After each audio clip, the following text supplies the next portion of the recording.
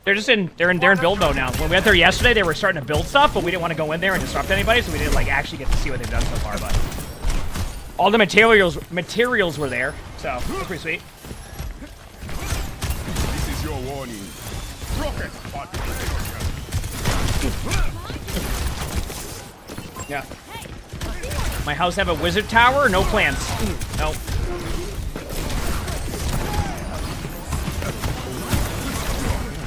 Oh, I almost made that work. This Reaper might have ult again. It's benefit.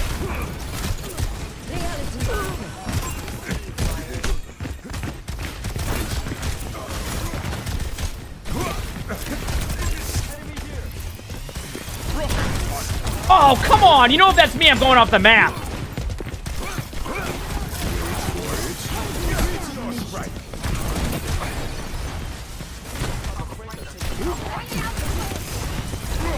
Oh, I missed the punch. I'd like to hit that punch. Really would have been nice to hit that punch.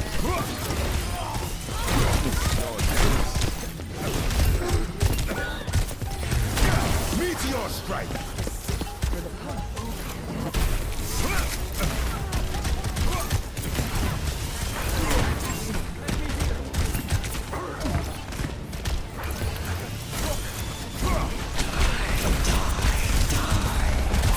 It's been a long team fight, huh?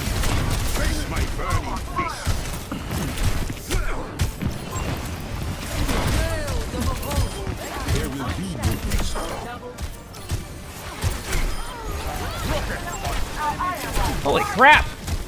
Dude, this has been an intense point. We got it, but holy crap! Oh, dude! Made it work though. Teammates played that well.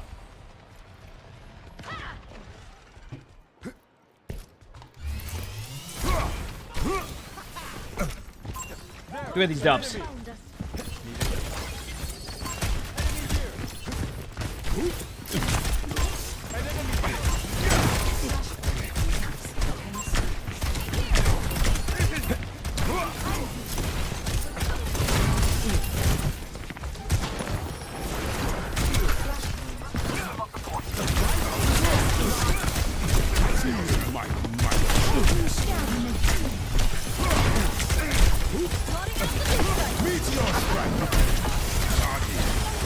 Perfect. Perfect. There we go. So these team fights are gonna wear me out before the treadmill does. Hey, there's some long team fights. I will admit that. Oh man, this is a toughie.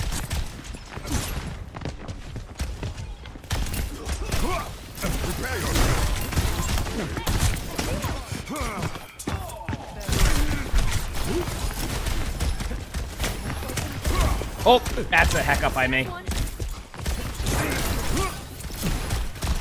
It's okay, I can back up.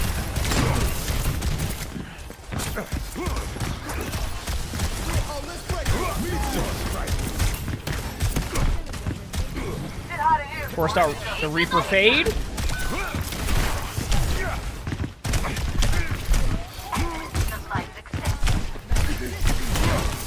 They have fade again. There it is. Grab a health back in the meantime. Go back main. This is your warning. Got the Mercy. Reaper has ult on point.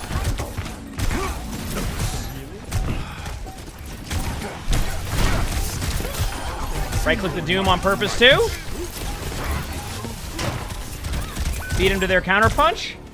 Got him. Nice shot. Missed the punch so we can get another limb. There you go. Feels good. Hey, not a bad Doom game. Not a bad Doom game. I'm okay with that. Alright, I managed to walk and aim at the same time. I'm not really paying attention to it that much. I'm just kind of doing it. Just kind of doing it, you know?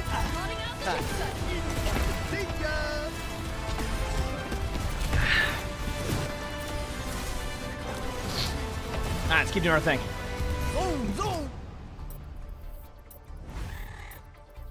Is the treadmill linked on YouTube? Like the one I use? It should be. Under like the affiliate thing on there? Yeah. Crap usually links it in most videos. I could be wrong, but it should be there. The treadmill I use. London, thank you for the Free Prowns. Thank you, appreciate it. Did I miss your sub earlier, Crystal Canary? No, I didn't. I remember saying Crystal Canary. Okay, we're good. What's the challenge? No challenge right now. I'm just doing my... This is like a new routine I do at the beginning, so usually I would play quick play anyway. So what I do now is I do treadmill quick play. So it warms me up, gets my cardio workout, gets my cardio workout in, and I do it for like I increase the speed every week, and then I start at the lower, like I'll do 30 minutes on Monday, and then by Friday I'm doing like an hour and 10 minutes, hour and 15 minutes. Then Saturday and Sunday I'll do like normal walks, and then Monday I go back to. So next week it's going to be 2.7 miles per hour, 30 minutes, rinse and repeat. So. Yep. James, thanks for the feature prize. Thank you, appreciate it. I honestly don't remember. I guess the link might show. I just looked at Amazon one day a while ago. Do I upload quick play, treadmill quick play on YouTube? No. Lies in store. Let us see to it. 100 push-ups, 100 push-ups, 100 squats. They say I was going to no. 3, 2, 1. Let's get these dubs.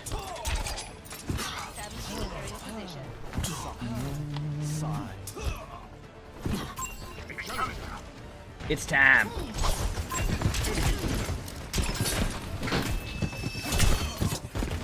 Sully, you good, buddy? All my stuff's still working, right? Because Sully just hecked with something.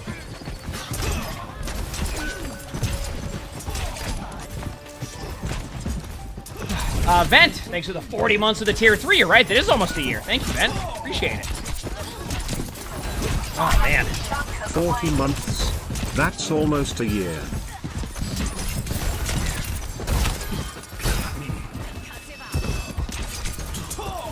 Dude, what's up with these, like, really long flanks today? It is close to a year, meme. That's what I'm saying. What Ben's saying. I'm on the point!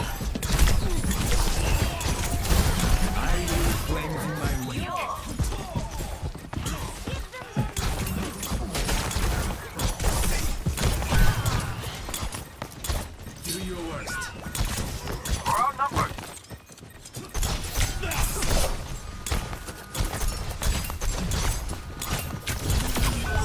Some of the best gameplay I think we've ever seen. Oh, how's it going, Ben? How's it going, meme? Stop mucking around and move.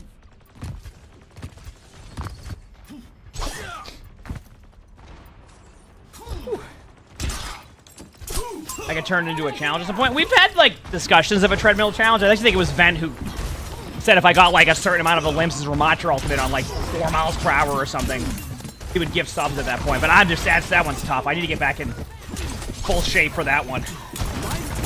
I'm still at the point now where I'd be like, oh.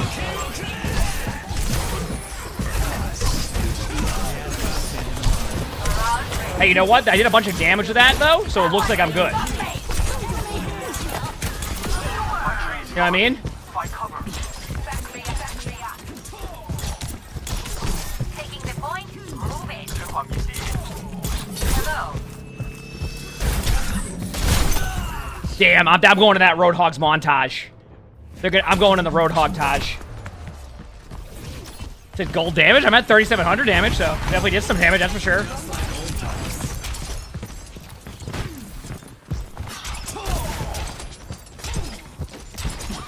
Going this way.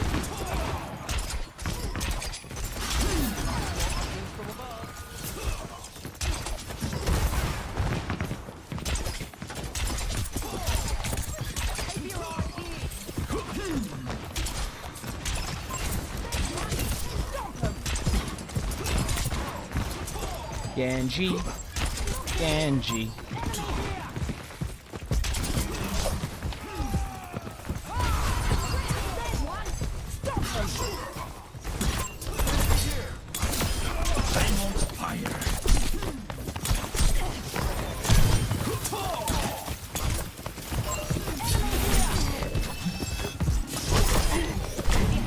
No! Dude, I almost made that work. Oh.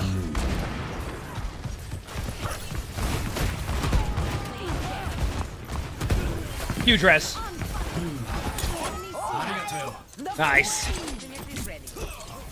Like, I made it work in the sense that, like, I did a lot, but Oh, I could have had multiple.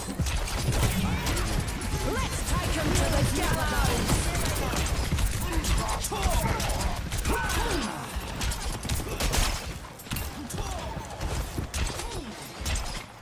Rocket barrage incoming.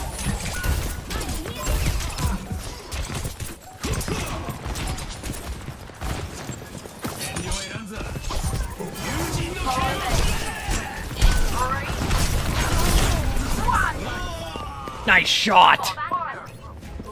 I got a kill with my blade, so let's be honest, that's more than we expected. Back soon.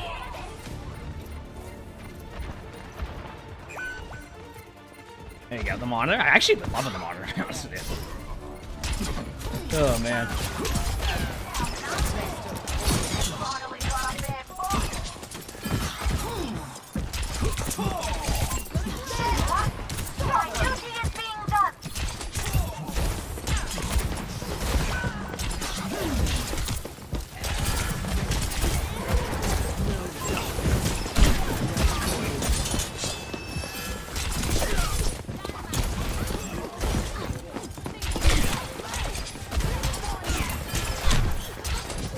Dude, I'm farming a blade really quickly, and by farming a blade, I'm not doing anything.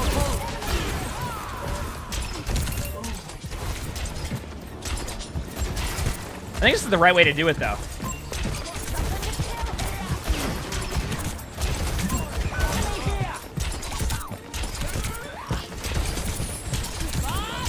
There you just farm blade.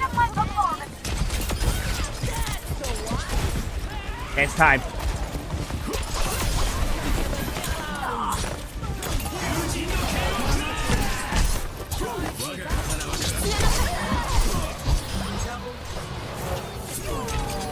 See? That's how you do it. Just farm blade. Easy. That was the first round of this. Holy crap. Hello. Score 1-0.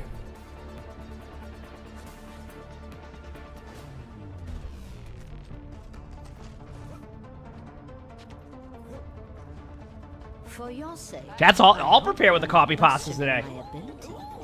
That's all prepared with the copy pastas today. Feels good, man. Bodies to bag. That's locked in. We should begin. Chat is locked in. Bow down. Hot enough for you. Bow down. I got bodies to bag.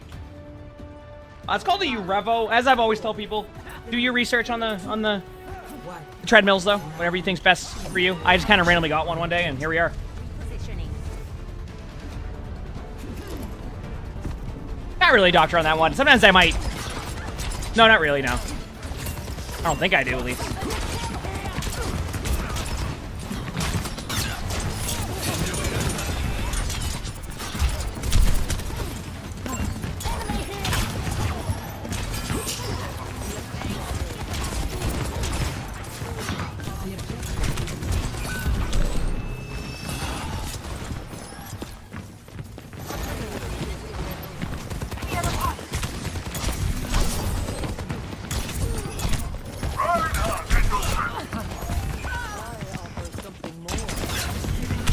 Damn.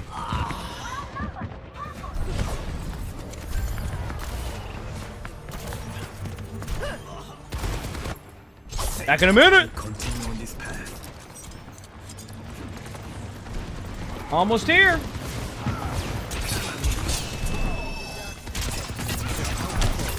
That was a good mortar orb by me. Remember, you can deflect mortar orb. It's worth it, especially when it's a damage orb. Life protects life.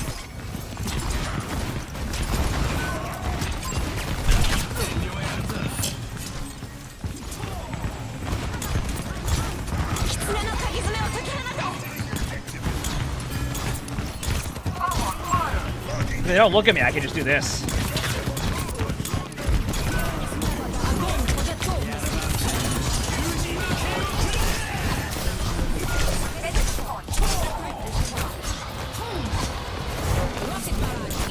Dude, I love how Zarya's in quick play save their teammates more than my teammates in ranked with bubbles.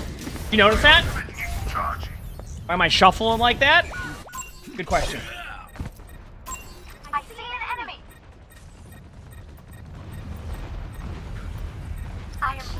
Almost here.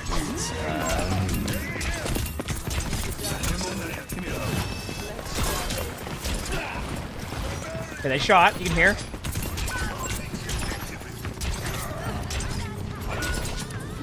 Oh, I didn't know where Mercy was falling off the map. That's my bad.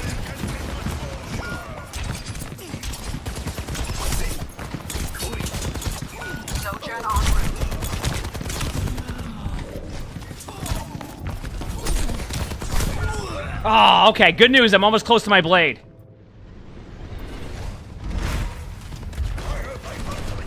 You're in Plat, you'd be lucky to see a bubble ever. You gotta use a bubble for yourself, right? That's what it's all about, baby.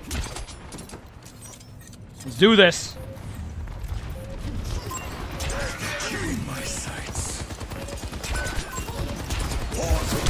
Oh, big slam alert.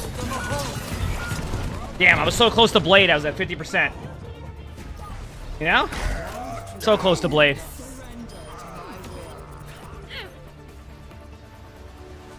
Oh, man. Score 1-1.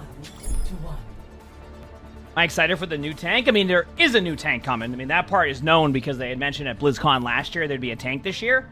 Who that tank will be, what that tank will do, that's the part that I'm excited to see. I mean, we might see it this season, right? Like around whenever they do their trials. Okay, Winston. Which if they keep doing hero trials, it should be sometime this upcoming season you get to try the new hero. So.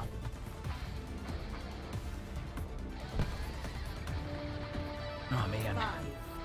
So they showed Freak already? But isn't that like an image from like 10 years ago? With Freak, like it could be, they could be doing something based off of Freak, but like doesn't mean it's necessarily what that is, right? Or it could be, you know?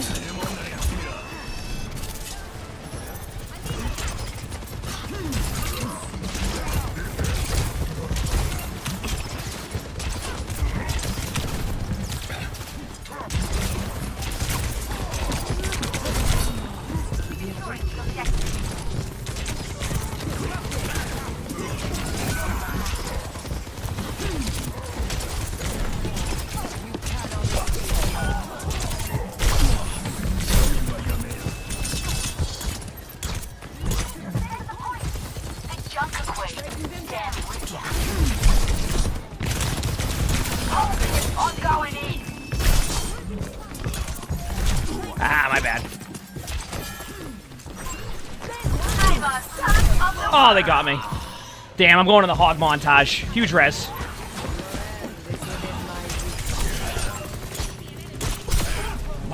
I get the point again? Nice. There we go.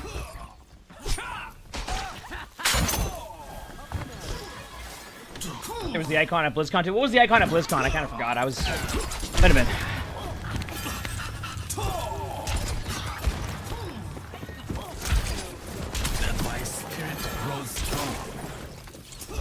Piggy, thanks for the 3 months for the feature prompts up. Thank you. Appreciate it.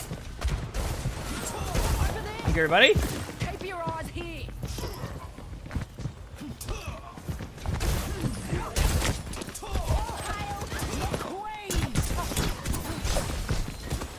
Got my ult coming up. We ready?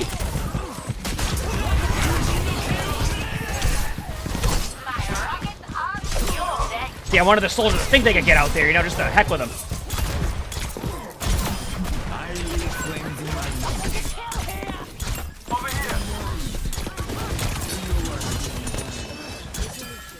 Now get out. Can't rampage yet. I've been having fun getting better at Genji, too. I'm getting better at a lot of heroes.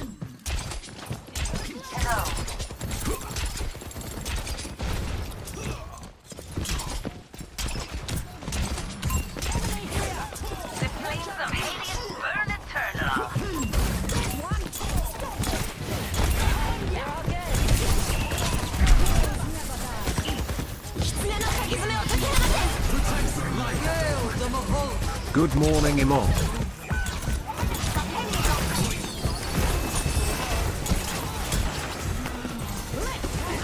Huge.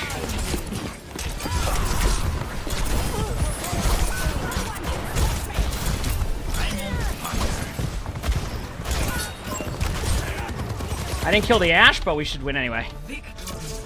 Whew. There we go. Gooser, thanks for the 13 months with the tier 1. Thank you. Good morning to you. Okay. That's enough for a second. Play of the game. It was an unused Titan idea. Once I'm saying they could be like drawing reference to Freak from like the Titan idea, and like maybe there's something with that, but it doesn't necessarily mean that the hero would be Freak. I feel like that part would be too obvious. I think chat's bet of the new hero being just called Scottish Man. That might be a good guess. Scottish Man.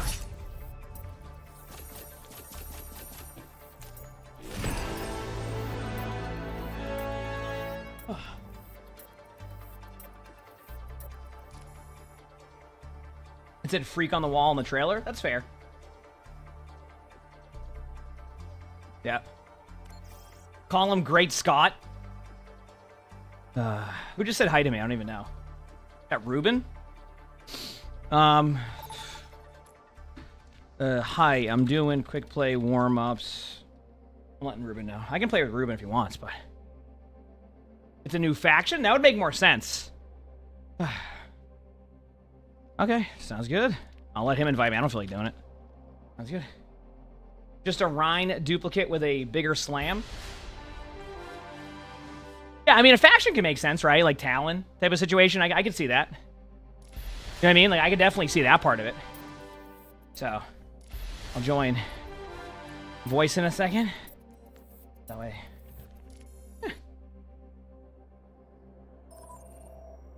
Yo, yo, yo, how you guys doing? Quick play warm-ups, gotta do them. Yippee! How long have you been treadmilling for? Let me check. About 30 minutes. I'm aiming for about an hour and 10. Oh, hell. Good. Oh, an hour and 10? That's up from 45 minutes? Well, last time I checked. Well, what I do is every day I extend it out. Oh. So Monday I start at a higher speed, lower time walked, and then by the end of the week I'm at that same speed but a higher amount walked. Oh, I see. Yep. So make progress throughout the week and... Wow. That's how to do it. I didn't know that. I thought it was just set 45 minutes every single day. The more you know. Yeah, I mean, you can do it any way you want. It's just the way I want to do it. I need to get me a Mirror Watch? treadmill. Mirror Watch is cool. I don't have a standing desk, though. I need to get that, too. Oh, I need a treadmill, standing desk, I see what you're saying, chair, Darius. Maybe. Yeah, maybe. new monitor. Oh, that's it? I'll get to oh, it that's later. it? That's easy. You'll be good. Yeah, I got all that. Oh, yeah, that's just like, what, $500? Yeah, for all that? Yeah. Oh, yeah, something like that. Mm-hmm. Wrecking ball time. I was playing comp tonight, and the games went really well, which is peculiar because it's 4 days from the end of the season. I've actually had 3 days in a row. Well, actually, technically 4 days in a row of good rank games. Like, I've climbed, like, everywhere. Something's in the water. Yeah. Oh, man. No, I'm serious. Look at it. Something's in the water for there to be good games at the end of the season. And nobody that I've talked to has I've climbed had the same everywhere. experience. No, I mean, I climbed my DPS. I'm almost like Masters 3 now. Oh, hell yeah. My support's almost into top 500, and my tank climbed up to 38. Like, it's just... But my aim's been, like, really good the last few days. It's been weird. Yeah, today was a really good aim day for me. I got my DPS back to GM after that one day that we had. Yeah. It just happens. Like, it's just, I don't know. So... I was just like, good aim day. Did I horses was run playing your really games? well. Oh, no. Got to GM, I'm like, well, do I go for top 500? Nah. It's been a fairly... Everybody's experience is different. On the flip side, I just watched the Spectating where there's a 4-stack of cheaters playing ranked. Like, it's... Oh, that's wonderful. Yeah. Oh, yeah, that did happen to me the other day while I was playing DPS. And I was like, you know what? I'm done with this. Because normally what happens if I'm queuing DPS and I'm down, I will play until I'm up or really, really sad. I just kept running into cheaters, so I stopped. I was like, yeah, that sucks when that happens. End of the season is when you see them the most, too, because they're trying to boost the counts up. Yeah. Like, that's what we watched. It was 3 cheaters and somebody who had the same name as one of the cheaters, but literally looked like they were not in that rank. They were just damage boosting the cheaters. Yeah. But they had, like, the Mythic, too. Like, the Mercy Mythic. They had, like, everything. Yeah, I had a guy who was cheating and then insisted that he wasn't cheating, and he had my stream open and he was stream sniping. That was really fun. That sounds normal. And he was just like responding to the things I would say on stream mid-match in match chat. Yeah, but they're not stream sniping. No, not stream sniping. No, of course not. Like, every time I would say something, he would just type something in response to what I said with my voice on stream. It's like, wow, this is great. What you need to do next time is just distract them with, like, random things. Just start talking about, like, Bluey and, like, things that, like, could be relatable. iPad time and all that stuff, and then they're not going to know what to do. Oh, yeah! Wait, that's genius. Yep. So that way they're not sure what to react to. I'll do that next time. I have a stream sniping cheater who's replying to everything that I say. Exactly. Which actually happens more often than you think it does. Yeah, I think that's like maybe the second or third time it's ever happened now, where the cheater's like openly responding to what I'm saying on stream. Oh yeah.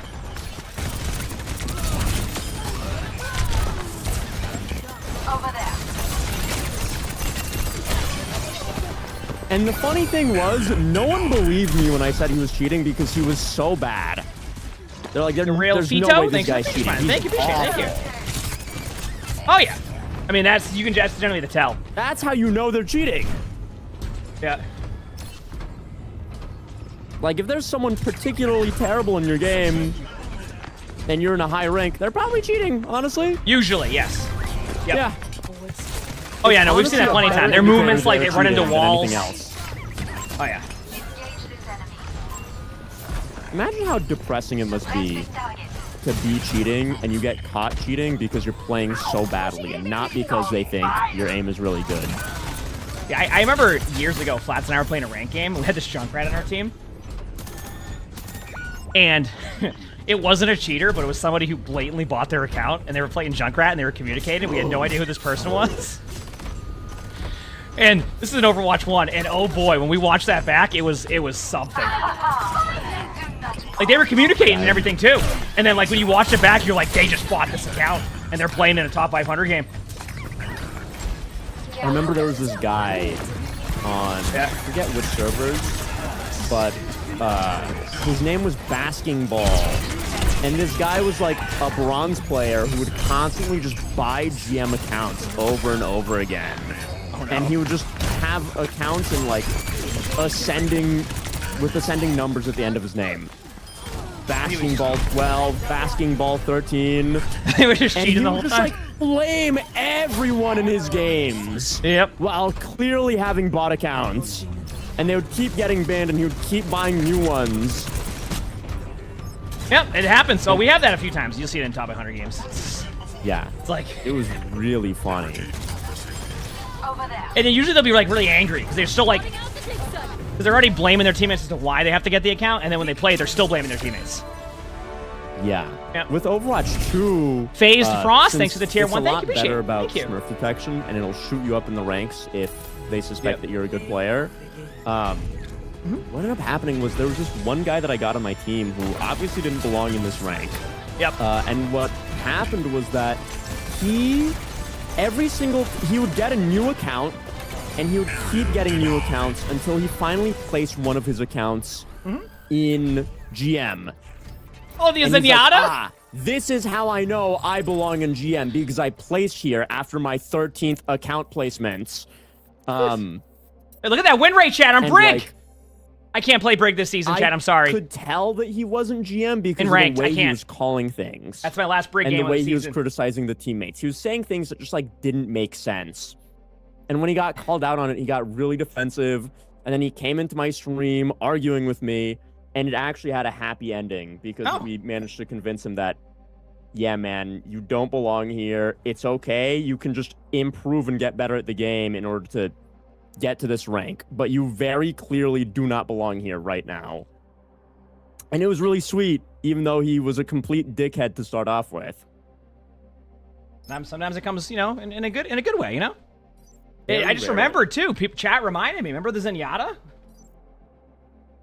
Which Zenyatta? What was it, like Attack Zero? The Zenyatta who's... Yeah, that guy! The weird thing about Attack Zero, I always win with him on my team, and I always win with him on the enemy team. I know. But the problem, well, what ended up happening, though, is everybody started to make their name Attack Zero. So you didn't know if you had the real one or not. That's really funny. And they were copying, like, the exact same, like, they were copying everything. The profile picture, the banner, Yep. Listen, they just wanted to play some Zen and have a good time, you know? and have a good time he did. Good morning, everybody. Saying good morning. What role would I love say those has the biggest characters impact of on winning? ranked Every that are role. just like It just depends on like what everybody knows season. them, everybody acknowledges them as very silly individuals, and Just just like vibe kind out, of plays yep. into it. Yeah, 100%. They are what makes ranked great. It's not the good players who come and try their best. It's the silly characters that you run into on a day-to-day basis. I wouldn't have I wouldn't doubt it if there was just somebody, multiple people on that account, because did you notice they had like 1,500 rank games at the end of that season? Yeah, like their job would have to be playing Overwatch. It was like an astronomical amount, not enough where you're like, okay, like you know, you have people who grind ladder and have fun. They had like it was like close. It might have even closer to 2,000 games that season, and they were on all the time. You watch a streamer at 3 a.m., they're in the game. Watch a streamer at 3 p.m., they're in the game. So I think they were like also rotating players on that account. Our future will be forged. What a peculiar individual. Yeah, it was a unique Tank Hero situation. is. Yeah. But they always played the same way, so it couldn't have been different people. No, but maybe that was the meme of it all. They just all go on flanks. Like that was the deal. And I think there's multiple human beings that could exist that play the same way as Attack Zero. Maybe there is. Maybe that was the whole thing. It was a bunch of Zen players who wanted to be flankers. Really unemployed. Or they just like playing Zen. You know? Yeah, I mean, good for them. Just please not on my team. Even though every single time we But you said you wanted them. See, that's the point. You just gotta. Right. Yeah. I've always done that. You get the players who only play one hero or something. You just play with them, and you know what? You win a lot of the time. Yeah, I feel like a lot of the time whenever you have like But you bunch are. of really silly characters on your team. But you have experience in this stuff. winning Because you are played really nothing but high. Sombra for a long Against time. that. Yeah. So you have experience in this. Yeah, but like, I wouldn't one-trick Sombra. Sorry, my bad. You switched to May. Yeah, exactly. I switch it up. Yeah, true. Keep it diverse. Rocco, keep thanks for the 7 months of the fresh. French fries. Thank you, appreciate it. Yeah, I don't care. You can play one hero, 25 heroes, as long as we're all working together. That's all that matters to me. Yeah. I don't care. I only play the moral heroes. That's my code. You play the piss people off heroes. No. I play the good people heroes. Your hero Moral pool is is Sim and better than Sombra. heroes. I mean, not Sim. Sim! I know. Whoa, May and Sombra. Listen, Okay? It balances out with May. Okay. Makes it less bad. I don't know if that's how it works. And Farah. Oh, yeah, that makes it much better. You're right. Never mind. Now that you said it, Farrah's your other hero, you go. That makes it. You're good. Yeah, it would be Farah, Echo, May, Sombra. Very, very honorable heroes, all of them. Hey, Echo's fun. I will say that. I actually know how to play Echo. Oh, man. For his hero pool? Yeah, I've noticed that with a lot of Sombra players. What is it with May being the next hero? Because I know Fitzy does that, too. Like, if Fitzy's... I think it's just that they have a similar intent behind picking the character. Pissing people off? Yeah, something like that. Yeah. Hey, respect, listen. Something similar to that. It is what it is, okay? I get it, okay?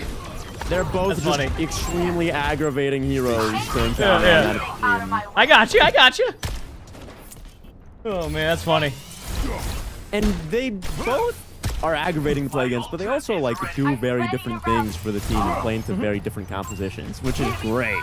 I feel you. I'm not good at those heroes, though. And I'm a tank player, so my opinions are different. No, yeah. Well, I'm I more of a feel flex like player nowadays. Not a bad way. I think my tank is still really good.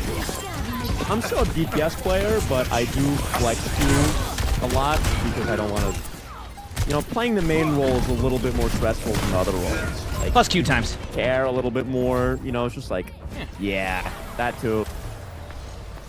So I've been having good my tank games. off rolls for fun, silly times. It's funny because I feel like we always had that option in Overwatch 1 too, but we were so like just amped up on Overwatch 2 or in Overwatch 1 that we never really did that. We could have been doing quick play and all that stuff prior. Oh yeah, well Chloe, I didn't do thanks for quick the play in Overwatch 1, but I was 4 months. the reason I started Thank flex you. queuing so much was because in Overwatch 1 the DPS queue times were Oh, they were abysmal. yeah, so I was like, dude, I either don't play the game, or I can just play other roles as well. And that's what I decided to do. Well, I've explained that to people too, like the sync and tech stuff coming. It's like, I'm telling you, like as a tank player, I legit, I didn't have the queue. Blizzard would just put me in a game, like, nah, you're not leaving. Like, we need you to be, we're putting you in a game, you don't even have to hit the Q button. We're just putting you in one. We don't care. I had a long tank queue time tonight. Like, I was queuing up, and a person that I got on my team got 2 games in the time that it took me to get 1. Probably just your MMR. Yeah, my MMR is just so high in comparison to everybody else at that time. Yeah. At 5 a.m. I mean, that's 5 a.m. That's why. That's the next part of the quest. 5 a.m. Yeah, but like, if it's 5 a.m. and I'm queuing tank, then I should find a game instantly because there's no tank players on. Yeah, but that means there's no tank players on in general at 5 a.m. So you're the only tank player. It means there were 3 tank players on, and there was already a game being populated by the other That's 2. exactly what it is. So at that point in the day, you're waiting on a game to finish. It probably was like a 30-minute Gibraltar. Yeah. That's how it goes. Yesterday, actually, although yesterday I had a huge balance. I got, well, not yesterday, the day before, I had like the perfect balance. It was like 33% tank games, 33% support, and DPS. It was like the same. I would get every other. I just discovered. I Great. really like playing Juno. Juno's fun. Really fun. Yes. Oh my goodness. Great design. Really fun hero. Like, she's great because I can DPS and still be Yeah, you can burst heal. So one thing that I think is underrated is that your heal's a burst heal. So when you're playing Ana, you like you have to wait to like get him up, grind him up. But like with the burst heal, you just do a couple of heals, you're good to go back to him after. So yeah, she is just so much fun. I've been which playing role had 34%? Probably and just DPS. having a great time. Getting like the most limbs and the most healing in the lobby. Yeah. Yeah, it's cool. Fun hero. It's magnificent. Yeah. They genuinely did. She might be the best designed Overwatch 2 hero, in my opinion. Hot take is a lot of really cool Overwatch 2 heroes, especially on the DPS. Oh yeah, no, I agree. I think Yachty is really cool. I think Junker Queen is really cool. Yep. But then I feel like, in my opinion, there's a lot of heroes that fell short, like Maga, Ramatra, Lifeweaver. Queen's great, I agree. Lifeweaver's like, much better now. Lifeweaver now is so much better. He is much better now, I will agree. But it's your playstyle, if you don't like that playstyle. Yeah. I mean, he is a lot better now. Oh, yeah. They made a lot of really important changes to him. For a while, I would argue that even with the existence of Maga, he still might have been the worst designed hero in the game. Yeah, well, they wanted to make a heal bot hero, but like it just Overwatch 2 becomes you need to at least have some ability to DPS, and I think that's what Lifeweaver struggled with. Because like Mercy doesn't contribute to the team's damage by doing damage. So I'll explain Ramatra in a second. It's just the playstyle. Lifeweaver had nothing, so it was just extra rough. That's true. So he's a lot better, and also the platform being like redeployable is really nice. Yeah, really good. Yeah. Ramatra's playstyle in top 500 is a little bit different. You have to stand still AFK half the time. But yeah, that's the problem. Like Juno's just in a lot of ranks, Ramatra's great. Really nice. I will say one thing I've learned about Ramatra though is I think in a lot of ranks Ramatra's really cool, but in top 500 we have to play the AFK strat more, which is feels bad. Yeah. So that it's. You might hear people say like, "What do you mean on Ramatra?" Because that's why it's like the playstyle. Yeah, I get that a lot. Whenever I say that I don't like Ramatra, it's not that Ramatra is like terribly designed or he's like called a U-Revo on the treadmill, abhorrent or anything. He's just very much fine. Well, you just have to sit there. Like the problem in top 100 is like you try to go in Nemesis form and you just get stuck and you have this whole your gameplay loop is pop Nemesis form, hold right click. And that's, and that's not as fun for if people. It wasn't that, I still don't feel like he has a lot of depth otherwise. I like a little bit of the playstyle, but I'm also an aggressive tank player. But I mean, I guess you are too. Yeah. I guess it's just preference. That's the beauty of Overwatch. You might just not like heroes that other people love. Vice versa. Yeah. So. But man, Junker Queen. Why are we trying to cap a point that's not cappable? Yeah, you came here, and I was like, yeah, I'll follow him. And I knew the point wasn't here, but I came here anyway. Everybody did. I had the whole team there. I almost got Mercy. The whole team was there. We all just went in. It was great. Do something. Oh, man. I've come too But yeah, far like to for stop example, now. Sleepy went to TwitchCon, and while he was at TwitchCon, he wanted to go home and play Overwatch because Juno is so much fun. I'm glad he's having fun. I mean, I agree, Juno's fun. Yeah. It was really funny. It's like out with friends. Man, Fuck, I wish I was playing Overwatch right now.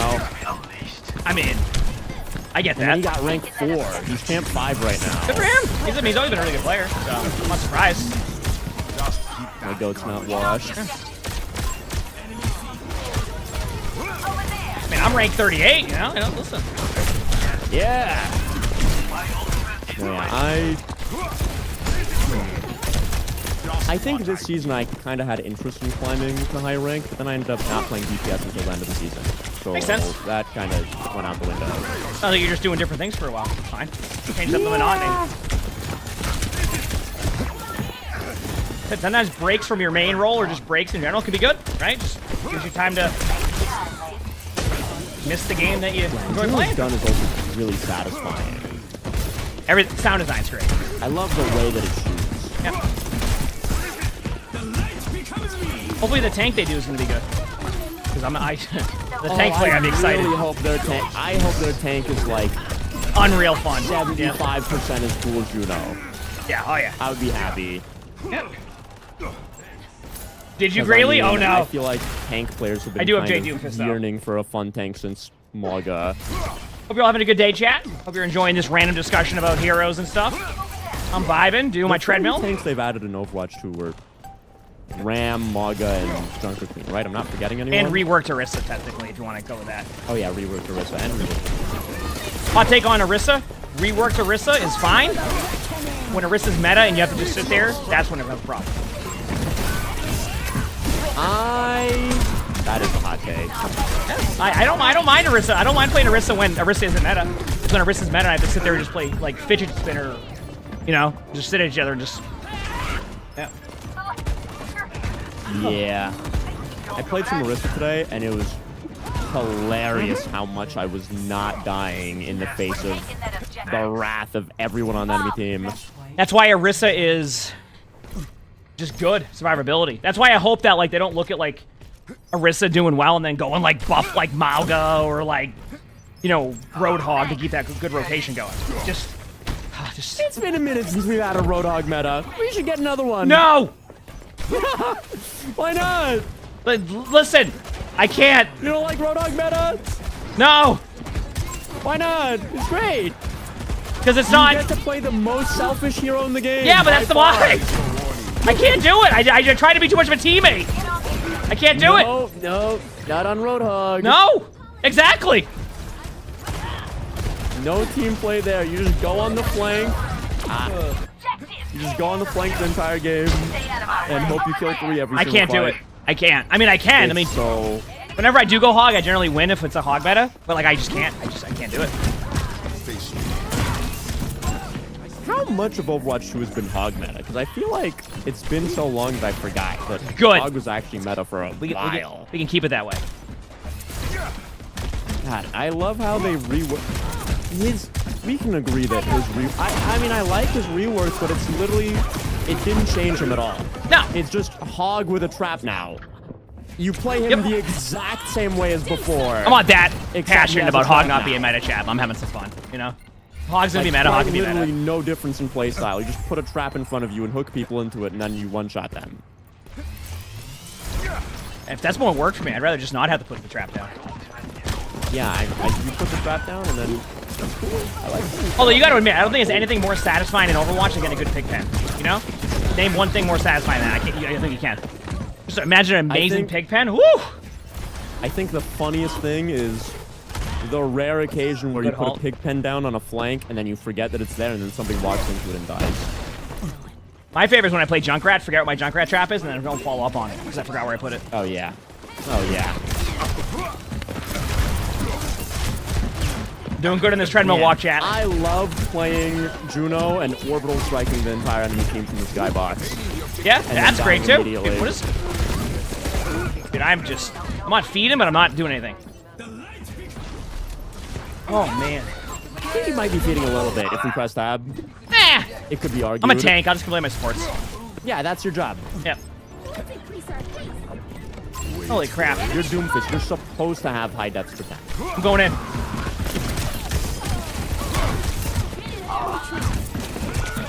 Ow. This is winnable. I am very curious as to what kind of hero the next hero is going to be. Hopefully one, like a sniper hero that sits in the back and you can't do anything about and just takes over the whole game. Sniper tank! Yeah. I've been asking for this. Have you ever played Halo? Yeah. It would be so cool if they had a tank that had a Gauss cannon. Snipes people across the map, no damage fall off. Oh yeah, that sounds really good. Good idea. That'd be wicked. Yeah. Just give us a Gauss Warthog as a tank.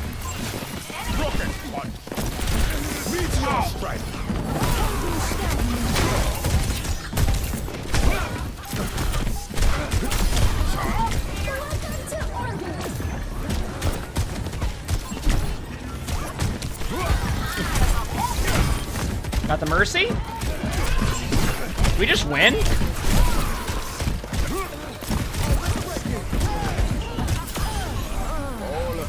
We just win this? Look at that. Clutch it out. Look at that. Clutch it out. Headsets off for a second. Just gonna sweat.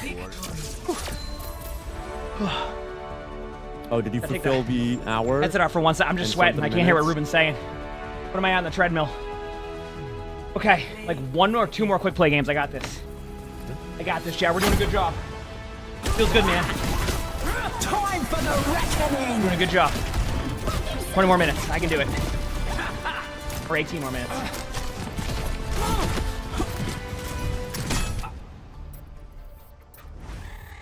Feels good. They still popped off on as Doom. Okay. That was a long game, and I still popped off as Doom. That's all I'm saying, chat. That's all I'm saying. All right.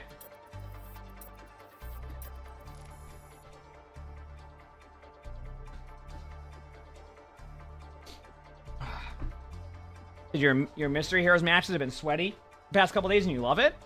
I guess teach around on that one. Doing good.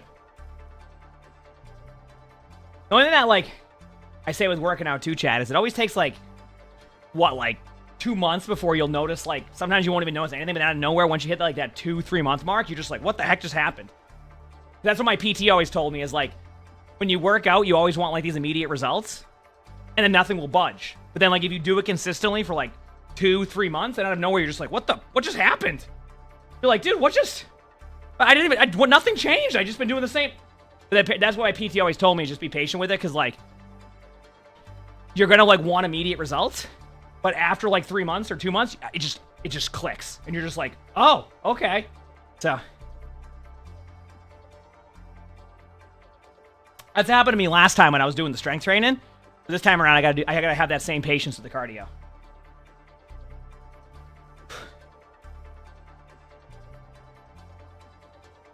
Yep.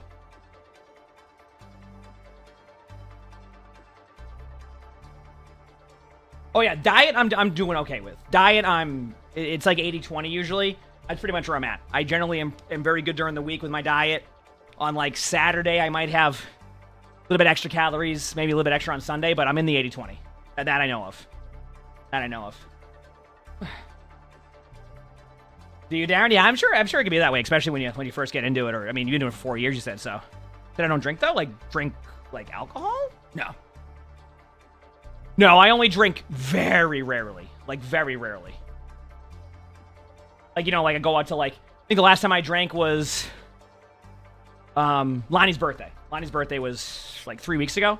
We went out to like a restaurant and I drank then. I think I had 2 drinks, like an espresso martini and some drink that tasted really good. That was it. Yeah. So I'm not a huge drinker. That was just because it was her birthday. So I'm very much I wouldn't even call myself a social drinker. As in like, you know, say somebody invited me out, there's a good chance I won't drink. I'll just chill. Right. But no, I don't really drink. Sake's good. And I don't mind any of that. It's just I don't go out a ton and I don't really have the desire to drink. So very, very limited drinking out of me. Maybe like 5 times a year. You know?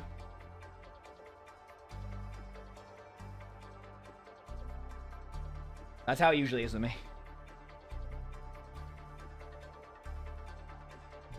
You're on a diet? Yeah, diets take time. I mean, that's a big part of it, so.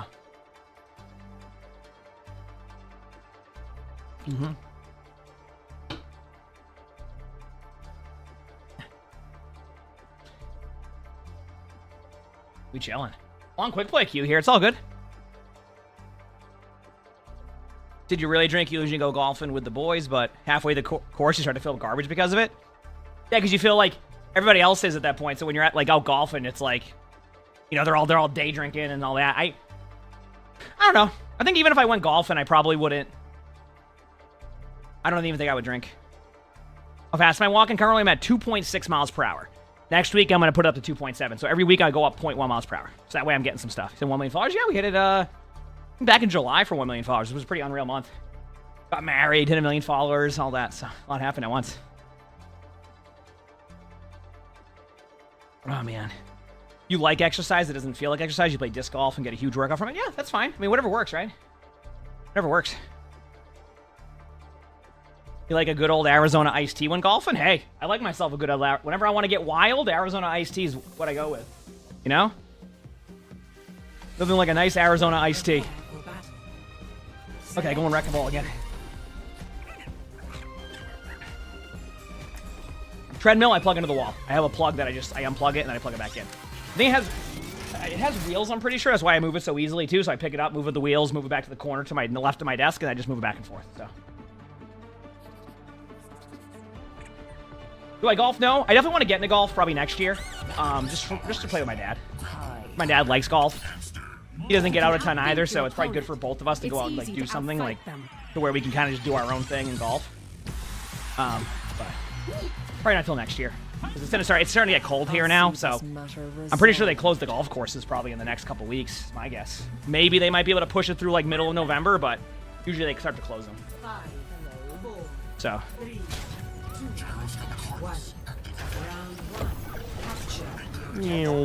At Topgolf? I don't really have any Topgolfs near me, if I'm correct. Here we go. Let's do this. Oh, she's so low. Never mind. Go through, do a bunch of damage, hide, do it again.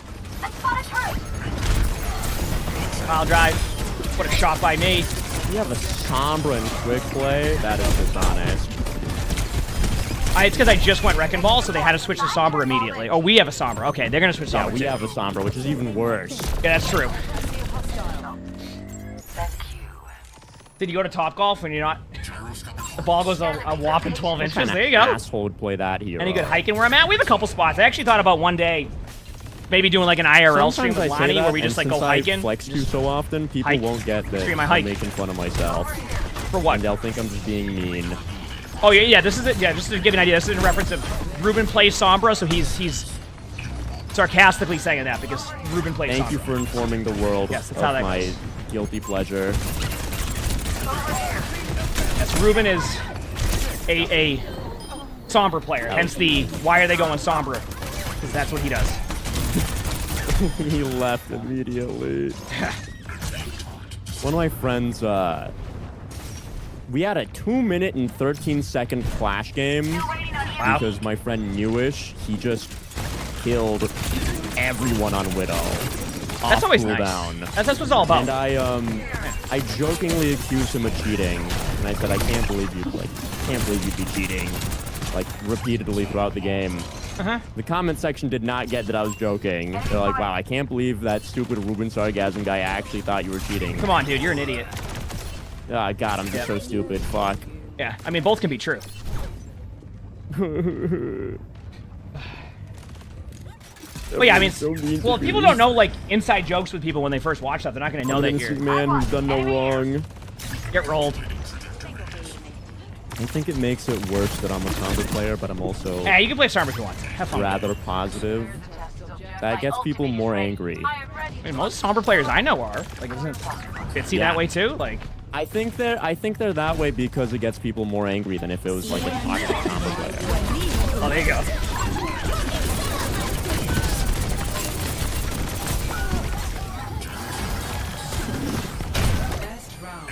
I mean, my take is just do you, don't worry about that stuff.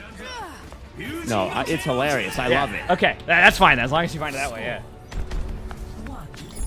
If I'm aggravating people by being nice, perfect. Oh man. Yeah, there you go. Let's do it. Okay, Juno. You have all the tools you need. Casually land on the Diva's head there. I was just vibing around. This speaks volumes on how appealing his personality is because, Lord, he plays fucking dog shit characters. You just get rolled by your chat? Yeah. Get rolled. What do you mean, They don't Yusef? like me too much. That's It's a tongue-in-cheek, great. right? You're being mean? You're I memeing that wouldn't one? have it any other way. Oh. Okay, let's go. I can do this.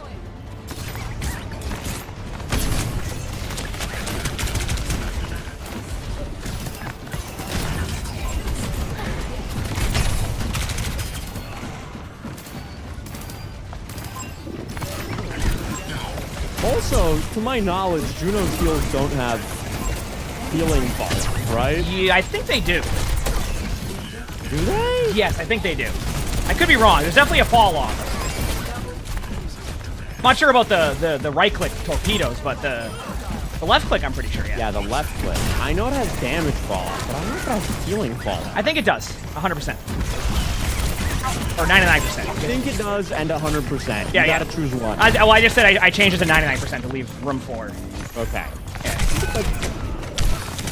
Okay. I'm like 60% sure it doesn't. Kind of have just fed healing in fall there, off. but I think it was worth. Come on, everyone. Woo! Let me try it out right now. Yeah, there is a fall I off. think it has healing fall off. Yep. They just got the point, so I'm gonna run to the point. Okay. Her movement is so enjoyable. I see a hostile.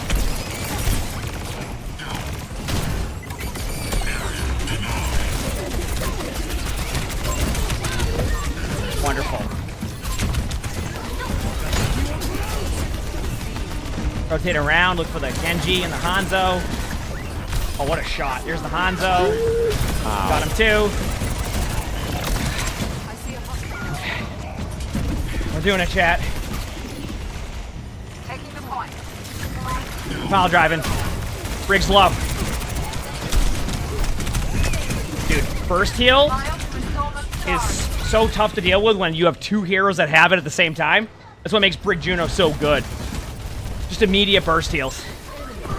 Oh, man. Nerf this. Locking satellite vector. Let's do it. Huge.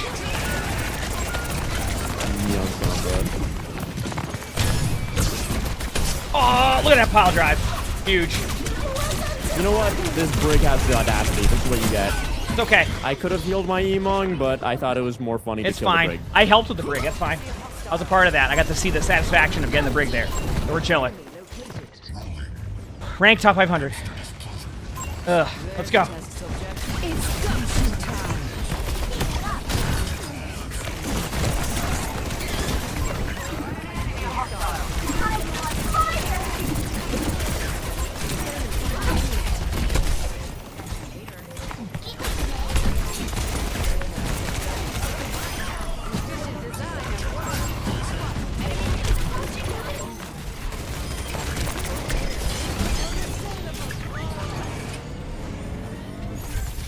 He's so fun. Okay, chat. We're good.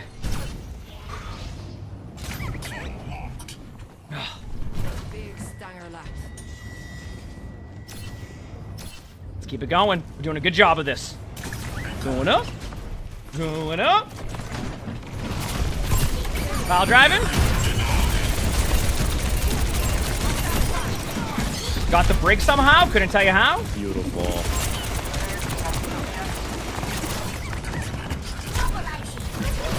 Diva's pretty low still. You waiting? Locking satellite vector.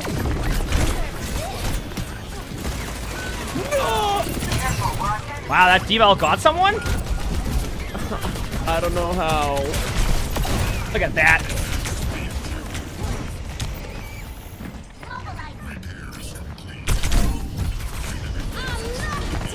Ah, I touched the point one more time. Oh, now pinball Peter. One more time. I made it again! But then the Juno got me! I win these. No! Orbital strike.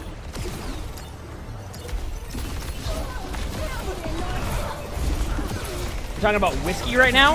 I don't like the taste of most alcohol, if not all. So like people are like, yeah, you gotta get the right whiskey, and I've tried different shots and stuff. Not for me. That's it. That's all I got for you. Just not for me. Score 1-1. Not for me. Oh man. What am I at in the treadmill? Perfect. This is actually perfect timing because this is gonna put me above. Knowledge is its own. I'm currently at 67 minutes, and yesterday I did 69 minutes, so we are good to go after this game. All right, so after this game, I'm gonna unplug my treadmill, The regions of Earth are and then we'll do one more quick play game just to like kind of give me like a settle down time, and then I'll play ranked until I watch OWCS matches. Sound good? I'm plugging my controller in. Do it. Look at my controller walk. Yep. Capture the objective. Yeah, you can drink it if you want. Like I said, when it comes to drinking for me, When's OWCS? I care more about it tasting good than I care about being like, yeah, I don't do. Listen, I ask for the tastiest drink on the menu if I'm drinking. I'm not sitting here trying to be like, yeah, I can't have that, you know.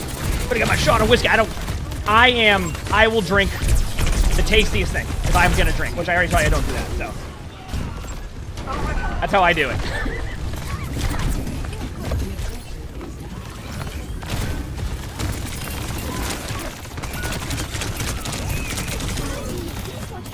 Thank you. When's OWCS? 12. It's just really good matches. I had fun watching. An hour and a half? Yeah, yeah. So. Okay.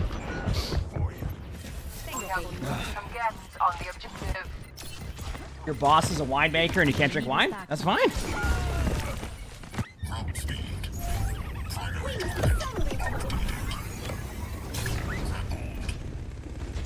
Yes, watch party today and should be for the majority of the matches. Yes. Yesterday I couldn't do the watch party because I had to like do an impromptu meeting for the house, which ended up being great. We got everything we needed to get done. So today will be a longer day of that. Yeah. I know people have been requesting it. They've been enjoying the co-streams. So why not? I mean, we don't get these tournaments happening too much like this, especially in the main event side of things, so why not, right? I like co-streaming them. I've gotten positive reactions to co-streaming them. Like, people like them, so why not keep doing them when we can, you know? I enjoy them enough. Yay. Yep. Good job. Good job. Whew. Because I'm already at like 70 minutes now on the treadmill, so I've gone over what I was going for. So this is... You sound winded. Yeah, it's more, you know. That's how you know you're getting a good workout. But to give you an idea, you know, last week it took me a bit, so that's just progression. Yeah. Plat was wondering why there have been so many house meetings. Dude, I've been wondering the same thing, but honestly, like, if you ask a lot of people in chat, like, you end up doing a lot of house meetings. Things that you don't even, like things you don't even, like, think of. Like, oh, we gotta meet about cabinets. It's like, can I talk about this on the phone? They're like, no, we gotta meet in person. I'm like, what are we doing on the phone? Now! Okay! That meeting was about how they're gonna build a couple things, like finalizing the plans. That was yesterday's meeting. Went from like 4 to about 450. Finalizing the plans, getting everything ready because they all have all the supplies there. And then after that meeting, we now have to go back somewhere else sometime next month to go and like finish the appliances. Yep. Oh yeah. Oh, I've been to like 5 meetings so far with the house where I just go, heck, we couldn't have just like emailed this one? I don't say that. You know what I mean? Like, oh, you know, that works. Yep. But I'm just like, damn, like I didn't know this was, nope. Yeah, okay. I don't feel like dying to that. Why?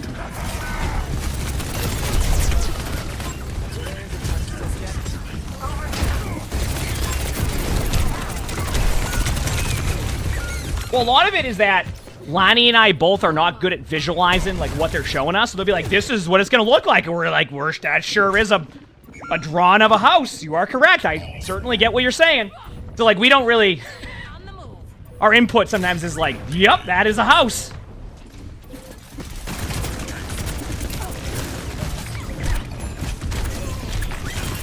Look at that hull 1 point. Oh yeah.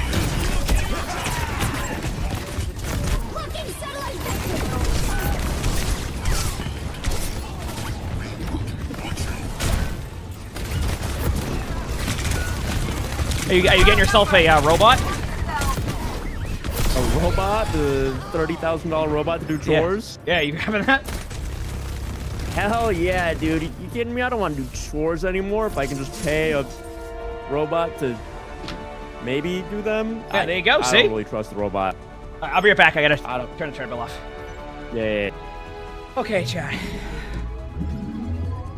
We're good. So for people wondering, as I tell people the stats at the end, 71 minutes and 41 seconds, 3.10 miles, 7,916 steps, 255 burn calories. So there you go. That is the treadmill for that session. So yesterday was like 69 minutes, so I went over.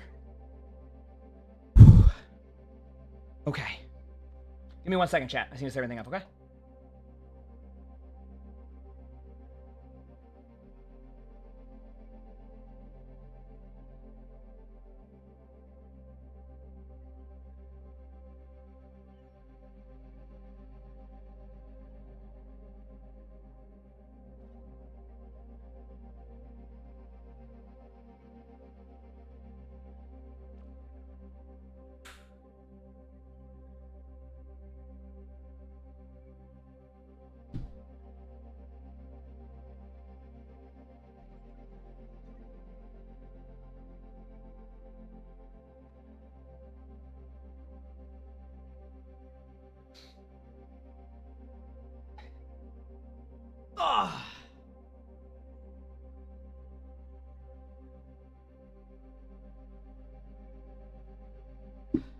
We're good.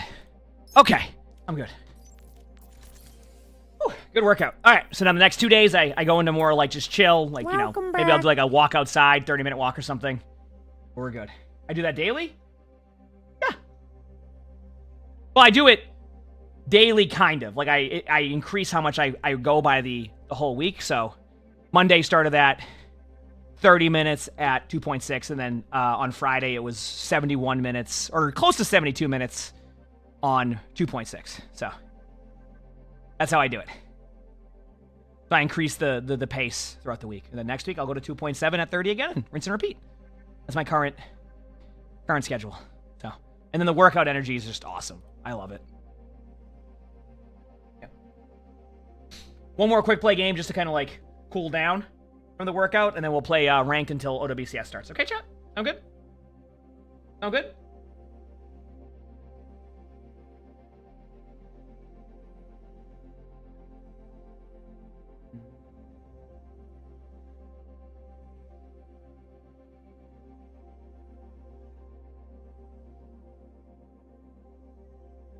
Okay.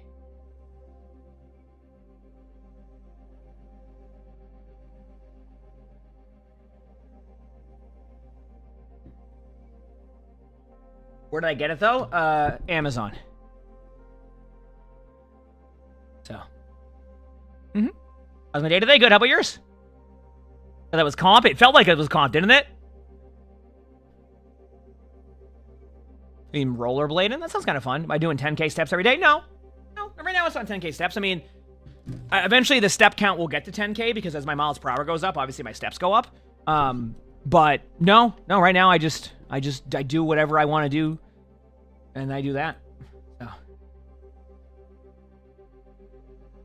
Well, I don't think he takes it that way, Yeze. I think he's just letting you know. You're good on that one. You have a similar thing, but you think you could game while using it, you'd fall off? Fair enough. You recently swapped your 15-minute smoke break to 15 minutes of walking. Hey, whatever works, right? You got to start somewhere, right? You know, I always say just do whatever makes you happy. So if you want to just vibe out and do whatever, do whatever. If you want to do a 15-minute walk, do a 15-minute walk. I'm always kind of in that mindset. You know, whatever makes you the happiest. Hey, buddy, how you doing? Fresh. Hey. I know. Buddy, you happy about that? You got a long gym session coming tonight. You haven't been over in a month because your car has been in the shop. There you go. It'll be good to get back into it. Might feel a little bit sore the next day, but it'll be good to get back into. I feel you.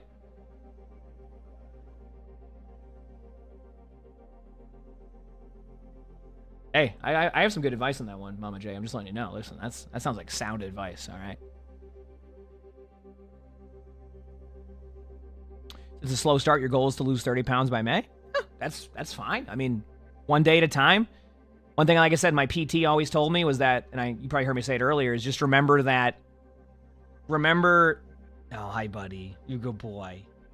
Yeah, he's just rubbing against me with his teeth. You know, that sometimes it will take 2 to 3 months before you see anything, and then out of nowhere, it just all hits. You're like, what the heck just happened? That's what happened to me. Like, when I was doing my strength training workout, like, I didn't budge at all. Like, I didn't budge at all for, like, 3 months. The next thing I know, I was down, like, 10 pounds and gained a bunch of muscle. And I was just like, I just woke up and how did that happen? But that's what my PT said. He's like, it always takes, like, 8 to 12 weeks, and out of nowhere, everything starts to click, and you're just like, you don't get why. I mean, there's science, obviously, but, like, you don't get why. You know what I mean? Like, it's just... Good.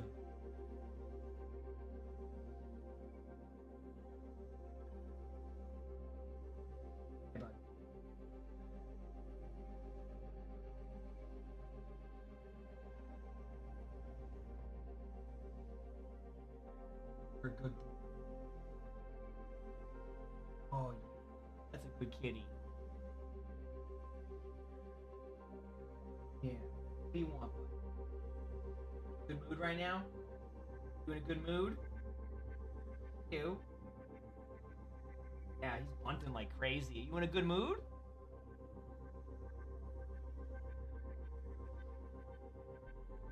Yeah, I mean, diet's important too for that stuff, but that's what I'm telling you. That's what happened to me too. Like, it took me like 2-3 months before nothing happened, and then that was it. So, yep.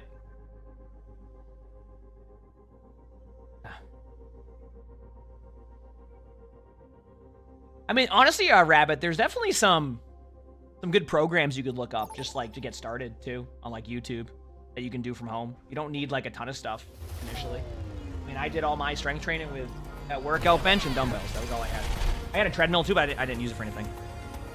So I literally had dumbbells. I had power blocks is what they're called, so you can like move the weights out, and then I had a random workout bench I got on Amazon.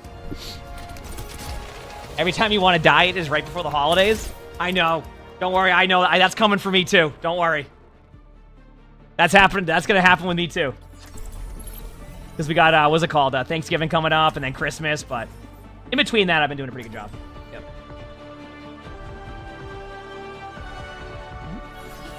I am always ready to learn. Okay. Hey, bud. Good boy. I got you. Yeah. You just want some pets? Yeah? Come here. Good boy. That's my Bengal. Oh, that's an excited tail. He's in a good mood. He has the excited tail. So if you ever look at your cat, not when their tail gets like completely fluffy, but when their tail gets like towards like the bottom, gets fluffy, it means they're like super excited. It's him right now. Yeah, you good boy. He just wanted to say hi. But he's a Bengal, so in about 2 minutes, he's going to want to play. I'm gonna be banned from playing the game for 3 minutes. What'd you do? Oh, our teammate? Oh, no. Oh, they're gonna be mad. Oh. I'd be fuming. It's okay. We're gonna win this anyway. Watch this. Oh, they have a Roadhog. Okay, they have a Widow getting pocketed by a Mercy. All right. Now I'm just mad. Ow. She's cheating. Dusting off. Anyway, but I've learned with it, so. Carry groceries up the mountain is the whole thing. You have to travel up a mountain? The guy left only to be reconnected to the same game. Also, where you lived last night, were you able to see like the Northern Light stuff? I'm in Southern California. Was it not there? In Southern California? Oh no. I'm too south. Dude, I got to see it for the first time in my life yesterday. I went outside, it was just like the sky was like red and pink. I was like, this is so cool. That's wicked. Yeah, I've never seen it in my life. First time. I wish I could see those colors too. Yep. Adjusting strategy. I'm gonna be honest with you. I don't think I can. That's an interesting. Yeah. I just tell them. I'm shooting this Widow real good. All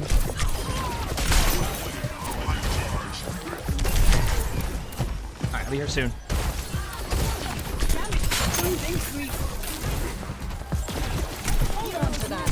I am on fire! her gun is so satisfying. You didn't know you get to see him yesterday? Dream of the Faith? Thanks for the 2 months of the Finish Man. Thank you, thank you.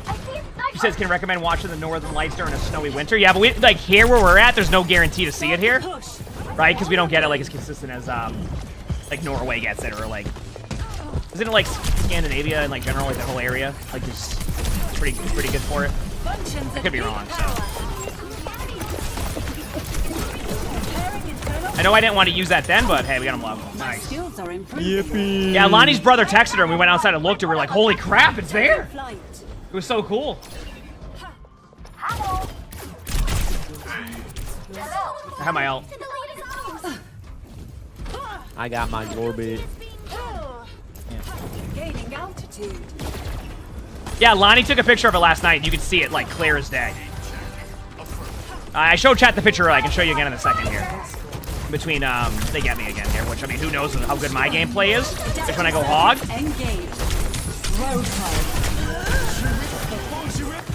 They did not put a 3 down. I'm going whole hog.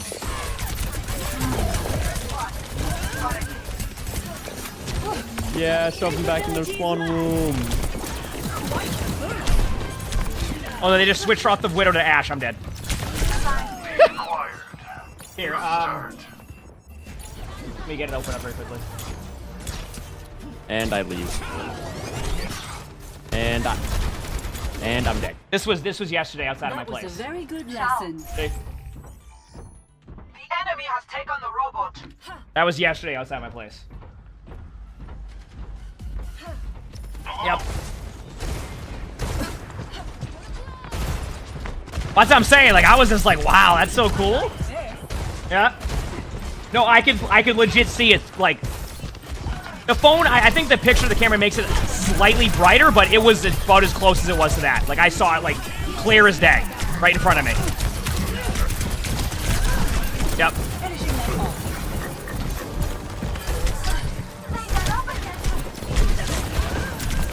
They got me. It was, like, clear as day when I was looking. I was like, this is cool. Holy crap. Yep.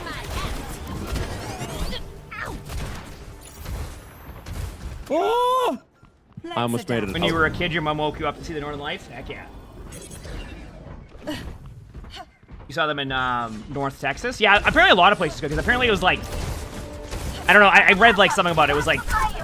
Basically it was one of those solar storms, and like it's like... It was they call it a G4, and it goes all the way up to G5. So it was like one of the stronger solar storms, that's why you can see it. Or something like that. Correct me if I'm wrong, people know more than I do. I think that's the whole... Come on, Genji, now. They're not going to know what to do.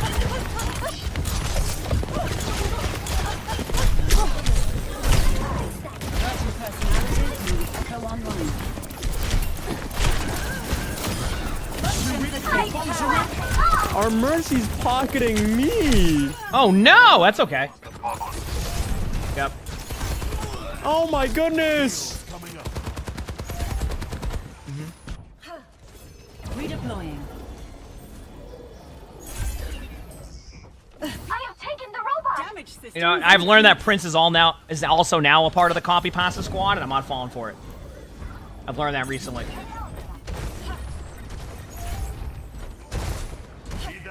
I'm almost here. And I'm playing ranked after this game, chat, for a few games. So don't worry about that. Before the OWCS starts, okay?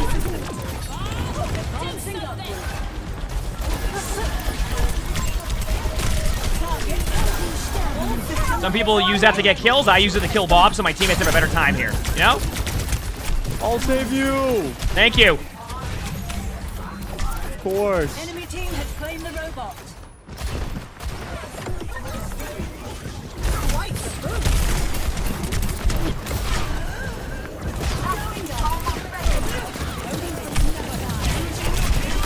Dude, what the?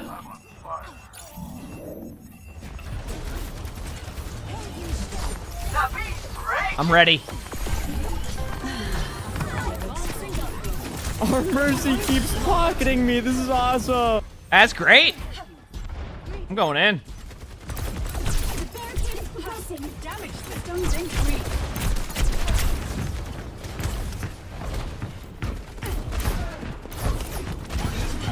Adaptive circuits engaged.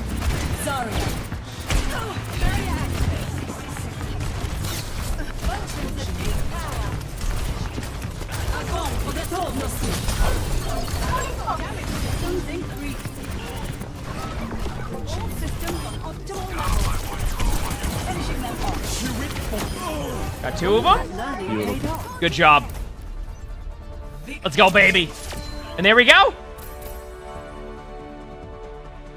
Alright, I'm warmed up for ranked. It's rank time, chat. Let's do this. It's rank time. Let's do this, baby.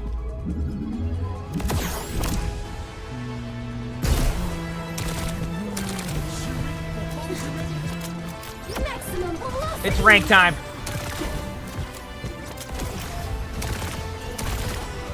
Billy, how do you keep doing that? What are you trying to do? Alright, it's rank time. Let's do it. Yippee. Seeing as I'm a WoW player, have I tried the new Throne and Liberty game? Oh, apparently I can only play... Okay. Yes. I have. No, I haven't. Why did I say I have not played that game at all? I haven't even installed that game. I've watched people play it. That's what I meant to say. It looks cool, but I'm too much on the WoW grind right now.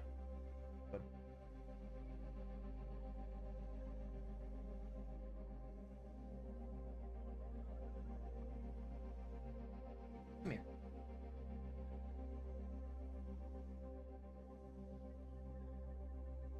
There's no stream schedule on? What do you mean that on that, Daniel? No, esports are today, 100%. At least I think it is, right? Is there matches today in OWCS? There should be, right? I think that 100% there is. Maybe I'm wrong. No, there definitely is. 12 o'clock. They just didn't update their schedule. They don't update their schedule. Trust me, I've been looking for the schedule too. Yeah. Hi. Buddy. Oh, I see that, TL. You're all excited. You're in, like, good mood, boy. Hi. You feel today? Okay. I hear that purr. I hear the rare Sully purr right now, chat. He's a very quiet purr, but I can hear it right now. Why? Why? In a good mood today, huh? In a good mood today, huh? You're always in a good mood, but like today you're like extra, like it's cuddly Sully. Cuddly Sully's rare. He likes to be at a distance, but like be in the same room as you. And he's a friendly cat. He's not like cuddly like Arnie or Luna get. But when he has his moments, he has his moments. That's my kitty. That's my kitty. Good boy. Yeah. Yeah. Okay, good boy. Yeah. How we feeling, bud? Had a little excited tail. Yeah. King's Row game on support. Okay, I can play Brink. Prepare to attack. Ooh, I might not. Oh, I'm gonna try to play Ana first, okay? Just because I have a 69% win rate on Brink. If it's not going well, I'll swap. Yeah, good boy. Good boy. Good? Good? I don't want you to get overstimulated. I know that you get a little bit overstimulated. I'll let you decide. Oh.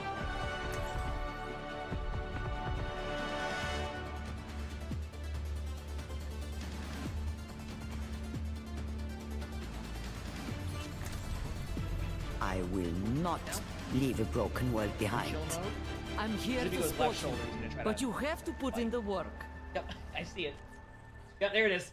Once he goes left shoulder, you can see him. You see him go for the wind up. Oh my God! Ruben Sargasm. He's like he's overstimulated. Did you see that? He is beyond my This can only go well. He did the. Oh yeah, I'm starting on this because I have a 69% win rate on Brig. I'll go Brig if I. Oh hell yeah! Did you see that? He went for the wind up for a second. That's because he's overstimulated. He's a good boy. He's a good kitty. One. Attack commence. I want that you fought. Yo yo yo! How you guys doing? Start. It's good to get it out early. Yep. Oh, my mouse. Purple their Malga for now. Maybe that'll force them back. I keep you up.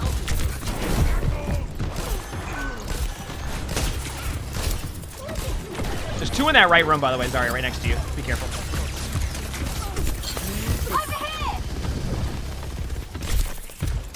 Here goes 1. I'm getting ran at. Nice shove.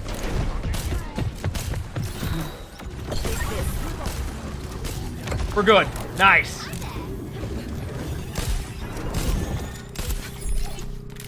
Yo. I stepped into a venom mine. Oh. Yeah, Sully's chilling now. Well, yeah, I mean, Sully's a Bengal. My ultimate is Sully's a Bengal, right? So, like, he's very, like... And this is a rank game chat. Sully's a Bengal, so he's very high energy, so he has his moments of that. Like, he's just gonna be super high energy. I have seen all the pictures, yeah. Looks really cool.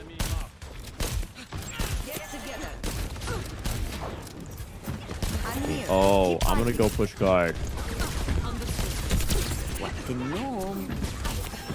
No recovery. Accompanied by that.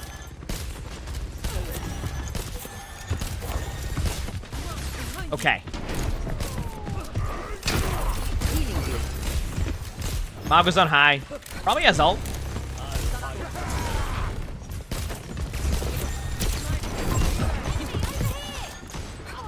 Nice pick. I have you. Keep fighting. We're just kind of chilling.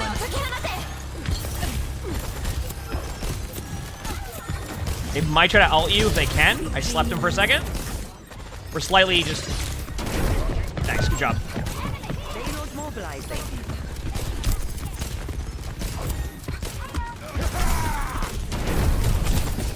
Getting off guard. Keeping our Zarya alive. I still have Nano, but I'm waiting for the right moment because I'm going to try and Nano our Zarya when they ult with Mauga. Fire at will. Oh, I went to... No, what the... Get in there. Dude! Like, why did it do that? I must have hit somebody with that. I didn't mean to.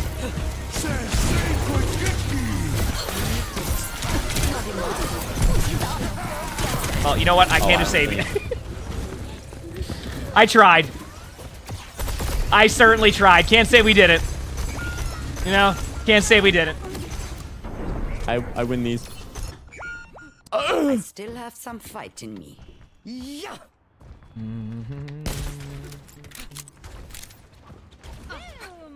I'm here. Keep fighting.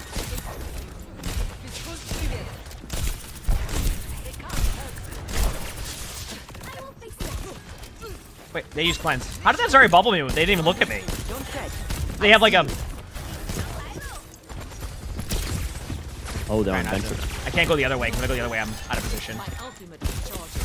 Made no ice block. Venture just rolled our backline for a second. Ow. I got rolled through.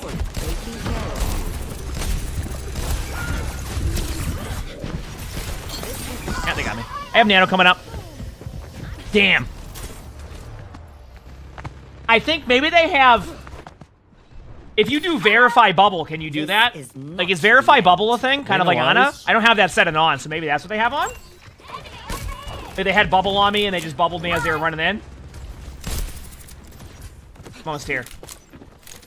I don't know if it is. I've never checked for that because I wouldn't want that set in for me. So, I don't know if it's a thing. I'm not saying it is. I just have no idea if it is. That was deserved. Taking the walls down.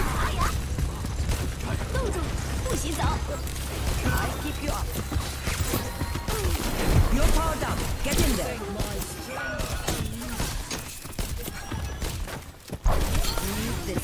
Damn.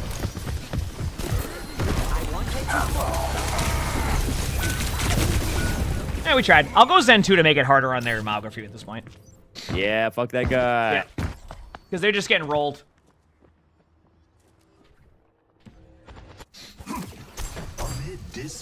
And see, the thing is, Brig wouldn't even be that good here. Payload in motion stays in motion. Whereas the payload at rest stays. Here we go. You ready?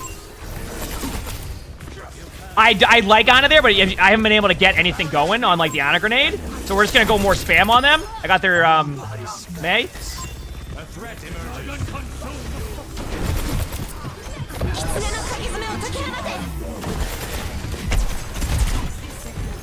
got you. There you go. They were low, the Ventures.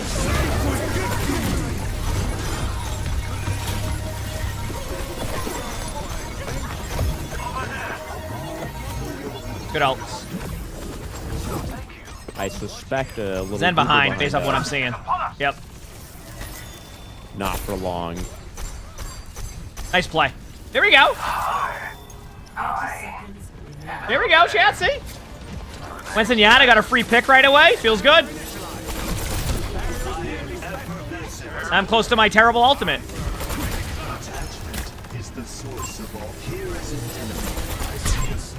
We have a Widow now, of course.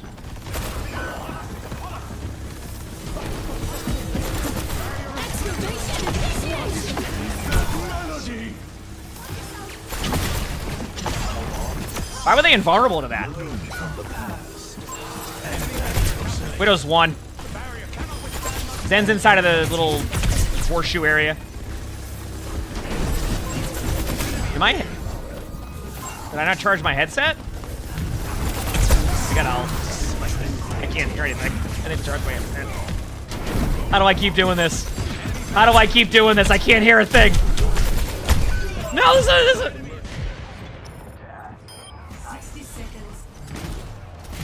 Or maybe it's not connecting to my...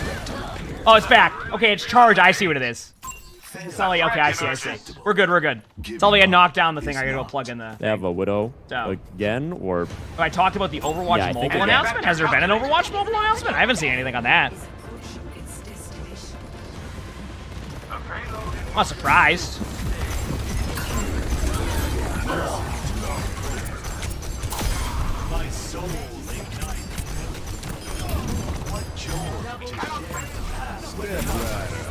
Magnificent work. Did a book confirmed it? Yeah, I mean, like, I'm not surprised. It's funny. Is that, are you referencing like the mobile leagues where people are getting mad saying they can't believe they're taking away dev time from Team 4, even though it's like, it specifically said it was being made by King, which is the mobile division that has nothing to do with like the Overwatch division. Is that the same one I'm thinking of? Bacon, thanks for the 5 months of the tier 1. Thank you, appreciate it. Thank you. Thanks for the 5 months. That's the one I'm thinking of, right?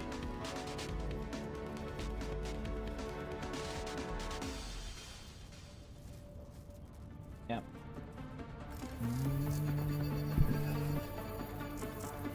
Yep. Amid discord, we will find tranquility. All right. One more mission, huh? I'm in. But done. Why, thank you. At relativistic speed, You want a TV series? I think we all do. an increase in the fluid's density. No, I wouldn't doubt it if they're working on a mobile version, though. I feel like they just are recognizing, like, I don't think it's anything. I think using the or having the Overwatch IP elsewhere is good too. Hi, buddy. To find success, we must search in harmony. Got you. Okay. Come here. Come here. Come here, buddy. 5, 4, 3, 2, 1. All right, let's do it. Incoming. Defend objective An enemy appears.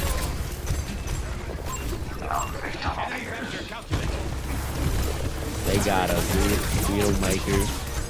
Nice. They don't got a Widowmaker no more. Now I wait. I got you cast in a second. There you go. Echo's top left. Top left. I put a little speed ring down for you. Zen's discorded. I died to it. Nice shot. Okay, that was a nice shot. You got to admit. You have to admit that was a really nice shot. I mean, actually, because I can. Next because I can. I'm on Zen, so it's all my teammates to play smart. Never easy. I love seeing my teammates. Okay. I'll be back as quick as I can. I'm here to at least get a healing orb on our Sigma, so.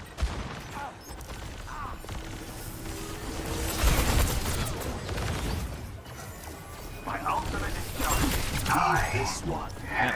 Nice. There's a Juno up there. For a one-shot. Nice play. Good job, team. Wait, was Zenyatta the pick here, chat? Is my Zenyatta better now? Because my aim's been a ton better recently?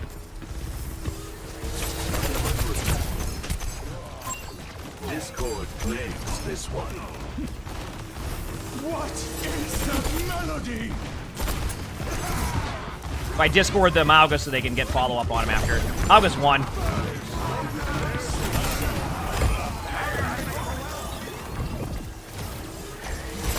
Sends in spawn doors. Be careful of that right click. The healing orb up. Back away. But I mean, I think using the, like, having the Overwatch IP in multiple areas isn't a bad thing, right? And then it's not taken away from the current Overwatch development of, like, Overwatch 2 stuff, you know?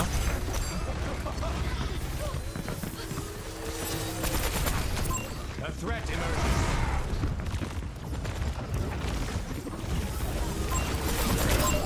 Nice. Oh, you know what? We traded. Huge. Good high noon.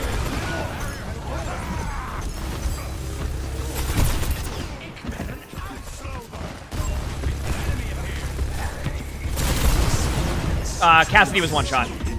We got both their health cells. They're gonna use their ult in a second. Get ready. Ow.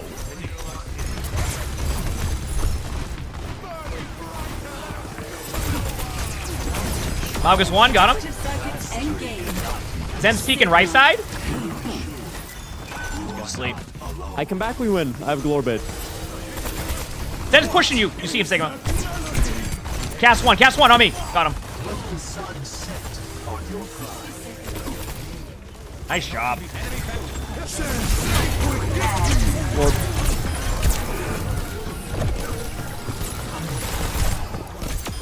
Got the Ana? Nice. That's simple.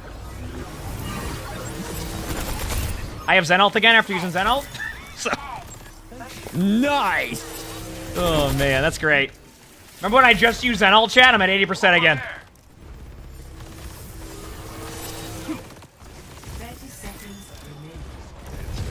Thanks my support? I don't know. I think like Masters 2 or something. Is the source of all suffering.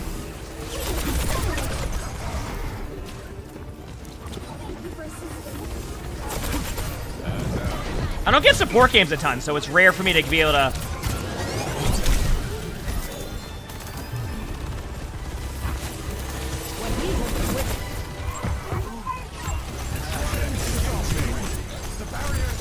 Keeping our Sigma alive. I also discorded their Mauga still.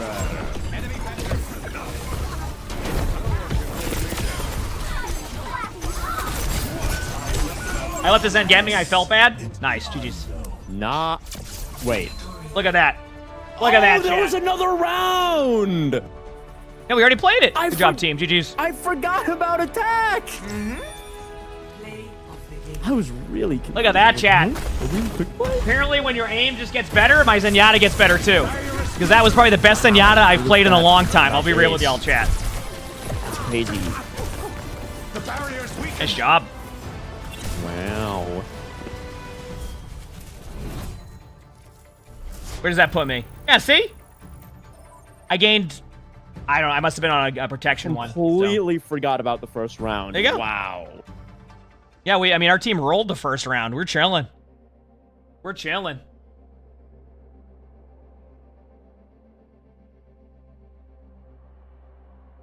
Sully, staring at the wall. You just staring at the wall, buddy? Yeah, I mean, I've been, like I said, I mean, I've been flex queuing a lot, and tank has been climbing still. DPS has been climbing finally. Support's been climbing finally, so it's been... You know, maybe there's a chance next season we're top 500 in all roles. You know, it could happen next season. If I can continue to progress as the way that we're progressing on all the roles. So, feels good, man. Feels good, man.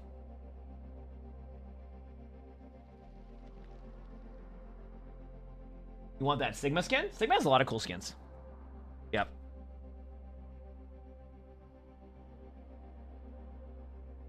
Mm-hmm. Yep.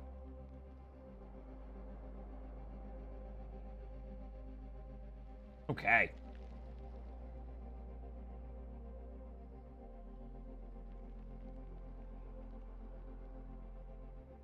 Hey, buddy. Come here.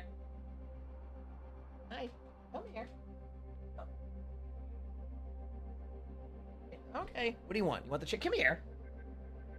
Where are you going? What do you want, buddy? What's up? You want to chill? Come here. You still got the excited tail. So you're... Did they do double XP this season? I think they did. What time is OWCS? I think noon, so about 45 minutes. So we're going to play probably 2-3 more ranked games, and then we'll get into watching the co-streams and the matches. Everybody's down for that? Also, I'm feeling less... Yesterday, I wasn't like potato-y. I just told you. I was like, I'm a little bit potato-y today. And I just felt like I could have done a better job of communicating the games themselves. So today, we're going to do, hopefully, a better job at being able to give you, like, some good call-outs and things like that across the board. So, yep. And better, like, talking about the matches. Yesterday, I was a little bit, like, still in potato mode, so we're chilling today. I got good sleep last night. I conked out on the couch last night. I haven't done that in a while. Lonnie woke me up like after an hour. She's like, "Yep, bedtime." I'm like, "Okay," and I went right to bed because I just passed out on the couch.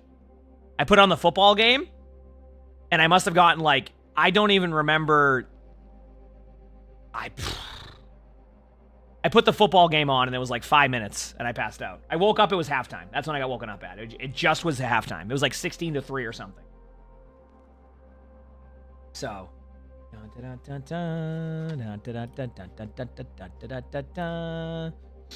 So.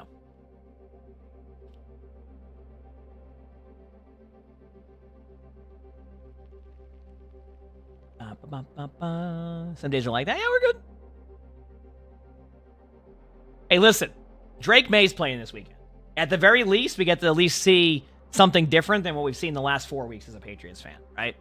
Rabbit, thank you for the tier 1. Thank you, appreciate it. We get to see a little bit more. Did I see the... Yeah, like the lights? I did. Yeah, I showed Chad the picture of it. Yep, I did get to see that before I went to bed. Yeah, I didn't get to watch too much of last night's game. I woke up and it was like 16-3 or something at the half. I didn't even see who won the game. Like, who won it? What's up, buddy? You want to play? I can play for a little bit while we're in queue. Want that?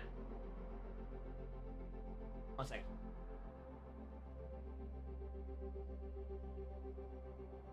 Yeah, I guess the only thing with Drake is at least he has more mobility. The 49ers one? Okay, there you go. Because he has a little bit more mobility than Jacoby Brissett has. So, like, at least when you have a quarterback with a bit more mobility, it allows to make up for, like, a lack of an offensive line. It's not going to be perfect by any means. Don't get me wrong. It's just, like, he might be able to escape some of those scenarios that Jacoby wasn't. Plus, like, you know, I think Jacoby was trying to play it too safe. Because he kept, I don't know if anybody in the Patriots fan who watched, any of the people who watch the football games can see that Jacoby's new play style was just double clutch everything and not throw the pass so he wouldn't throw an interception. So, yeah, you can use it for next season if you pass the lady. Yep. Mm-hmm. So. Oh my god, it's my favorite game mode. Let's go. All right, chat. You know what? I think the best thing I can do here is go Ana, right?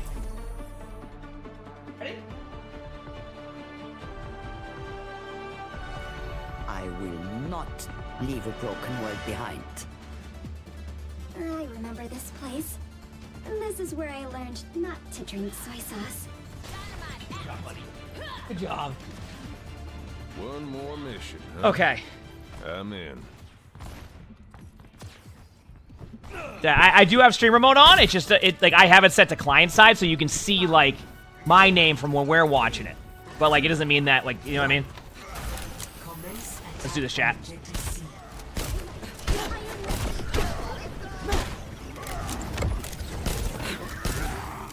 I'm ready.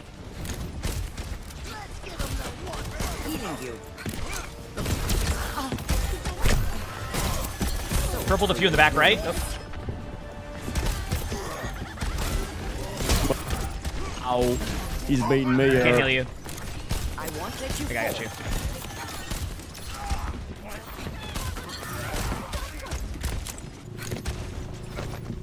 Yo, he's won. He's won. Gotta back up.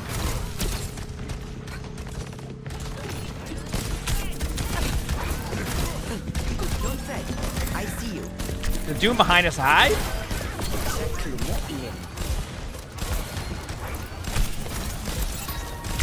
I'm trying to heal you, but...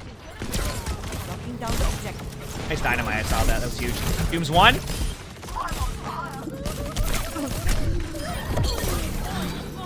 Alright. Good job. Not bad at all. Let's go to the next one. Sounds like from Shadowlands. Oh, Shadowlands is a classic. I gotta say, War Within's been such a refreshing expansion for me. I've loved War Within. Genji on the right. Genji's flanking you. Oh, I just turned back. Sorry. Out of ammo.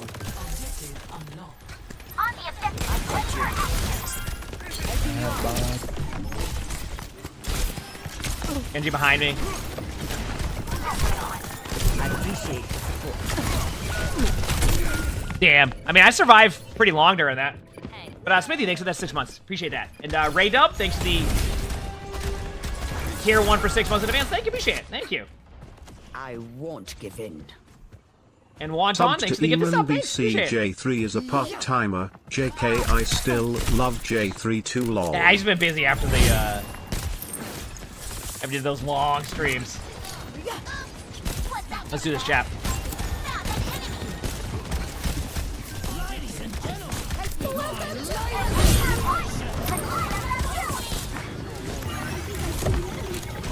Nice pick.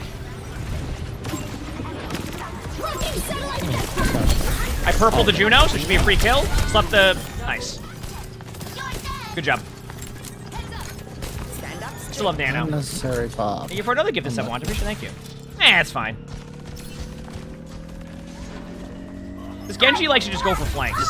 So, Yeah. probably Nano Diva this team fight. Sounds like a good plan. I'm giving you speed ring so you can. Yup. Here we go. Okay, I'm gonna Nano Diva in 3, 2. Nano went down. Oh, no, it went away. There you go. Got you. Get in there. Bex, thank you for the 5 gifted chat. Get some blazing chat for Bex for the 5 gifted. Thank you. I appreciate it. You are under my guard.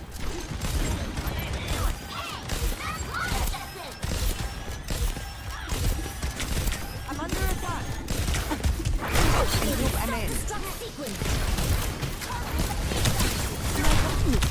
I'm gonna be honest with you, chat. My headset just is reconnecting because I suddenly knocked something down over there. I just played that whole sequence with no sound, and I almost just popped off. But thank you, Bex. Just love thank you, Bex, and DC Golf. Thanks for the 4 months for tier 1. Thank you, appreciate it. I just clutched it. I no idea what the callouts were. I just sat there and did that. No, this is ranked. Slam. Nah, it's because Sully knocked the thing down. I gotta pick it back up. So like it has the little dongle thing on it, the one that does the wireless part. Just because Sully knocked it down. That's what he did earlier. Top one. Oh, I didn't hear a thing. It was great.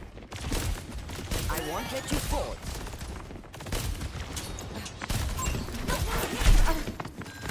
Purpled a couple on the stairs up there. What do we have? A few else went up.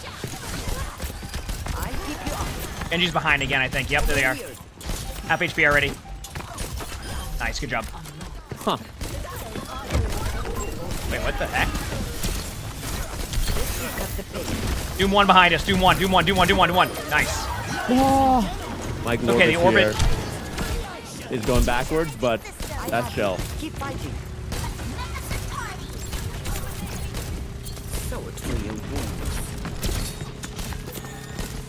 Working satellite vector. Hold on. Reloading. You're powered down. Get in there. Doing good over there. No! Did it work?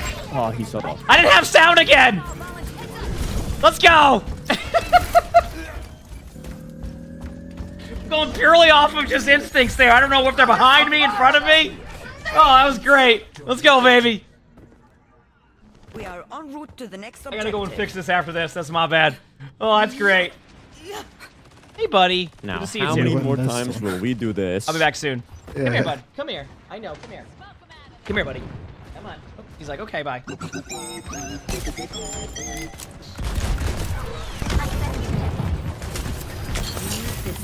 Zarya's trying to run in our back line? Sorry, guys.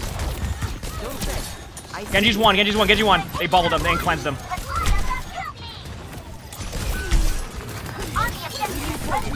Hi. Genji's low. I get healed up though. I'm here. Keep fighting.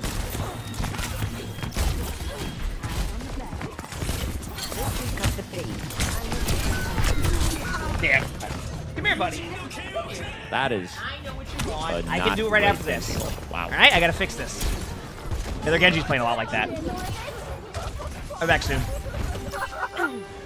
This is not the end. It's been a good game. It's been a really good game.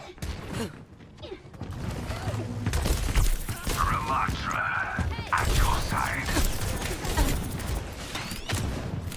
Healing you. Where's my teammates at?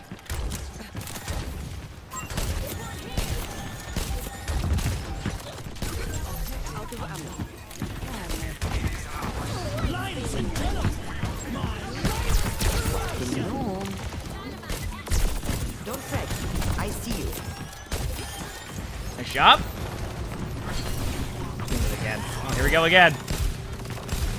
And you can still hear everything during this, right, chat? The game?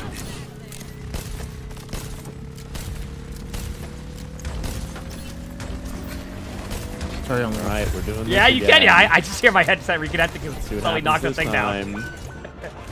I did. Is somebody behind? Okay. Source living new. What Oh, man. are you? I am unbreakable. I have you. Keep fighting. Holy crap, dude. Okay, now we just win this fight. Go right, go right. If I do this, That we'll works. get... There we go. It connected. There we go. It's because Sully knocked it down. It's probably like almost unplugged. Oh man, there we go. We're back.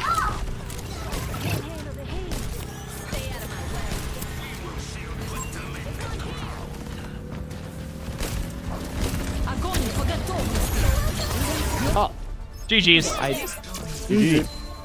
Let's go. We got the win. Jeremy, thanks for the 26 months of the tier 1. Thank you. Appreciate it. Let me go fix that very quickly. Oh, that's funny. That's funny. Oh, the headset's great. It's on. Buddy, you gotta stop doing this. Not my play of the game. Don't care. You gotta stop doing this, okay? Right? I need that. Okay? That was a peak game of Clash right there. Oh, man. I must say. Okay.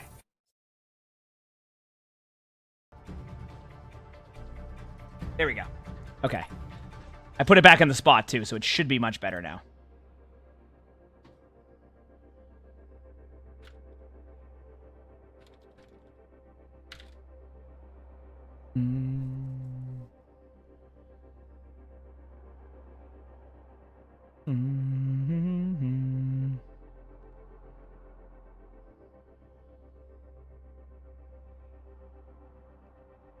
No, we are chilling.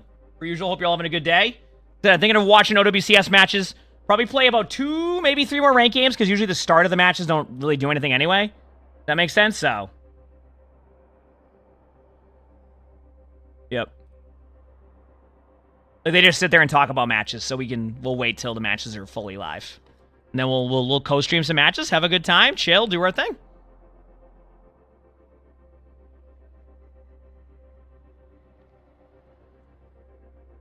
You fix your sleep schedule? Let's go. Love to hear it. It's always good when you fix your sleep schedule. You know, when you're trying actively to fix your sleep schedule and it finally happens, you're like, yes! It's finally happened. You know?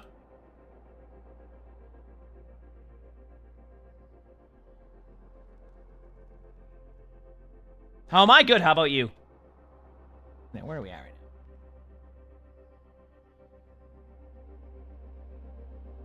now? Checking my stuff right here. Cool.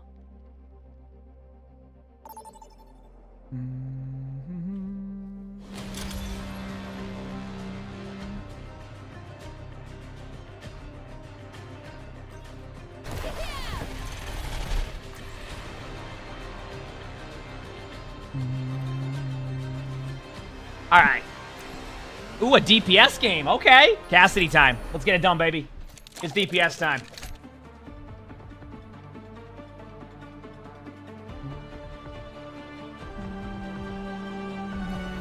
Someone needs to fill this saddle. Go get these dubs. So, don't take it personally when I get the most kills, okay? Do not get in my way.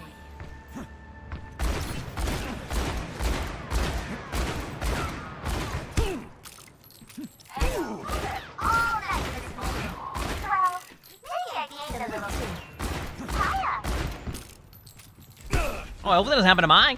That wouldn't be ideal.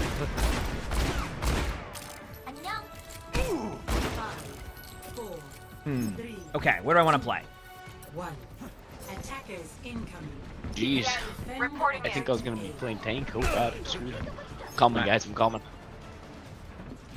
Okay. Yo, yo, yo, how you guys doing? There we go, I like that. Nice voice. He just pinned a wall. Wicked, my favorite. Mine's low. Hi, Alaria, hi. And you know deflect? Oh no. Mine is low. Where'd my hinder just go? Wait, what? My hinder just disappeared into the air. What?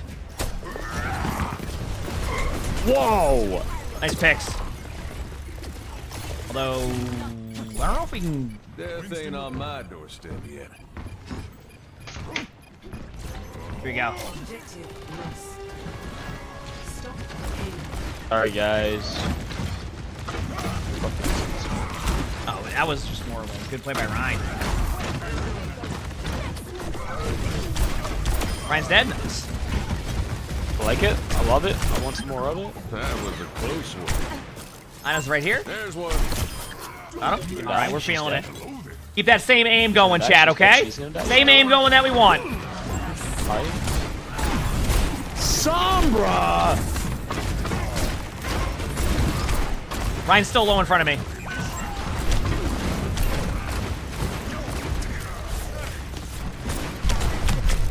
Gotta get the health back. I'm gonna Jazz, thank you for the free prize. Thank you, appreciate it. Thanks. Maybe my team would like Nice picks. Go on, I go. Farmer's up here, I think. Watch here. Yeah, we're just waiting a second. Okay, cool. Just don't die up there. Take a step back. I got you. Take a step. They have Shatter, right? They should. I have High Noon. Nice. Got my one! Hola, hola? Question mark? Oh, hit him, please. Ryan's really low. Oh, holy crap. Well, this isn't good. This is like a... They're rolling us type of situation. Good dig.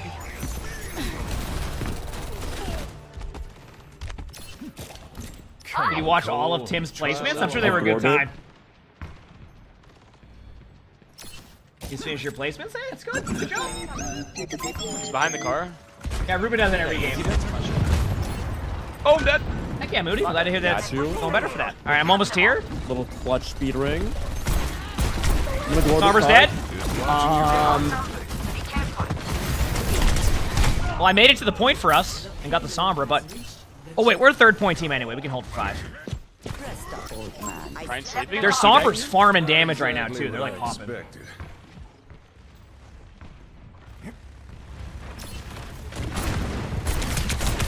Our teammates must be low HP if Sombra has... I know I say Sombra is going to have low damage, but 964 with 7 limbs? Our team is...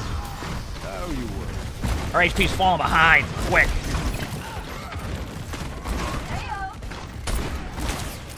Are you ready? High noon time in a second. 3, 2, going now. That is a really long 3 seconds. I got shattered across the map. Push solo shatter for you, buddy. I'm sorry, man. I was getting concerned that I wouldn't, pretty much have to make sure we keep our queen alive, yeah. Ooh. I don't even need a nano. Yeah, if you survive it, then We can touch this? Want a nano? Want a nano? Don't want to choose that. I don't know. It's all good. Damn it. That was low-key a sell ass. Thank you, man. Thanks for the 12 months. That's here. Thank you, appreciate it. Thank you. 4 more minutes. We can do it. We got this. Hey, quit. I'm sleeping his ass. Yeah, pull him closer. Dead. Dead. Good stuff. I'll speed ring. Oh, great light speed. Not like you.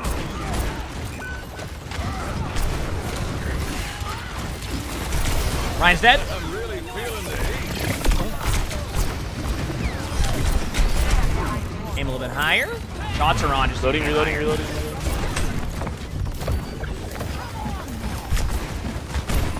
Here we go. Pull my aim down. That's all I gotta do. I'm good. Perfect. I do. We have a bunch of ults coming up. I got Glorbit.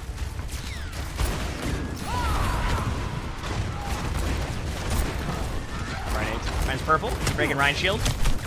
I gotta... My team's kind of all over the place, so my position needs to shift. Flanking Ryan behind you, up top. Let's take him to the lowest flag.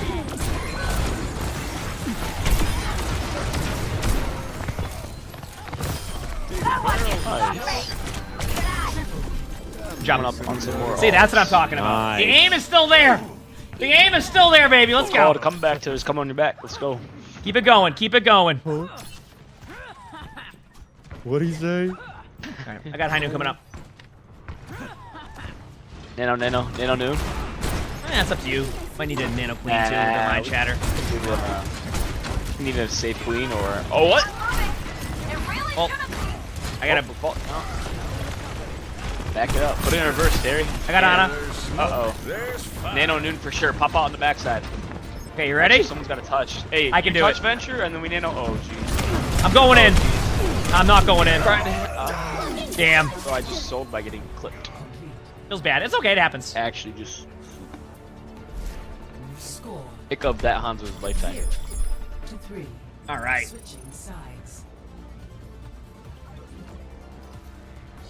Prepare to attack. Select your hero. Ana disappeared from the game with a headshot. I mean, there was nothing I could really do at that point. Like, they killed our Ana, so we didn't have the ability to make some of the plays, so this is kind of where we're at, you know?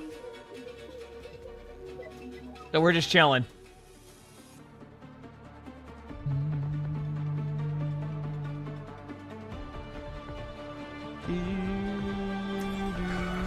Someone needs to fill this saddle. Keep doing our thing. For usual, chat, hit that follow button if you haven't. If you're all having a good day.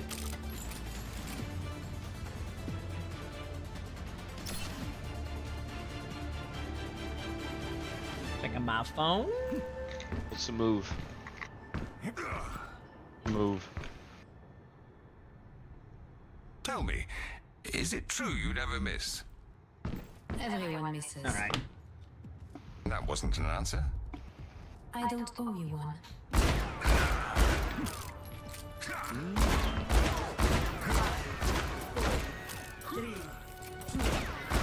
Mod, what is that one in reference to? What did I miss? All right, we can do this still. Plenty of time. Waiting gains us nothing. My shots are hidden. I can do it. How do you feel about the map changes? I like them.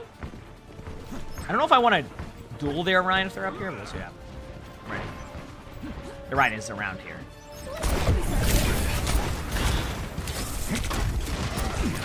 I stopped their charge. Sombra, no! Ryan's one. Ryan's legit one. Nice. I'm gonna flank high. Oh, no sports. Winnable though. Ana's dead. Oh, we win. Our cast is Passion's popping. dead. Our cast is popping. Going to point. Sombra runner. Martin is popping. Desperate Sane, thanks for the 8 months with the feature prime. Thank you, appreciate it. Thanks for 8 months. Nice job. Good start.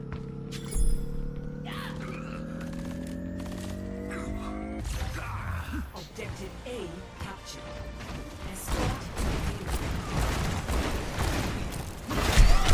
Crosshair? I mean, the crosshair, I don't know if that has anything to do with it, but I should have a crosshair command. It should be similar to my D.Va one with like a different, or maybe it's the same. I don't think we have the D.Va one there.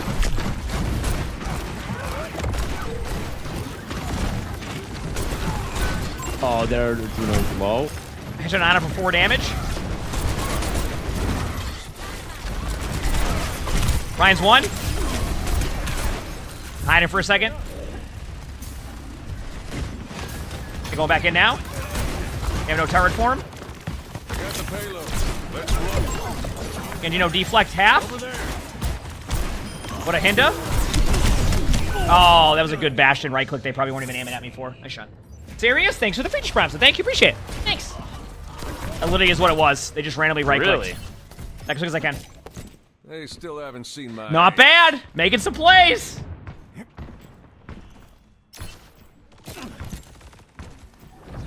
That's a little weird. He's after your soul now, bro. He's mad that he didn't get that pick. Going up on high.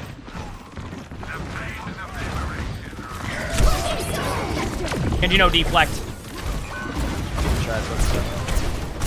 Got Juno.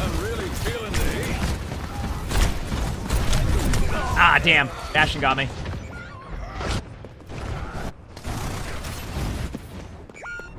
Well, I think both of my... So, to give you an idea, when I queued into the game, my BAP said, oh no, I got a support game. And then Ruben's going a little bit more DPS heavy, so... That was good. Got a lot done. Alright, I have high noon. I don't want to go high noon. You want to walk high ground or no? No, right here. Wait. Now to blame Plats? Me too. I'm gonna high noon and right after. Actually, they're gonna shatter. Get ready. I'm going for it anyway. I want to bait out shatter. He doesn't have shatter. Wait, he doesn't? Okay. Alton. Jesus Christ. Fine, cast or Juno's to my right. Ryan's low. Juno's one. Oh no. She's one!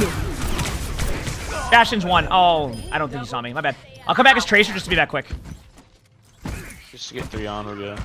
They can still recontest with wave respawn now. I gotta get back quickly. Oh wait, no, there. I'm saying. Yep. Back soon. Almost here. Okay, we have Bob, we have Juno ultimate, so. Fuck it. Close him out with the Bob. Yeah, good Bob. And you know deflect on point right now. Still low. They didn't get. I'm pushing. I got the point. We're good. It's okay. I Nice. orbited too. Good. I wanted to make sure we got the point more than anything else. We got the point. Let's go. Someone needs to fill this out. Oh. Go in.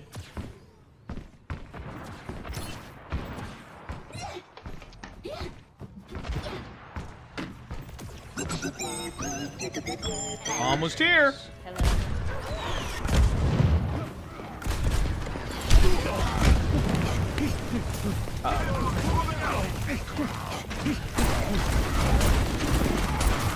Ryan's taking a lot of damage. Oh, Ryan just ran across and killed me. My bad.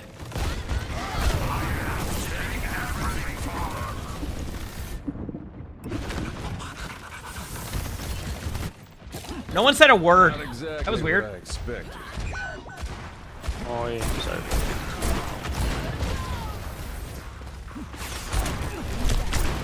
Ashen's low. Gonna ride a turret for him. Gonna get shattered in a second. Bastion randomly just shot me. Get ready. Yeah, I'm here. No way, I'm there, bro. I'm on the corner, I'm not there. I'm really feeling the heat.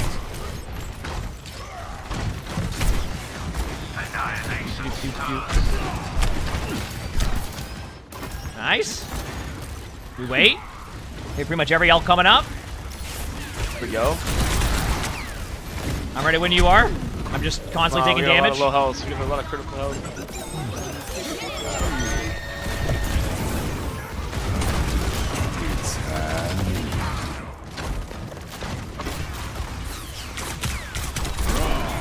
Oh, just remember low. Someone's behind us on high. I can hear him.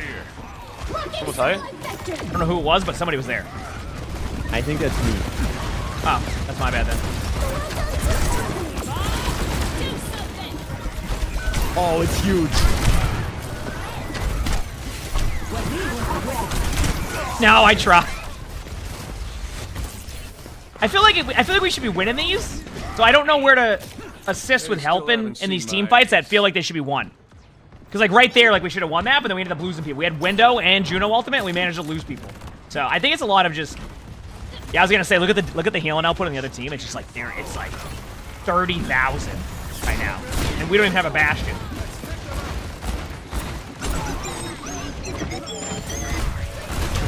Didn't they just Bastion ult?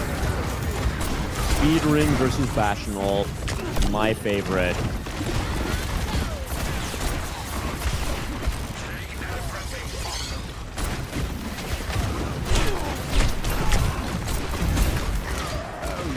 Alright, I gotta go for a play. I'm done standing behind the team. I gotta make a play. They're 3 looking at me. Uh-oh. Alright. Damn. Have Alright. fight. Yeah, there's been some tough team fights. One fight and some No, faults. unfortunately you can't. The Esports, OWCS, or they haven't talked to me about anything like that. Drops or anything. We walk height and drop or no? So they don't give me access to them. Sorry. I'm still gonna watch the matches and co-stream it, but no, they don't give me access to it. Going in soon? Main. Go.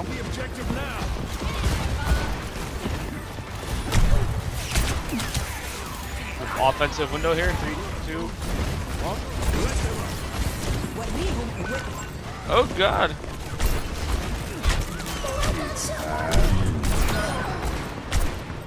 On a half, on a low. There's a Ryan in our back line. He's half HP. Damn, I almost got their Ash.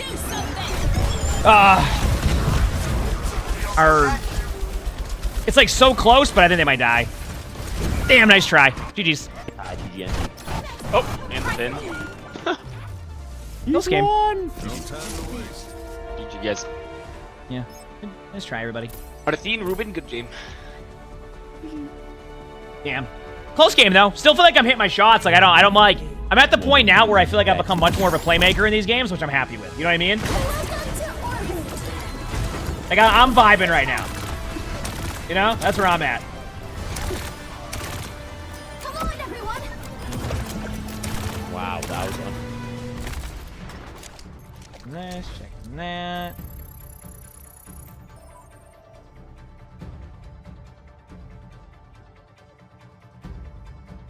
Oh, that's from that. Okay, I was confused. Okay. Probably 1 or 2 more ranked games before OWCS, which I plan on watching. No, Drive was only for a few days.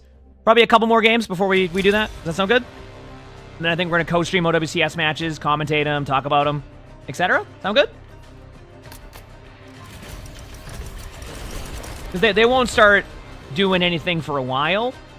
Like they're gonna end up like just what's it called? Just, like they're gonna like talk about the matches, things like. We got a quick DPS game. So Ball Genji. I think this is a better Tracer game for me right now, especially on Gardens. Let's go Tracer. Work with my team this way. If I need to go Cassidy after, I can. I'm good. Cheers, love. Yeah. It's time to say So we'll be watching OWCS. Does that sound good? Yeah, they're gonna go live for 15 minutes. They're gonna get everybody in there. They're gonna go live and it's gonna have a countdown timer. Then they're gonna go live and talk about it for another 15 minutes. So I will maximize the ranked games before we get to that. Does that sound good?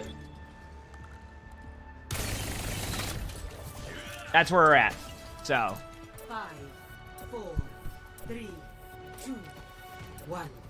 Round 1. Capture the objective.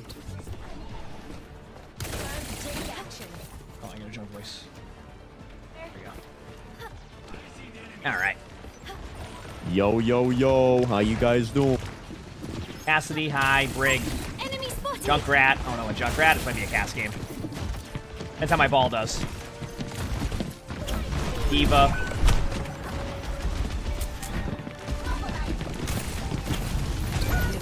Okay. Wow. I'll go cast. You didn't call any of our stuff. Got you. Yeah, if our ball isn't gonna like call anything on that and just do that, I have to go cast. It just because I won't be able to follow up if they're not gonna call dives. Which is fine. Just making adjustments.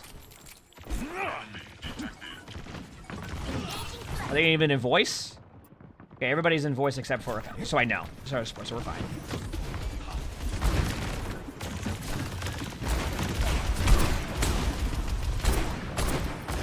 Diva's half.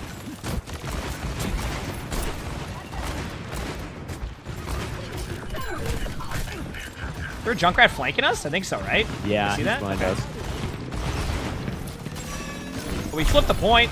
Junkrat just two-shot me on accident. I gotta run. This is an awful start. Send them packing. They got us outnumbered. Keep that in mind. No, the Junkrat! I'm telling you, Junkrat's ruined the... Ah! I had a free kill on Cass, I headshot him, and then Junkrat launched me into the air on a mine 20 feet to my left. Makes the game so much better. Okay, I'll be back in a second. Damn. I think I see the enemy. Junkrat left room, just hiding. Free kill. Go beat him up. I speedring you. There's 3 chasing me now. Oh, their comms gonna be way different than ours because they are all going for me. Apparently that tree doesn't cover you from the ult, in case you're wondering. Oh, there's a demon chasing me!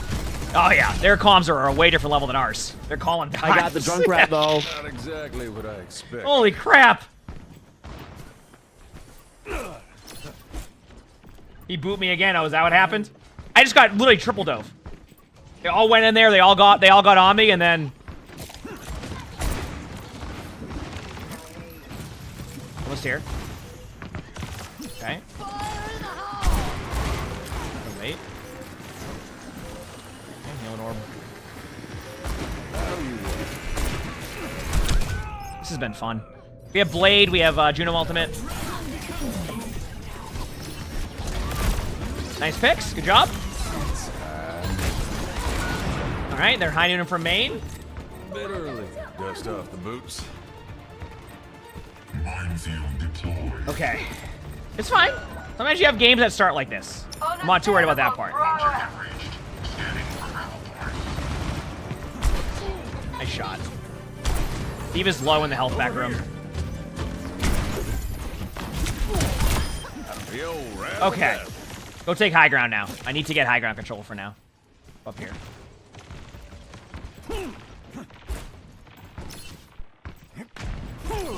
Unless they change something, Mage, I don't think so.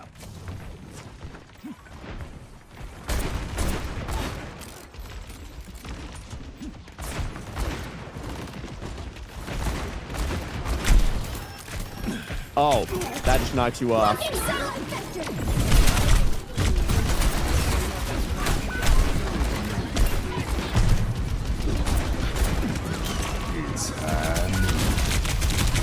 No! Yeah, we have a very unique comp here. Silverbane, thanks for the feature prize. Thank you, appreciate it. Where was that? Best round lost. No, Tim, I can assure you one thing, by the way. I won't get mad at you for that or anything. You did fine. Probably did better than you thought you did. Don't worry about it one bit, all right? You're chilling, dude. No worries on my end. All right. Just have a better start here. I think our team just needs a good start. More field I just think our team needs a good start. All right. Grand. Yeah, like I said, like when it comes to like the OWCS drops, they have to give them individually to the streamers that like they want to. So like we don't have access to them now. Unless they randomly gave it to me and didn't tell me, I don't think I have access. So I apologize for people who want to get those ones. I'm still going to co-stream the matches if you want to see the matches co-stream. Just look at your Battle Pass tier skips, but yeah. I enjoy watching the matches and co-streaming them. Let's make a play.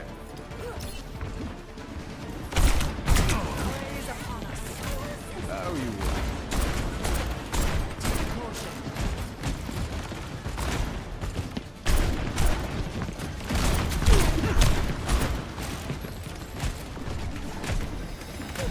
It's high ranks? Yeah, it takes time. It takes time. It's no worries. Yeah, I'm just shooting D.Va. D.Va's gonna eventually dive me. They go together, so I'm gonna bait them tonight. There they go.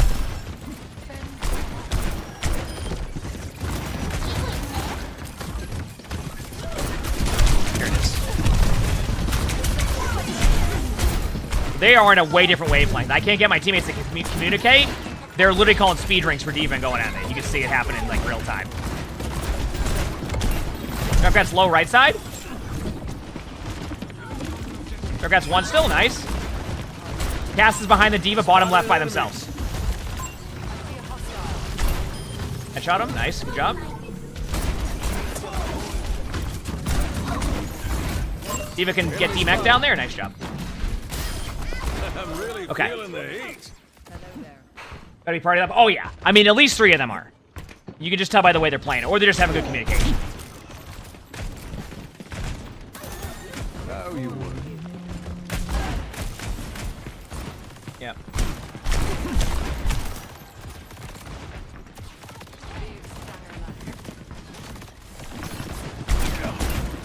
Here we go.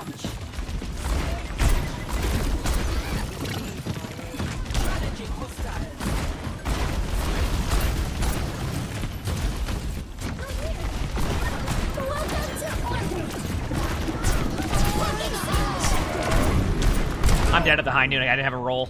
Just high noon in front of my face.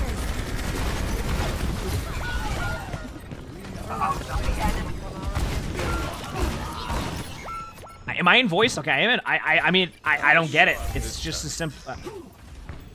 Okay. Hey, high noon.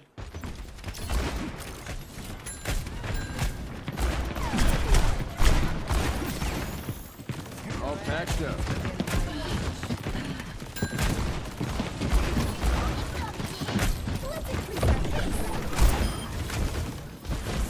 Meet your fate.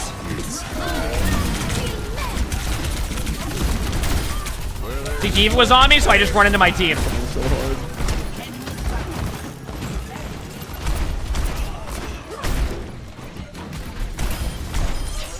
I just ran into my team because they haven't been helping on the peel, so it's just like I'll run to my teammates and hope for the best. Oh, we have Moira out?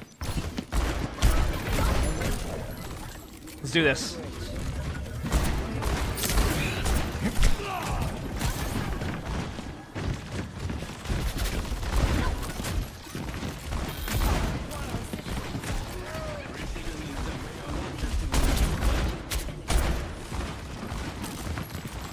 Huh.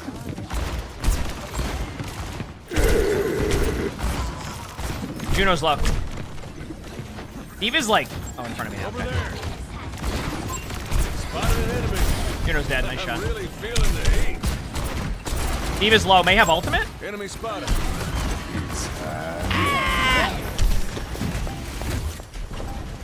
Well, that worked this time at least. Junkrat's one. Junkrat's one. Got him. No one can hold me down.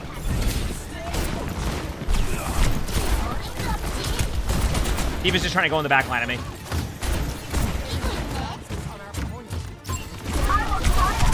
D.Va's one. D.Va's one. D.Va's dead. Ana's dead. Nice. Nice. Furo, thank you for the feature sponsor. Thank you. Appreciate it. I would say that was a much better go with things right there, chat. Much better. Much better half. I slowed it down. I worked with my teammates, so let's go, baby. Let's go. My data surge is not yet ready. My heart is strong, and my javelin is sharp.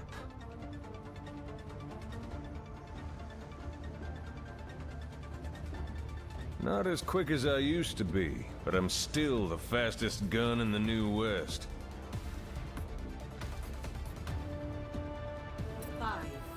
If you're new here, what rank is this? This is a Diamond Wonder Masters 4 game. I'm in Masters now on DPS with the climbing.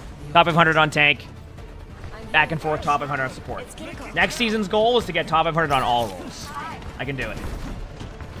We're making a lot of progress. Cassidy was half. Was. They're to your right at the health pack. They're gonna go up now. Sorry, apparently I have mobility. I hate that. That is like the worst. Being displaced in this game is like, it just, and that wasn't even near me. It just misses by a mile and still got it. I do. Lucky shot. Alright. No, I'm not even gonna switch over for the pre-game stuff for WCS. I might even do one more rank game after this. So. Oh, we had a great birthday, Cactus. I didn't even know it was. Hope it was awesome. Alright, I'm gonna have to switch off the Tracer now with the way they're playing. I just like watching paint dry. Alright, I'm not doing it. Back soon! You don't love being exploded by their D.Va? Yeah, it's not even their D.Va. Their Junkrat's missing by a mile and they just hit. I'm just going this. I'll probably still get rolled. There it is.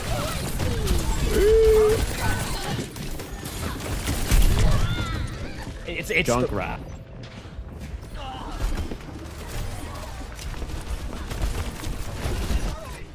Nice pick. Did you miss me?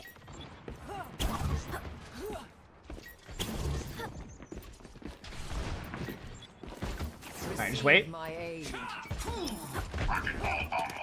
Yo, oh, hell no. That's a sticky situation. Right, now we're just chilling. Waiting for... Okay, I gotta start. I don't want to go make a play. Okay, here we go.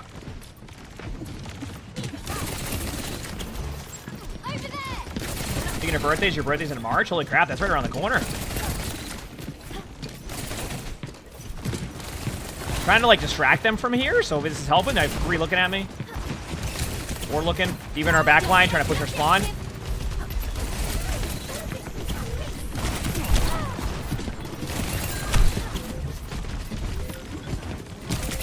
Junkrat's half. Junkrat's low. They're brig ult in. Ah, Ajax.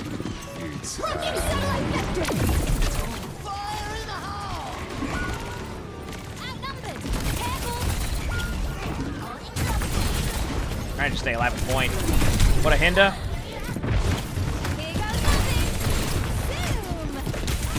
Junkrat's low. I mean, I survived and did what I could. They just... Their team is definitely on a different communication level right now with how they're playing it. Because I kept watching their Juno ring their diva, and they just go in. So, Blue, thanks for the features, Brian. Thank you, appreciate it. So. I'll double check to make sure that, like, I'll look at the timer for the match, but I'm pretty sure they're not going to start it right away. They're going to go into, like, talking about the match. Yeah, 100% with this timer. Guarantee that's what they're doing. So we're good. We can do another one. I can do another DP. I can do another one. Because like, they're just doing the timer and they talk about the matches. Yeah, we're good. Oh, I see. Yeah, I'm not going to sit there and do that. Does Cass have a super jump with his roll now? I'm sure there's some parts of the maps you can make plays happen like that, but not entirely anything that I can specifically think of. Feels bad. It's your brother's birthday? Hope he has a great birthday. Yeah, the Junkrat, like I said, and maybe it's just a me thing, but they like made this change to Junkrat where it made it like, they were like, yeah, it's going to be easier to play against Junkrat. I think it's made it worse. Maybe I'm just bad against Junkrat right now, but dude, I get randomed. Like, you know, it's like where you like, they randomly get a kill more than I ever have against a Junkrat. And then you watch the kill cam, and it's more times I've seen a Junkrat, the kill cam is literally them not even worried about what's happening. So. Feels like it can be ridiculous at times.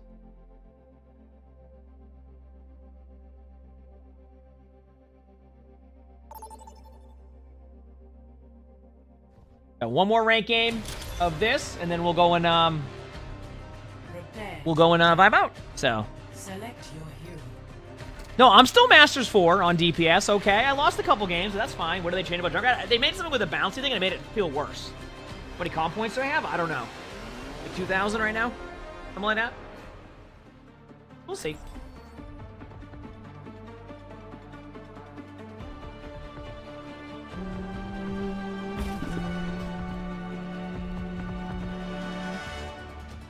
Let's go get the dubs. Sound good?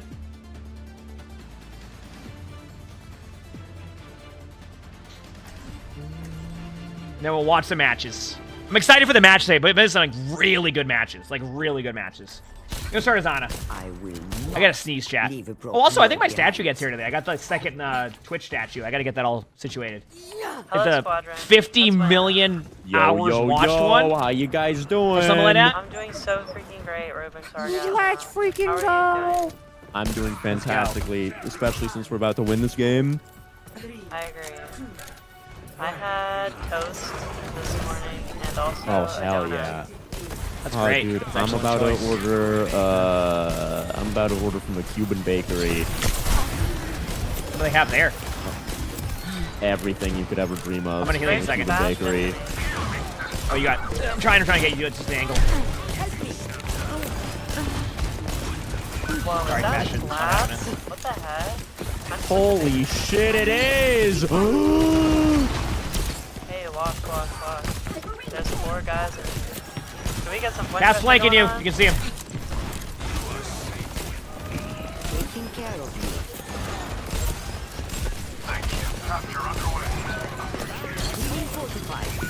Can my DPS take an angle?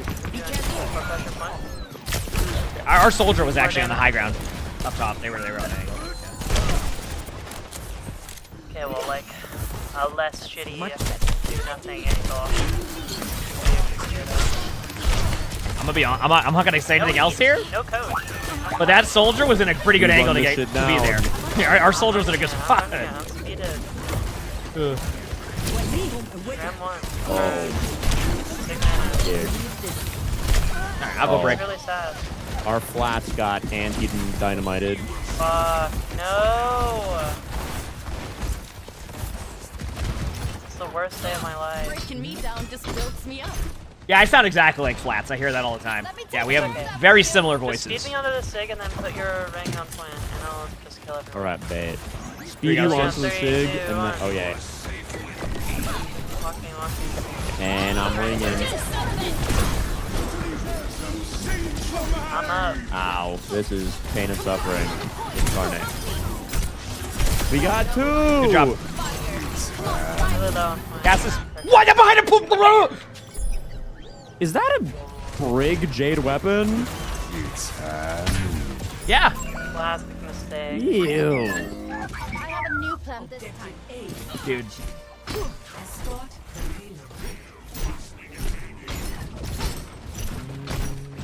Let me take care of that for you. Let's do this. Dude, I feel like I was in a good spot. No coach. Yep. Man. No whip. Okay, I'll speed ring you up there. Okay, give me a second. Hold on. We can go now. Go, go, go. Ash on high ground? Wait, what the fuck is that speed? Why is it there? What? It's a speed ring to go You through. are so brain hot. Steve on point. You. Oh no, if I go, I got my one. don't die random.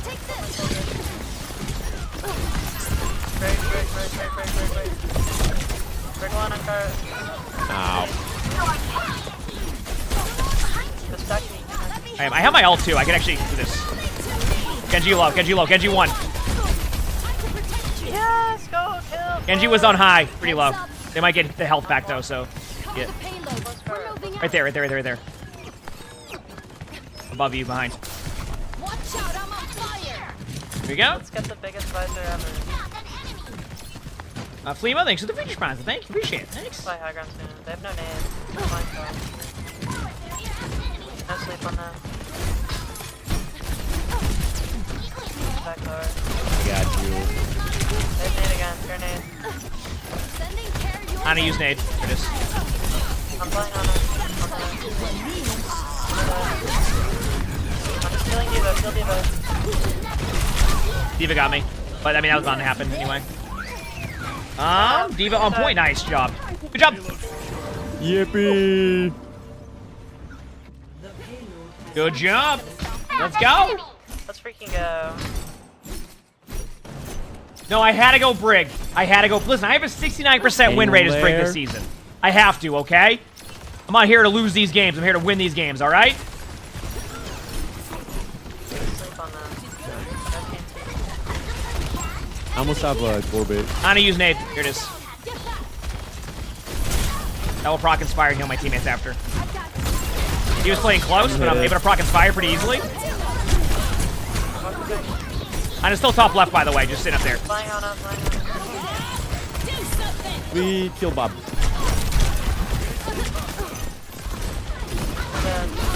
Bob's 1, or should be 1.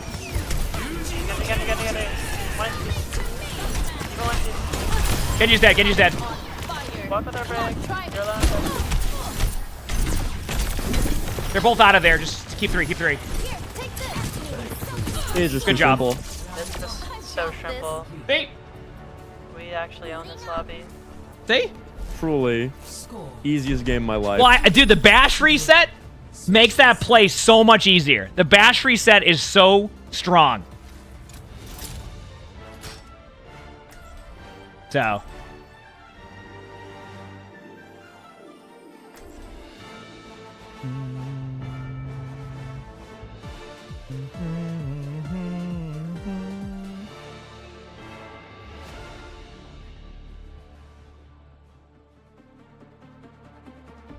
A few things here. I'm glad people have been loving the Mystery Heroes movie again. Feels good. I should algorithm again soon. Alright, let's get it done. Alright, let's gonna play Brig. Breaking me down just builds me up. Look how many games I have on Brig this season so far. My third most played hero, I'm 36-16 on Brig with a 69% win rate. That's pretty nice if you ask me. That's pretty nice. How's the match stuff looking here? Have they started the matches yet for the esports stream? They have not. They're showing pictures of a bridge or something. That's where they're at right now. I told you. It's pictures of Sweden. Yeah, they're showing pictures of Sweden. That's what they're doing right now. I told you, the first 15 minutes, or at least, they don't show the games. Wonton Sushi, thanks for the 38 months with the tier 1. Thank you, appreciate it, thanks. Keep it Ash. Here, take this.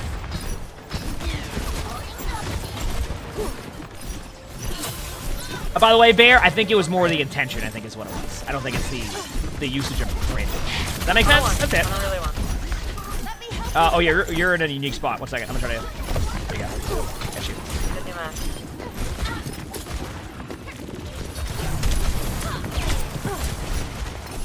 Sending care your way. One on left. Get a DP left side. Or not. That's it. Alright, I'm at my own 50. Good comp. You gonna make tomato soup? Tomato soup's pretty good. Help my basket. I'm purple for a bit. Special delivery. I got rocked by a Sigma, but I should be fine. There's 2 flanking off angles. I'm going with you. Kenny's low. I got slept from behind. I might be dead. Yep. Not bad though. I mean, we still win the team fight. Now they're showing pizza. Now they're showing pizza on the esports stream chat. They're showing pizza. Why do I swing at teammates? I like hitting buttons. It's not healing. The only way that you get heals is through armor packs or through doing damage to the other team. That's it. I just like hitting my button. It's just something to do. To keep myself engaged while playing the hero. That's it.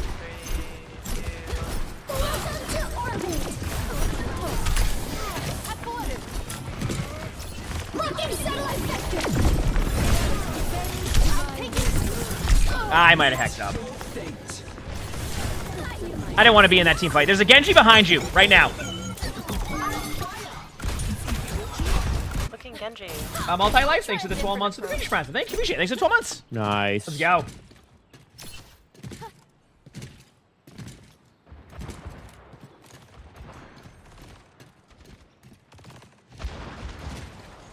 What's here? Well, the Genji had the, what's it called? Long fight with Rally. Burn that buff. 180. The Genji had, the, bonus from their Juno ultimate. That's why they killed me, like that quickly. Their Ash is right. Still on my ult, I'm just gonna wait. So smart from you. So intelligent player.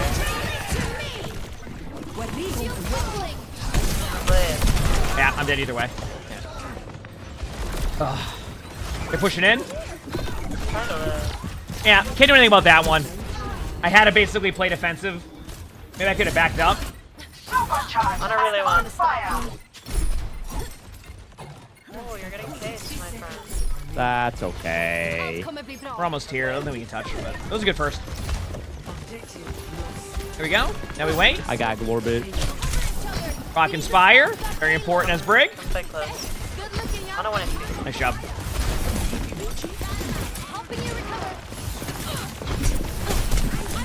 I'm with you. I'm here. I'm gonna pull on cart. Yeah, we're going for this. Everyone. No, nade. Kill that fraud. Kill that fraud. Nice. Good job. Fraud cut. We want to hold close here, chat. Buy as much time as we can because the cart doors haven't opened. See, so that adds basically an extra team fight for us. So, which is pretty huge. But we just play close cuts of it. Ooh.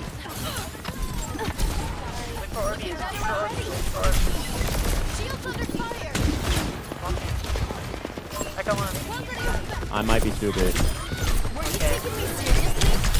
Got 2. Come on, try me.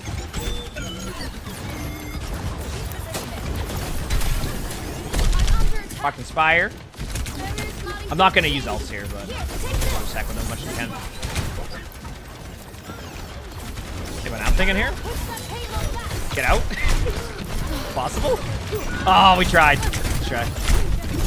Go that card. See, like, so we got a minute off the clock there. The cart still has to open the doors. Like, the doors don't open yet. So like that gives it more time where the card has to go through that like animation. So we get a much easier retake. See what I'm saying? Like that's worth it.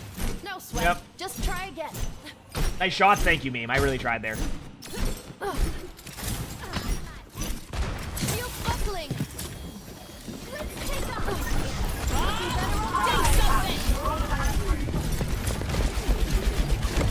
Good job.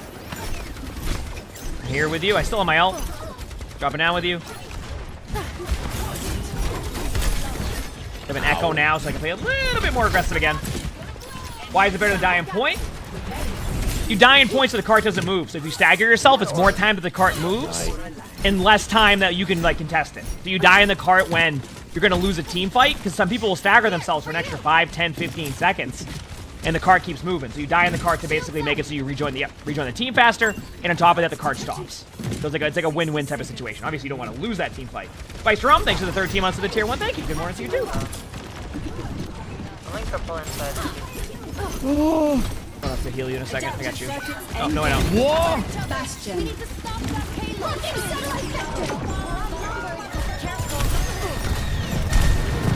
Alright. We have almost every ult. This is good for us. This is good for us. It's last fight. 30 seconds. I actually played Zen today. I played Zen today and absolutely popped off. I'm just pointing that out.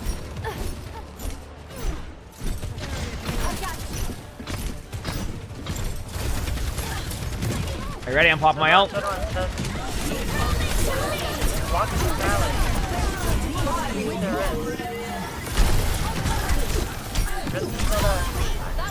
Good job. Good juice.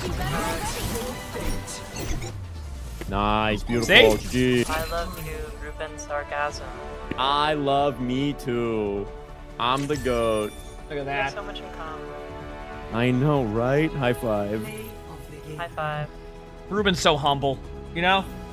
Wait, so are we That we was got a high Ents five. today and Space Station? There's gonna be some good matches.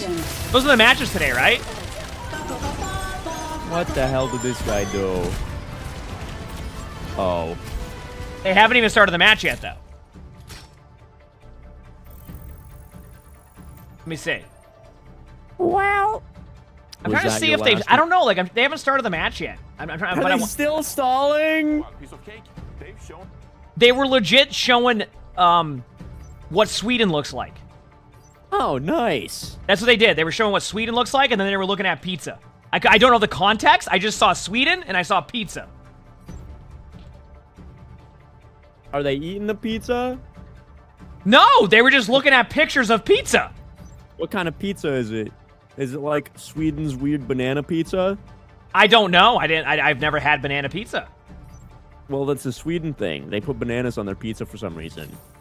Why? That's a good question. Sirens Echo, thank you for the like tier it. 1. Thank you, Bishop. Thank you. Thanks for tier I 1. don't know. I think that is it, though. I think they're about to start it, so we're going to go watch the matches. Okay, you have fun watching the matches. Thank you. GG's. Good luck with your games and keep playing. GG's. Thank you. I appreciate it. Have fun. Bye. You too. See you later. Peace. All right, there we go. All right, we're going to watch the matches now. I'm going to quickly go to the bathroom. These are good matches, chat, so I'm going to do a better job of commentating them. Obviously, if you like that, stick around. It's going to be a good time, and you can keep getting your drops. So, should be good matches. These are fun ones. Good rank games there, too. I enjoyed that. So, all right, let's have some fun. Where's the OWC? Okay, there's this esports stream. Got it. It's not. My stuff's stuck. Stop. There you go. Cool. Okay. I'll probably open up the YouTube version of it. I just feel like it's better quality. Overwatch Esports. Here we go. Actually in a meta where Kai can be on the comfortable hit scan and really Kevster can run the table on whatever he wants to play, whether it's the Genji, which I think will probably be the flashiest, to the Mei, more stable options from there. On top of that, Chase in the lineup today, so excited to see what he brings to the roster, whether it's an Orisa, okay. more straightforward Go in the bathroom, Russian chat. style, I'll be right back or if 1 you wanna second bring while we do out this, some and we'll Winston, continue on, okay? some I'll be RB. Oh, I just hit pause. That's probably good. It will keep me are pretty a little less dive-centric, lag. such as Ilios. Okay? So this is, I think, a super exciting team to watch, constantly on top on the MEA. Let's take a look at that community poll for this one. I feel like it's going to go heavily in favor of Ents. Okay. What are we surprised at? That it is 15% or that it's less? I expected more. Yeah, I think. Why did you want more? Well, I'm kind of hoping. I think the Piece of Cake is a likable team, not only because their name is Piece of Cake, but also because they got really good players on their hands. I know that ENCE should be the favorite, like by quite a bit, by 85%. I feel like that's not giving enough credit to Piece of Cake of how good that team actually can be. I think there's a lot of opportunities for Piece of Cake to take a map or even 2 maps. I got 2. ENCE. I had 2 in my Preds. 2? Okay. Well, our Preds don't matter. We're not even showing them. That's You're right. welcome. What really matters are our casters. I'm always so excited to bring them in. It's Matt and Mitch, my favorites. Ladies and gentlemen, Matthew Morello. Thank you. Yeah, I know more stuff about Sweden, I think, than Johnny. I mean, that was pretty. All right, say something. Say something. Pretty good. Say something. And it's not supposed to be about Old Town. Yeah, no, Old Town. No, can't be about there's Old an Town. ABBA museum. You said that yesterday. Old Town. There's some water going on. There's some water going on. I'd like to hope so. They're a civilized city / nation. Did they not have any like pictures of you, Johnny, as a kid, like in color? Like, how old are you? Okay, so I don't think Johnny didn't know like the content, I think, of most of that slideshow, right? Yeah. Is that fair to say? I did a good job. Yeah, you did good. Yeah. But why would he? You didn't know what California was. He did know what California was. He didn't even know where California was. He did. He's like, why is California in my slideshow? That's crazy. All right, we need to move on here. This is, of course, a upper bracket matchup with quite a few teams in our lowers really looking on, expecting probably a Piece of Cake to drop down here. Every team that's been spoken to, that's shared their opinion, fears ENCE the most right now in EMEA, Matt. Okay, we're back. These should be some good matches, by the way, chat. These should be some good matches. A real powerhouse in EMEA, right? But I also think just the versatility of ENCE. So who did ENCE lose to again here? No, ENCE won, right? In terms of playing them where they seem like, regardless of meta, they're going to be an extremely strong team. They don't really have to do much to kind of slot into these different kind of metas. I think it really kind of all starts off with that DPS slide that they have. It's very talented. Okay, where is the volume at? I was interested to see what this team would do actually in like a Juno meta. Is the volume fine for everybody? Is this good volume? Reaper were trying a couple of different like permutations, like who's going to play the Brig. I think Sky, you know, you hear it actually if you listen to Commander X's interview recently. It's good. Okay. Tried Brig. Wonderful start. So it wasn't for him. Piece of Cake obviously was able to get a. Who was in their division that they are the second seeded team and they got made it through. Right. You've got options. So basically, ENCE is the favorite here. For anybody just watching esports for the first time, ENCE is going to be the favorite in this one. But both teams have a really strong group of players. So I'm very, very interested to see how this goes. Some of these comps, right? I feel like you've got Kevster, who's I'm very interested to see how it goes. She's also an incredible So we'll see. if you want to work her into some comps, especially on like the Flashpoint maps. We've seen her every now and then pop up. Well, we've seen May pop up more and more, even on like Escort as well, right? Space Station. Yep. Yeah, it's also funny you mentioned. I know Sky doesn't. They beat SRPC. Okay, who's on SRPC's roster again? Be like, oh yeah, I don't want to play Brig. I'm good. Yeah. Do I want to play Brig or the support that can fly, do lots of damage, lots of healing, and then also probably the best ultimate? What exactly is it? It's the esports. It's esports. This is like the new style they do now. So Brig is like the focus. It's so hard to play her. And every Brig player you ask is like, look, I just, try and get some heals off, get a whip shot, and then whatever happens, you know what I mean? Like, no expectations. I'll probably just get blown up in that fight. Season 12's live now, by the way. Also, Season 13 is almost live. What is it? It's like it's the 11th hour. You see the I mean, I'm very plugging a season that's not this season we're talking about, but it's coming up. So, but it's gonna come though. That season, I love that. Is gonna happen. So yeah, it's gonna be great. I love that they're stuck here in fill time. They don't know what to deal with. They're just like, what do we talk about? Talk about season 12. Cool. Yeah. Those are cool. Some gold mythics just dig in into there. my plentiful supply of mythics. They're like, thank you. We finally got a game. Oh, that was taking forever. All right, here we go. It was my birthday. You didn't really get me anything, so I think you can buy me, a bucket of mythic prisms. I think. Is that how we do it? We just sort of dictate it. All right, well, my birthday's on the 14th of October, so how about you get me one as well? And then they cancel out, and then I don't have to get you anything. What do you think? Yeah, no, that's fair. You buy mine first, and then I'll definitely buy it. I don't trust you. I don't trust you. All right, we got Orisa versus Orisa with the Pharah comp. I've seen a little bit of this where some teams like to play the Pharah and some teams like to play the Genji. Obviously, ENCE doesn't really have a player they want to put on Pharah. Like, obviously, I'm sure Kevster can play Pharah just fine just because he's good at, like, every hero. Good starting for PCK. Kellex falling first. But this map is actually pretty good for Pharah at the beginning because you can spam the point in the backside. So, Juno meta already? Yes, Juno has been in the meta since Juno has been in the game now. Since they were allowed to play Juno. So for Ashe, it's a lot of setup time. And what Piece of Cake wants to do is they don't, with their comp, they want to spam, but they also want to make sure they take away that control. So you're going to start to watch them play aggressive here. They just don't want to sit there. They need to take away some of the map control. The Brig and the Cast are kind of out of position, but they got another kill again. So clearly, ENCE having some issues with this persistent poke damage that's being put down, and also with the whole getting out of spawn aspect of things. Not a great start here for arguably. I definitely do like the start that Piece of Cake has there, though. They can't. What I like though is when a team is not favored to be the winner. I love when they come out swinging right away, rather than kind of like realize they have the capability of winning, like later on. Like going like, you know what, we're going in, we're gonna make plays. Pretty good to see. No protection for the Ashe. Pretty good to see. A little awkward for ENCE, a slow start in a game that they are heavily favored to win. Kai at least is able to force Naga just out of the open. There's a lot. I imagine Kevster's on point right now. I don't know who's taking the point, but Kevster has no HP.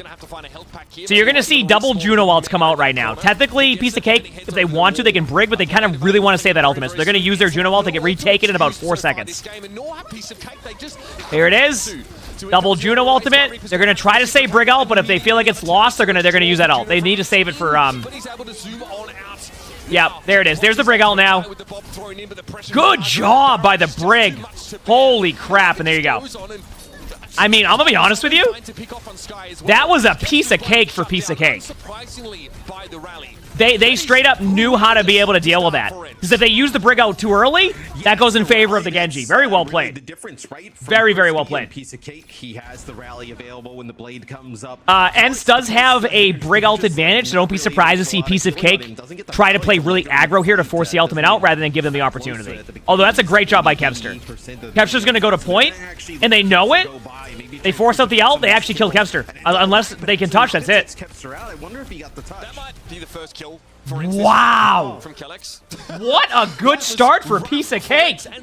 Obviously, like, they got the surprise factor of what their strategy is going to be here too, but what a good start. Blade gets countered by Rally pretty comfortably. What a very good start. That was unexpected, in my opinion.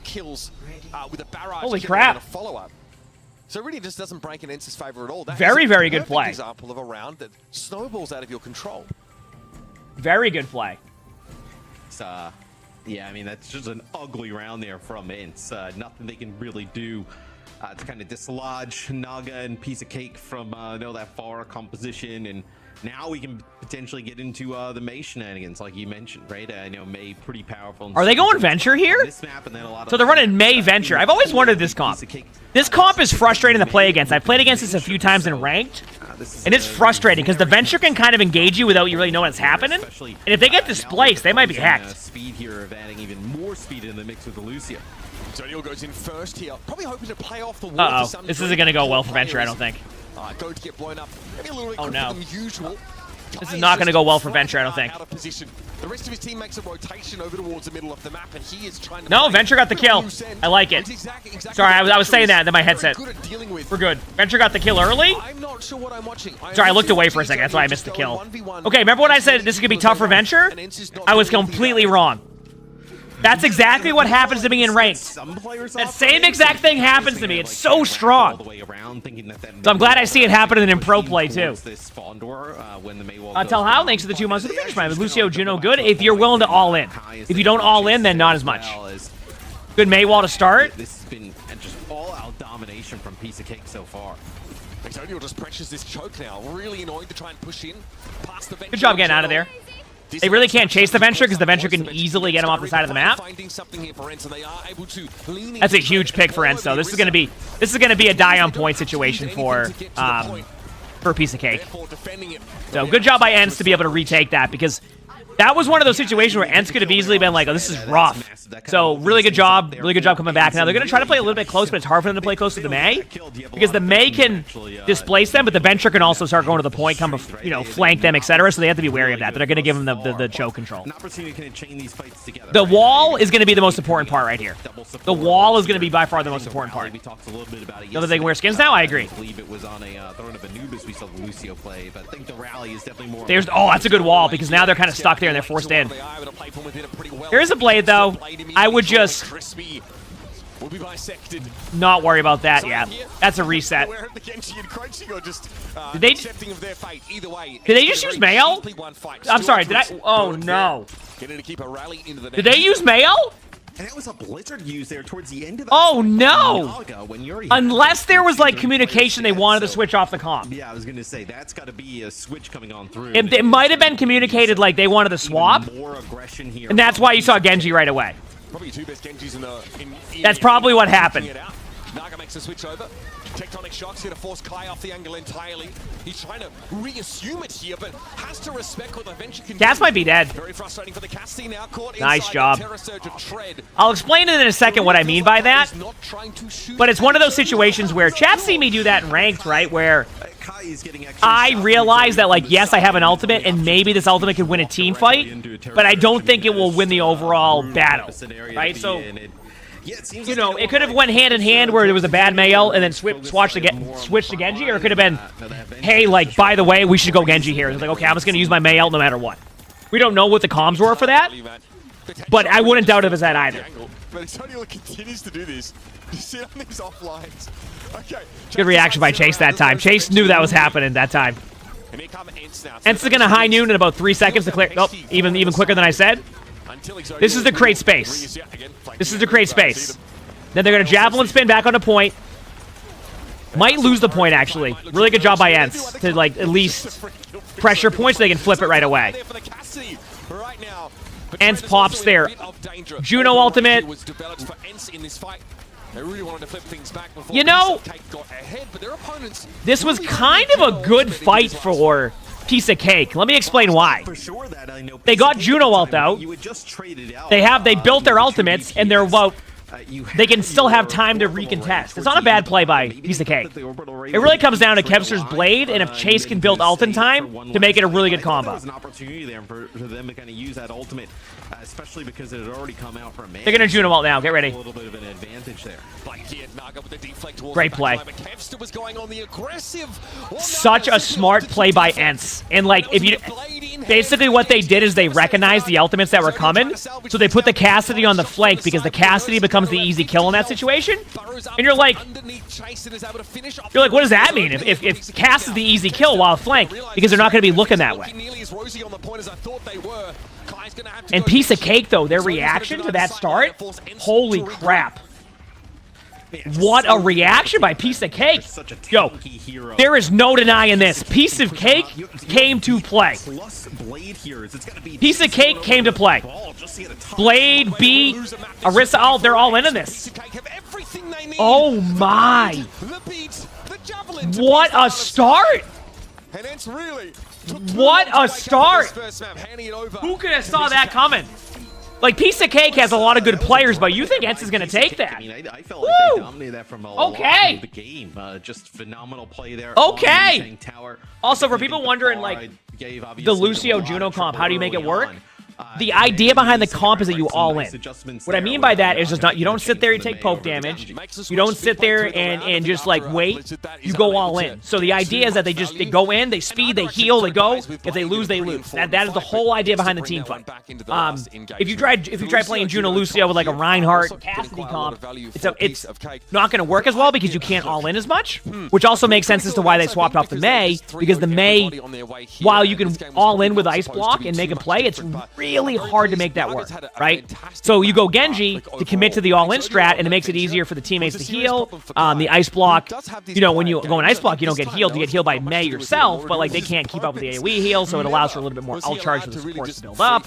But a great strat. I mean, a great first map. I mean, I'm I'm excited to see the matches today because that was some good Overwatch. That was some good Overwatch by Piece of Cake, especially when they're the underdog zone. Okay, I'll be back in a second. I'm gonna go start my coffee. I'm not gonna get it. I'll get it after the next map. If you're on YouTube, like the video so that way, or the stream, so that way it's the algorithm. If you're on Twitch, haven't followed yet, hit follow. Right? So in that type of situation, there's really not much you can do. The ideal scenario is to get aggressive, win that first fight, and then I know as the forest kind of like moving into you and not just shooting into the choke, it's a bit easier. Now, Ents are an interesting team because they don't have a coach. They haven't seen the need for one, I think, since Crimso left their ranks sort of earlier on in the year.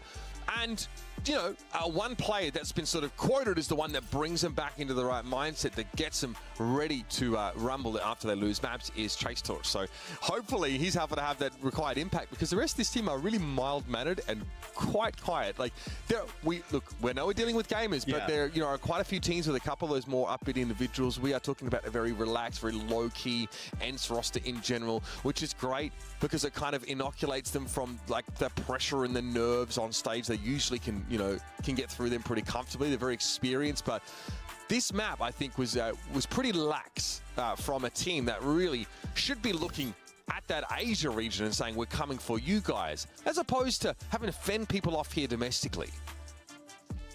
I mean, yeah, I would agree, right? I think that's kind of where their expectations should be, right? To beat teams like Crazy Raccoon, or look at like Toronto Defiant, and be able to kind of take it to them. And I think this team is obviously capable of that. It's just this, sometimes like we get these weird metas, like maybe it's a meta that's just a little bit odd. And I also think, you remember back to like Goats or whatnot, right? Like some of those matches ended up being close with teams that, in other metas, you wouldn't think they would be that close, right? It would kind of, when you play these like very, rush deathball-y styles, can definitely skew results sometimes, potentially. So we'll see where they decide to go here for the next map. Potentially like I'm back. Good first match, chat. Good first map, huh? That was good. Both seem to be like pretty much staples in a lot of these series thus far. Potentially good start. It's always good when like the series that like people think is going to be a stomp ends up being a good first map. You know what I'm saying? Would they play Ash instead? Let's go. Allow Kai. Kai by default is going to have more space on the attacking side of that map at the very least here, and we know the guy's an incredible player. It's just that his great performance are often punctuated by these really conspicuous absences in some really important maps. Now it's worked for Ents because conversely, Kevster tends to be really consistent, high impact all the way through. They're immediately going for a Suravasa pick here, a flashpoint map for map number 2. This is much earlier than we normally see these brought in. So I think part of the logic here could also be the fact that like through a lot of EMEA that what are those pants? Those are pants. It's been Kings Row and Runasapi pretty much locked in that hybrid and push spot. So if you feel like those are going to be two maps that Piece of Cake wants to pick or would pick, get your choice of the Clash / Flash pool here, right? And play Suravasa, which tends to be a little bit better for some of the high. So they bring Vistola back in. Vistola and Chaser are a really good tank line. So potentially you see, yesterday we saw some Sigma here, we can see Diva. Well, a Sigma on first point seems to be a strategy by teams. I wonder, which I don't know if is. I think the question is, what does Piece of Cake change up, or do they change anything? Reinhardt as well. Maybe we'll see some Reinhardt here. Because I have a feeling that technically, wouldn't that Genji Venture comp work on Flashpoint? But here, of course, Vistola comes in. You know what I mean? Or maybe their first point's going to be more of a default comp, but the rest of the map is what I'm thinking of. Well for Ents. Chase is their option for an Orisa player. To say nothing of their ability to travel internationally. I'm not sure, what Chase's situation is there. Hopefully he can be in Stockholm. Yeah. Because we're going to be there. That's what I'm saying. DreamHack.com, of course. Those tickets are now available. DreamHack.com / Should be a fun tournament. DreamHack Stockholm. Should be a good time. There's even a premium package should be a good time as well. One that probably involves the chance to throw foam balls at Matt while he casts. I endorse this product. I didn't sign up for that. But hey, look, if you pay and that's what you want to do, maybe we sort it out. I don't know, throw stuff. I mean, don't throw like hard. Demo mute. Thanks for the 18 months to the finish sponsor. Thank you, appreciate it. It's more like the distraction than the impact necessarily. But you heard it here first, folks. It's basically a contract now. All right, Suravasa coming up next. Yeah, so Vistola. I'm not sure that's exactly how it works. But let's see what they run. I want to see what comp they run. Sound like you agreed to it. Yeah, maybe they'll reserve an area of seats called the half tuck zone, and they'll everybody will half tuck their shirts like you out in the wouldn't crowd. That just be free seating? Yeah, true. I mean, but nobody would want to be seen. Can I have it? I would like it on record. You can't tell because she sat. Zoe is wearing a half tuck today as well. Okay. She's wearing a half tuck too. Yeah. Man. And she also was wearing a half tuck at her BlizzCon address when she was in the stadium. So I'm sorry, but there's an actual fashionable person that does this. Maybe not every time. Maybe that's my issue, but I can't believe we're talking about this. This is absurd. Let's talk about video games. It ends here. Why, you don't want to talk about the half tuck? It's a part of it. Orisa, so maybe they want to leave themselves. Okay, here we go. So Piece of Cake runs the Ramatra. Farah spam comp at the beginning. So I'm not surprised to see this as the opener. I don't know if this will be their comp the whole map, but I do like this start. I do like this start. Some nice damage at range as you see here, and then you see once these cooldowns are gone from Vistola, right? That's when you unspot that Nemesis for me potentially. Because the Orisa, like, right now, the beginner's going to go to Piece of Cake. Like, they're going to get the first point, but this is a part of the strategy. You see this quite frequently in pro play where one team takes this side, one team controls point, then now they can engage in. Some teams like starting from this side, the other team's like, I like starting from where Piece of Cake starts at, but Ents is a great team, so it's all preference with the players. But Piece of Cake is here to basically span them out. So Ents isn't really able to get an opener yet. They kind of have to wait on Kai to hit a shot here or a Dynamite. Okay, now they're getting a little bit of pressure on him. But Farah's close to ult. They're going to lose. Oh, they're getting low now. And there it is. Kai gets the shot. Now they start to move in. I wouldn't be surprised to see Piece of Cake Juno ult this to try to keep it going. Okay, double Juno ults. You're going to see a surprise Farah ult soon. No, the Farah died though, right? So maybe not. Great job. Great. Listen, win or lose this team fight, I'm still happy with how... Piece of Cake did this, because I think they made this a lot closer to where Ents couldn't go into, like, ult save mode. So Ents gets it, but, like, look at what they had to do. They had to also match their ultimates, which is an important part of that whole sequence, right? Sometimes you see teams... Sometimes you see teams over-ulted a little bit, trying to hold the point. So, for Piece of Cake, getting the trades out's huge, because now they can come back with a slight ult advantage. I always say Farah ult's kind of like 50-50, but Chloe, thanks for the 3 months in the tier 1. Thank you, appreciate it. That's almost a year, Pops. We'll see what happens, though. Into Orisa, but they'll have a rally here for Farah ult, high noon. Start with it. Yep, high noon to start. This is to create space. There's the Brig ult. Ooh. You can't see him, so they block the spear. Maybe Piece of Cake might disengage and wait for a last team fight. Yep. Great job by Ents. They recognize they can't let them reset because they know they're down in the ultimate. Much, much better by Ents right now. This is a good job. That actually might be the point, yeah. That's the point. Piece of Cake can't take it. Really good job. Heading over to that Orisa, but Ents just had to win 2 fights in a row to take this flashpoint. Yeah, not going to be able to come back in and challenge it for Piece of Cake. So phenomenal start for them.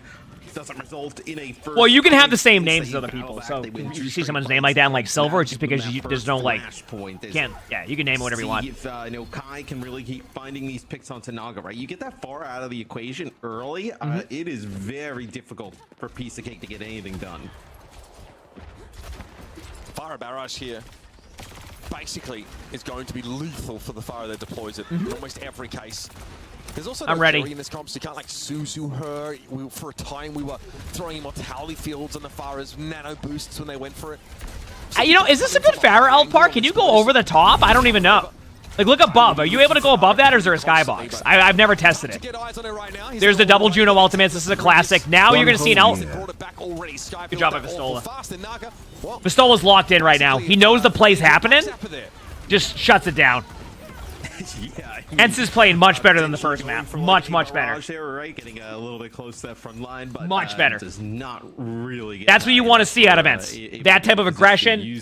That type of, we're not going to let you dictate the play. We're going to dictate the play. And that's when they play at their best. Straight up. Especially that is when Ents plays at their best. A little bit harder, especially on this point with some really good high ground. When they dictate the pace. So far, Piece of Cake, outside of the beginning of this map, has not been able to do that.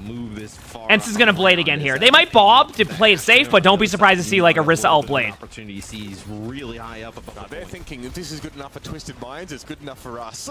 Sticky on the far Cassidy setup. There's the bob to lead off. There's the bob, another Blade. There's the Blade. About to be scary. Is there a rally for Crispy? No, Kepster, maybe, unbeknownst to him, had the perfect window. Looks like one of my blades, so I can relate. Maybe that, you know what?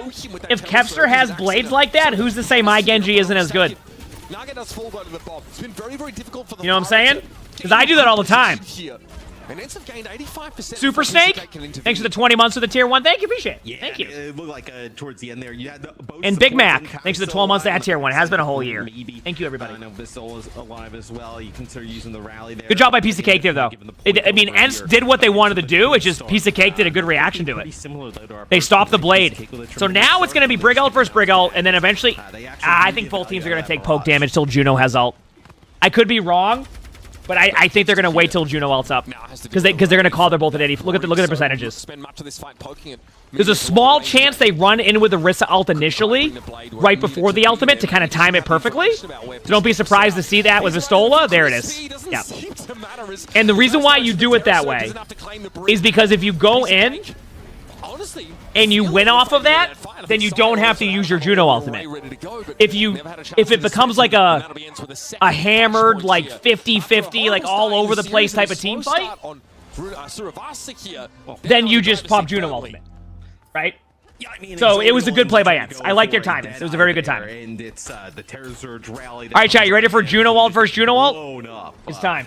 So you lose that Cassidy. You see Nog actually get ready. It's time. Like this for Piece of Cake. I think the Genji is going to be a little bit more impactful right now. Shotgun Kitty, thanks for the 9 months of the tier 1. Thank you, appreciate it. We gave Sully a lot of pats earlier. It was great. Heck yeah, I'm glad we were able to entertain you while you work. Let's go. Paying for the Sully pats. Double Juno ult. Thank you for entertaining me while I work Shotgun 67 happy. Heck yeah. And also, for people wondering why you double Juno ult, is because I don't know the data, but I feel like Juno ult always wins team fights.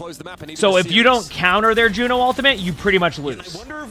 Now, that could just be, like, very limited data, but when I see it in pro play, if a team has Juno ult advantage, they just win. So you have to mirror it. What does it do? Heals you for 100 HPS a second and increases damage. No hindrance from Cassidy in terms of defending. So they both try to mirror it. Ooh, that's a rough start, though. Good bob by Ents. I think Piece of Cake, you might just need to fall back. They might all in the point, actually. Ooh! Oh, what the? Wait a second! Great reaction there by the Orisa to ult for survivability, because now they have a teamfight 1. I mean, I'm gonna be real with you. That was just a great individual play. Pistola went for an ult there, but I don't think that was the play. Yeah. Wasting his own time. Yeah, I mean, it's a massive... Exodia will just carry that. I mean, there's no other way to put it. They just straight up carried it. Kai's still going to stay on the... Oh, nope, there it is. So there's the swap to the Cassidy. So, like I was mentioning, I think you were going to see this mirror come out. It makes a lot of It's also for the last 2 points that are left. It makes sense. This point, so there'll be Piece of Cake. Ooh, this is interesting because... So they know where the last point's going to be. It's across the map. If Piece of Cake wins this. So Ents does have a slight advantage in knowing where the point is. I know you go, what do you mean Piece of Cake does? Yeah, but Piece of Cake has to hold the point too. So if for some reason this doesn't go well, Ents can kind of get into a good rotation and take the engagement the way they want. Now, that's under the assumption that Piece of Cake can win this. Good trades, both Cassidy's down because you just all in them. Remember, this is the Juno ultimate. I remember what I just talked about, chat, where whenever I see a team that one-ups them on Juno ult, usually wins the team fight. Look what happens. Ents didn't build theirs a time, and look who wins the team fight. Piece of Cake to end up coming out on top, Piece of Cake, right? Because they end up using both support ults. I mean, yeah, you're gonna stack Rally plus Orbital Ray on top of each other. If I'm Piece of Cake, difficult to lose, I play aggressive with Blade here. They use a double support. You go for it. You know they don't have Brig ult. You know they have Juno ultimate. So you just Blade, hoping that something goes wrong for the other team, and at least get the Juno ult early. Rather than wait. You could go the flip side where you play it slow, but I don't think that's the play. I think you engage them with Blade. There it is. Yep. I want to point out that is the correct play. He's hoping that with a blade, he might be able to find something a little That is the correct play. To end up running over the top of Vince, but right, because they're not going to be able to win if they Juno ult first to begin with, which they did. But you can at least give yourself the opportunity to, like, kill them during it and then turn the fight. So that's why you do it. It's the off chance. Okay, so now they're going to Orisa ult high noon combo, possibly. But ENCE has a much better combo. So for Piece of Cake, they might slow it down for a second here to get Juno ultimate, but I wouldn't doubt if they just go all in with a high noon play. Yeah. Rolling into some more of these DPS ultimates. Zodial has one here. The Deadeye. Oh, catches. Yeah, but that's. Unfortunately, the Terror Surge displacement is just far too much for Piece of Cake. All a part of the plan. That was going to happen. Go to work. Sassy Sausage, thanks for the 11 months for the tier 1. Thank you. I mean, I think it looks cool. Obviously, you can be disappointed it's on a tank, but still like it. You know what I mean? I think do you think about the new season Mythic? That's my take. Look at this. They push I don't know. Here. They potentially know that there's no support ult on the other side. They do have this blade here from Kevster to be able to use. Good blade. Great job by ENCE. I mean, that's exactly what you do. Give him no time. Wonderfully played by ENCE. That's how you take advantage of that. You see how in this map it wasn't. Chat, do you see how during that match, right? It wasn't about. It wasn't about Piece of Cake setting the tone. It was about ENCE playing the way they wanted to play, and that's the difference between the maps. So, really curious to see what map Piece of Cake goes till next, because they won in that really rush-based type of comp with Pharah. So what map is good for Pharah and also good to switch into a rush comp with, like, the Lucio Juno? That is going to be the map selection. We'll find out. I'm going to go grab my coffee from downstairs. Hit the follow button if you have it. Like on YouTube if you have it, and I'll be here. Right? Sub here, you know, Vistola just coming in for Chase. Obviously, to play the same type of heroes, potentially, you know, some flexibility if Piece of Cake went to something different, but they still take, you know, this flashpoint to tie it up. I feel like something in Vistola made Tread actually walk out of the Ramatra at first, even though it was Vistola playing Orisa in general. Okay, so looking back over this here, a pretty slow start, right, with Naga is getting a ton of value on that first flashpoint, but the moment Kai kills that Pharah, there's a headshot on the Pharah, it feels like all of a sudden Vistola gets to walk up without being 5% HP constantly. Both teams like built Raze very early in that fight there. And from this point onward, it feels like, just in terms of ultimate economy, cycling those key team fight winning abilities, ENCE were a little more comfortable. Yeah, it definitely seemed that way, right? You see here, once they kind of swapped off the Pharah, I think the Pharah definitely gives ENCE some trouble, but I think once you get into the mirror, I think that's when ENCE really starts to pick things up. Although, really nice shots here. Exodia had a pretty good map, even all things considering in a loss. And this is the blade within the orbital ray that just everybody just gets cut off by that, you know, crazy Juno ultimate. Yeah, but I mean, you see Naga goes for the same kind of trap play that ENCE end up doing at the end of the round. He says, yes, we don't really have any ultimates. I'm going to try for like a Dragon Blade here and see if I can get something, knowing full well, of course, that he's walking into a couple of support ultimates. ENCE are able to react quickly enough, of course, with that orbital ray to sort of to shut that down straight away. And then they pull off something a little bit similar themselves. It's so funny how we've gone through eras of Genji having different levels of support for his blade. It would be like Nano Blade, Zarya Bubble, all that stuff. Now it's like, go and see if you can get a kill or two. Usually just one kill. You know, staying alive right now in this current meta, just as an individual, is really important, because quite often, like, you have such a big responsibility. If you're the Juno, it's like so much healing, Brig as well. And obviously, you know, the moment you lose a DPS, I would almost say like that first death disadvantage might be almost higher than ever right now in this kind of setup. And ENCE here, a very dominant map here by all accounts. Yeah, I mean, just at one point ends up going in the way of Piece of Cake. Hope everybody's enjoying the co-stream so far today. Like I said, I want to make sure we gave you a better opportunity. What are we watching? We're watching matches right now, so it's like pro play. So we get the co-stream and have a fun time. We talked about a lot of teams have decided to play.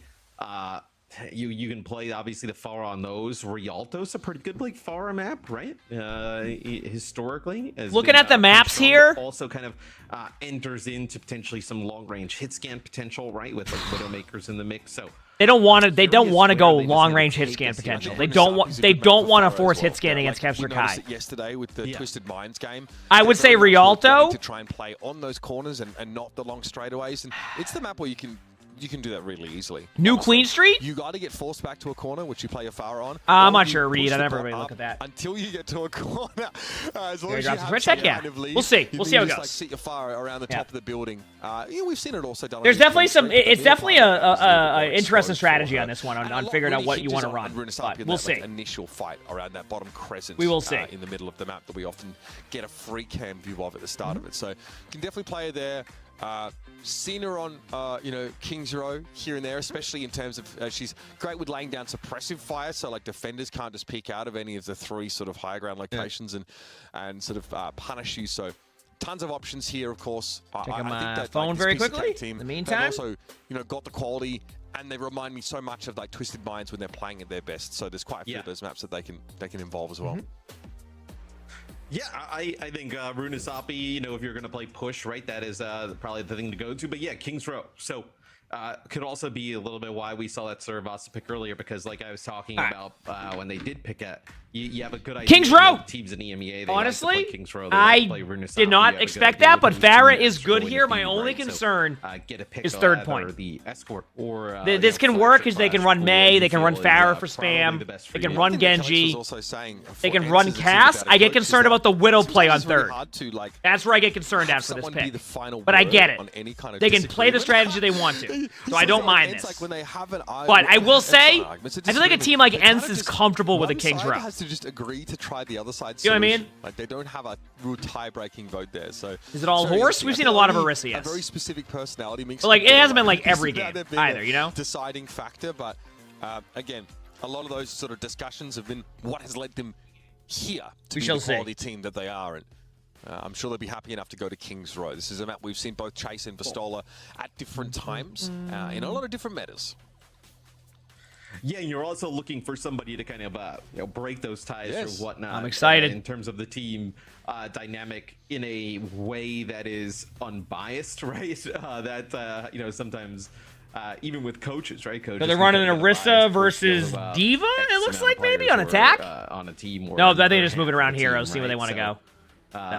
It has to be even harder, right? When you don't have a coach. Also, like, how do the substitutions work when you don't have a coach? Like, who decides that? Like, does Vistola just jump up and be like, hey, I want to go in here? Or like, how does that work? Maybe they obviously know each other's hero pools, so they have a good idea of I'm excited. What each other's. No, I don't think they're gonna play Doom. I mean, I could be wrong. Definitely. I could be wrong. They might just be memeing though. I think especially could just be a meme. Other games, I think you can probably get away. Out of coach. Overwatch, I feel like. I know it was one of the games that could really benefit, obviously, from another voice in the room. Here we go. It's no surprise here on defense in terms of what they go with. Orisa, Farah, Hanzo. Okay. Definitely expected the Farah. Didn't expect the Hanzo, but this is just to get some really long-range damage. This could also be that they know what ENCE is going to do. They, know ENCE's setup. So they want to go a hero that kind of... They want to get, a one-shot kill, is basically the idea behind that. It's like, they know the setup they're going to run. They're going to run, this, play around the edge of the map, which it's viable. It's a really good strategy, but they recognize that if they go these heroes that have the threat of just constantly one-shotting them or spamming them out, that it's not as easy. And that's why they're doing that. So I like the idea. I mean, look, they're at 85% on Hanzo wall. They can literally just cleanse... Yeah. 50 HP heroes, though, which is what Ashe is. Yeah, but that's not that. They're not worried about one shot in the Ashe necessarily. They're worrying about doing a ton of damage to the Farah and clean up a kill, right? Here with the dragon is even just kind of pestering around Vistola. Oh, that's a good one. That's a good ult timing. That's a great ult timing. Even if they lose that ult force an ult out. Yep. Dude, I gotta say, where can you watch this? OW Esports, but we're just gonna watch it on here too, so it's up to you. And ENCE will be able to clean up here. Lose Kellex in the process, though. You know what I gotta give credit to ENCE? I hate this strategy. Not because it's bad, because I suck at it. There's just something about giving them 2 ticks and playing like that that's it's so hard to do, but teams are so good at it. It's such a good strat. So me hate it, it's not because it's bad, it's because it's so damn good. And I hate that teams play it so well. It's also really hard. You just dial it up. Landon was getting a ton of flack, I think, in stage 3 because he died first a lot. And the guys that seems like kind of a bad Juno ult. Am I wrong? I don't get that because it didn't seem like there was anybody there. It's not enough. It's tough. This is quite huge though, because that's going to be the orbital ray from Piece of Cake, and it's actually taking the fight. They just push straight on through. They know that all this far damage that is really dangerous to them is directly. That's so confusing. And not able to kind of engage in the fight, so they get aggressive. They push on through. That's a okay. So what happened there with Piece of Cake is they tried to do too much. That's literally it. Piece of Cake tried to do too much. That's all that happened. Guy face tanks a full barrage there from Naga, able to get out with the javelin spin when it comes online. Because like it felt like that. All they needed to do was get a proper regroup, and then Juno ultimate. They Juno ulted, got displaced, lost 2, and that was it. So it just felt like they over. I don't know if they overthought the play because we don't know what their comms are, but it felt like they tried to force the play when they didn't need to. Naga under some pressure though. Yep. That's what it felt like. It's like they try to make a play when they didn't need to. Now they're going the default way, where you take the high ground now, you do the same thing to them, and then try to win. But yeah. You get 2 ticks here for Piece of Cake. It's going to be the orbital ray here for Sky. So here we go. A fight that should almost certainly go in Ince's favor, but yeah, they use the rally. They want to end up fighting. Yeah, they're trying to keep they're rallying because they want to keep the map control. That's what they're doing. They're going, hey, we don't have time to go here and just try to take away the map control. We need to keep it. Very conservative location, but it's been enough to snipe out Crispy. They traded Briggs, but then their Pharah keeps dying to Juno. But then they traded out on Juno, and then the Pistola trades out on that Juno. And then now they might lose their Orisa, but their Orisa ults. So they get, dude, this is wild. Orisa kind of does it all right now, folks. Piece of Cake has one thing going for them. Insane. You ready? Right now, especially in combination. Juno ultimate. Juno the break. It'll be a fast push here for Piece of Cake trying to get onto the point. It'll be it's too late. Used here. Oh, that was a save. Yeah, I mean, Kevster holds onto that blade for quite some time in the end. Naga's still going to be traded out. They win this. Getting pretty close to a Piece of Cake has too much now. Good defense by Enz though. Kellex wasn't able to touch, and there was no backup available. Yo, nice shots. Get to play the game a little bit more. Nice shots right there. Holy crap. By Exodial at the end, and then the Bob over the point to just kind of put down that damage. But man, that he's playing. I mean, it's good Overwatch. That's why I get interested, especially when there are matches like this today. Yeah, that play. It's very interesting to watch this stuff. At least to me personally, I like it. I'm having fun. They go right back, so Naga goes right back to the far. Clearly, this is how they want to play. See if they can make it work here in the second part of the map. Well, it is really good here. Oh no, Rock. I don't want to know. I mean, Kai is not going to see Naga most of the time. You almost feel better playing Cassidy here. Probably not to play Rock to that question, though. That's too much of a proposition to turn down. He's already for Kellex. Pistola already pushed up here. Very good job. Yeah, very, very good job. Just all in. Hard to kill them, though. They keep doing this. Okay. The one thing that is making it harder for Piece of Cake is they're trying to win fights that are not won. Like, if Enz is willing to go in and alt stack and use multiple ults, or use an ultimate to be aggressive, don't try to win if you're down by 2. That's it. That's all they gotta fix. And they know that. Like, they're really good players. They're not sitting there going, oh, that was great. They know it. They'll adjust it. Good news is they have a rally advantage. They might rally right now, but then they're going to get Juno ulted when they do it. Just kind of throw in the mix. Is Tread taking some big shots early. Whatever's happening on Pistola's going in and getting a lot of kills for free, so I don't know what's happening at the same time, but I feel like that shouldn't be happening. Pistola shouldn't be getting a kill that easily in this spot. Yeah, Tread is also backed up at that point. Why are they forcing Pharah play though? It's just a spam. Pharah's pretty good in this comp. It's not the best, not the worst. Like we've seen teams, we see different teams, different strategies. Like for example, we saw Twisted Minds run the Pharah too, right? It's one of those comps that it works if your team is good at it. Tread will actually come here from the other side. It'll actually be Kellex with the shield 3 ping. So what's I'm saying? Enz has an alt rotation now because Piece of Cake is trying so hard to win team fights that aren't winnable at that point, and they're just hecking up their ult economy. Trying to work that flank on the right-hand side from the attacker's perspective. That's what's happening. They also will have to take their foot off the gas. Good play. How does he get away with that? Good play. Just go in and get 2. What is it that's attracting his attention so much? Is it the choke? Is it something else? Well, the reason why that play works is because Pistola is in their back line, so everybody turns around and isn't looking. Yes, he comes from the high like, ground and, the #1 hero that can stop the Pharah ultimate is Orisa. So if Orisa goes in like that, that is a great reaction to go with Pharah ult and flank. It's a good play, right? The only other hero that could really heck with the Pharah there is basically the Genji initially, because the burst damage is so much, and obviously the Ashe can 2-shot, but that takes a little bit longer. Vistola can also come forward now. Unfortunately, not pink. They don't give me access to the drops right now. Ooh, Vistola. The Juno ultimate was in a good spot. You know what that was? That was a great Juno ultimate. They both Juno ultimate, but that was on top of the Orisa ult. This is 2v2, yeah. They're going to go for who they think is going to kill the most. It's gonna, ooh. Actually, I want to say that this is great job by Kevster. Kevster made the right play here, by the way. Yeah, they all have to back off. There's no way they'd win that with a Juno. Orisa does have ult too. I don't know if they are tracking this right now. Allowing more players from Ents to come back in. We're back at full strength from Kellex, and they need it right about now. Popped immediately by Kellex. Crispy a little bit low now. Kai under extreme pressure. Good job. Excellent, excellent flank play.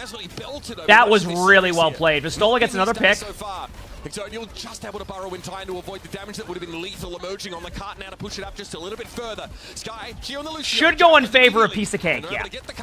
Very good job diving the Widow there because that Widow can win the fight, especially a Widow at the caliber of Kai.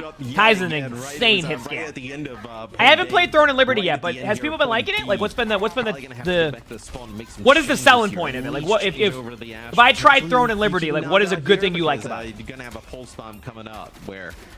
Well, any kill with a pulse bomb's pretty impactful, but Ents not able to get a hold yet again twice. They're very close being able to do so.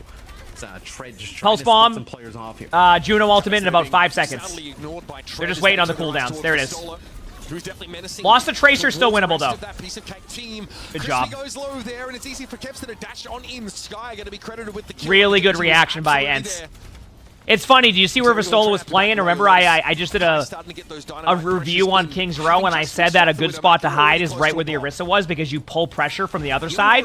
So even though Vistola died there, Piece of Cake couldn't win because everybody else got like off-angled, and then it was like it was a one-team fight. It creates angles, so... They're able to do so, it's a grind game? Ah, okay.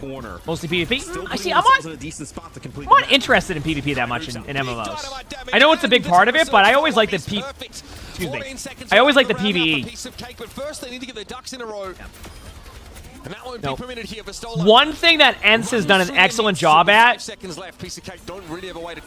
and this is something that happens a lot in ranked. So I'll explain it for a second. Get my headset off. Something that happens a lot in pro play, or at least in like these type of situations, at least how I see it, is when you get to overtime, teams start to play on edge, and rather than just like go and make a play and play the way they've been playing, they like play it slow and then they get grinded down.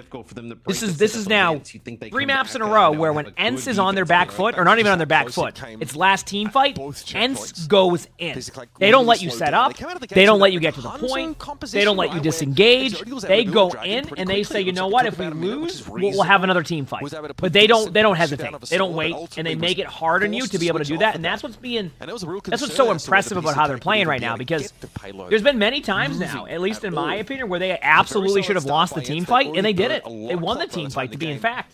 So like, it's a really good job by Ents to be aggressive in those situations, because otherwise Piece of Cake can maybe grind them down, and next thing you know, they cap with 3 minutes, and King's Row third point is not a guarantee anymore.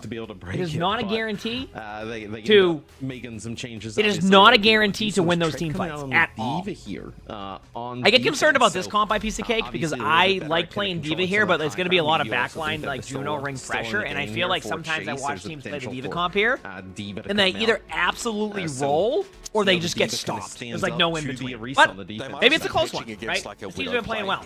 I don't think Coach is going to walk out of spawn. We'll see what happens. If you don't have a Tracer or a Genji, you can't do anything about a Widow unless you maybe have the D.Va. That's fair. I've been enjoying War with Ents, so that's why I'm asking on that one. Like, I've been vibing. A DPS hero dedicated to that, but that won't be the case here. Ashkin's cool, I agree. Can allow Naga to swing a little wider sometimes on that Pharah with a defense matrix thrown up to protect her. Setting up in the normal spot. Good Dynamite there. Dynamite's strong. Even in the previous meta, right? Really good against hit scan. Yeah, so, I like the swap by Vistola, recognized it in the D.Va comp, so now it might go in favor, not in favor of Piece of Cake, but I think Piece of Cake might be a little bit more comfortable recognizing they're playing against the D.Va comp now. Tread is going to get D-Mech though if he stays there. Tread's taking too much damage here. This is a D-Mech. Yeah. I don't think the Dynamite explosion is... I would have preferred to see Tread disengage to where Vistola's at right now, then go on top of the statue. instantly. Yep. Now, Piece of Cake going to be forced off this. So nice quick take from Ents, pretty straightforward. So, chat, what happened on first point? You know, good damage coming out from Kai and Kev. That's what I've been saying. You could see that happen though when we're watching the game and the health. Whenever I see this comp, that's what happens. Burst down so fast, and it's really, I think, the dynamite damage that he doesn't. Now they're on Orisa again. See? It'll actually be PC Cake. That's what I'm saying. Over to the Orisa. It'll be Bastola making the change down too, but Naga gonna switch away from Far and go to Mace. May is really strong. How come they swapped the D.Va? Because they can match the same strategy. Right. A little bit easier. History of Overwatch really good inside of these chokes, so we'll see how Naga uses the walls to control. Yeah, I mean, it doesn't even have to be the choke. Juno ultimate. The wall is relevant all through this fight. They're gonna use it soon. They know they can win with just Juno ult.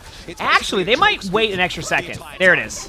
Naga, though, stunned up instantly. I think probably by a javelin there. Dread trying to get away from that orbital ray. Kept having to back away behind it. That is a defensive bob. That's gonna die immediately. They might be able to heal it up, but that thing has. Yeah, there you go. That was the defensive ult strategy. Now they're gonna use their own Juno ult. There it is. Kill Vastola.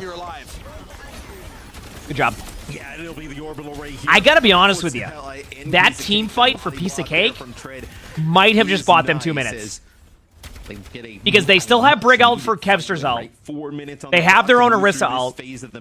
They're about to get May ult. I think this is a good spot. You'd still have Rally to kind of counter this Blade here. So still a good I think this is actually a good spot for Piece of Cake. There's a chance. They obviously can't lose this next team fight. But they have enough to rotate ultimates for a while. They can't let him get through here, though. They cannot let N set the tone here. Ooh, they're already losing that space. It's gonna happen. Some May that he has to contend with.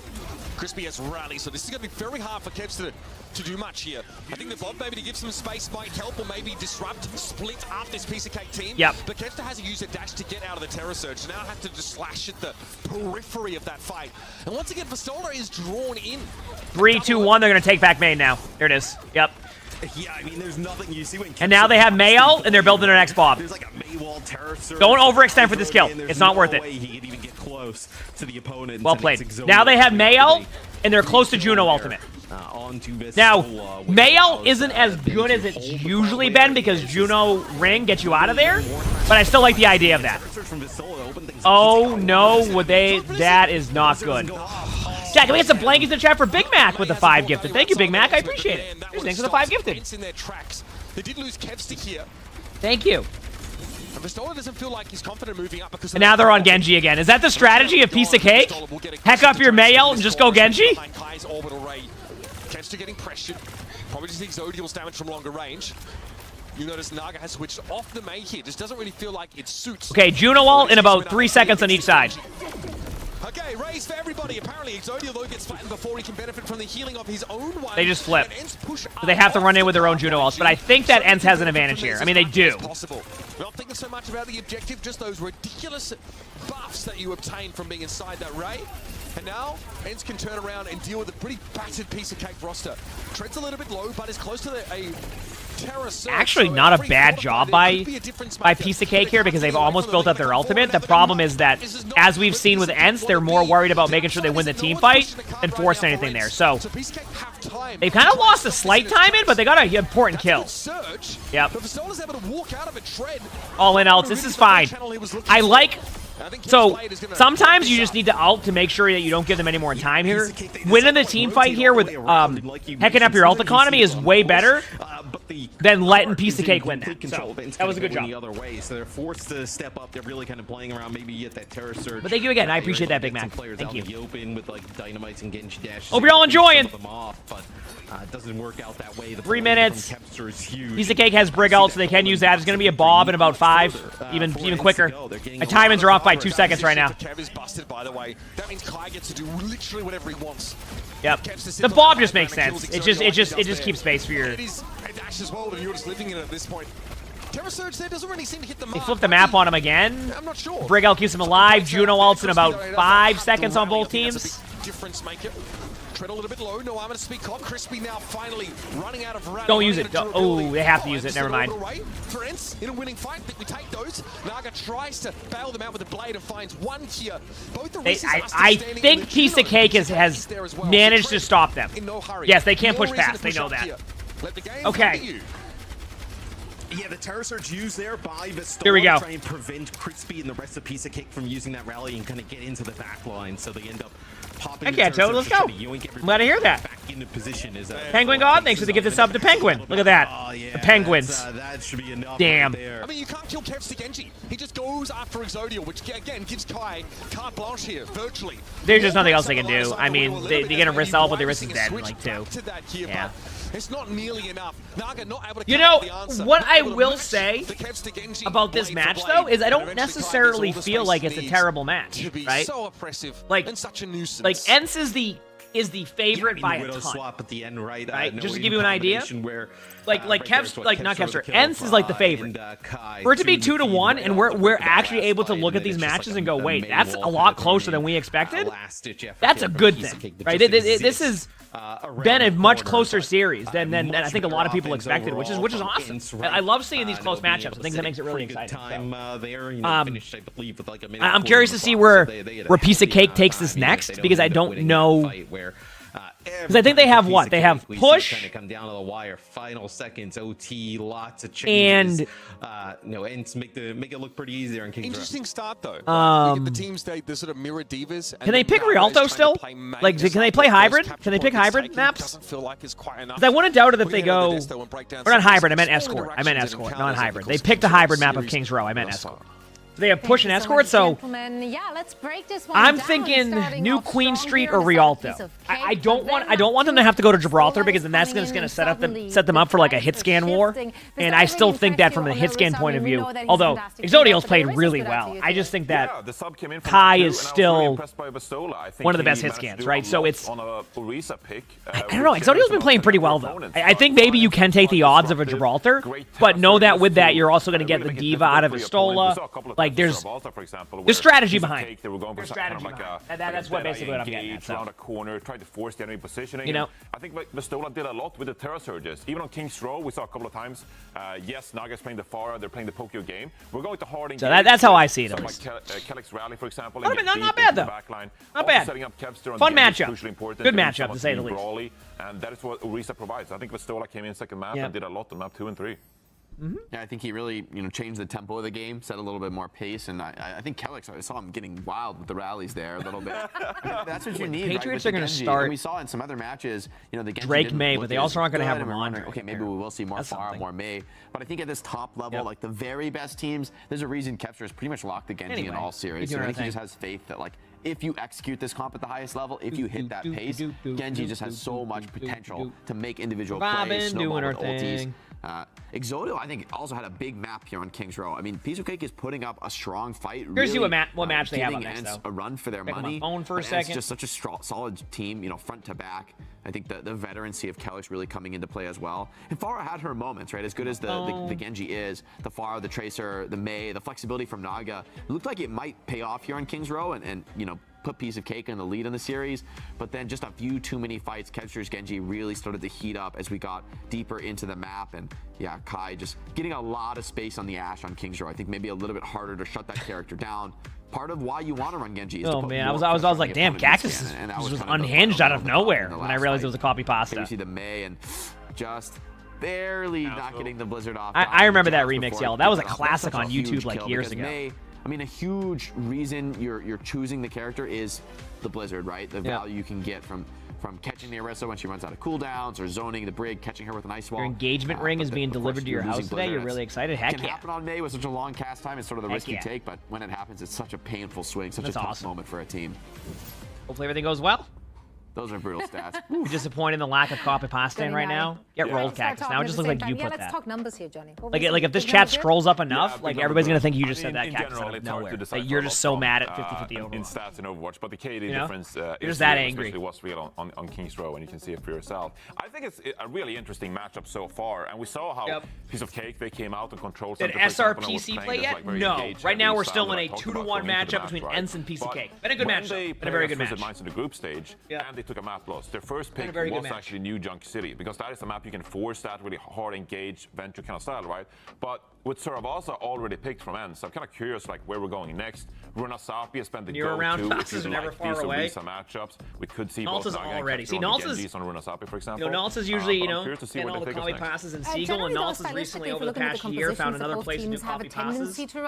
They seem to be fairly even, so I don't feel like either team will be like his copy pasta wait for whatever map pack is coming. Remix Infinity, thank you for the tier 1. Thank you, appreciate it. Right out of the gate for ENCE after losing map 1 was really smart, because Saravasa, great map for Kevster's Genji, a much tougher map for Flyers or Maze or that double flex style that they showed on the Zhang. So you kind of lost New Junk City out of the pool. I want to see what they go with though. I want to see what they go with. Up for an experienced squad like ENCE, and now yes, the picks you got Push and Escort remain unplayed. Maybe it's an Escort map. You could always throw a wrench in the works. The problem is it's scary, because with ENCE, it's like you go to Gibraltar and you play like that. Your day off, you'll not copy pasta when you're on vacation. That's fair. On the Winston. Yeah, I mean, more than that, I'm worried about, honestly, Naga versus Kevster. Naga has improved a lot on the Tracer. I think brought a lot. Runasapi. If you go Runasapi, you're gonna force the Ash Genji comp. I don't think you want to do that. An elite Tracer like Kevster. Like I think you're better off going Rialto or like probably not going to get too much of an edge in that spot. I think Rialto will play into what they want to play. I think Rialto, but I don't know how much practice they're getting on Rialto. See, the thing is that we don't know how much practice these teams have.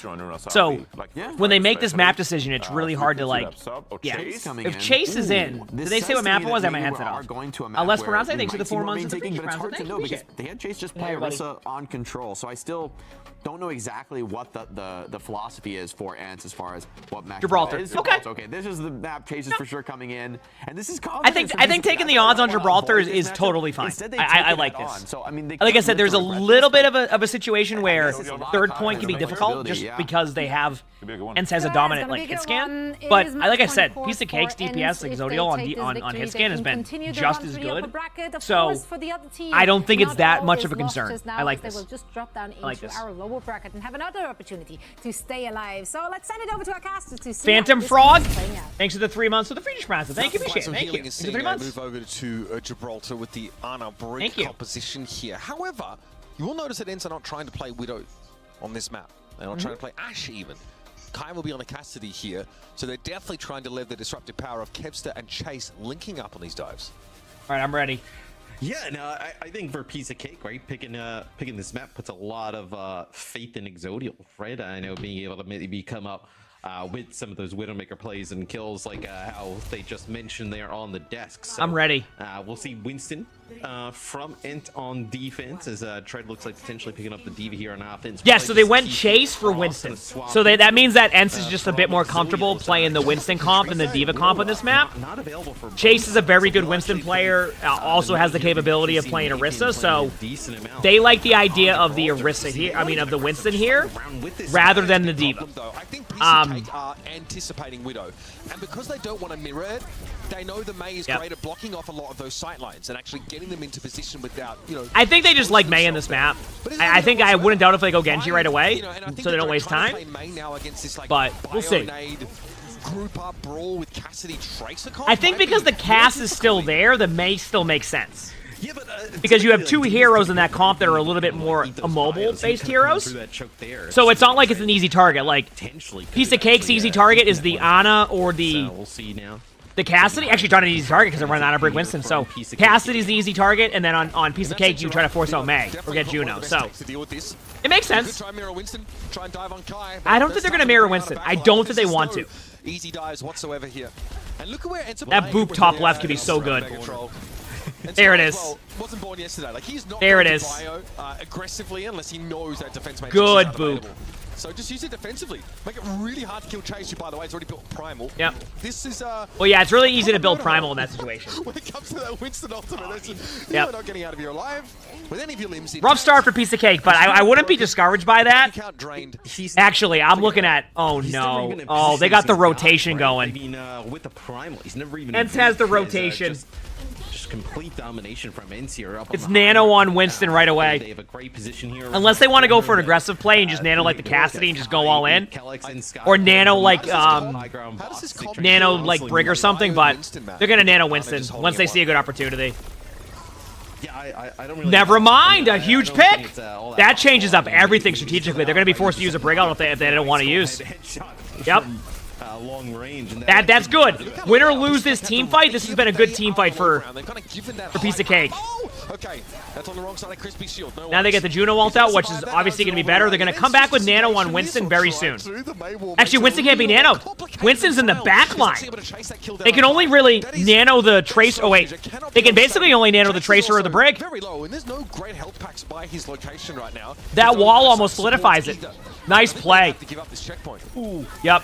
That May wall. Maybe if you had, you know, line of sight there with the Ana, you actually could have used that May wall. Chases, he jumped right back in. Yep. That May wall there from Naga actually. Very, very good May wall. Supports out through that doorway, so not able. Good attack by Piece of Cake there.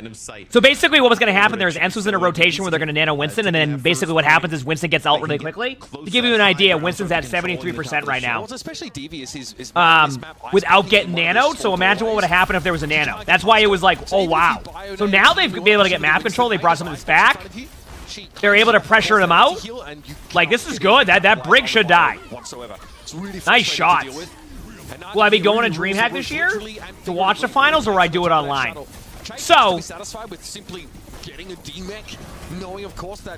let me see this team fight. This is kind of a rough Winston ult. I'll see how it goes, though. And Chase doesn't even have the health pool to deny that high ground from Piece of Cake right now. Yep. I was going to say, that was a bit ambitious. So it's a rally, not a rally. It's a nano. But will I be at DreamHack? Early on a chase. I don't know, because like if I go to DreamHack, I want to be able to stream from there. But I haven't heard anything from the esports side of like the since with a nanoed Winston, Dallas. So I don't know if they're going to invite me to go to stream there. Which even then it might be 50-50 because Thanksgiving's the next week. But I don't know. I haven't heard anything from them in a while on that stuff. So sorry. Really, really powerful. Being able to turn off basically all I can't really commit to anything because I'm not. I haven't heard anything. Everywhere when you need to. Ooh, that stick is pretty good though, but I don't mind that stick. I feel like the off chance that like Kevster's cooldown wasn't up in time. Still getting some healing here from silent range. Is okay now. Kai finishes him off as that. Yeah, still won't stop me from co-streaming it. So that 1v1 Tracer to try and get a checkpoint. Sick. Okay, ENCE has used just about everything here. Is, oh man, I mean, look at the collapse there from the Winston. Welcome to Compton, baby. Right on top. Okay, so yeah, I mean, Piece of Cake has Diva ult. I mean, Piece of Cake should win this. Wrong part of the Bay Area, you know what I'm saying? Absolutely rolled. Yeah. But again, I mean, Piece of Cake should win this. The link up between Kevster and Chase. Good wall. Walling off high ground. They cannot lose anybody during this rotation. That is the most important part. Because now Tracer can go point and take the 1v1. Tracer's going to take map control. Tracer's going to go down on the low ground. This Honor Grenade is going to be nice wall again. Excellent rotations. Ooh, that's dirty. Kev is so filthy. That's tough. Still winnable, though. Still winnable. Hit so hard, he basically astral projected. Oh, what a stick! Great bomb there from Kevster. I mean, that was all Kevster. It's his oyster, man. Exodial is a very good player. And Kevster just makes that stuff look easy. Dude, this part is so tilting as a player. It's extremely not easy. Just staggering the May there. No. Yeah, yep. I mean, Kevster carried that. Like, I mean, straight up. Because to win the 1v1, then to go in and hit a huge pulse bomb in a situation where, like, if Kevster doesn't hit that pulse, Piece of Cake wins that. We're on Reaper now, okay. Sometimes when in doubt, you pray to the false gods and he pulled out the Reaper guy. Yeah, so yeah, I think Reaper maybe takes advantage. Get that shield, buddy. Getting quite aggressive, but also allows him I'm ready. Across the gap a bit easier with the TPs. We are in final fight territory. 20 seconds left on the clock. Piece of Cake. Nothing to work with. Nano boost available here for ENCE. And you can, everything's looking good. You can see why Chase fought so hard earlier in the round, Matt, to get that shuttle position back. He used Nano, Primal, everything he could use to get there. Beautiful Bionade, but Chase a little bit too late to punish Crispy for being hit by it. Sky will have another one in a couple moments. Diva all on point. Is anybody... Okay, they have touch point. They're trying to Kevster again. Just opens up the 1v1. The high noon's going to be okay, but I think the Diva can shut it down a little bit because of the ultimate. Yep. Cassidy's out of the team fight. They have a Brig ult on point. This could be winnable. They do get the remake. Really close to Reaper ult, too. Kellex is really close, so they got to watch for Kellex's... Good job by Piece of Cake. What was impressive to me about Piece of Cake there was that was not an easy team fight to win. They didn't panic and like start to just rush to the point. They communicated who's going to touch point. Chase did a Great really job. good job just isolating both supports. Great job. With Tread as well. I don't know what to expect out of this Reaper ult because they do have the Brig ult coming. Remember what I mentioned on third point about having a good hit scan in Kai? Chad, what hero is Kai on right now? Get much of anything. What hero's Kai on? From piece of cake that ends up being You can see that coming from a mile away. Because, like, this is such a good sightline point for Widow that this was the concern I had is if they get the third point, can they contest the Widow as well? So they do have a good Juno ult here. And there you go. Gets the Widow kill. But once again, Kevster gets a kill. They know Chase doesn't have Winston ult, though. So Winston could die here in 1 second. That timing was unreal. Bad trade there, though. They don't want that trade. Here's the ult. That's a good ult. Good ult timing. Legit perfect. Problem is... Sky and Kevster caught up inside that. I was gonna say, that's your problem, though. Maybe you got to the wrong stores, honestly. Maybe them prank stores do it. Couldn't have been any more perfect than that.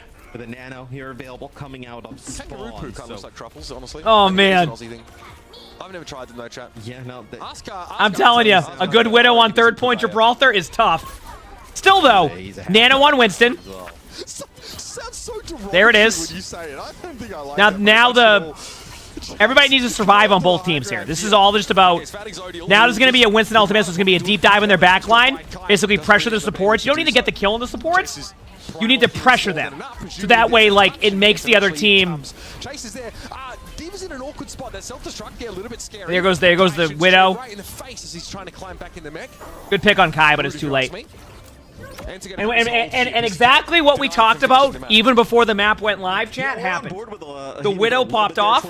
Not like lit up the kill feed, but all the picks were so important that was the reason why they won that. So like, for example, D.Va ulted the point right there.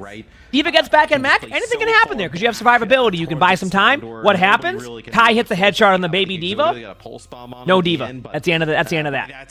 Good push though. I mean, anytime you get the cart to this part of Gibraltar, I think you're in a good spot. Like if I'm in this game, I'm happy with that. I'm not upset about where you push the cart. That was a good play. It is very important Piece of Cake takes his first team fight, though. I don't think they're in a situation where they can win if they give up first point too easily. I think they can win this map, but I think they need to buy about 2, maybe 2.5 minutes on first point. If they can do that, I think that increases their chances a lot because second point becomes a lot more difficult for these teams, unless they get snowballed. So, both teams are happy. Sometimes you have a situation where both teams are happy. Ensa's going, hey, they didn't cap. We can go win this. Let's play our strategies. And Piece of Cake goes, hey, we didn't cap, but it was the end of third. This map is tough. And now you're seeing exactly what, you know, this is going to be an interesting matchup. Exodial, I don't know if I'm saying their name right, but Exodial versus Kai, pretty important matchup here. Obviously, Exodial just had isn't it funny that Exodial just had to be the one to take the 1v1s against Kevster, but now Exodial's the one that has to take the 1v1s against Kai? You see what I'm saying? Why it's a difficult matchup sometimes? So it will be a Widow battle here. Piece of Cake do want to try that on defense. OP, thanks for the 2 months. The Phoenix Prize. Thank you, appreciate it. Juno's very good in this meta. Yes, Juno's very good. You'll see Juno most of the day today. You notice that Exodial's not really reinventing the wheel with this positioning here because you can't as defense. There's just a couple of locations. We're vibing. We're vibing. Don't worry. Hard to take an attacker by surprise. We're having lunch. Enjoy your lunch. Angles. Kai does not find that grapple shot. Naga, though, D.Va's holding down in the low ground temporarily just to buy a little bit of time. You just do this if they can't. If you can't demech the D.Va in this location, which it's really hard to demech the D.Va with what they're running there, Widow, though, like, you're gonna see a couple rotations like that. Benefit Piece of Cake, right? Just slowing the game down so much. Okay. Okay. With a shot like that, fantastic aim there. You know, being able to adjust by Exodial. Nice shot. Also, does Winston seem scuffed during? Do you see the animation on Winston during like? Am I seeing that too, or am I just losing it? Like it seems like the Winston doubles during like an animation sometimes during this. I don't know how to explain it. Right? I know they're able to get. I've seen it twice now. Pretty far there towards the spawn, so they have a lot of time to work with. Great sleep on Trent here, but good eat. Up quick enough to stop that bio from coming through. I hate that I can't see the HP of the tank. Players like Exodial, do we have that can also switch to Widow on a dime and do this kind of stuff? Like you can see it top left, but I don't want to look there. Good 1v1 on cart, so What's happening on cart there is Kevster has to push the cart to get pressure. In the meantime, you have the other tracers sit there. That's tough. Good trade, though. The Ana trade's huge. That is excellent. They're going to trade out the Widow here, but nice shot. I think this is enough, though, for Piece of Cake to hold this. Yeah, I was going to say. That's why trading backlines is so important. Because if you do it well enough, you still win. And by the way, look at the time. I think Piece of Cake has kind of hit that level of, like, where I would be happy with on their first point. So this is good for them. They're going to get nanoed by Winston soon. I quite like this. This pulse bomb could be super important. I think this has played out pretty, probably as well as they could have asked for here on defense. Briggle to survive. This is going to be tough. Quite the blistering pace I think they were hoping for here. Nano on the Winston though. Chase goes in. Kester is there first. Doesn't get the pulse. The Mighty got the shield, which can help. Chase is already low, though. Chase has to back up. He's a little bit low. He is not able to cycle into counter rally. Very good job by Ents. But he's been able to create some space. You'll notice the fact that Sky gets to play on the cart means Look at D.Va just sleeping on point. Does have really doesn't have the bandwidth to consider with a Widow. Be careful! But Kai goes for the shot a little too early. Exodial has infrasight, so maybe he's just being nice shot. Careful. But Sky couldn't do much about that. We're about 2 minutes off the checkpoint though. We should get there now. Exodial's going to be forced to try and touch it. It doesn't look like Piece of Cake. Honestly, though, I think that was a good. I think that was a good defense by Piece of Cake on first point. I mean, I said 2.5 minutes I'd be happy. That was 3 minutes. I mean, what else can we say at that point? That was 3 minutes? Not bad. Piece of Cake's going to make some hero swaps now. Probably Genji or Mei. Oh, they're going Reaper. Okay, I thought they might have switched off the Reaper, but I guess against Honor Brig, it's a little bit better for the Reaper. Like, it's not like Reaper's the best pick, but like Reaper, I understand that you can play Reaper against Honor Brig more than Juno Brig. Because Juno Brig has too much, like, escape. Nothing to able contest this Widow at range. It's really going to fall on Exodial and the Tracer. So can they play for top shuttle here against this Widow? Yes. They need to dive him with D.Va. I don't think they don't need to go on top of it. They don't need to go up where the Winston just went. They need to control the middle part, yes. Chase out of this position. They want to try and close the gap. They're giving a little bit too much space to them right now, yeah. I think the problem that Piece of Cake has done right here is they've slowed it down a little bit too much now. So they lost all of like that. Yeah. So he just sort of jumps over. Dude, Reaper's not even that good against Winston anymore. Juno straight away. This has been nice, and cycling through some of these ultimates really well. Sky's getting close to another nano here. Chase is definitely going to be an ult battery for that Ana. And Tread can't get enough. They just gave him too much time. The mistake was they let them set up too much and play the way they wanted to play. Dropped pulse, but somehow Crispy goes down to it. Was that a drop shield? Unclear either way. It's a shield didn't drop. There's something that happens where if your shield doesn't fully touch the ground, it does damage underneath. I've seen it happen so much now. So I had to start playing Brig a lot in my flex queue, and whenever I know they have a pulse bomb in front of me or like a shatter's coming, I just stare into the floor with my shield. And it's the only way I can block it consistently. Yeah, I mean, Piece of Cake is like this close. That's a brutal one, right? Piece of Cake is like this close to being able to win against these really good teams. So it's a good sign for Piece of Cake. If I'm Piece of Cake, by the way, I am not sitting here, win or lose of this series and being disappointed. I'm going, holy crap, if we can just get our ult management down and clean up some of our play, worst possible time. Full opportunity to win these matches. Now it's the Widow duel. I talked about this. This is where it can be difficult. Oh, a bit concerned about the death possibly. That got interrupted anyway, so we're chilling. Canex, what a great that was tough to interrupt the Reaper. Dread here has got to feel like they're on an island, I have to say. They're going to look for a self-destruct here. That's a little bit out in the open. That makes it hard. There's the kill from Kai. Winston ult again here in the back line. This one, folks, the prognosis is grim for Piece of Cake now. We're just a couple they have time because they died on cart. Like, it was a good job dying on cart. But I just think there's too many ults on Ents' side to where, like, they're a Winston ult at their doorway away from just winning. Yeah. As Chase goes in with that primal. Winston's still very relevant, and no one better to put it on than Chase. This is Ents looking to try and close out the series now. Another beautiful pulse from Kevster. One of a multitude of them over the course of the series. But this map, did the Reaper try to... Great showing from Ents and a good bounce back. Are you asking if the Reaper hero ulted? First map no, I think it's one of those things where it's like, you can't wait forever for the Brig not to ult, so sometimes you need to be willing to trade an ultimate for an ultimate.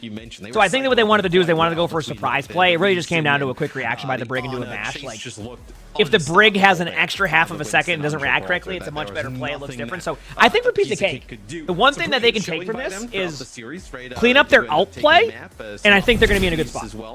It was a good series and probably a lot better than people expected. Like, I guarantee you, ENCE was like essentially predicted to win this 3-0 with no problem. Ended up being a 3-1 and easily could have been a 2-2 series at this point. So, good job by Piece of Cake. Obviously, ENCE, you know, stepped it up, but yeah. I am Master Cheetos. Thanks for the 2 months of the Features Prime. Thank you. Appreciate it. Widowmaker. Can I get an Overwatch comp and find a team? I probably Discords for that. I don't know the exact resources nowadays to find teams, so I apologize. I mean, just a lot of trouble. I mean, the Death Blossom used there, right? It's just rally, and then they just stun him, just kill him instantly. I mean, you said Reaper Brig isn't an alt trade. The Brig still keeps hers. Fair enough, but here's the problem, right? And this is where the theory comes into play on that one. How do you get the Brig ult out? Is my question. Because if the Brig is holding ultimate for Reaper ult, and you give them a bunch of space, when can Brig ult? You can't force Brig ult. It's impossible. So the only way to do that is to use an ultimate. So getting the Brig ult then would make sense if they, you know, if at the same time their other support gets picked off by Widow, their Widow dies to Widow. Like, if all that doesn't happen, the play seems a lot better. But they lost everybody. You know what I'm saying? So it's just like one of those things where you have to eventually try to get an ultimate out. Otherwise, they're going to slowly grind them down, take over the map control. They Brig ult. It's Reaper ult won't get any value. So that's why that happened. Confident in the Genji. Awesome, thanks for the 2 months of the Features Prime. Thank you. They were unshaken, unfazed by that. It's a squad of veterans. And so despite these strong looks, the flexibility from Exodio to play the flex DPS, Venture. So that's why. Ultimately, it goes Kevster's way in the fullness of the series. Yeah, whenever someone brings out like a brawl, good first match though. Like that on Gibraltar, who's up next? Is the next one Space Station or who plays next? Fair enough. Like you probably I don't even know. It works fine. Per usual, hit the follow button if you haven't. Really Like the channel if you're on YouTube. The dive team making some kind of mistakes. Like being in Space Station? the Okay, wrong cool. position and getting Excited. run over, Big match. the anti-nade not hitting, or you could soak it up with the Diva, of course, or the Tracer and Winston not finding picks, trying to pick your composition apart, right? The problem is you're playing ENCE, and they have the likes of Kevster, right? Can I refresh the stream so we're not too far behind in the next match? Oh, you mean doing this? And then Chase, of course, being able to contest the payload, getting primals, making things hard for the enemy team. So, like, I have no doubt in my mind that if you pull out the Diva and the Mei, it can work against some teams, especially if they don't have a good plan of pulling you apart, breaking you down, and surviving long enough for, you know, the cooldowns, for the Mei cooldowns to be used, for Diva's Matrix to run out and perhaps dying to spam and stuff like that, right? The problem is you're dealing with ENCE, and they know how to pick these compositions apart. Spectacular individual plays from Kevster hitting these full spawns, but also, crucially, contesting the card. Because that is the main objective if you're playing this Diva Mei, right? You want to have a lot of card pressure, and you want to be able to run opponents over, right? But ENCE did a fantastic job on Gibraltar. There you go. It was a massive that better? Absolutely. I love what we've seen from ENCE generally. Is that better? With their sub-strategies coming into each of those maps. They clearly came prepared with a very specific game plan for all the maps we've seen. Yeah, I mean, ENCE, they're so versatile, right? They can play so many things, and then you have individual I players enjoy like co-stream matches. Yeah, it's great to see him on the Genji at specific. I think this is like maybe the flashiest of all the flex DPS heroes, right? The one flex DPS I like where watching you matches. are kind of the main character. Typically, flex DPS more about making space, you know, offering a lot of utility to the team. But Genji is that classic feast or famine hero, and Kevster was eating good today. I mean, he looked well rested, he looked well fed, and when it comes to the Tracer, I'm excited for the next match. Hopefully, he's just one of the best to ever do it. And one thing they've done a good job of, but like I hope that they keep doing this is they have this situation where they just look sick. Put too much time in between the matches. After this, let's get right into the next match. Get them in the lobby, ready to go. It's match time. You know what I mean? Less downtime. This is fine. This is talking about the match, but less downtime. With the Diva, even the Reaper, right? So survivable, so difficult. Hey, are there no OWCS drops for my stream? I have not been given access to any of the drops. They haven't talked to me about any of that stuff. You can't tank through it. You know, there's just too much threat from too many angles on Gibraltar. But I do enjoy watching the matches. We co-stream a good amount, so no, still gonna co-stream it. Young Copy, thanks for the 100 bits. Thank you, appreciate it. I'm a little Griblib enjoyer. Okay, how are you? I used to dice. Never stop gambling. Lot of force and spirit still. Thank you, Johnny. This is a good message going out to all of you. We wait for the next match now. I'm still going for the place. Yeah, sorry. I would love to be able to have the drops for people because obviously, like, we like watching the matches a lot. We co-stream, but I just don't. It's on them to give me access and all that stuff. Definitely the takeaway They're doing a different system right now, which I'm totally okay with. Some players who play, you know, way beyond our pay grade, and that's what you're seeing on your screen right now. This is our double elimination EMEA Stage 4 bracket. The upper bracket is where we're fighting our way through Lucy, right and thanks now. for the 6 months. The finish line. Thank you, appreciate it. I have no desire to run. I'm not even dropping down to the lower bracket. Virtus Pro and Space Station Gaming. I enjoy watching matches. I don't. Here, of course, the lower bracket. Like I said, after Overwatch, I had a great time. Overwatch was a ton of fun.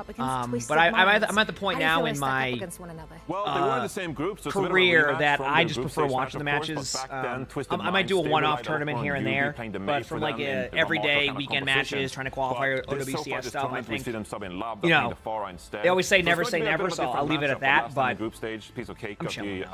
I enjoy watching the matches, talking about the matches, playing ranked, in their group stage as more they on came the streamer side of it. through their group. For now, we're heading into a quick break, and then we're shifting gears and focusing on our second semifinal match in the upper bracket. So stick around, you don't want to miss it. You know, SSG versus VP. This should be a good match. I'm excited. I'm ready. Oh, and then the loser bracket match is Piece of Cake versus Twisted Minds. Ooh. It's interesting because, correct me if I'm wrong, doesn't it feel like Piece of Cake likes to play the same style that Twisted Minds does? Right? Like they have a very similar style in how they want to play. I haven't completed my Elden Ring run yet, no, so they do, yeah. So I'm curious to see how that goes. Because, like, when you have two teams who want to play the same way, it comes down to, like, just who plays the... It's less about, like, trying to find, like, okay, how can we play against this comp that's not a mirror, to, like, okay, we'll just play it better. You know? Just play it better.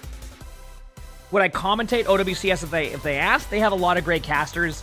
Could I cast? Maybe, but they do a great job. And I don't think I would be able to do as well as they do from a caster point of view, because it's not only about keeping hype. I mean, maybe if I'm like in the analyst part of it, you know, the part where like you like the Tony Romo side of it, you know what I mean? But not the being able to keep up with everything, because I could do that because I can talk really fast, but like I don't. There's a lot of great casters, and they do a much better job than I think I would do. So, you know.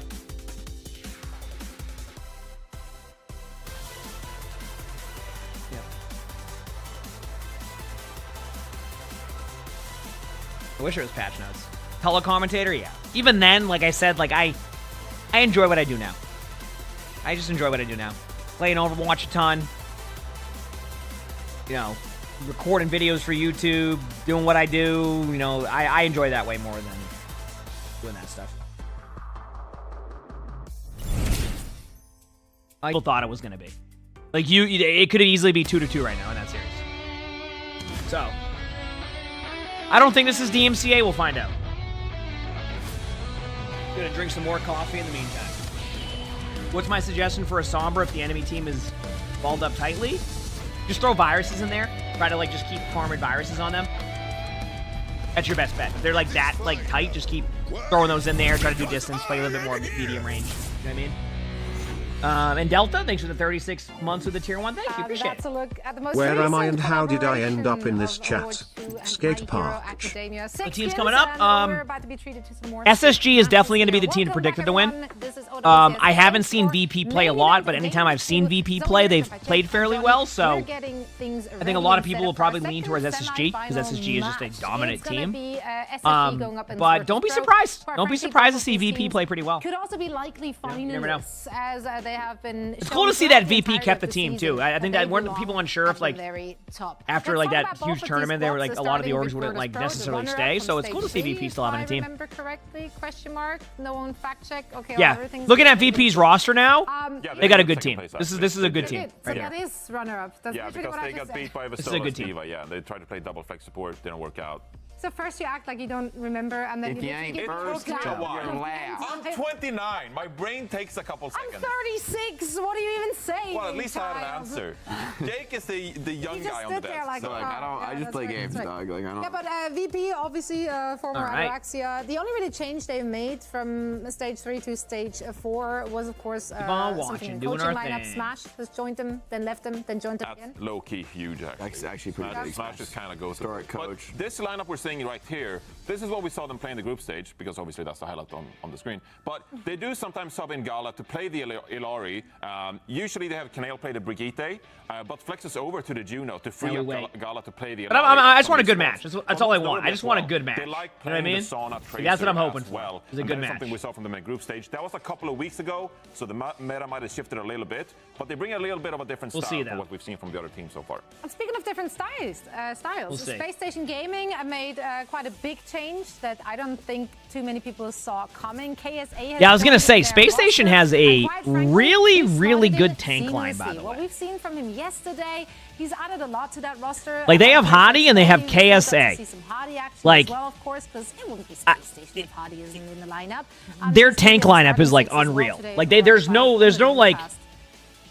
I mean, this is just such a solid team. I think a couple things this meta have been great for them. Number one, picking up KSA. Oh, did they say Psycho's not on the team anymore? I didn't even know that. What did they say? Why or like what team? I didn't hear. I'm sorry. Like the type of guy I would want in my team. You know, somebody who can. I don't keep up with a lot of the roster changes as much good as I energy could. as a tank and the leadership, the communication necessary to succeed. But another factor of the patch I think is great for them is this swap where Funny Astro went in the past patch. It shows Psycho as a sub? Oh yeah, so he's just a sub. Brig is like his best hero. He's fine on the Brig. He's solid. But I think he's not really a sub. It's more like along the lines of like some maps and matchups. You have a. Don't look at like a lot of the time on teams. Don't look as like the player on the bench as like a sub. Sometimes it's more along the lines of like. More solid. Each map has different strengths for players, and teams find combinations that work. So it's more of like a rotating, like a roster of 7 that rotates players out and in based off of the map and the strengths they need. And as long as all the players buy into that, and that's the most important part, getting the players to buy into it, recognizing it's about the team, it's good to have that type of roster when you have like a 7-player roster, because you have strengths and weaknesses that you can kind of make up for based off of the map. It really just comes down to the teams buying into it, right? Or the players, like recognizing, hey, I might only play one map, but when I play that one map, you're going to get the best out of me every game. And I think SSG is a team that has that right now, which is really good. Because it takes a lot to be able to do that sometimes. Because a lot of times you want to start, right? A lot of times when you have a lot of talent, you want to play. You want to be in there. You want to be given good matches. And sometimes it takes a bit. You have to be ready to step in and be that teammate. They've already had great results with like the original group. It's all about buying into it. Know and love. Right? But I think it's all about buying into it. Exactly. I mean, Chase played 2 maps out of that series, and first map they lost, came back in on Winston, popped off, right?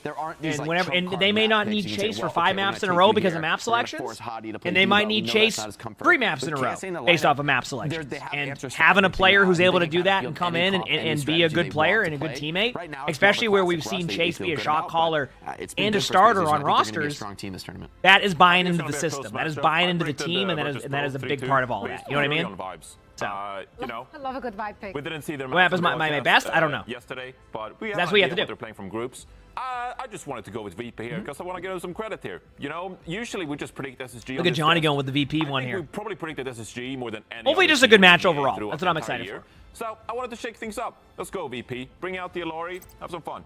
And honestly, now that I think about it, I think it makes a lot of sense. Like, VP, they play these slower, greedier comps, double flex. 83%, by the way, picking SSG on the mainstream for that. I'm not surprised. I'm really not surprised. This makes a lot of sense to me. Come out maybe from SSG. This part makes a lot of sense to me. Could be hard against Illari.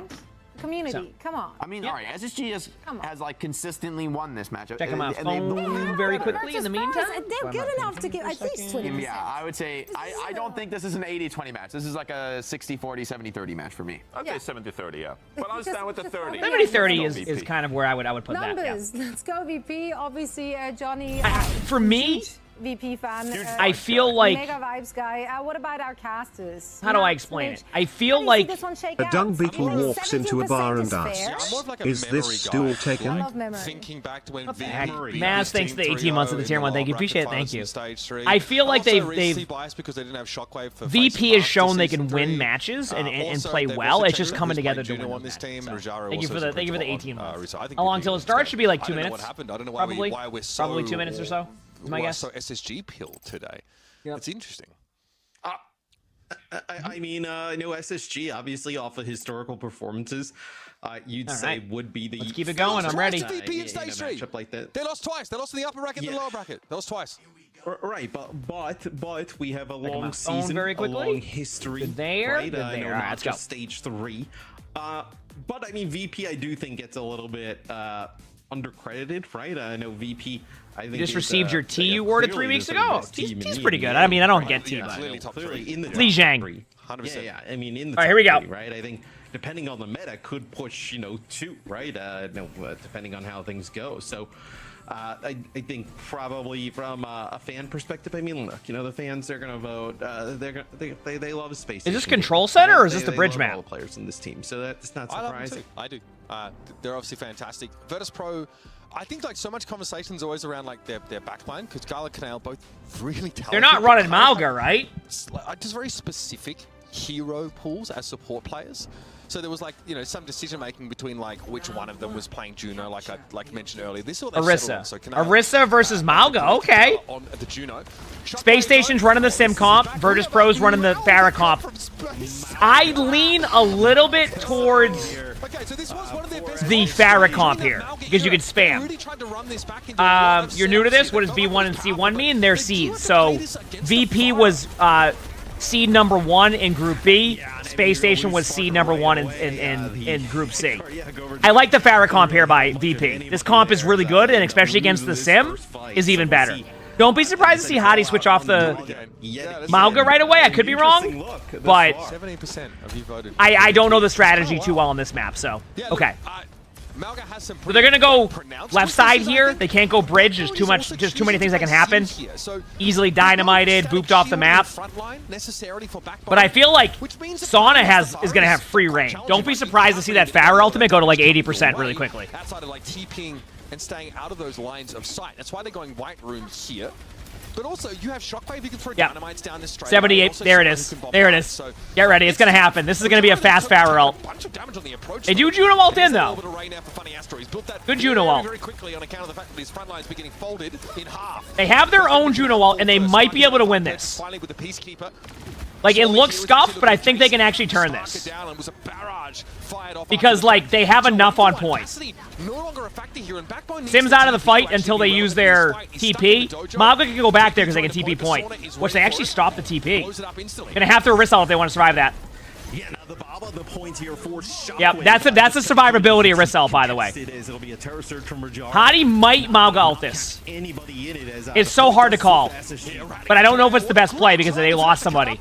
Yep. But again, Space Station don't have the mechanism to follow up. I'll be honest with you. VP did a great job reacting to that. I do think Space Station has a good advantage here with a high noon Sim TP brig play. But VP, that was looking rough, and they brought that one back. So very well played. Farah's already farming up another ultimate, going to get to about 80% on this cross here. Yeah. I don't know. Ooh, nice TP to point. There's the ult. Yep. Very good, but still, it's a lot to. That was gonna happen. This was that was a situation where VP wasn't supposed to win that team fight, so they were gonna be behind on ultimates. It's the idea here, trying to get a team. Yep. Cardiac overdrive effect, so that everyone gets even more healing on top of what. How do you keep up with everyone in the team fight? Just been playing a long time. Okay, so VP is going to use their Juno ultimate, obviously. So is Space Station. We see the mirrors happen a lot. What they want to do is they want to make it so the Farah can find the benefit of that ultimate at some point and just shred them. Be very difficult. There's Juno ult. There's Juno ult. We knew that was coming. This will be orbital strike here from it's really going to come down to the high noon because they know that Farah has the ult. So they did a good reaction to this. Even then, they might be able to get a kill or two. Nice Hinda. Yeah, that's a rough one. I'll be honest with you. That Farah ultimate was one of those. I think they're going to do this. They don't do what they expect them to do. So they use it anyway, and they lose the team fight. It's kind of hard to know where Space Station looking to fight you.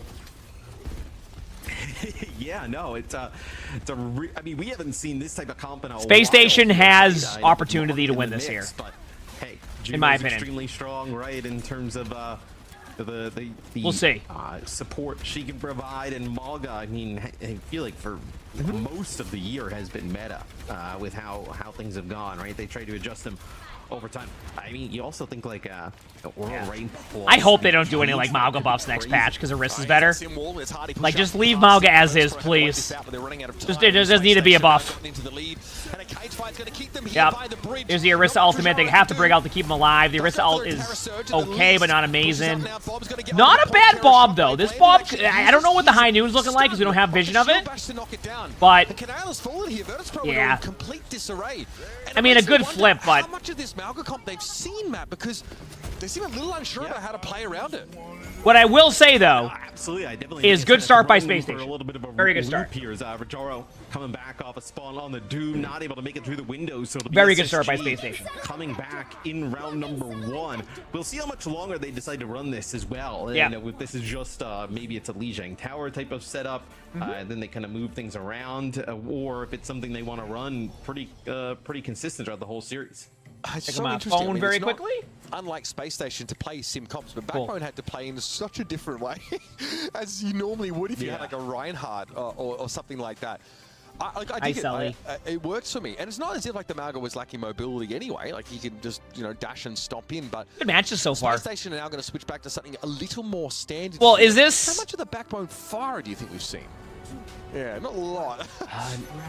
Yeah, they're gonna go Farah, I think. I don't think they're gonna. Are they doing the sim strat? Yeah, no, I was gonna say. So they'll play May, so they're gonna probably. They just go sim to TP out of spawn chat. Also, a little bit of a tip, by the way, if you want to be able to help your teammates at the beginning of every round, if you're a DPS player, get in the habit of going sim to TP your teammates out. You'll be surprised at how often you can get an advantage on the other team doing that. So when you play Koth, especially Control, if you're a DPS player, go sim just to TP out. Let your teammates know you're TPing them. It's a good habit to get into as a DPS player. I haven't even started doing that yet. Good job by... I mean, sim is good on this part of the map, by the way. Sim is good on this part of the map. Yeah, they had lost Landon earlier in the fight, I believe, to a rocket from Sauna, and then it looked like Backbone. I have no idea how that's going to go ball if they would do that. No, don't TP them off a cliff. That's how you get banned. Another different TP means teleport, so Symmetra teleport. Shockwave is actually farming a very fast Bob.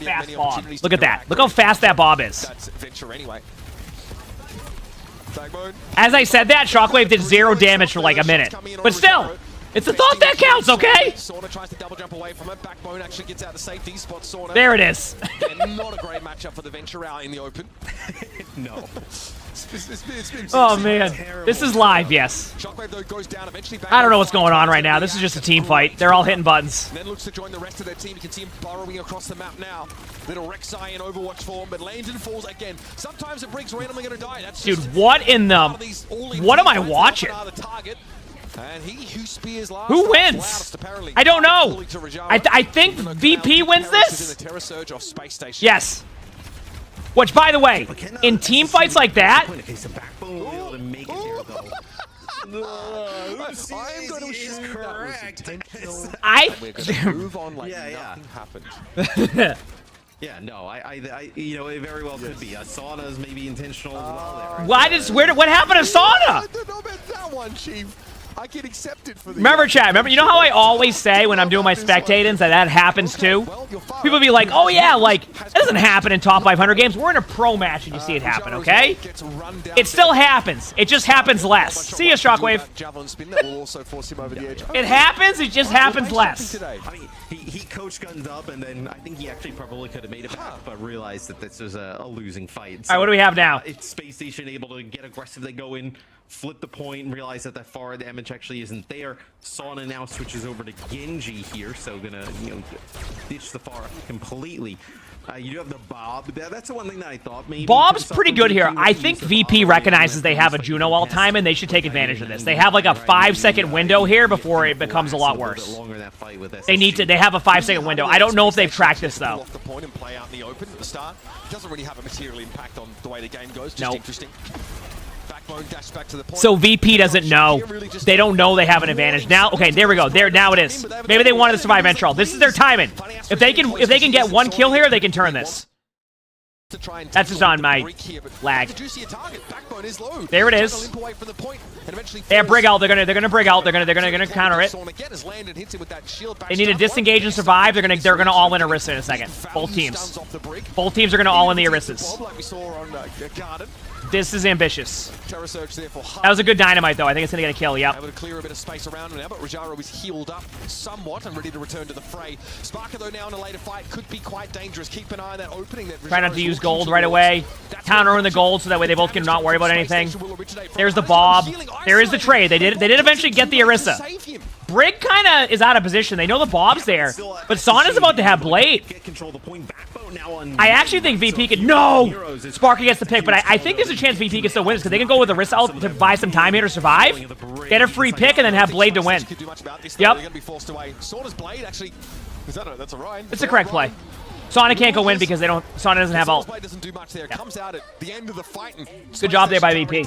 VP still took the time in. Because VP let it in with the Juno ultimate, Space Station had to use it a little bit more defensively, which a lot of the time, to be honest with you, Juno ultimate you want to use aggressively. And because Space Station had to use it defensively after VP took their time in, it was going to be really hard for Space Station to clutch it up. Rajaro did a good job, sorry if I butchered their name, did a good job of staying on the Orisa the whole time, and ended up turning the fight. So, really good map on a Control Center. Control Center's interesting. We'll see. Also, Orisa very reasonable. We'll see. I guess if we must, we can go back to that. Hope you're enjoying the commentary. Here for Backbone. I'm having fun. Pretty good about that. Shockwave on the Cassidy now. I'm having fun. Sora likely will be switching. Probably Farah as well. Still have to respect that Ashe play though. If you play the Ganjo, that's fine too. So they're going the Mei Ashe versus Genji Cass. Both are fine. Both have their strengths and weaknesses. Nice dynamite connection there, off the rip there. Yep, good dynamite. Dynamite's strong because it applies the DPS passive also, until it's done. So the whole time Dynamite's active, it's DPS passive in them, which is reduced healing to everybody. Tank's 10%, I think everybody else is 20%. This is just no one cares about the point right now, they're going to take it, but this is about just sustaining the team fight. Rajaro's going to fall. That wall's too good. Yep. To try and use that fortify to back up, but yes, that's the Mei really showing her power here. Yeah.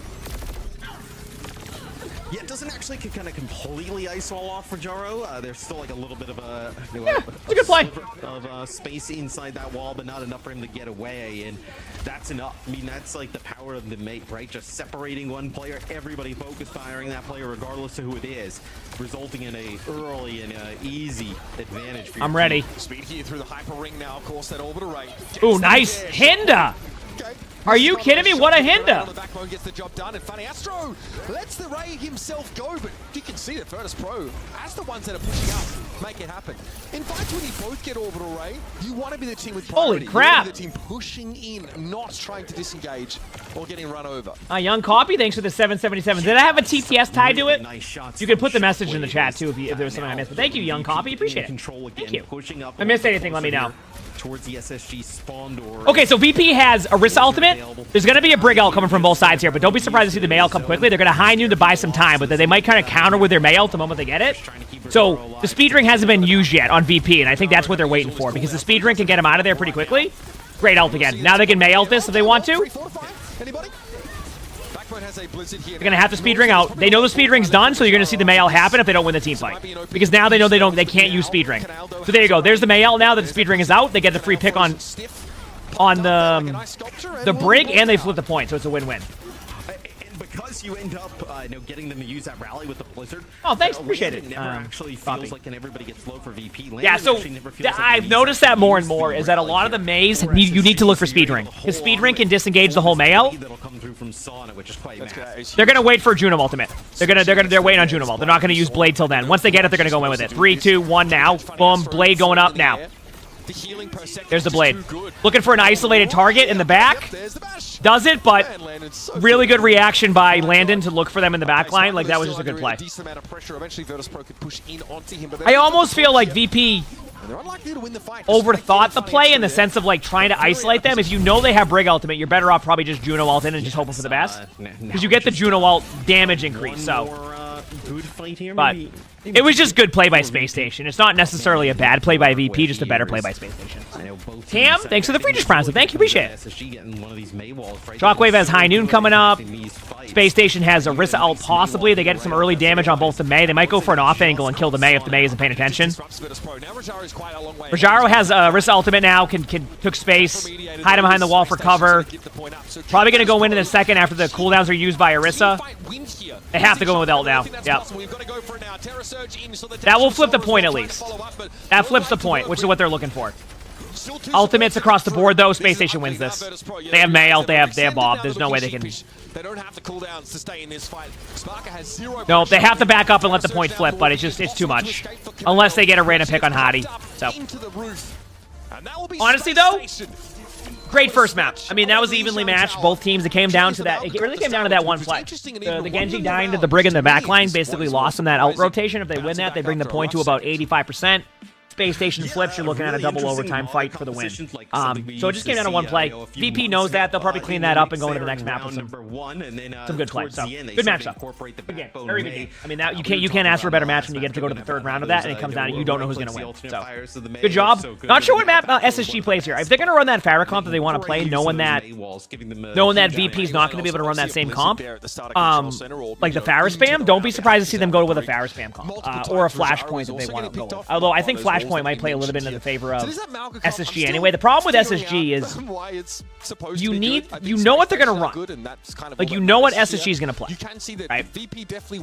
That part is there. The question is where is their weakness? And a lot of what SSG doesn't have is that weakness against comps, except against the Pharah comps, right? Because the Pharah comps can spam out a lot of the comps they run. So you look for the Pharah-based maps to try to be able to isolate them out a little bit. But even then, they play so well against it because they have such good practice against it. It's like, what do you run? So, I think that's going to be their next step here is figure out that map. But I don't know. I don't know. Maybe they just bring it to a Flashpoint to change up some of the comps. Like a Surabasa. We've seen a lot of teams take the team to Surabasa on the second map. Could be as simple as going to like a Gibraltar, right? Because we know, although Gibraltar, I think that SSG would just run the car wash comp, right? Underneath. It's not called car wash, but you basically sit in the bottom room. I think that was that them who did that yesterday where you sit in the bottom? Right? So we'll see. Way easier to land those dynamites. So we take a look at some of the stats here. Good matchup. Good first match. Pretty that was a very fun match. In terms of the Feels good, man. damage here. Check my phone SSG, very quickly. Right? In the meantime, 4K, only a 2K healing advantage for VP. So.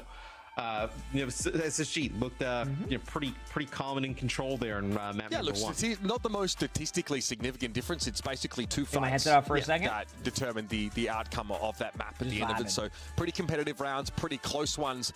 Tough one though for VP, not the start they were looking for. Of course, we've got our next map around the corner. We're going to go to a break. When we return, it'll be map 2 with SSG and VP fighting for that upper final spot. Should be good. Check on one thing on my phone.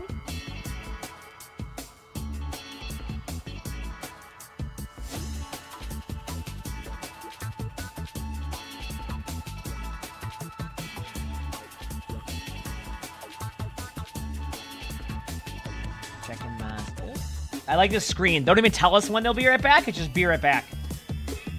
You know? It's like, yeah, we'll be right back.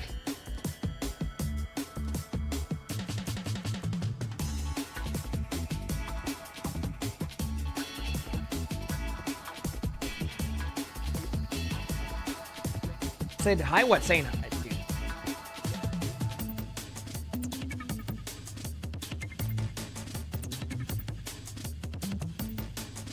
Oh man, we're vibing.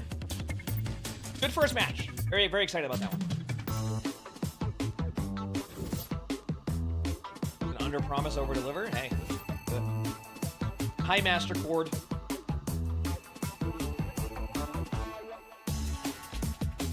I need a haircut. I gotta get a haircut. I'm trying to get the curls in the back of my hair. You ever get that? Like it starts to like that. That's what I know. I'm getting into haircut mode when my hair starts to curl up in the backside of it. You know what I mean? It's doing that now. I did say hi. I literally just said hi to you. Yep.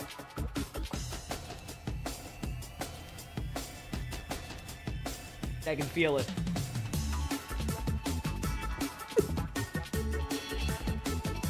All right. Both these teams almost. Stalker, thanks for the 9 months of the free prize. You're saying in that upper finals game. You said you want there to be an option as a sub to be able to opt into ads. On a collision course with each other. Virtus Pro and Space Station Gaming promise us. I think it. Have I talked about the new hero teaser? Series here. I mean, not one that is primed to go all the are we talking about yesterday? A competitively Zhang Tower, man. Or is there something new I'm missing? I thought you were going and to say. Sir Ethan, thank you for that free prize. Thank you, appreciate it. Right? I know EMEA is none of. Yeah, we did talk about it. Yeah, I had my reaction to it yesterday. I think both. I'm excited. Teams I'm looking forward to Surabasa chat. I don't know what it is. This map has been. I see it so much, and by so much, I've seen it 3 times, which is enough for me to say so much. Surabasa. I don't know what it is, but teams who are losing are bringing teams to Surabasa. There's got to be something about these maps that like the really good teams struggle on, and these teams like are just very well practiced on them. So he was working nothing to play. A little bit of the diva. I don't know if I saw the Arisa from KSA as well. Let's see what happens. A big boon to this team. Also, I think just quietly got a few circuit points under his belt when he came into the roster, but that's neither here nor there, I'd suggest. Dude, the idea of circuit points seems so scuffed to me. Because can't some teams just keep players on their roster with circuit points to guarantee they make it to like wherever they need to go to? It's very valid. There are plenty of these points where like isn't there like a world where like teams could just like keep a player like even if they're not playing just for circuit points? Difficult to overcome, especially for Arisa, who does not have vertical mobility whatsoever. I mean, the May is a hero that historically, right, Space Station, if they're able all right, here we go. Has been able to work it in and do it to a high level, you know, if not the highest level, right? So to see this both teams going the same way and then try and capitalize on it. Both teams going the same way, chat. Will be Hottie. Staying in the game, playing the Arisa. This is rare. I find that it's very rare both teams go the same way here. Not a good start for Virtus Pro, but they actually did get their Arisa was about to fall over. What a huge hinder on a Shockwave. I mean, what else can I say? With hinders like that, like Hottie's out of position now. Got the health back, but still out of position. They know it too. They're gonna go take the high ground now and just kill everybody else. Yep. Good reaction there, by the way. It becomes a really easy play to try to go for the Arisa there. So to recognize, just leave the Arisa there and go take care of everybody else was a very, very smart play. Very smart play, in my opinion. Scala and Canale doing a great job, you know, moving around that corner, keeping Rajara alive. Certainly would have given the point to SSG if he would have fallen. Look at how far behind Lennon is in ult charge, man. On virtue of I mean, Brig will get ult back quickly, but yeah, VP definitely has a slight advantage. It means right away. All right, took a javelin to the knee, but still off to the races we go. I get it. That's a rough flip here, by the way, for VP. Okay, yeah, but they might trade out, yeah. Dude, they misplayed that. I wouldn't even ult this if I was VP. I would just let them use this. Yeah. And despite not having a rally to work with, there's kind of a world here where that kind of worked out in the favor of VP because even though they lost the point, they got Juno ultimate out. So like it's not too bad. That's why it was rough. They weren't prepared to retake that because that felt like it was preventable. It felt like they just weren't ready to do anything there. All right, Juno ultimate out of VP. They know they have the advantage. Space Station knows this, so they're going to try to buy a little bit of time. That May wall might be a little bit too early because now it's like a full disengage out. They got Javelin spit out too, so now they're going to be really aggro. They can Juno ult though. They can legit kill Bob in like 2 seconds. Huh? I'm not sure where he was. How did that get the Genji? What did I miss? That was a double support ultimate advantage coming into this fight for Virtus Pro, and they've let it slip. They've got to be kicking themselves losing this flashpoint. Damn, that was rough. One of the rare times we actually see that, right? I know the Arisa ult has a little bit of like a rise to it, but like I can't believe that got the Genji. I actually thought that Backbone kind of beeped it a little bit there because he actually uses a May wall to try and lock Canale in, but it actually pushes Canale up out of the Terror Search. Yeah, I felt like VP had an advantage and they lost it. They have Blade now, so they can Blade in. The opposite side of the window, like, kind of just gets yoinked. Like they're gonna Blade in. So yeah, on the ledge. Like we know that's gonna happen. No prior opportunity to make use of the Dragon Blade. VP's gonna, Space Station's gonna play this slow to try to get their Juno ultimate in time for this Blade. And if VP decides not to take this advantage, they're gonna lose their opportunity to get any kills with this. Yep. Now they have their Juno ult. They're gonna use their ult first. And what, you're gonna blade this? No, you have to disengage out and give him the point. See? Get out of there. Yeah, that's just. Once again, the wall shuts them down. I don't know. Like, it's hard to see May being even optional in some of these comps. She is the problem is that like VP has blade, and they just didn't. They didn't blade because I think they lost track of where the Juno ultimate was at. But like, it was obvious Space Station wasn't going to push in. They were building Juno ultimate, so then they just used Juno ultimate and push in. Project Peachy, thanks for the 4 months of the Feature Prize. Thank you. And heck yeah. Such an extremely high level as it'll be VP with another chance here. This is probably their best hey, chance, bud. right? Orbital Ray plus blade. Blade. I mean, they're going to blade now because they have these ults, so for VP to work with. Good disengage. Remember, blizzarding the Orbital Ray location essentially nullifies yep. that ultimate, man. Gala goes down early. Double Terror Surge here as the blade from Sauna is once again drawn. They found Landon and they got the kills. I think they over-ulted though. Oh, man. I feel like they over-ulted that because now look at Space Station. They have Juno ultimate again. We sort of don't talk about, right? Shutting down the ability to move up inside that Ray. Yeah, it's very interesting. So I guess what if you're SSG, you look at it as we do have a pause here. You're trading basically your Terror Surge and Blizzard for Orbital Ray, Terror Surge, and Blade. So not the worst situation there. How we feeling, buddy? For SSG, as SSG will have actually both support ults for that next fight. Are we a good boy? I believe just one of the support ults. I believe maybe it's Rally available there for VP coming on through. So big advantage for SSG coming back into that next fight with about 65% already. This is honestly like a guys like my lap cat right now that we saw at the end of that first point. Sully, the lap there cat. Are 2 support ultimates there for VP. I think they end up using one of them. I don't think Gala even had the chance to orbital ray in that kind of case here. But yeah, we're going to see them walk back in with Bob and both support ultimates. SSG are already 63% to 29, so well and truly ahead. A 1-5. It's a 1-5 flashpoint here, and we might be 2-0 in flashpoints and you know 2-0 in the series pretty quickly here. If again we don't see this VP squad shape up. The May's been very, very good. We talked about it. We harped on it a little bit. But those walls, even if you know they're coming, sometimes are really hard to navigate. Because Orisa will use her defensive cooldowns to get into position sometimes, which is not what you want to do, but you have to on the more open flashpoints. And once the wall comes up and you have to disengage, you're extremely susceptible. And even maps that you wouldn't have considered the May would be good in the past. We've seen peanut butter and jelly sour? That sounds awful. Gibraltar, even. The heck is that? That you wouldn't necessarily say May is awesome on, right? So a lot of different maps that May is being used on and different types of comps really around the, you know, Orisa and potentially like Cassidy Ash, right? But a lot of the maps seem to suit pretty well so for her far. right now. It's the way that they've been drawn up, and this is a Virtus Pro pick here, so there's nothing that stops, you know, SSG from turning around and then finding a way to make May work on a map of their choosing. But even on maps that you don't think May looks good on, right? Like Gibraltar, we've still seen SSG bring that in, say, okay, we're going to make this happen here, really shut down Widowmaker in general and be nuisances overall. So, yeah. They're very, very well-rounded. They do have a player that's sort of, quite singularly talented at that particular hero. And remember, this is not an elimination game necessarily, but it would be VP dropping down to that lower bracket. Hopefully there's no like major technical issues and they lose somebody. That can be frustrating because you lose the ult charge and that's frustrating. So those are those 2 lower that part can be frustrating when you lose the ult charge. Teams that are looking on. I'm checking my phone very quickly. Opponents down there, right? And especially with nothing locked up for sure in EMEA. I don't think anybody wants to get in a situation. All right, here we go. Especially these teams that expect to be there, where they end up in the loser bracket and have to make a loser bracket run to be able to secure their spot. I mean, this is going to be tough. SSG at 63%. VP does have the point. They have, VP does have high noon, so they can high noon this, but like, I just don't think it's going to be good enough. I just don't think it's going to be good enough. Because like, they have Juno ultimate.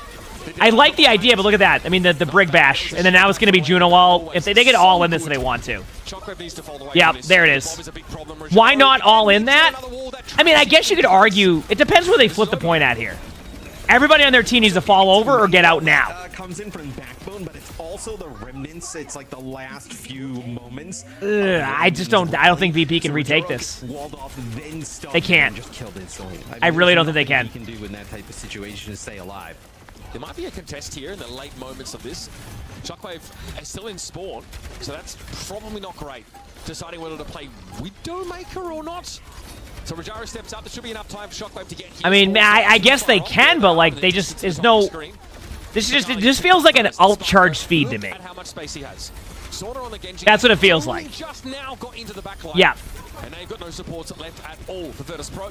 And there's the goal. A 2-0 flashpoint lead for SSG. Felt like that one was a little bit too... I guess for them, like, the only... Maybe they wanted to farm their ultimates because they felt like they were behind, but, like, there's the flip side of feeding Space Station ultimates, which they did. So... That's right there. Oh, don't get me started, Misstep. This one was, so SSG winning that previous fight, gonna get set up. Yeah, I agree with you, Cactus, but who knows? Who knows? So you notice that SSG want to play off the point here and poke a little bit. They want to get Funny Astro farmed up. So then there won't even be a support all advantage for VP despite what we just saw from SSG. That is so devastating. They've got to go quick. That window's about to shut on them. I would say Juno ult now. They lost their timing. Now, with no May wall, this is your timing. They're going to counter. It's going to be double Juno ults. It's not even going to matter. It's double Juno ults. 75% of the way towards it's gonna. They're both trying to wait, but it's gonna happen. We know it's gonna happen. Like, there. Oh, there it is. Oh, look at that. They actually saved it. Interesting. Maybe because they lost the May right away. I guess that's what makes Space Station so good. Because sometimes you kind of fall into this rotation of like just doing what you're supposed to do in a team fight, rather than making the adjustment on the fly. And I feel like they did a good job there, because now they just come in with their own ultimate. I think VP is going to probably Orisa ult Blade, but I like the idea. Yeah. Preventing those players from pushing on in, so that's actually an aggressive play past the May. This is a lot of ults. Now it's Bob. So instead it's going to be Sparky that is lost ultimately. Canal's rally though has now expired. I don't think they're going to Bob yet. But no one's really paying the Genji any attention. Literally none.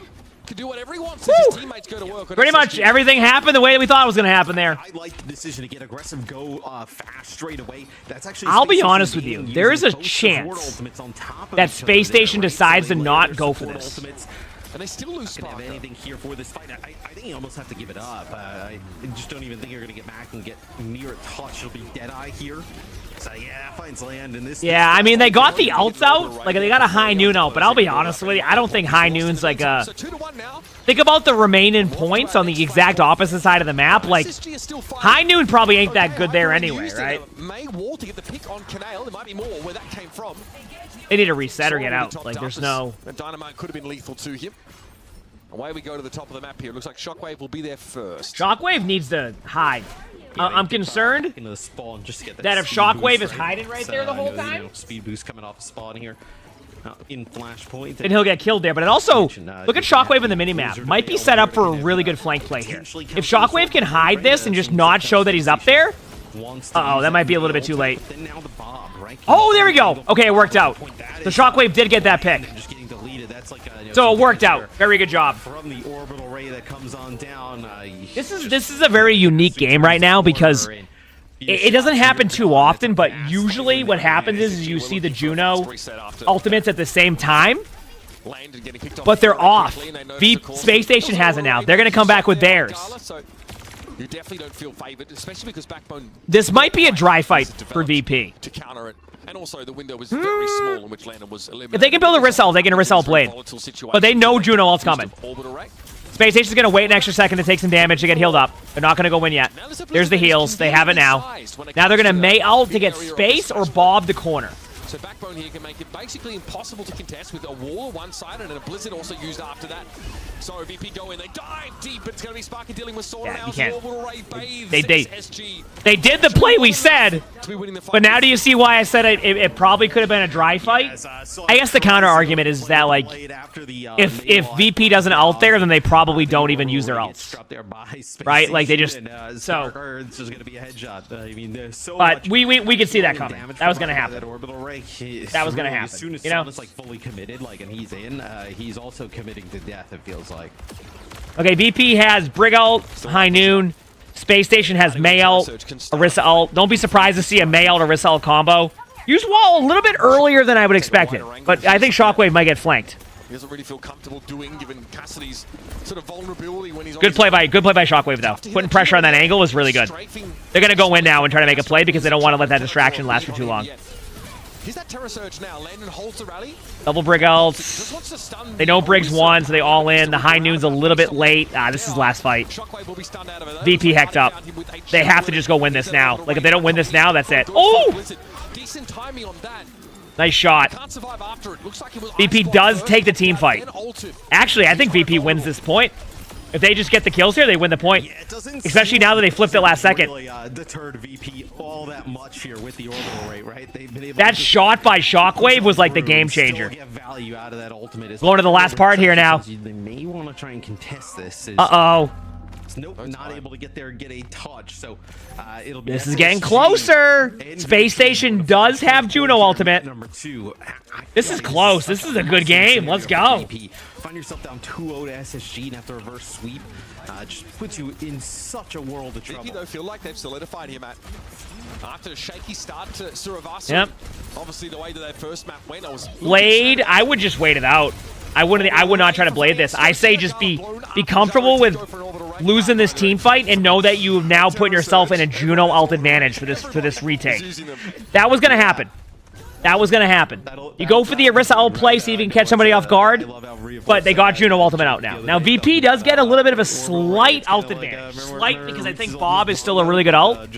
Not perfect in this team comp because Orisa can displace and basically kill the Bob, but extremely impactful. No high win rate fights. This one even stronger. This one even. Ooh, that Maywall might allow them to rotate points for free. They're gonna take that rotation. That thing was messed up. It's blade time in like 3 seconds. Placement ability of the Orisa of old. There it is. Sona with the blade, skirting by the ball, got into the back line, but whip shot away instantly. And now floats on that curved surface, so can't really get back in. And Bob is there with open arms, waiting. Already 52% on this flash. They're gonna Juno ult this. They know they can't sit here. There it is. They just know they can't win that without the Juno ultimate. They had to. They don't want to have to use it there, but like there's no way they can come back and expect to win. Yep. Yeah, Wall is going to isolate Rajaro. Gala tries to get in and help him with those pulsar torpedoes. The point will be flipped behind this fight, though. It's not flipped yet. They'll be staggered out, so this is free percentage for SSG.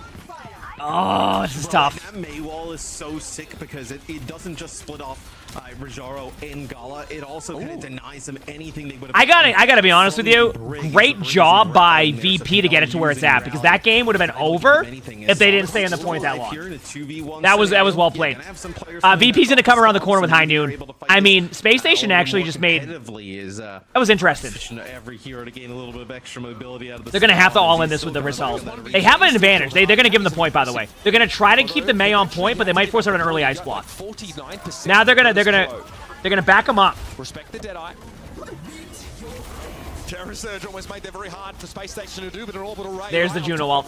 If they survive this, they have a chance, but I just don't see them surviving this. Will guarantee, confirm the kill on that Orisa, and now at 99% Space Station.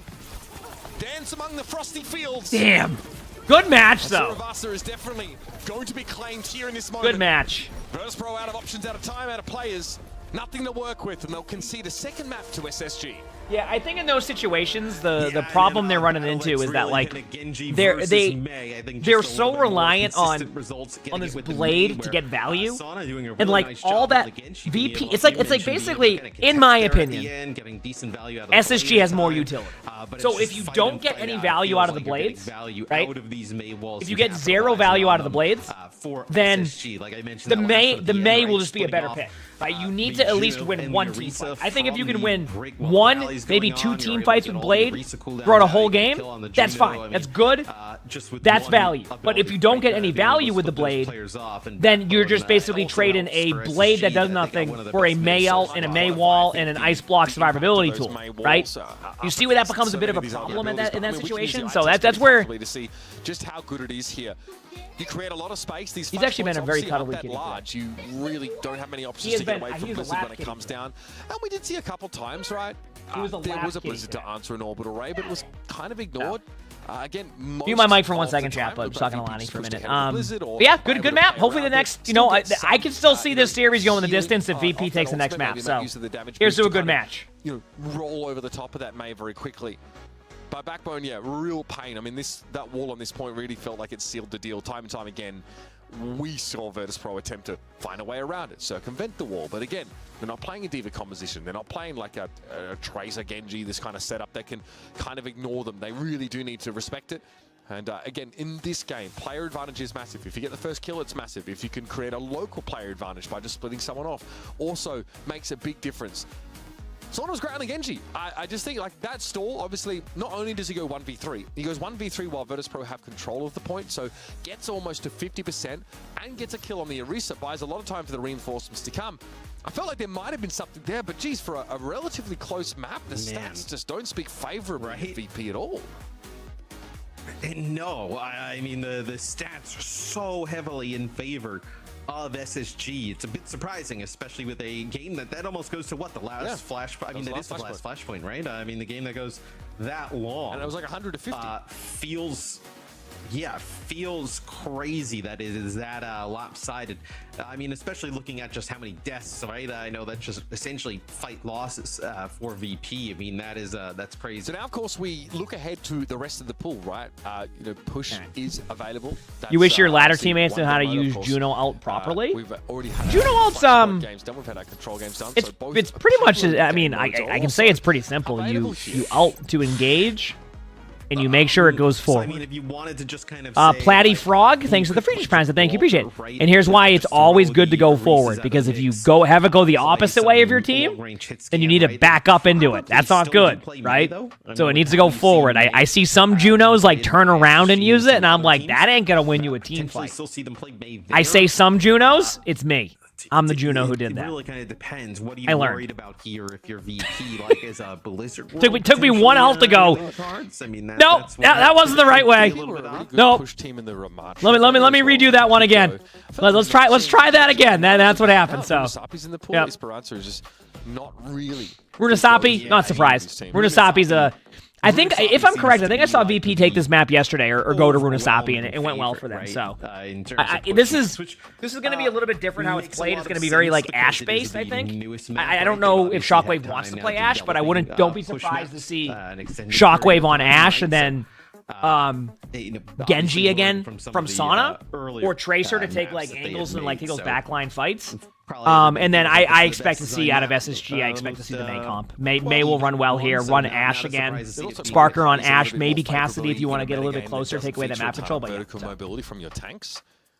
Use it the same way as Rush? Yes, exactly. A lot of Winston play on Colosseo and even Esperanza to a degree because of those causeways. Yeah, you've been enjoying all the. Did also put you in. Hopefully, you've been enjoying all the co-stream stuff. I'm having a ton of fun. I mean, these are how my co-streams usually go. I try to be as informative as I can, give you as much as I can. I will say it's a little bit easier to do it during like a good match. We've had some really good matches. But they're not really. They're not great. So, Squatch, thanks for the 2 months. This case has playing. Depends on the map. I don't know what their strategy is on Runasapi. I don't think you want a D.Va on Runasapi as much, but if there's going to be a D.Va or a Matra comp, absolutely. I just think they're going to stick with what's working. Until VP can really showcase that they can win against that comp, they might just stick with what's working. Then you're in trouble. Squatch, thanks for the 2 months with the free response. Thank you. What's been doing Rush and Brawl? Brawl is a comp that you don't necessarily rush into them. Rush is you all into them. Brawl's like you kind of fight in like a circle, and like you don't have to necessarily need speed boost for it, right? That's you're brawling them. Rush is like you go really fast heroes and you just go into them at the start of the game. I think May here is still very, very good. Obviously, so they kept Hottie in there. I mean, it's going to be Orisa May. I know that part will probably happen. I expect Orisa May. They might try a sim strap, but I don't think it will work that well in Runasapi. There's too much like height. And it's the same thing that VP have been, running into, I think, over the entire Cassidy from Shockwave. Like I said, we weren't sure if Shockwave wanted to run Ashe. This kind of answers the question. We know they're not going to be on Doom, so yeah, pretty much the same comp on both sides. I get a little bit concerned about this because, once again, they're brawling into the May, and Sparker can just sit in the back as Ashe, and I have seen Ashe do really well on this map, so I'm curious to see how it plays out. But VP likes this map, so we'll see. Here we go. May out for SSG.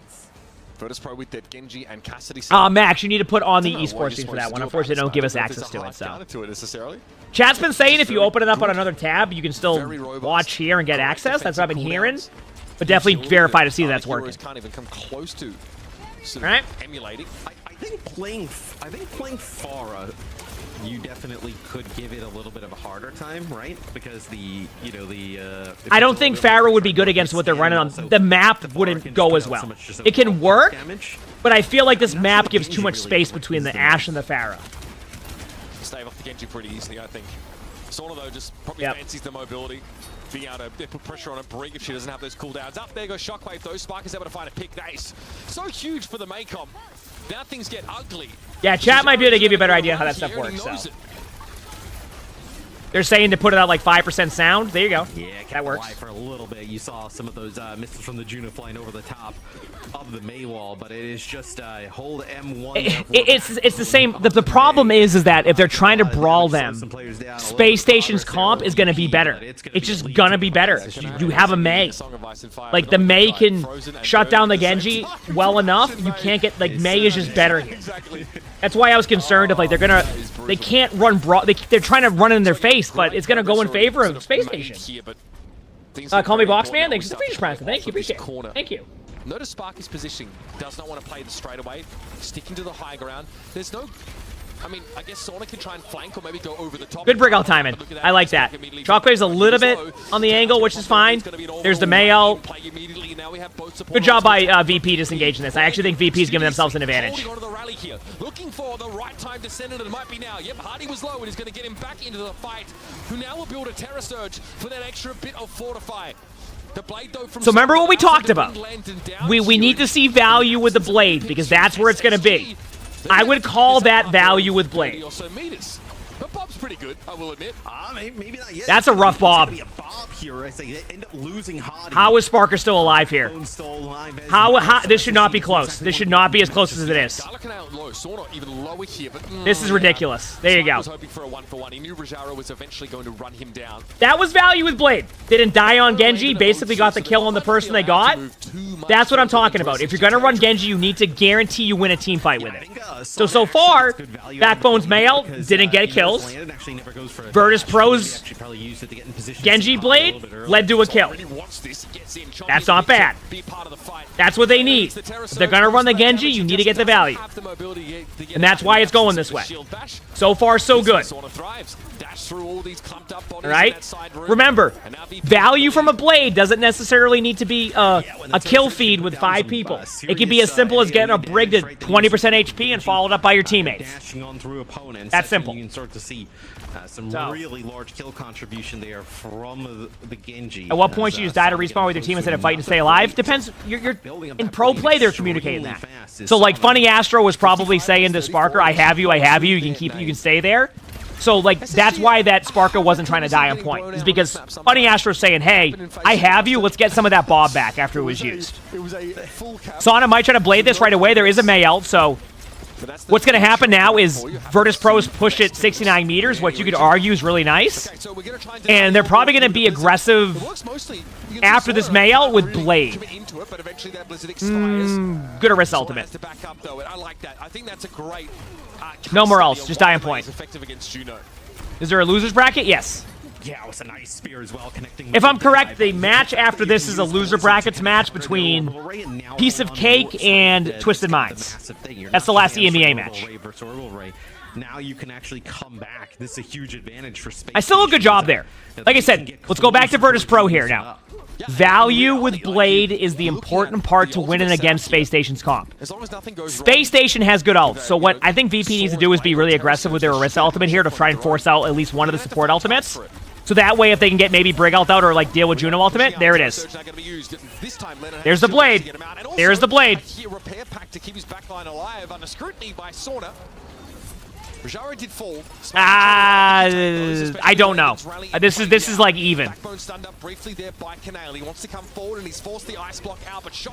Ooh, good save. That was a good save. They might be able to save. Yep. So let's look back at this. They didn't get the value from Blade. They lost the team fight, right? Because there wasn't enough. Basically, the Blade was nothing. Now they're at the corner again. They can slow play it a little bit. Good Orisa ultimate aggression by Space Station. I like that. Shockwave is close to out. Gala is really close to out. They're going to back away to get Juno ultimate in time. They know that once again they have the Juno ult advantage. They want to try to engage them before this cart gets a checkpoint. There's a Juno ultimate. There's the high noon. They're all in this fight. Might see the Mei ult's there, but I think they're going to be able to trade on Mei because Mei ice blocked. They know this. Yeah, there it is.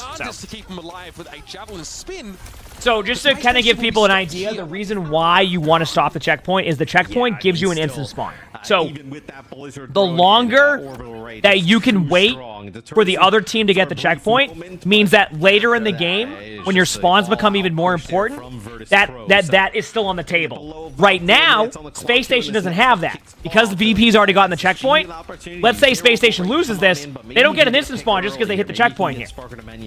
VP has that in their back pocket now. So that's why it's such an important part to stop that checkpoint from being capped. It only happens once during the match. They can disengage just a little bit better than they normally would. They're going to be stuck in the corner, but they need to die in cart. They're going to. This is EU right now, EMEA. Well, the issue with SSG hasn't been winning these like early fights, right? It's like winning 2 in a row. Okay, VP is going to blade to get Brig ult out. They're not going to let him get checkpoint. They're going to try to fight this. They will fight this before the checkpoint hits. They will not give it to him. You'll see. They will not give it to him. That's why they're javelin spinning right to the point. They will not give him this.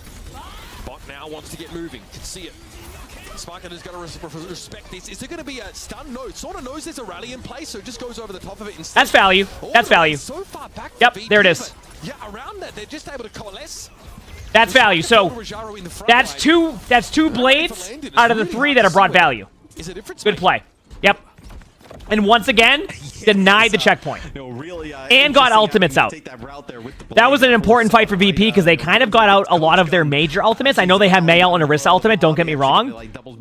But I think Juno ultimate and Brig ult are a little bit more important right now. I know that sounds weird, but like those ultimates are just a little bit more important. Cart's going to stop here. They're going to play right where the Orisa is because that is a safer spot. They have the lead. They don't need to force a play here. They don't want to play into the sight lines of Sparker, right? Probably end up winning this one.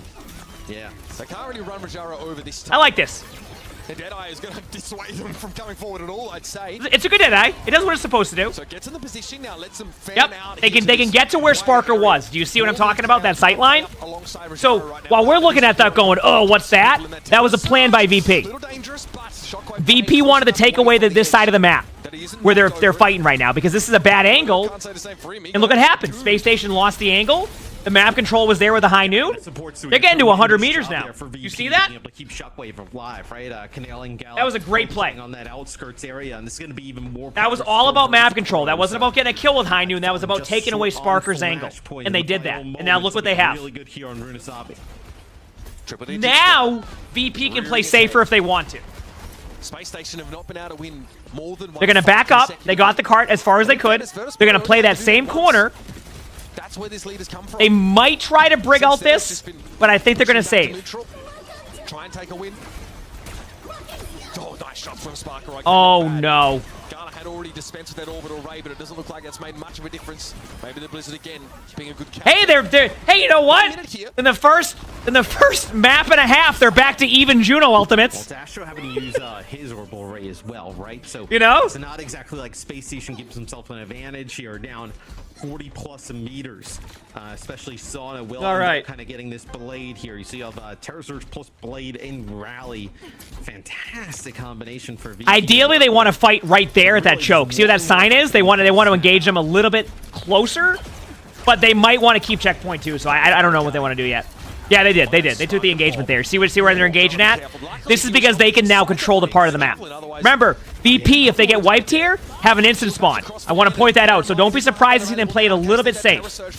I like the idea of playing for the win, but they can get away with playing safe here if they want to, too. They're going to kill Bob. They're fine with that. Now they're all in it. I love this by them. I love this. I love this. That's fine. That's value. I love it. Great job by VP. Playing for the win there. Playing for the win.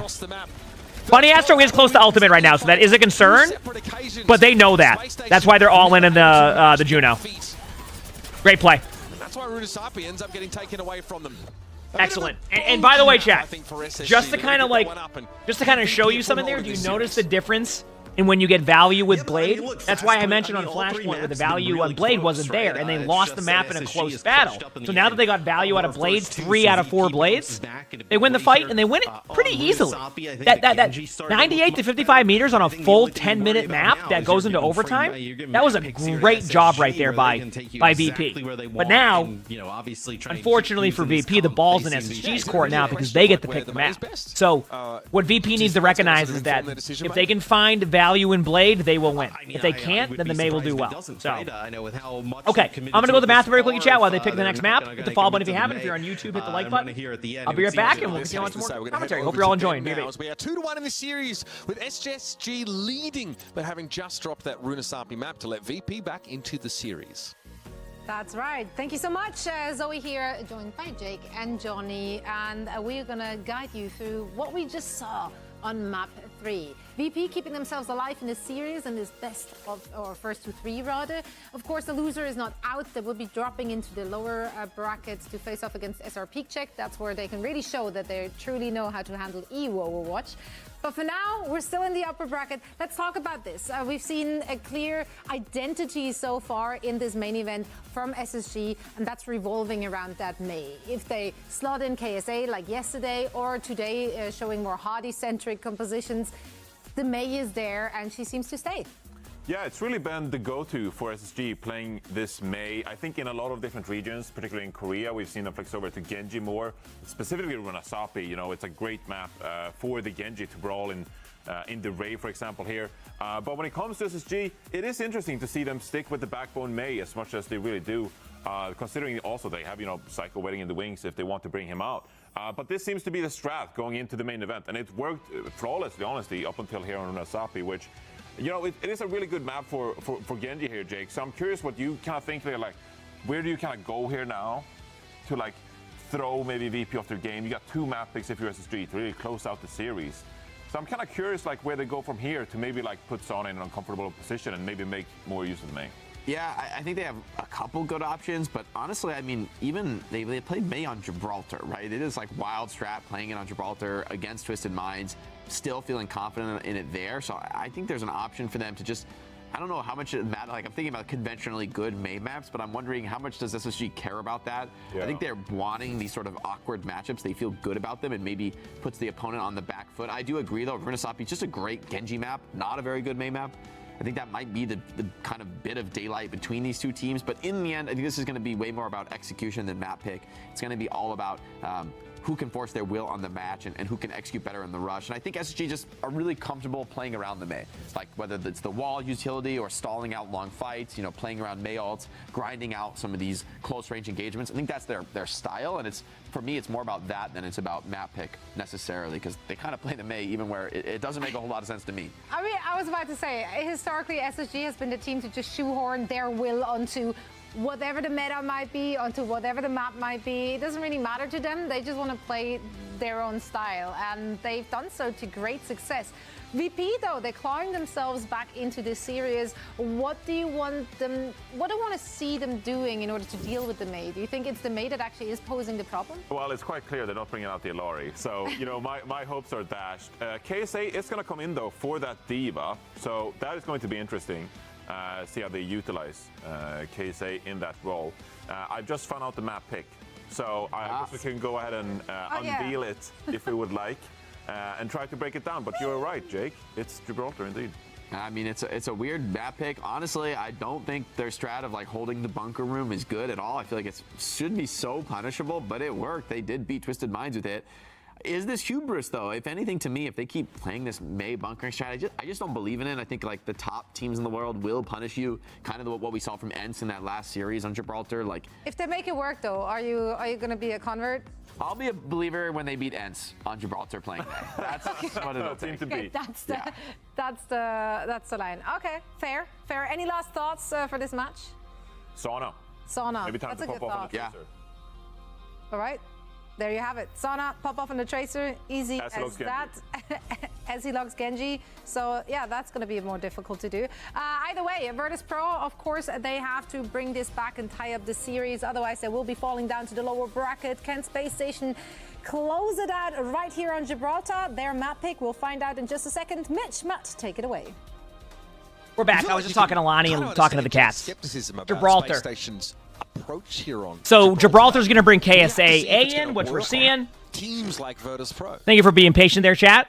VP is going to run the similar comp. A little bit about it even before break, right? They do play them. Oh, chat, look at VP. They're playing Spawn. I kind of like this. Captain Chaos, thanks for the 19 months to the tier 1. Thank you, appreciate it. I kind of like this. Wait a second. On defense, they'll actually take a really close setup. So this is something we what do the cats say? They were all just laying down in the sun. All 3 of them. First time guest by saying, welcome. We're just watching some esports matches, commentating on them, having a good time. It's live right now. I like this. I mean, listen, they're going to get rolled eventually. It's going to happen. By the way, this is not designed to win for like 4 minutes. This is designed to buy time on the cart because they don't think that their comp is going to do well against what Space Station's running. So they want to just like kind of change a pace strategy-wise. It's not like my favorite, but I know why. I know why.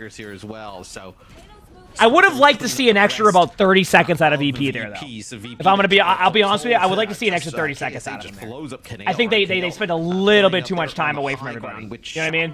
A little bit too much time. In line of sight to give him any type of healing, and the D.Va just so good in those 1v1 brawl type of scenarios. And of course, this is now where SSG can fall back into the server room here. Yep, server room is the side over there. Sauna with a huge pick, though.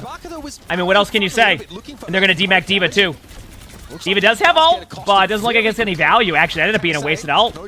They just win that. So, hey, you know what? It worked out, though. Good retake. I mean, they did exactly what they wanted to do. So, I'm not too upset with that one for them. Backbone gets a late kill on Sauna. Won't be too much of an issue. VP builds up their ult. Space Station builds up theirs. They actually end up getting an ultimate out, so pretty even battle so far. Obviously, they need to be ready to disengage the Mei ult, but I think, like, they might try to high noon them when they go for an engagement if they want to deny server control and then go from there. But they have taken their map control back. That was a huge boop that buys an extra like 3-4 seconds for them to wait. There they go. I'd settle for seeing it work against VP at this stage. But so far, it's KSA just trying to draw some players back over towards Juno ult's starting now. Like 3 seconds or so. Now this puts the D.Va in a bit of an maybe not. No one wants to take an engagement yet. D.Va's really low. Actually, Space Station's having difficulty sticking together. They're all over the place right now. VP's liking what they're seeing. They have Blade now. They have Blade Juno ultimate. Down here in the tunnel, they like to do it in the server room as well. On offense. Yeah, I mean, I guess VP's going, hey, you're not going to do anything. We're not going to really force anything yet until you're ready to hit a button. They finally went for it. There it is. I love that by them. Dude, chat, I don't think you understand how good this is. Because look at VP. No. Oh, no. That's best case scenario. Because look at VP, even though they over-ulted, they still have their Juno ultimate. So unless this high noon finds value, like VP's in a good spot. Mauga TP strat. So what happened was that after the Mei ult, they decided why not do it. So they're going to TP into him. One that should get good cardiac overdrive value and also. And if I'm correct, KSA is used to this comp also from. Because I think on Twisted Minds, this is a strat that was ran a lot, right? There's the cardiac overdrive. They're using it. They're going to all in the Mauga, though, because once that happens, Mauga's dead. Good TP. They TP'd out. But they might... Oh, no! Sauna got a little bit too aggro there. Cardiac overdrive is so OP! Oh, no! When they pushed the cart! Oh, they panicked it! Oh, no! Space Station now with their numbers advantage. Backbone starting to laser Rajaro down, but doesn't have much protection. Once they had the kill, they needed to just chill for a second. They were like bloodthirsty at that point. They turned into like vampires. They're like, we must get them! And then they were like, oh, wait a second. SSG were quite low for a while there. That's what I'm saying. So like the Mauga makes sense in this situation. Capitalize on it, and some nifty. Still a good first point by Virtus Pro and a good turnaround by Space Station. So displacement everywhere. It just doesn't really matter when the Mog is in there using that cardiac if there's overdrive. Any hero that benefits from gaining healing as a proportion of their damage dealt, it's probably Symmetra. When Pause. she's charged up, Despite obviously being pretty vulnerable and not having like. I wonder, did Landon lag out if Sana just got a pick on Brig? She'd be healing a huge. What might have happened there is there might have been a lag out because I don't know how a Genji got a left click kill like that. You know what I'm saying? Part of the idea here is that mic quality. I think their mic. Are you talking about their mic quality? Somehow with their I'm not sure, but she doesn't seem. When they do cast, they like over now, and this is a switch up for. Oh, what do you call it? Compress it? Is that the right way? I don't know why. Anytime I hear the cast, they just like compress the mics. It's even more so in the NA cast. I mean, it's really been the two comps they brought. They over compress them, right? I don't know if I'm saying that right. This Maga with the sim on Lijiang Tower, and now here on Gibraltar, then also that's what it feels like. Variations of the Orisa base setup. So seems to be what SSG is favoring, whether they have Hottie or KSA in the game, right? It doesn't really seem to matter at this point. I think KSA in here to play the Diva on Gibraltar, but clearly they feel confident falling back onto that Maga with him as well. You know, KSA clearly has been practicing with them on this kind of setup here. It just obviously to us it seems odd because Malga is a comp that wants to close the gap here, and Gibraltar makes it hard for attackers to force those front and center fights against defenders until you add some extra into the mix. And all of a sudden, you don't have a choice. You need to stand your ground against this Malga. Look, Juno's been left behind here, and Sana knows full well where to find him. Good play by Sana. I mean, honestly, VP needed that. They needed a team fight like that just to stop them. Because getting snowballed here, especially with VP's ultimates, this was extremely important. Because look at VP's ults. That was off a one-team fight. Make it out with his life here, so going to provide some decent healing to. So immunity on that one. If you're looking for the OWCS drop specifically, put on the esports stream also. All right. Land and build up towards that rally, but a lot of ultimates here for SSG. Unfortunately, they don't give us those. The sim wall probably not as powerful here. You know, it is still really impactful all the time. But good sim wall. They might TP off of this. They're gonna back up for now, though. They're gonna play chill. Yeah, I mean, honestly, that ended up working out. Very nicely placed. Yeah, that was a good job by VP, though. I think VP played that really well. They're gonna wait a second here. They're gonna use Brig ult to try and survive as long as possible. They're gonna counter Juno ult in 3, 2, 1. There it is. High noon from Sparker, which was a really good flank. Although there's a chance they end up losing this. I think this ends up being a really good ult situation for VP. That was well timed. Because like sometimes ult in second is good if it's a Juno ultimate. Because Gala flanked, used the ult in, made it really well played. Super Murloc, thanks for the 57 months with the tier 1. Thank you. Appreciate it, Super Murloc. Appreciate it. HP the entire time. Thank you. I mean, there's no way you can actually like. It looks almost impossible. Now they have Blade. I mean, Space Station only has. If I'm VP, I don't even give them time here. But that is a nasty combination. They did that TP as a fake out in case that they pops Blade. So you TP up there if you expect them to have an ultimate, and maybe they overreact. VP did a good job not being like, nah, I'm good. I ain't doing that. Get ready. They do have ult. They flipped. This is weird. I think Sana needs to play this a little bit smarter for a second. Yeah, Sana got that. Good idea by Sana. Free kill on Sim, maybe. Yep. Good job. Go up on high, stay away from everything else. Looking at the ults here. Good target focus on Sparker. They go to the point. They're on Brig Lucio now. Yeah, this looks like it's going to be a defensive hold here. Woo! Looks like my Genji. Once again, value from Genji is happening now, and it's showing in VP's gameplay. You see what I'm saying? That's really good. That is really good right there. Breaking the kind of bunker style that SSG's probably going to play on defense here with that man. Yeah, I'm putting SSG on Sassy Watch after that round. Anyway, heads it up for 1 second. What a great job by VP. I'll be honest with you. When SSG switched over to the other comp, and then they started to win it, and then also build up their ultimates, I was like, uh-oh, this is not good for VP because they can get snowballed easily. VP gets a pick.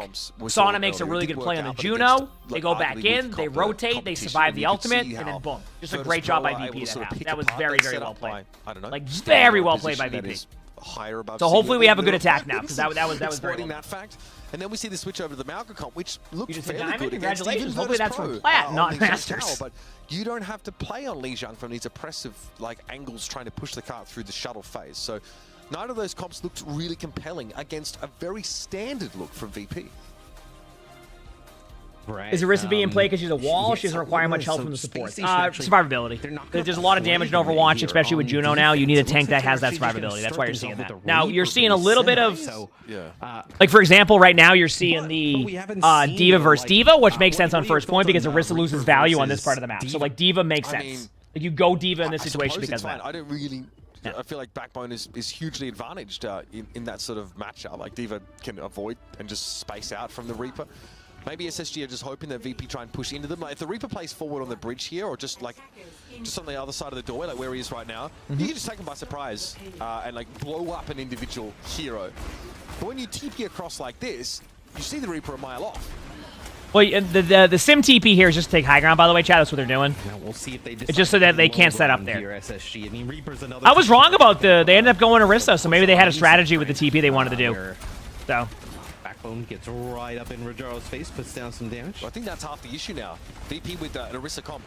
Reaper's interesting here. They have to push in here. So eventually they get a Wraith walk out of Backbone at least. By the way, I don't know if you're seeing this, but Sauna's gotten so much card time that they're going to have to isolate back down now. Sauna just made this one team fight. Ponderous progress here for Virtus Pro, but they do have this room control. Space Station started to realize it too. They're like, dude, we're giving up way too much space. Hey, Orisa's cooldowns are very good for that. Yeah, I mean, they're doing that now, right? They get the speed ring. Oh, what a Hinda. It made him use Fade.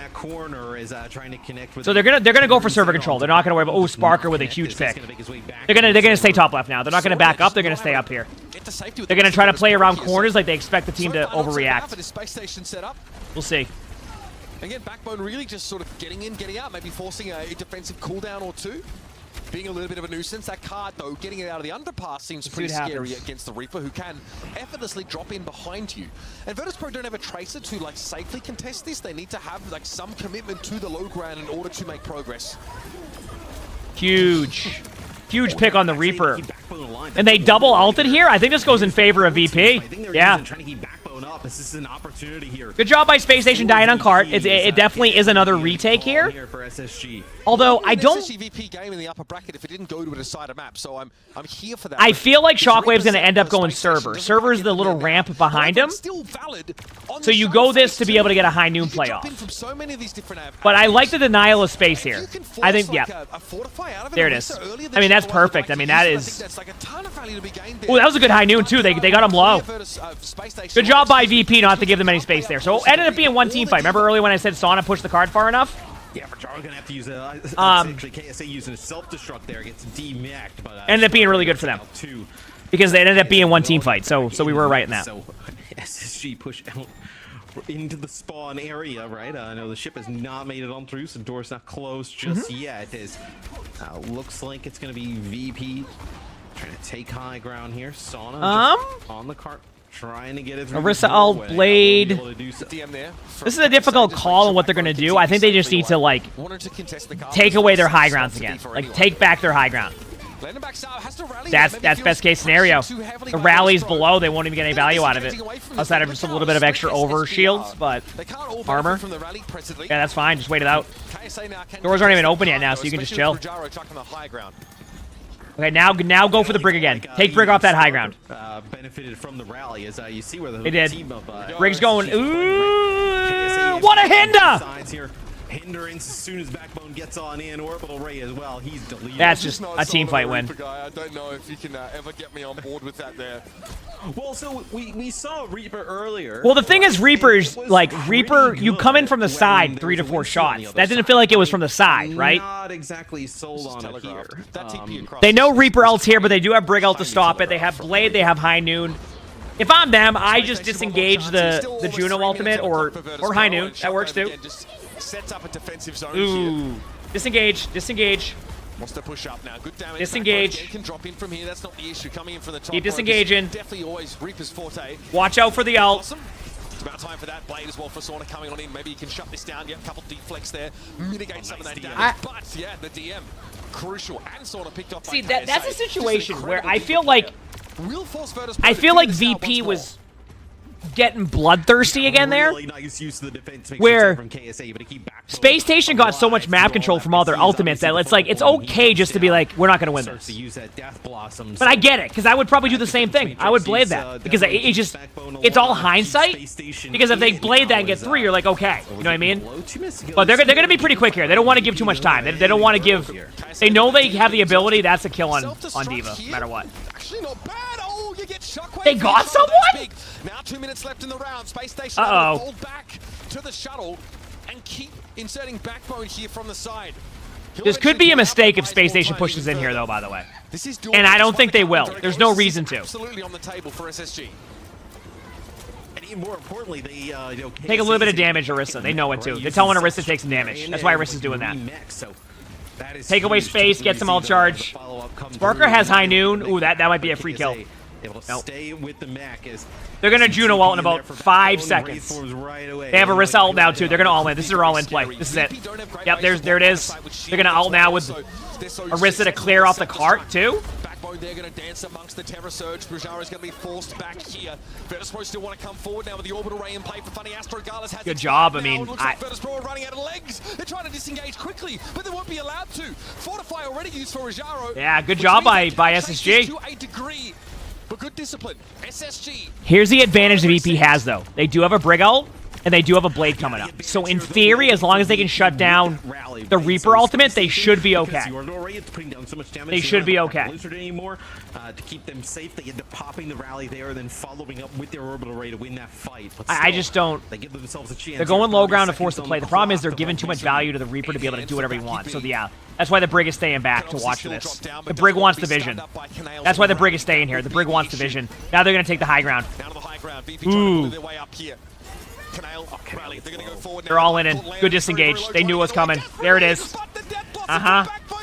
It's on the Blade now. If the Blade gets the kills, they win it. It's on his Blade. Can it bail them out? Good 2 slashes on Funny Astro, but it's going to take more, and that's 2 kills for I mean, in this fight.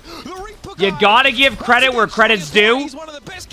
That should have been VP's map. SSG played it perfectly. And you knew the Reaper ult was coming, which is why it was surprising that they...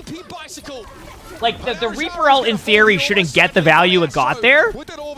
But Backbone just waited and waited and waited. So, damn. Yeah, we were, what a match, though. I mean, that was a great match, but for SSG to be able to hold that for 4+ minutes, at that point, SSG just deserves to win that. Great match. I mean, I think with BP, it goes back to what we watched with, like, Piece of Cake. Very, very close. And what I mean by very close is, like, they're like an ult away, a different strategy away from literally just winning those games, right? So it's like, take that as like a positive and go in. You equip him to kind I cast the RLCS, Rocket League's Tier 1, ROWCS, and I'm looking into casting out after playing for years since early OW1. Streams like this are super helpful, your knowledge is insane, and just wanted to say I appreciate your insight. Oh, heck yeah. King X. Stumpy Goblin, thanks for the $10. Appreciate it. Heck yeah, RLCS, that's awesome. I'll be honest with you, I haven't caught too much Rocket League stuff, but I'm glad that it helps you, and I'm sure you're a great caster, and like I said, I have massive amounts of respect for casters. Casters do an excellent job. Because not only do you have to make the call-outs, you also have to entertain everybody at the same time. And that's the part that I think a lot of people don't realize is, like, as a caster, it's not just being like, they are doing this.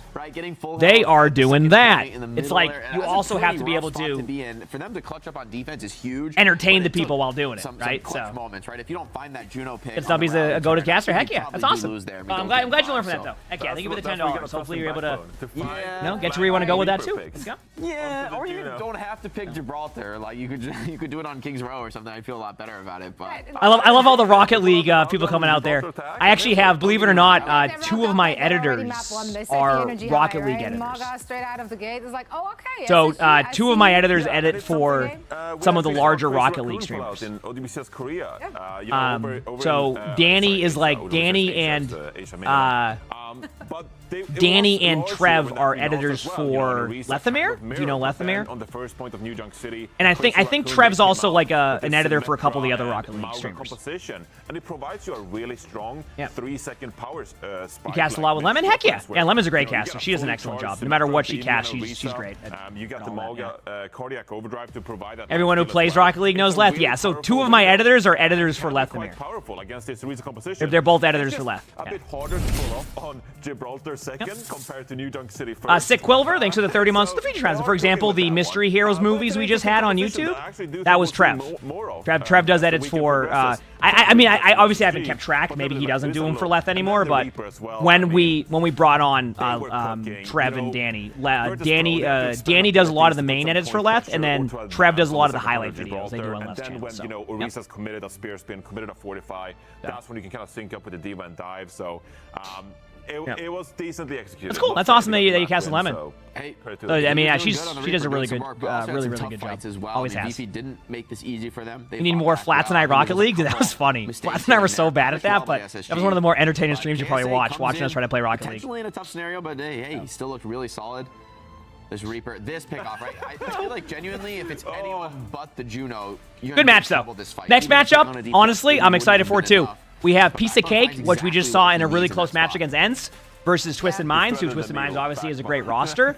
And the interesting part about this next match is that Twisted Minds and Ents, actually, not Ents, Twisted Minds and Piece of Cake play the same way. Their play styles are very similar. Same strategies, same way they want to play. They want to go far spam. So I'm very curious to see how it goes. Or if there's a shift in strategy from one of those teams. On this hero. I'd say so, yeah. Yeah, I'm terrible at Rocket League. I'm the person who plays Rocket League, can't score a goal unless it's my own goal. And I'm not doing that on purpose. To be honest. Yeah. But, to give you an idea. I mean, I'm that bad at League. I mean, Rocket League. I'm also bad at League, too. So winning all their games with a strat. I think a lot of that comes from hope your day's going well, too, the player-hero combo. There's a lot of options on Flex DPS. Dude, everyone's bad at Rocket League, though? We've seen Venture. I don't know about that. As a coach, but, the confidence to keep playing this May, even in maps that it's not super popular, is confidence and backbone. Does own goals count? Have a player you think I mean, it's bad, by the way. I'm talking like it's. And they still have Psycho on the bench as well, right? I don't play Rocket League with a controller either. So you imagine what you think is bad Rocket League play, and then times it by 10. They're dropping down to the lower all right. bracket. And I feel a little sorry for them because you go up against SSG, not the most conventional team, and then the next opponent you're facing is SR Peak Czech, where you know exactly, okay, this is I'm just as a reminder, kind of matchup that you have to face off against. So VP, they have to do a lot of prepping, a lot of extra scrimming, I guess, to get ready for their next one. For now, though, we're heading into a winner's Have I watched Pro Rocket League before? I'll be honest with you, Goblin, I haven't. It's just I'm not really in the Rocket League scene ever. Congratulations on the dub. I think the game's great. I love when I do play it, but I just never got too interested. Start off with the most obvious question here. Are you guys relying heavily on the May? Isn't there like a lot happening with RLCS right now? And why do you think I remember seeing tweets about like orgs are starting to like figure out what they want to do next year because they changed some rules or something. I don't know what the rules are. I think the May is really hopefully everything gets kind of figured out there and everybody's able to still benefit. I'm not one of the best Mays, Jake. I remember seeing something about like orgs are like bigger than enough to like respect. Chills right there. Why are all the pro Overwatch players so young? Oh, you didn't hear? It's you and in the gaming world, once you turn about 24, everybody thinks you're a fossil. He's our guest on the show. That's why you gotta beat Eds. You gotta take. But no, a lot of it comes down to priorities, especially in the Overwatch scene now, where there isn't as many orgs because it's kind of like a restart of esports. A lot of people just go on to different priorities or different games and kind of do stuff. I'm honestly surprised more teams aren't trying it because I think it's pretty good. We have a really good success rate with it. I mean, as you can see. All right, moving on to the next hero then, Gibraltar. It was really I'll be honest with you. Come out, so credit to that. Straight up, I think the big pick I don't. Reaper that also and maybe I'm biased, but even at 34, I don't feel like my reaction times have really shifted. It generally comes down to priorities, and I think chat started to see that. Now that I've been doing chat's been seeing my aim a little bit recently, which has been fun. Like, it's not really about the reaction time. It's not about. It's just about your priorities. Your priorities in life can shift, right? Like, the reason why I think you haven't seen as many older esports pros is that as you going into those get older, you just have more priorities, whether it's your family, whether you go and work in, etc. I think right? Reaper and they kind of give you the flip side of that one. Look at CS, where CS has had established orgs for a long time with salaries, and you have a lot of players who have played into their 30s and still are really good players. And that's because they've had like that backing and support of orgs for so long, and it's a lot of just like, it's not even about just being like unreal. So a lot of teams in CS are surrounded by like older veterans and then younger players. So you have like your young players who are kind of like, they're really good, and then you have your older players who can kind of be those veterans and be the people who go and throw a flash, but can also clean up team fights and things like that. So pretty much everyone thinks you'll be one of the teams going to Stockholm, competing in front of the I guess hometown crowd for EU at least. Anyway, how are you feeling about the potential? You're in gold because your priorities too. Listen, we have a new strategy here, okay? You're not hard stuck. You're the gatekeeper of your rank, right? Right now, you want to get to Masters 4 because I'm basically Masters 5 now. I'm the gatekeeper of Masters 5. You got to go through me, all right? You got to go through me. It's just fun. I think we are technically like mathematically. You're in gold 2 right now. Well, guess what? They got to go through you to get to gold 1. All right? We're just gonna win. You're the gatekeeper of gold 1. SSG All right? will be there, right? Yeah. That's right. That's the spirit. You know what I'm saying? Well, then I think that's it for us. From us, no more questions for now. You gotta go through you first, all right? You want to get to gold 1, you gotta go through. You gotta go through you. You're the gatekeeper of all of silver. But you put in work on Kevster and the May Mirror, the left-right 2 taps, and I'm gonna withdraw that. I'm gonna withdraw it. Let's so we speak. Let's so we talk, Jake. Yeah, they gotta go through you to get the silver 1. See? A better approach, right? Best of luck in your next match. The better approach. Thank you. Feels good, man. Always great to hear it from definitely the best May in the world. I don't know where this is coming from, Jake. Dude, flashbacks so you said you've played almost 600 hours in DPS. You've won over 1,500 games, and you've yet to be able to keep above gold 1. It's honestly just tiresome. Can I ask you a question, Steve? And this could be helpful for players. How often do you watch your own gameplay? And I ask that question because I feel like sometimes when you get really stuck, and I mean really stuck, there's little things that you're doing that you're not realizing, or you don't know what to look for, which can also be a part. And that is, of course, SR Peak Check. So you're the gatekeeper of bronze 5? Yeah, we like to hear that. Let's go. I'm actually really excited for both of I think sometimes, I want to see Cloudy Rhine. It's why I love the Spectating series, is because sometimes players don't recognize what they can work on. They know they need to fix something, but they don't know what that is. And that's why it's really good to go through that and figure out, what is it that's stopping you to go to the next level, playing for as much as you have. And sometimes it's as simple as like, your positioning is terrible, and you might think your positioning is good. You don't know what good positioning is. Maybe your path in Overwatch is terrible. You don't path back correctly, and you lose games because you decide to take a scenic route. It's like good steak. There's a lot of stuff. You don't even have to marinate it. It's good meat, and that's on the other end of this break. I'm not sure if that was the perfect transition, but we're running with it anyway. Next match coming up after this. There's a lot that goes into it, and it also doesn't happen overnight. One day at a time. Don't worry about the point. I am point I. Genji one. Kill Genji. You live for the scenic route? Yeah, you just enjoy the scenic route back, you know? I can beam point. Ready, 3, 2, 1, beam, beam, push 3. I'll put my headset on. Juno one. Left. How broken is Reaper? Oh, insane, guys. All right. Let's go, baby. It's time. It's time. I'm ready for some matches. See how it goes.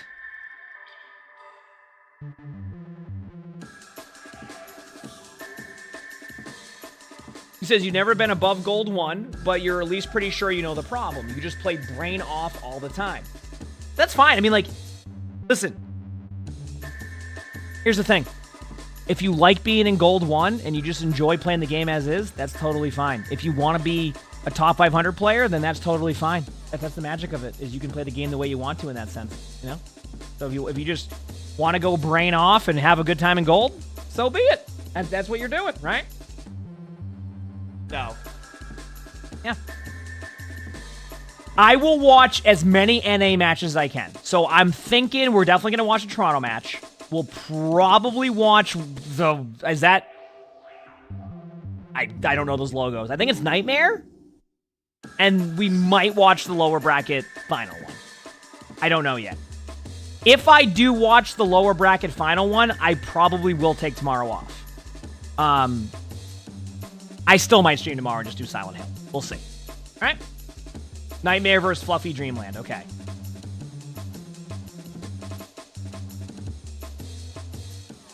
Anyway, that's that. You're getting spam killed by Junkrat's? It happens. Junkrat's really good right now. Yeah, Junkrat's really strong. No.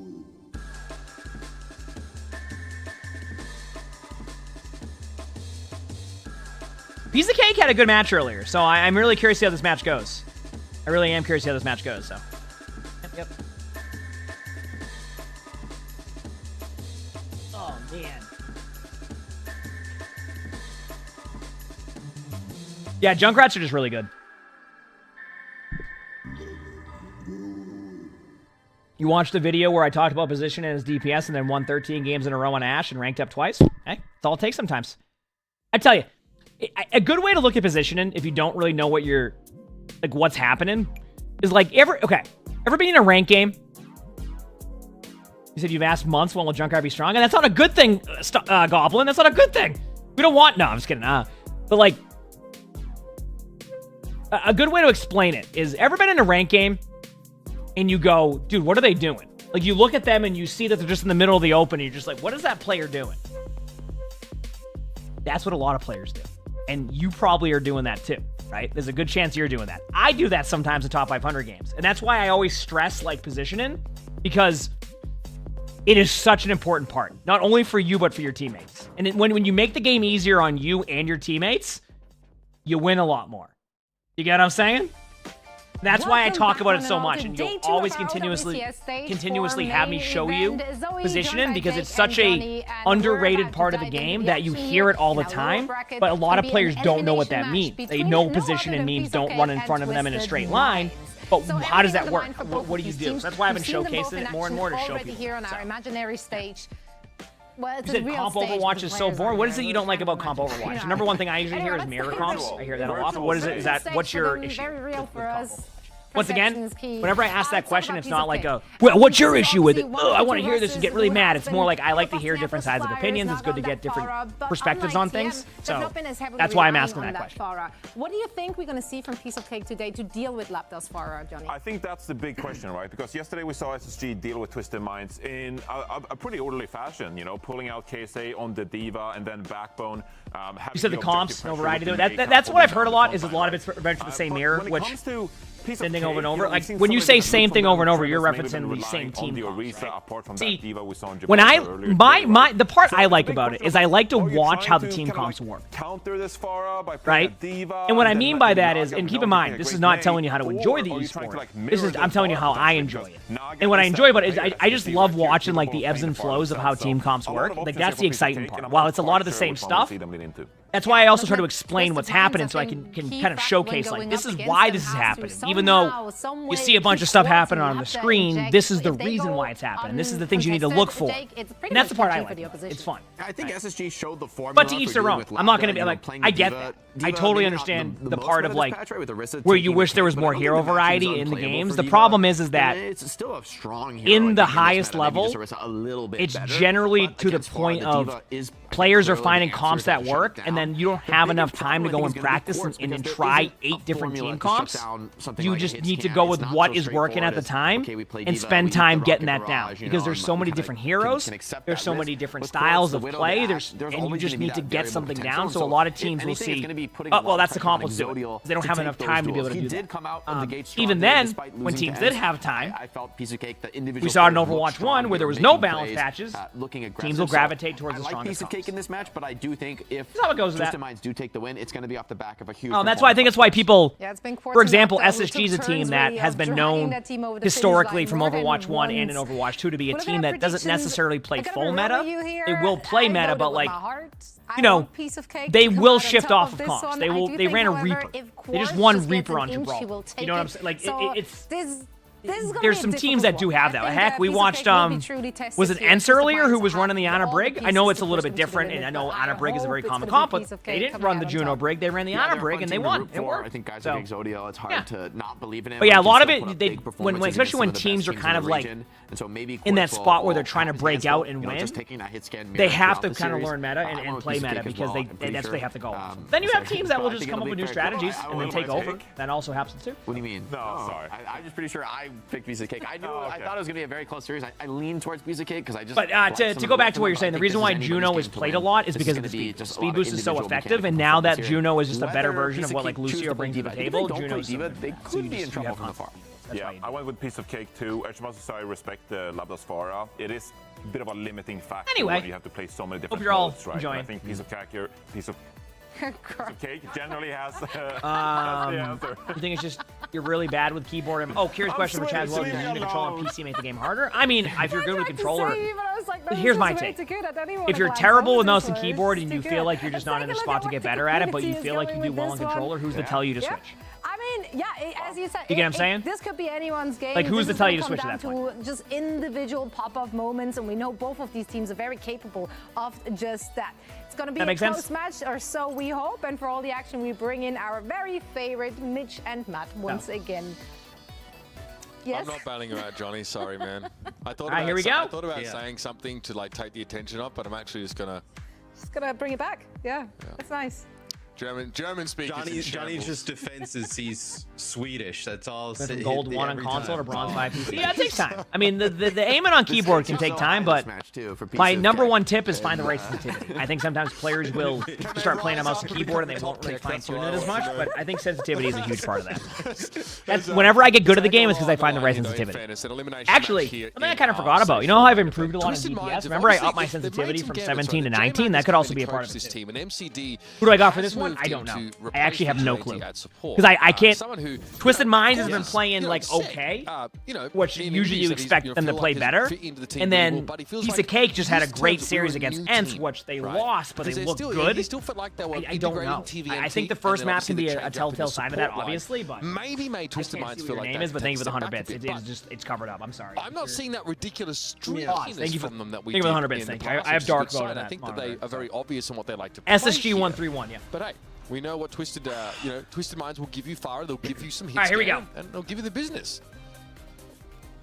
I pretty much just said it on that one, Vials. Just get used to in terms of, like, sensitivity of the time. When you play the far, very good at that hero. This feels like, I mean, Twisted Minds losing here, right? This is a team that at the very beginning of the year, we were like, hey, this is a team that can beat like the SSGs and the Enses, and it can be like the top team in EMEA, and then it's just the wheels have fallen off. The wildest fact is, like, it's still, the spots for Stockholm are still open, right? Like, it's not like them fumbling it this bad has ruined their chances, right? They still obviously have a chance. This match is enormous. Yeah, to be clear, I mean, let's not forget how this year started for Twisted Minds, right? They were dominated. They were the team in EMEA. They generally were a force to be reckoned with, and they were a dominant team. It's been a difficult one, and while we haven't got our top 3 solidified here, the sheer amount that so I used Logitech to pull off in order to make their way back into qualification status for Stockholm will be immense. I mean, Pro Super Light wireless. Although I haven't connected to wire. There you go. Pro Super Light. Finding themselves facing down a potential elimination scenario with a team that they've admitted they're still kind of getting acclimated with. Yeah, not the time to be getting acclimated, right? Stage 4 lower bracket, like round number 2. You'd like to have everything kind of ironed out by now, but yeah, it's a team that obviously started off extremely high, and then it seems like obviously turmoil, right? Kind of set in throughout the entirety of the season. Where Piece of Cake, I really liked how they played earlier, right? So this is not a layup here for Twisted Minds at all. No stretch, and they struggled with this team in groups, Matt. I think that's the most important part. Okay, Piece of Cake is running the Diva Farah comp. Twisted Minds is running the Farah comp. Remember how I said these teams like to play similar? That's what I was saying. That's why I'm curious to see how it goes. The only difference here is one team's running Ana Brig, one team's running Juno Brig, and then you have a Tracer versus Ashe. So that, like someone said, the same core, but different styles. So we'll see. Good flank here by Piece of Cake. They actually got a good positioning going here. That Brig might die. No. Well, we also saw the other day that Quartz really wants to play the Ashe, right? Play the Cassidy some, but damn. Hey, the Ashe got a kill. A little bit of an easier target going after the Ashe, but it's gonna is this super light good for small hands? Oh, I barely can palm a golf ball. Yeah, I have small hands. You're good. Yeah, you're good. If he needs to take this game over and get it done himself, he probably will do that.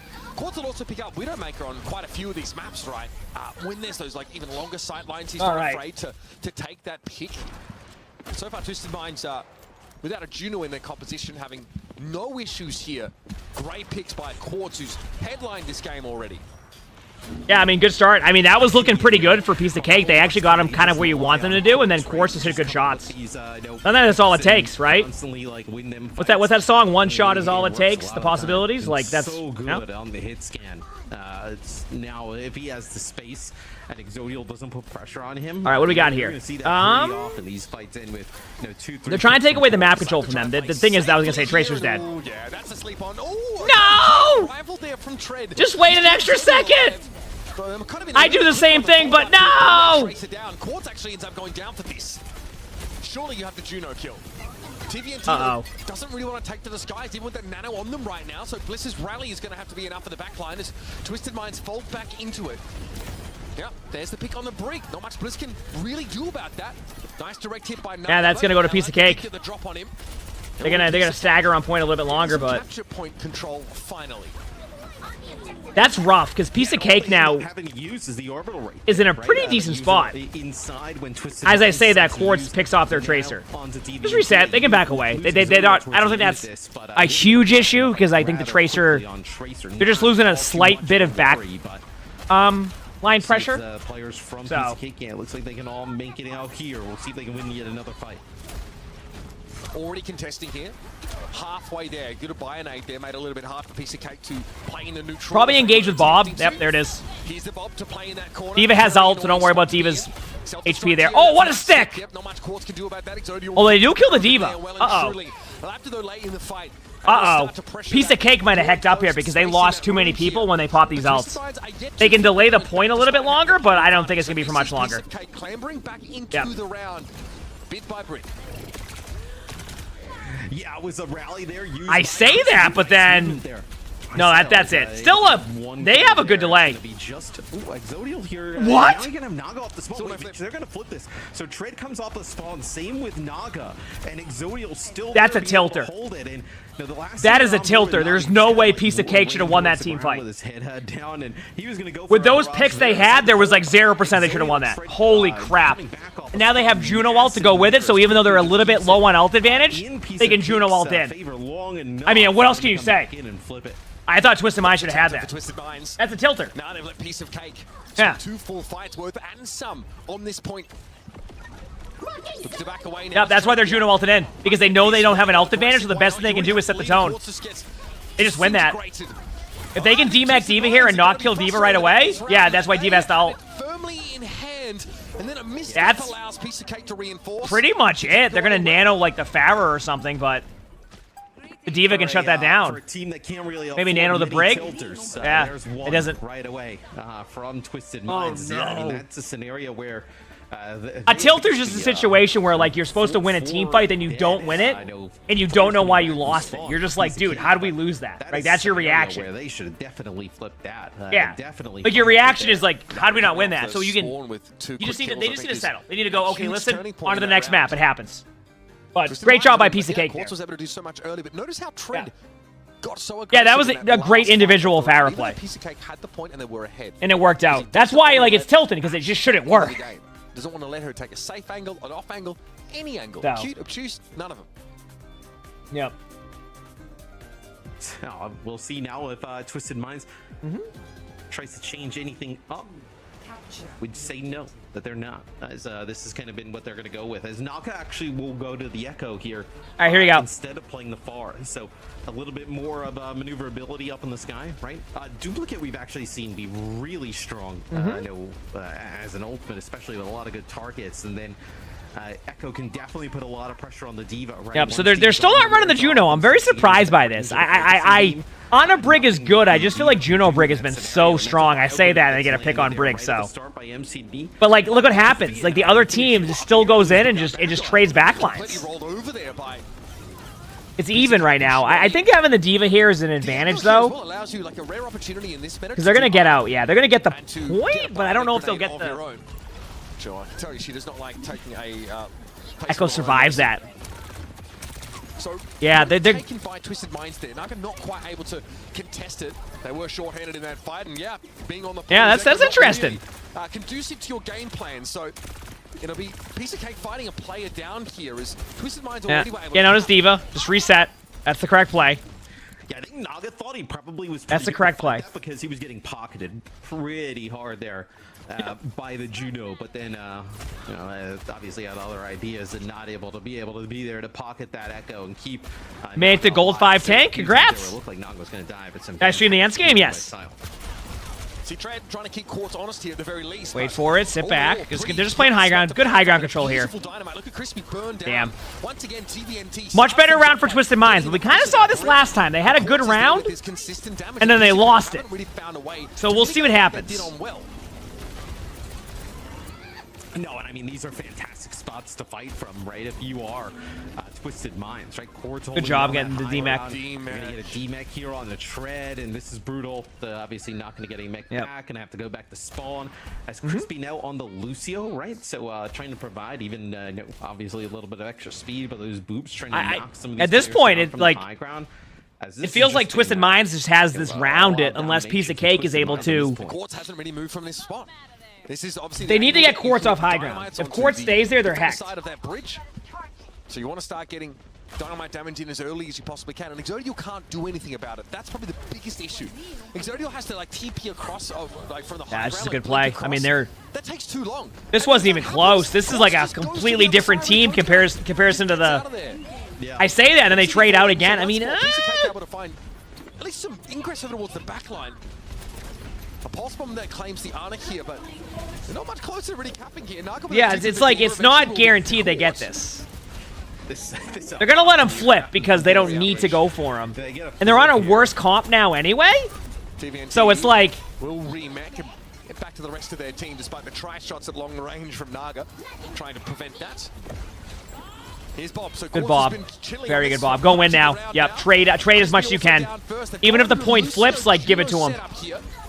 But that bomb is going to be extremely hard to shift, and orbital array is not exactly where it needs to be for Piece of Cake. Yeah, it wasn't perfect, but they needed to do something different. That Juno's going to be maybe dead in a second. Echo's dead. Yeah. And this D.Va play's been very, very good. I agree. Doing what has to be done, but mostly pressuring Brig and the Echo. There's more vulnerable targets down. I think you have a good games with Ski. Yeah, you still have a few players left here for Piece of Cake, but seems like it'll get cleaned up as you do get Tread here. You know what? Looks like Exodial coming off and that's where, like, well, but not going to be able to get a touch. It was good to see Twisted Minds be able to good of a rounds you can get there for Twisted come back with a round like that. After losing that tilter of a round before, to be able to bounce back and have a dominating second round is good. But now, it's Ruins time. Will we see Widow? Despite having a really rocky group stage. Widow versus Widow. This map is a Widow-dominant map. Sometimes in pro play, both teams won't run Widow because they just go heavy dive on each other. But the way that this year has gone, Zodial, that is in the final second. Zodial's had to go up against, like... Zodial has to go up against Quartz on Widow now, and had to go up against Kai and Kevster earlier in both DPS matchups. Like, Zodial was the one who had to go Tracer against Kevster and then had to go Widow against Kai. So, Zodial's ready, but Quartz is really good on Widow too. We're going to have a Widow battle here. Zodial wants to take Quartz on in the head-to-head. Nice shot.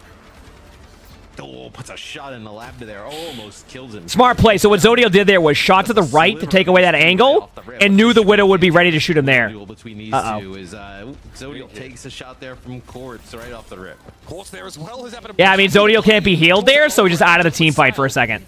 Isn't really sure where Zodial is right now because they were hiding away. Oh, he would have just got the glimpse. Ooh, Zodial hasn't got the shot yet. Quartz got the pick right away. Zodial has not been able to do too much here. Now, these Widows in these comps they ask her a lot because outside of the Widowmaker for Pizza Cake here, you only had a Mei. Naga now switching, I think, realizing... So far, Quartz is winning the Widow duel. Quartz could go a long way. Oh, nice Javelin. Yeah, not even just pressure on Quartz, right? Even just getting some pressure on the lab. By the way, if we go like one more part of the team fight without Zodiel getting a pick, I think they might swap off. Zodiel has virtually no sightline to play from now. He can't play Nice shot again. Here because he can get Javelin. Getting the shots, but can't get the kills. Now, finally, that area's been vacated by the Orisa. Zodiel can resume the search for Quartz, who's been... Yeah, it's mind games between the Widows. You just gotta hide for a while and then wait. 40% and counting for it's like a test of patience, you know? I love what I saw from them on Lighthouse in that second part of the round. They looked basically in disarray for the entirety of it. Yeah, he knows where Quartz is now. Was a jump shot there. Zodiel, lucky for him, it was just a shot to the bottom. They're gonna dive Widow soon. They're going for it. Yep. They had enough. Because he can just look over the they had enough. I mean, that was the correct play. You have to ult in the air in a second here. Trying to put pressure on that Widow. The in for sight and trade is dangerously low. You need to be able to get the Widow here. I'm sorry. No! Brutal. Great response. Good peel. Yep. Essentially on a solo mission by necessity because Naga is probably trying to contest. You an idea? Zodiel is at 97% on yeah. So Quartz really the most privileged player on the map. Go to the reset. I don't mind seeing the Widow versus Widow matchup. I hate playing against the Widow on this map. There's a difference, right? But he tried going over to the Orisa. You're doing a good job, Whiskey. Heck yeah. Good all-in play. Good luck. This is a tough job. What are the odds of winning? Good luck there. Widow headshot lobbies. That's what players will do, like vertically sort of grapple and try and get the kill on you, but it's such a low percentage option for you. Good flip on the point to maybe give yourself a chance, but this hasn't even been close. Juno ult now. That's something. I don't know if the Tracer or the... Yeah, Tracer. Maybe they take it back. They might be able to flip the point. I think they're going to flip the point. There's no reason for Twisted Minds to try to contest the point. They just flip it. Nice stick. I mean, that's best case scenario for them. That's not best case scenario. They need one more trade to make this worth it. That one are going to ripple through the rest of this fight now. As Exodial, while they have a decent sideline, don't have many targets to shoot at. No, you'll actually have Twisted Minds just back up off of that kill trade, right? So it's gonna buy a piece of cake. Nice shot. That's what you need. As Exodial turns corner, nice shot there. So things with these Widows can definitely turn rather quickly as Piece of Cake is going to get up above about 50%. Shades of that first round of Ilios. Okay, there we go. Nice early lead and then let it fall apart. Uh-oh, this is getting a lot closer now. Here, but Piece of Cake have been allowed to climb back into the and Piece of Cake needed those picks because look at the ults. No one has ults. Twisted Minds is a little bit ahead with Farah ultimate. Like, Piece of Cake needs those picks right now to get back into this. They're going to have Wall's advantage in a second here if another shot's hit without dying to the Widow. So we'll see now. I think Zodiel can get another pick off, Mitch. This starts to get scary. That's not supposed to happen. Oh, but then they swip. Uh-oh. Quartz gets the ult in time. I'm not sure how you catch a Tracer there. Now Quartz can emerge a little more. Okay, there's the double walls now, and they'll have a slight walls of it. Oh, no. Because the Farah can hide and get the kill. That might be it. That might be it. Pizza Cake looking fine until they overextend. Yep. They flew too close to the red dot laser of the Widowmaker. D.Va might be able to tap one more time with ult, but even then it might be tough. Catastrophic collapse. Tread was able to find TVNT with a self-destruct. I'm sorry, but what? I'm not going to lie to you. Lab is still that large, and now Pizza Cake have to... How did they get a kill with that D.Va ult? I think they still might lose it, but that should never have happened. That gave him an opportunity, though. Oh, nice try. Damn. Bliss gets there. Quartz already had that finishing body shot. Orbital Ray that again, really just for cosmetic value. Woo! Yeah, we have had good matches today, huh? Holy crap, what a good match. We've had so many good ones. That was close. I'm excited to see what map is next. Pretty heavily favored, I would say. That was fun. Twisted Minds. The first point as well, there was also that fight. Like, good job there on both teams. This is an exciting matchup. And which I'm not surprised by. These are teams that are very similar to each other in like... You kind of look at it in totality. Like where they play, how they want to play, where they want to take engagement. So it's really, really cool to see. On Ilios, so... pretty good start for TM. It's really, really cool to see. I'm very much enjoying what they want to run. Still, Trade is put in a position where he has to play D.Va to try and mitigate the impact of the Farah, but he's also trying to dive on a Widowmaker. Any helpers? All right. Yeah. None. You know, I guess they're relying on Exodial to win the Widow duel, but there needs to be a plan B if that doesn't happen, or if Quartz is playing out the sidelines of his opposite number. Do you have another dive DPS? Tracer cannot access the Widow on so much of Ilios Ruins. She just cannot get there. She has to try and find a way to climb up the masonry to TP across from another platform.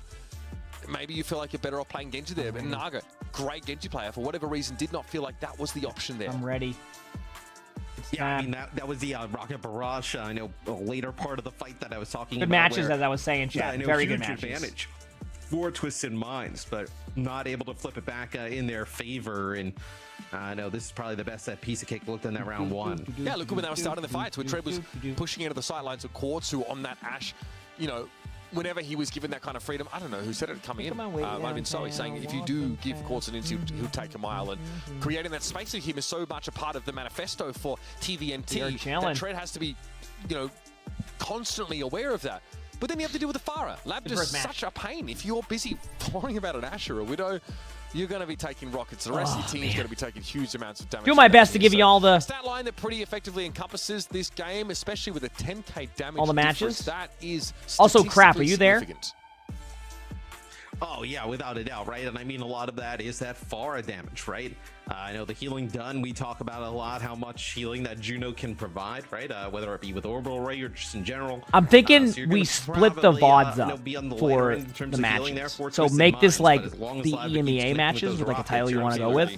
That seemed good to you too? Definitely feeling good starting the series from the. I don't know if that was your plan already, but that seems like the best further play. ahead in this lower bracket, seeing teams like, you know, like For the watch party, Prime to try and make their way through. They probably feel like they're very pleased to get this matchup in this lower bracket elimination game. But again, like they've got to ask themselves like who they, you know, will be sort of facing. Suravasa again? Are we getting Suravasa? In the next series, they probably have an inkling. Yeah, I mean that's. I think I am crap. I mean, I will see how I feel by the third match of NA. It depends how ahead of schedule or behind schedule they are. But yeah, and with Piece of Cake obviously having the selection here. Are we getting the classic a team lost and brings them to Suravasa? What do we get? Set you're like, oh yeah, don't play Widow there. Don't play Pharah there. If anything, probably like what are we getting? You know, Junkertown, right? But a lot of the other maps pretty decent for Pharah right now. Junkertown against Quartz, I'd be surprised. Can you? You would think so. Not. But... Oh, okay. Okay, it is Flashpoint, but it's New Junk City. Really I was close. I was close. So maybe I'm feeling it. It happened. Yeah, potentially. Right? I don't know. I'm just more interested in why New Junk City is the question. Like, I don't know the strategy on this map that they're trying to run, especially with the comps I've seen. Great question. Is this enough? So we'll see. To move to a different hero. I'm going to say. Yeah. What will be enough? I don't know. Magnitude 10 earthquake. I'm not sure. We'll see. We'll see what happens. Locked in here. Exodia looked incredible, I think, for Piece of Cake in their previous game. Just a real nuisance on the venture, especially, you know, on that Lijiang Tower map when they were constantly sort of wrapping behind, putting pressure on Kai, for example. That looks quite good for them. All right. What do they go for here? Surely not the Rhine. Okay. Labda, don't be fooled. If they wanted to play a Symmetra, probably Yubi in the server here. So quick TP out for everyone, and then a Pharah to join them. And look, would I a guess team it's fine. I mean, most of the choose a clash map if they're dominated? If they're dominated in scrims, there is like if they're dominated in scrims, I wouldn't doubt it if they decide to run a clash map. Yeah, like vertical I don't know space, what's right? being It's practiced. not Like I a lot of imagine them, right? teams There's are some that trying like to practice close clash, quarters, so right? But can you play there's an Pharah opportunity there. But if the teams aren't scrimming each other, then they don't really know where the teams are at clash-wise. There isn't enough data so far on the teams. I guess you just play with Because like at a certain point, if Clash was being played more, teams would have they'll know that like Twisted Minds might lose every Clash map, but they can do that. But if they don't know that and they're not, you know what I mean? That's the problem. It would have to be a pure comfort pick, yes. So Piece of Cake is running that speed boost comp with Venture we saw earlier on Lijiang. This comp is an all-in comp, by the way. There's no taking spam. Juno healing's pretty good. Yeah, wasn't even close. Wasn't gonna work. Barra spam. Piece of Cake might swap off right away on that. Okay. Well, Brig time. What do you think about the? I mean, the not yet. They went Genji instead. We'll see.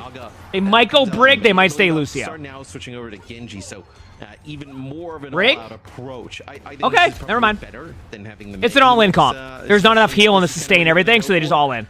I'm not sold on the Lucio. I mean, I know that Brig is awful here. You know that Labda's never going to switch off the Pharah. so it doesn't feel great, but you need those repair packs for your 2 flanking DPS, man. And the rally is just busted. The Lucio, okay, so like a lot of these, the reason why you run the Lucio is to go all in with all your speed and and AoE heals. That's it. It's not a comp that's designed to sustain long team fights. It's literally designed around just all in it. And that's why the team fights have been so quick. Do you notice how it's been like immediate? That's the idea. They will switch off though. It's not working. This is their strategy for this map. It's not working so far. They will swap off at some point unless something changes. They don't even have ults. Kind of counters this. You're trying to pick this. They're now guessing where the next point is. They're playing. Let's hope it's over here. Watch it be the other way. Right? They just continue. Watch it be the other way. Watch it be directly behind him. Roster, really. No. Oh. They have twice the speed to be able to close the gap. Oh no. They had to take a 50-50 guess on what side, exact opposite side. Yep. It's literally a coin flip. You don't know. It's a coin flip. Okay. I'm great that they have a lot of. They'll get there in time. It's just funny. That's very important. It means that you hit the brick wall twice as quickly. By the way, look at that. They switched up their comp, by the way, if you didn't notice. Yeah, that's what I was saying. Okay, so yeah, those repair packs for Naga, I think are going to go a long way. Should help Naga do a little bit more of what he's directed to do, which is get into that backline, disrupt, pull people out of position. But the problem with the comp that Piece of Cake started with is that if you do not win on it, you don't have a good fallback. You have to make swaps. You can't just stay on it. You have to make swaps. So you give up ult advantage, which is why Twisted Minds has only had to use one ultimate, and Piece of Cake is still trying to earn their first ultimate of this game. Unless I missed it, this will be their first ult, correct? Maybe there was a Juno ult I missed, but I think this might be their first ult. In general. I might have missed one ultimate. Okay, now they have a result. So, good blade though. As we saw earlier when we were watching VP, if you're gonna run Genji, you need to get value with blade in some form. Doesn't need to be a bunch of kills. That was value. So 1-for-1 on value with blade. So that was good. And honestly, Twisted Minds hecked up. Look at their ults. The biggest kill there is the first one, actually. It's look at their ults. Rid of Bliss when the rally is about to go on. So, they used almost everything and got destroyed. Would have had that big advantage we were talking Piece of Cake brought it back. Because that takes both support ultimates. Look at that. Piece of Cake brought it back. Puts them in play here for Piece of Cake. Easily could find themselves. That was like worst case scenario for them because like. You have such a huge ult advantage, they just popped everything. Except for a Pharah ult. But now they can just pop Juno ult. Yeah, there it is. Take a safer backseat to sit. Never mind. You got hit by That's it. I mean, with nice shots like that, what can you do? Boom. And now, next team fight, they have High Noon to delay them, and a Brig ult if they need to. Brutal. If they get these kills, I wouldn't doubt it if Twisted Minds just takes the odds of going elsewhere. I'd get out of there. I'd get out of there. One issue, Piece of Cake runs into, they give up free kills. Just back away. Yeah, they're not touching point. Good job by Piece of Cake preventing the point. Yep. Now it's wait and see across the map. We're off to the next one with Twisted Minds. Nothing but a barrage. Oh yeah, whenever I do co-streams, I try to be as informative as I can. You know, it's fun. That's why I enjoy it. This is why I like co-streaming because I get to watch matches and just talk about Overwatch. It's fun. You know? Okay, Brig ult by Piece of Cake might start off with a High Noon. Be careful of the Pharah. That's where they're at. But I think they're going to lead off with High Noon. Yeah. This is to create space. The next step is they Brig ult if they feel like they need to. Good Javelin. They're going to wait on high ground for a little bit and then look for a good timing on Brig ult. They might predict Twisted Minds might have Juno ultimate, so they're being a little bit wary, but... Good Javelin. That's crazy. There's the Pharah ult. Which we interrupted once more. It's going to be Tread falling. They're going to back away. They have no reason to stay there. Twisted Minds who start with priority. Oh, nice Javelin again. Good Javelins from both Arisas. Yeah, and I think Quartz switching over to cast curiosity, right? It was clear that Piece of Cake wanted to be really aggressive in terms of how Brig ult was used, which is a feels bad, so Orisa ult Blade. The problem is they might take a little bit of poke damage, so you're going to start seeing Orisa kind of like pretend to be aggressive. This is just to get Juno ultimate, or they might just say Orisa ult and say heck it. It's quite an A-comp actually for these kind of maps with their setup. Like the Juno hacked up. Oh my, they're Juno disengaged out of their own. Oh no. They can do this kind of stuff. You probably want to bring him in. Ideally, you want him to find more than one kill in the fight, but I think that there's a chance they can turn this because nah, they don't see the Orisa. Apparently the Orisa has a silencer. Hang on, we're crispy. Oh, you still have the Orisa to kill though. Yeah, I mean, they're gonna go to point. Orisa might even back off point. Right? So you do have Sile here. Nope. Get a little bit of speed here around that corner. You might be able to flip off this. TVNT probably won't give it up. They're gonna give it up. They're gonna give it up. There's no point. If they lose the Orisa, they lose 40%. But now, Piece of Cake's just gonna Juno ult. They might not even high noon this for a while. They might just Juno ult. Save high noon for when they need it next. Just Juno ult in. Now you'll be able to. We're gonna have the double Deadeye set up yet again. So there's the spear already gone. So maybe you can actually get something out of this Deadeye from Quartz. Yeah, I think they saw that one coming. Yeah, that was a good play. Good play, good reaction. Of course, Sile with an orbital ray. Bliss's rally was enough. Back out, give them point. Hope you can get back in time because of wave response. That's where they're at right now. But yeah, they're done with that point. They're done with that point. Good job by Twisted Minds. They just all in their ults. Nice shots. Yep, just a few headshots there from Quartz, puts a few people away, and that'll be the flashpoint there for Twisted Minds. So just one away from going up 2-0 in the series rather quickly. All right, here we go. Let's see, for Piece of Cake, you're going to have this rally. I mean, Crispy's going crazy the last few fights. This point actually should be pretty good for the far, right? You talk about pretty wide. Maybe. It depends if they get bridge control. It just depends where they get map control at. The point are actually kind of high, right? The stacks of refuse. So there's good cover for Farah, but there's good, like... Spaces is not so much of an issue if Farah it depends. I don't mind it. Close enough to be effective with rockets. Brig ult in about 5. No, they're not going to brig ult because they think they have Juno ult. Reason why they're not going to brig ult right away is because they think they have Juno ultimate chat. That's why they do that. Oh, what a Hinda. They have it now, but before they didn't have it. Trying to swat you. Good little angle there. Nice little shuriken connection. But there's the brig ult. They waited as long as they can. They're going to all in the brig because the brig's the easy target. Farah ult just a little bit too late. Finding two. And even with a top-tier Genji player, I'm not in the lobby, no. That was kind of Uber to call me a top-tier Genji player, but I'm not in the lobby right now. That was nice of him, though. Yeah, thank you. Every time the Nugget gets close to Quartz, it feels like the hindrance always coming on in, and Quartz what do we got now? Blade, high noon. Even if he does a lot, I like wave respawn. When that blade I like wave respawn. Through, so man, you're gonna get add some more team fights. I just don't know how to predict it yet because it's so new. You know? Your last best chance without support ultimates even. Bliss can build I mean, they're gonna blade. This is a blade play. That's why they're set up like this. This might be a little bit too ambitious of a blade, but nope. Big kill by Izodiel. Good job. Now it's a good blade. Once I got the pick on the high noon, so it wasn't like it's a defensive strategy. That was good. Yep. Piece of Cake get back in, but yeah, Twisted Minds get to 85, 6. Brutal. I'm not worried about the percentages.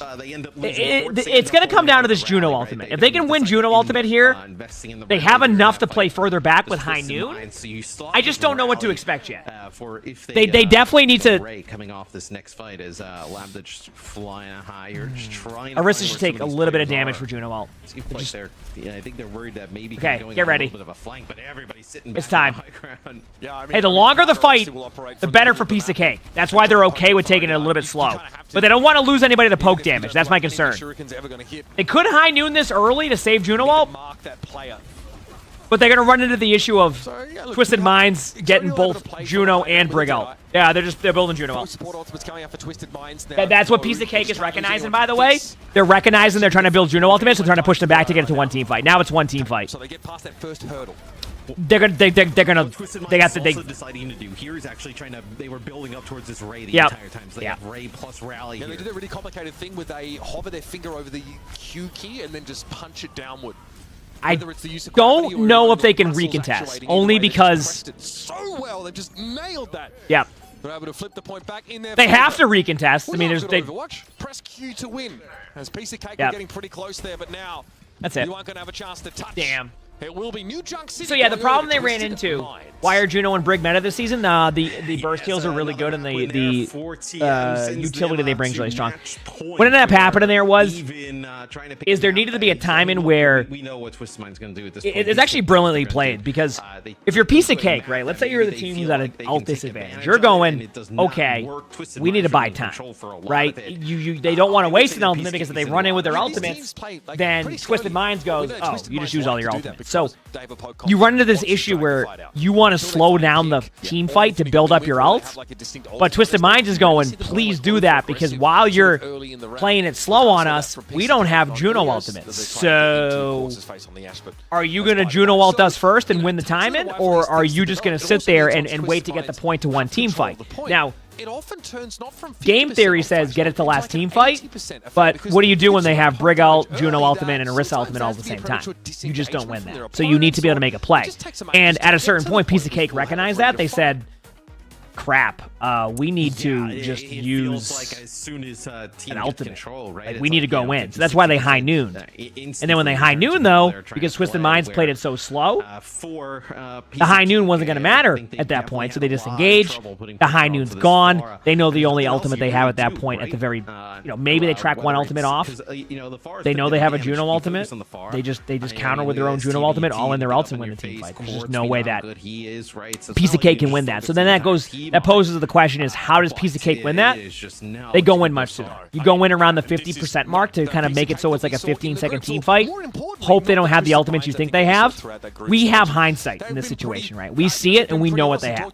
So we have the hindsight of that. They don't know that. They're loosely tracking the ultimates to the best of their ability. So that's what's happening there. Anyway, hope that makes sense on how that haul went. So. You're back 1 second, chat. I'm pick at the map. Here again, right. I mean, you're back. I really think this speaks for itself. Great showing from Twisted Minds here, and another dominant victory. Heading into our third map here, this really starts to stretch things thin for Piece of Cake. Where now can they take the game to gain an edge against this Twisted Minds team? Don't go to Gibraltar. Don't be tempted. No, don't be tempted. With things leading us would say like King's Row or Runasapi, right? The EMEA staples. That would speak of one of those. I don't know what you could do in Esport. I mean, Gibraltar. Rialto, Junkertown, Gibraltar, all pretty good. Don't go there. I think that would be pretty difficult. Here's your map pool available here. So in hybrid, of course, we still have. Where would you go? I know you always ask me where I would go. If I was Piece of Cake? Well, okay, yeah. So think of a map where the poke composition's a little bit weaker. I think you don't want to let Lab to play corners, so you don't go to Runasapi. You definitely forget about Esperanza and New Queen Street. I don't think we've seen any NQS games so far. I think Midtown would be pretty bad as well. Yes, that would be a problem. You could play King's Row, but I think Fire is still a real nuisance there. I don't think teams with these Orisa comps feel comfortable playing Blizzard World, because it normally requires you to play a Tracer in that setup, because you need good flank pressure through that second phase of the map. It's just a terrible map for Orisa comps if you are going to dare to play them. I mean, honestly, I'm saying don't go to Gibraltar, but that might actually be the best opportunity, because it's one of the harder maps to play the Fire on. Yeah, fair enough. Yeah. Or it might have been that you saw it on the screen in the studio. I was saying don't go there. That might be. Yeah, think about it. What does Farah do here defensively at Gibraltar? Right? It is like a pretty rough map for her. All the other ones, like you can let Lab to play those corners and just sort of really be a nuisance here. So they have that screen turned off, by the way. All right, Gibraltar. Not a bad map for Piece of Cake. And on this map, remember how when everybody else doesn't have access to looking at that. I mean, you could have come down. The only concern I have on this map again is third point when it comes to the Widow matchup. Although Zoldiel did okay on Ruins, wasn't bad, so I think it could be just fine. So yeah, all right, home studio. I'm nice and cozy over here. You pieced out, man. I don't know what to tell you. I'm ready. It's going to be Gibraltar in the end. Can we do this? Can we do the Lab to Farah thing? Probably still, right? They're gonna. I mean, you may not be able to, right? Because you're gonna play some long range hit scan. You'd imagine. It's time. You'll watch my stream for almost 9 hours, loving every second of it. Heck yeah, I'm glad you enjoyed. That's what we like to hear. Appreciate it. Like I said, I hope everybody's been having fun. I've been having fun. I don't think they're gonna switch off of it. I mean, unless they're absolutely getting bullied on it. I've been having fun. They will, but that's what it's all about, right, baby? I don't imagine Here we go. Kind of concede on this. I mean, they've been so good on it. What are we playing? Genji? It's going to be Genji. Yeah. Genji Ash for Piece of Cake? I don't expect the venture comp again. I think they're done with that one. Like, you know what I mean? Yeah, Genji. I think they're done with that one. That's what I think. Put Exodio on the Widow. Ooh, Hemta coming out here on the Tracer here. So yeah, they can't. I think Farah is very difficult to play properly here. What is happening? Okay, are we all Maypeel on this map now? Surely not. Okay. Okay, here we go. I wanna, yeah.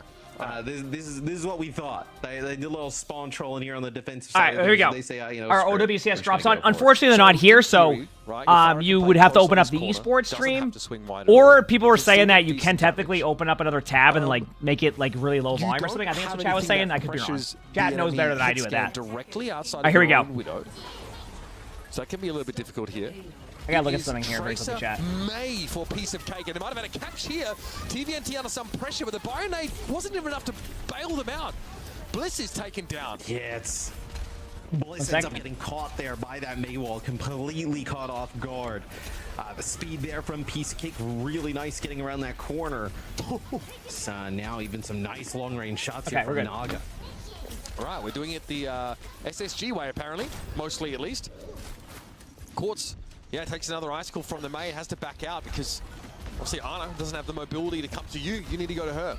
All right, we're back. Sorry. I'm looking at something. Okay, let's focus up here, and I'll look at that after. Okay, here we go.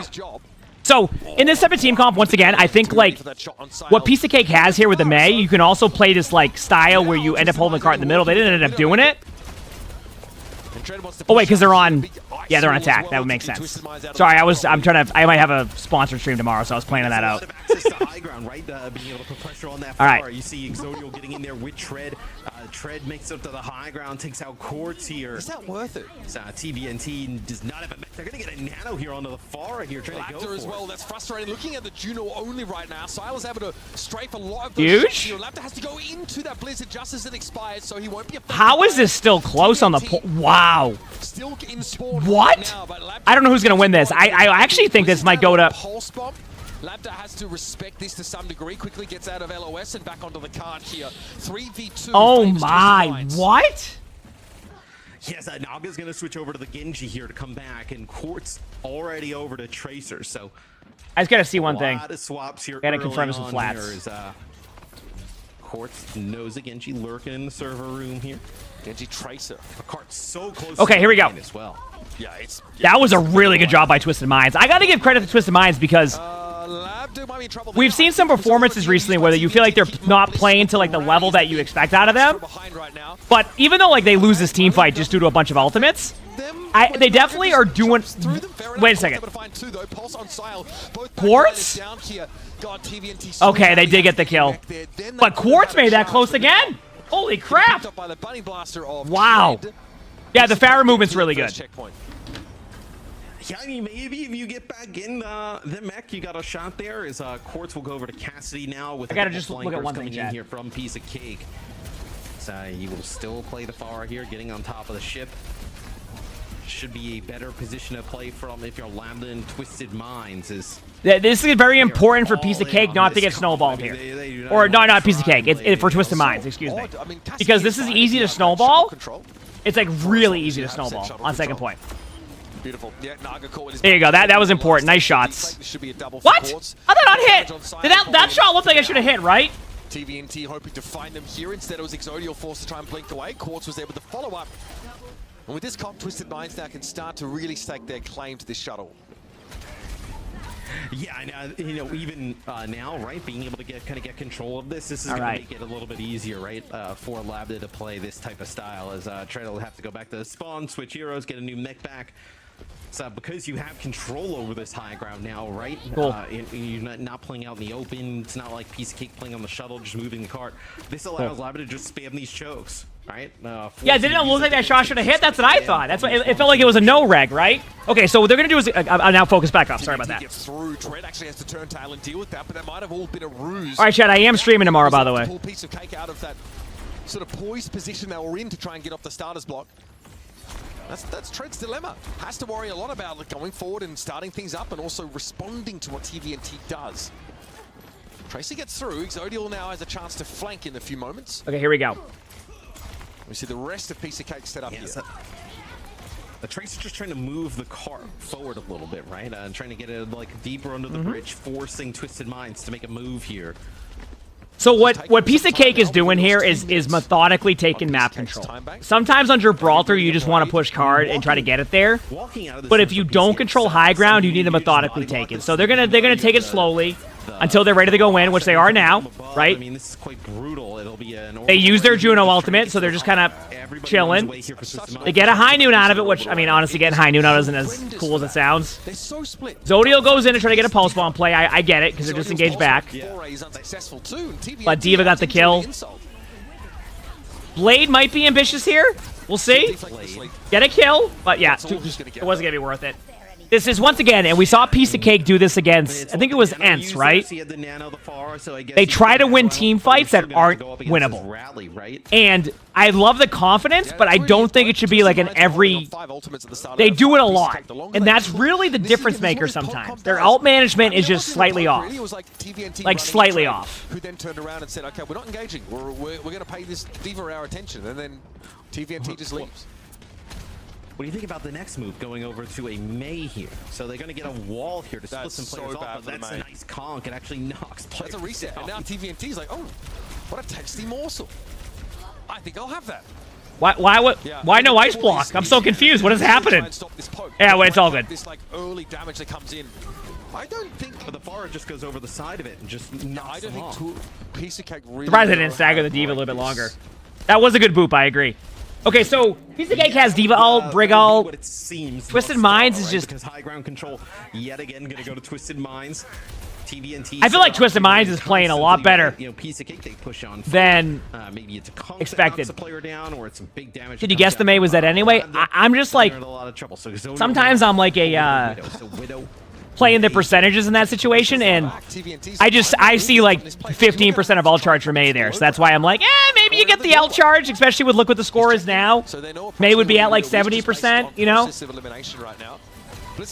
And that could be a difference maker. Like, look at that. Mei just ice blocked. Look at their ult charge, how quickly it went back up. You see that? Oh, what a bash! No, the shield was there. The Brig. The Brig. The Brig bashed the ult. That was huge. Forts is low. What an honor grenade. This is so close. Look at the Mei's ult charge now. Do you see what I'm talking about? They would have had Mei ult right now. And then didn't get it. Look at that. Now they... Do you see what I'm saying? Do you see? Orbit array, I respect it, Sile. I do, but it's not enough. Remember what I said? I said that ice block. That was the difference in the ult charge. That was the difference. That's what I was trying to say. I'm like, listen, it's that. Really wanted that because you get ult charge when you ice block as Mei. So Bliss. It was, and there was 1%. Didn't exactly work out, but yeah, you get ult charge when you go into ice block. In the end, picks up 2 kills. You're able to get a self-destruct from TNT, just clear out the point for a little bit, and then the nano onto Quartz to seal the deal. So now, no, it's not a ton of progress there for Piece of Cake. Twisted Minds. I mean, this series is all theirs, right? You know, if they want to throw it in the bin, they can, but they're in a fantastic spot to win this one. At this point, you know, we saw a Piece of Cake. I mean, they had contorted themselves into a Genji Tracer D.Va composition with the Juno. So they're definitely exhausting every avenue available to them to try and figure out how to get into that phase of the map. But honestly, like we saw, Twisted Minds be able to sort of turn back what Zamu, thanks to Feature Brands. Also for tomorrow's stream chat, we're going to record some Overwatch stuff, and then we have a Diablo sponsored stream. So if anybody interested in Diablo tomorrow, we're going to play some Diablo. Going to show off the new class with the expansion. I'm good? It was like last second, I just got that now. So tomorrow we're going to be playing some Diablo on stream. Alright? Right. And it's really easy to have basically to showcase the new class, I guess, is like Twitch drops during it, all that stuff. So As far as we doing that tomorrow. Okay?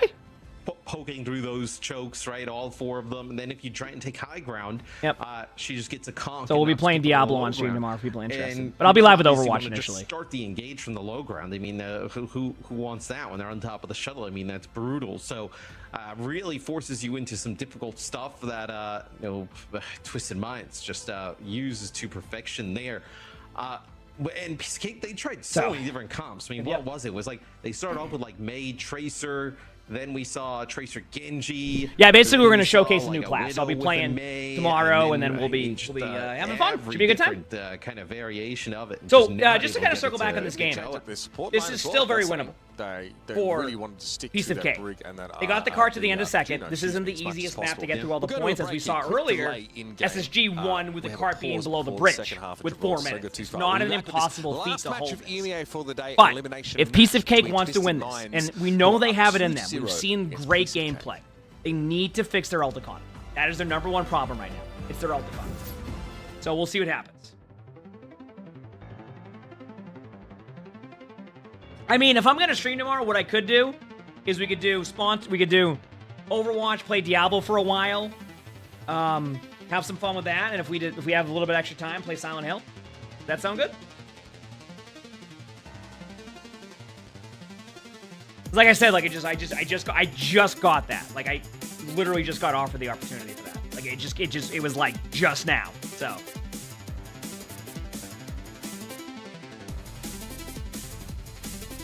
Yep. So tomorrow we'll play some Diablo for the sponsor stream. Basically, I'm going to be leveling up the new class and showcasing everything. All right.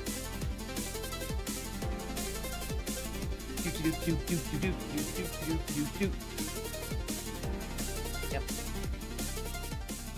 It'll be fun. It'll be a fun day tomorrow. To play Rocket League with flats. I don't know if you want that. Away from getting into the game, or so I'm told. It's Labda's mouse that, I mean, died. I can't believe that.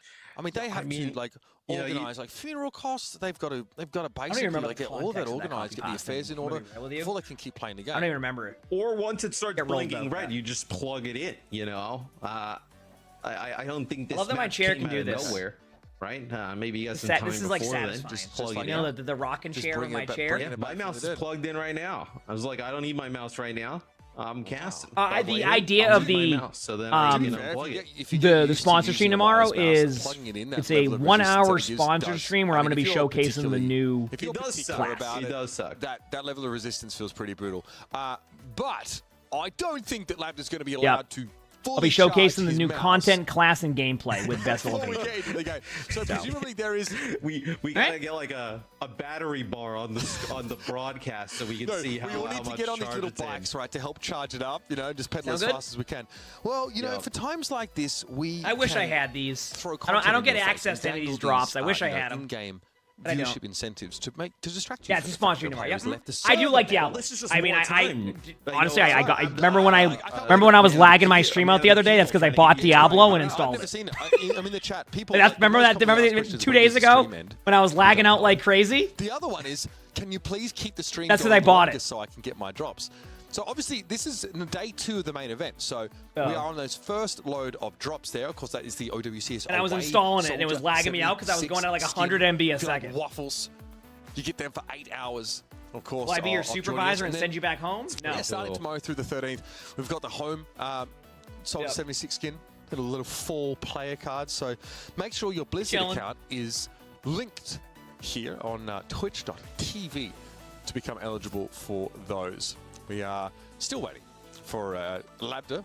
I mean, if you're an Overwatch fan, here we go. You're linked up at this point, right? I mean, you've just been consuming drops for years now. Yes, they have. So there's no reason to not Commonly be asked linked. question, by the way. There are no Overwatch League tokens available through drops. You are going to have to get them the old-fashioned way. Yep. Through the client. We do not give those out anymore. Yeah, I'm an Overwatch stream. I don't complain about drops. I'll tell you that much. You know? Seconds. Yeah, you're gonna have to. We're gonna have to run a graphic for that. I don't know what those are. Need a graphic for that one. Yeah, get it queued up. All right, here we go. Piece of Cake can do this. Let's keep this series going. Let's keep this series going, chat. Skins run back in game. That was fun. That was fun. Yeah, and then there was the sale on the owl skins. Those look good. So a lot of cool stuff. A new season coming. I mean, Overwatch. Okay, kind of popular. Yeah, Halloween. Halloween was a good time in Overwatch. Junkenstein's lab returning to the game. If you're into that. It's not returning. That's something new, but still. Trees along range, just body shots. The next ones though, they're for real. Live rounds now loaded. That is Silas pretty confident he's not going to die. I mean, that's like the second time.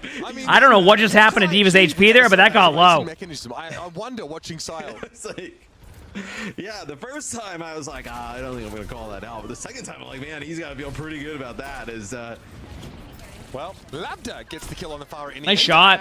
Damn. Dealt with from on high. I mean, the good news for Piece of Cake is that, like, they technically, there wasn't much card time during that.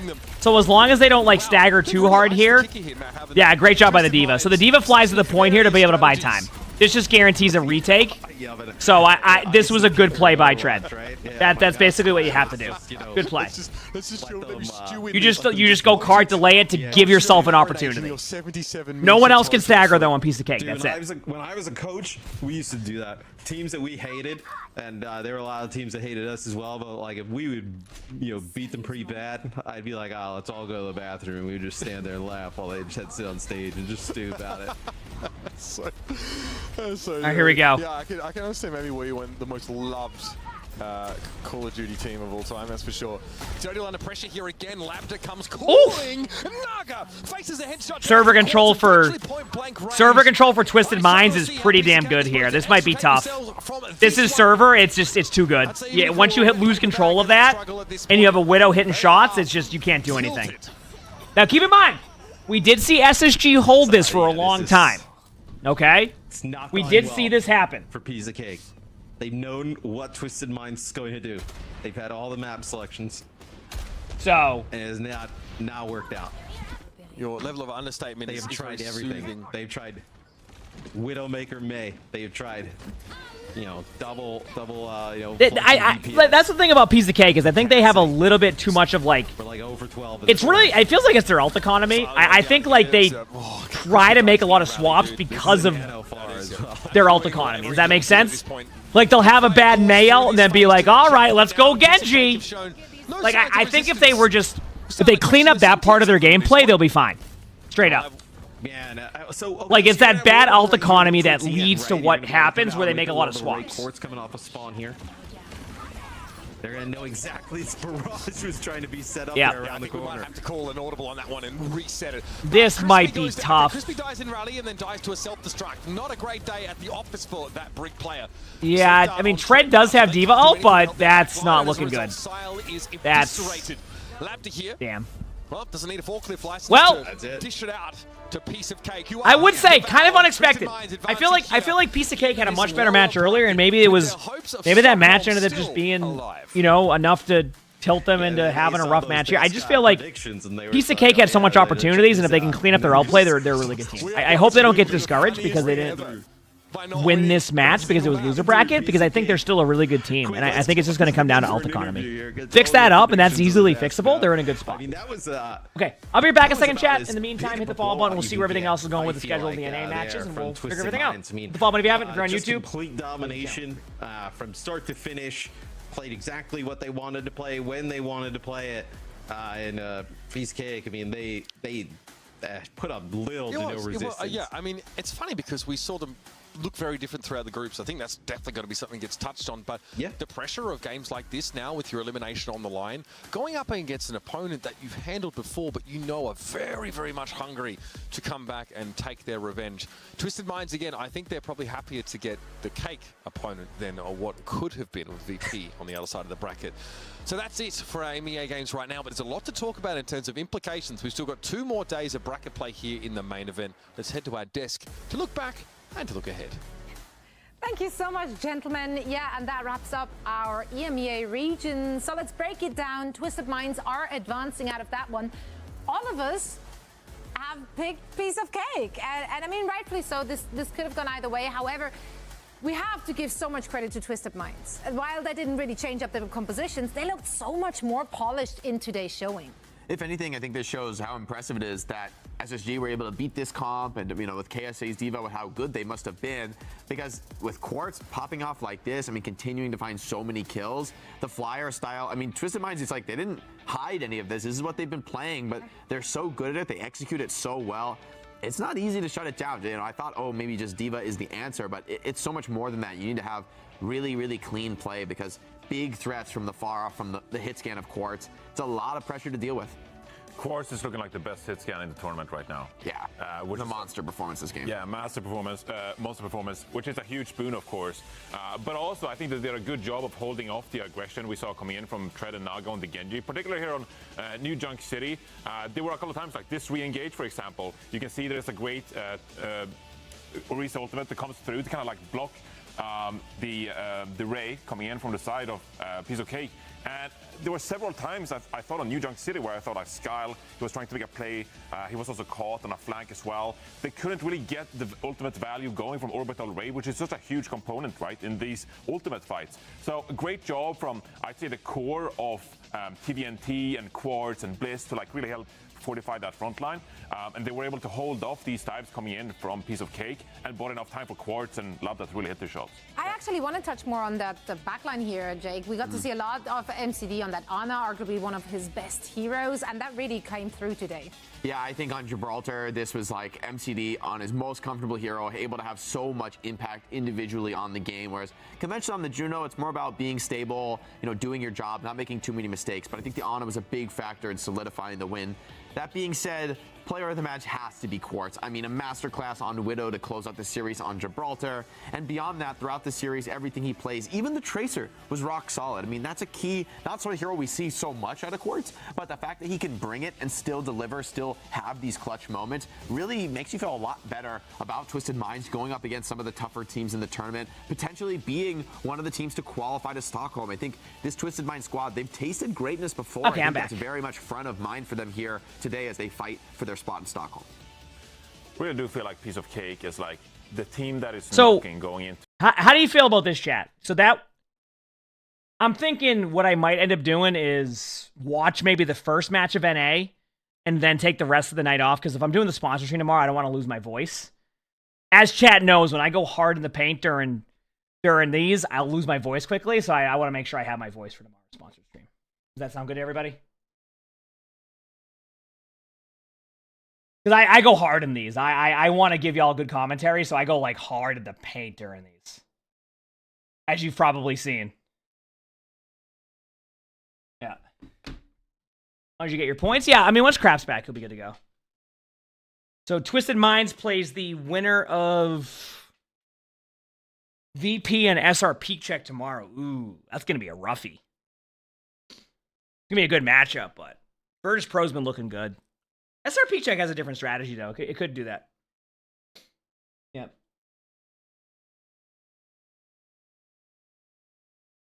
Yeah, I think that'll be the play. Because tomorrow we're going to play. Tomorrow's plan is Overwatch to start, and then probably then we're going to have the sponsored Diablo stream. And then yeah, we'll see how the rest of the day goes tomorrow. I'm good. So I will stream tomorrow. And then Sunday's a day off. And then Monday we have another sponsor stream for a different game. And then Tuesday is the new season and drops. So we have quite a busy week coming up. Feels good, man. Feels good, man.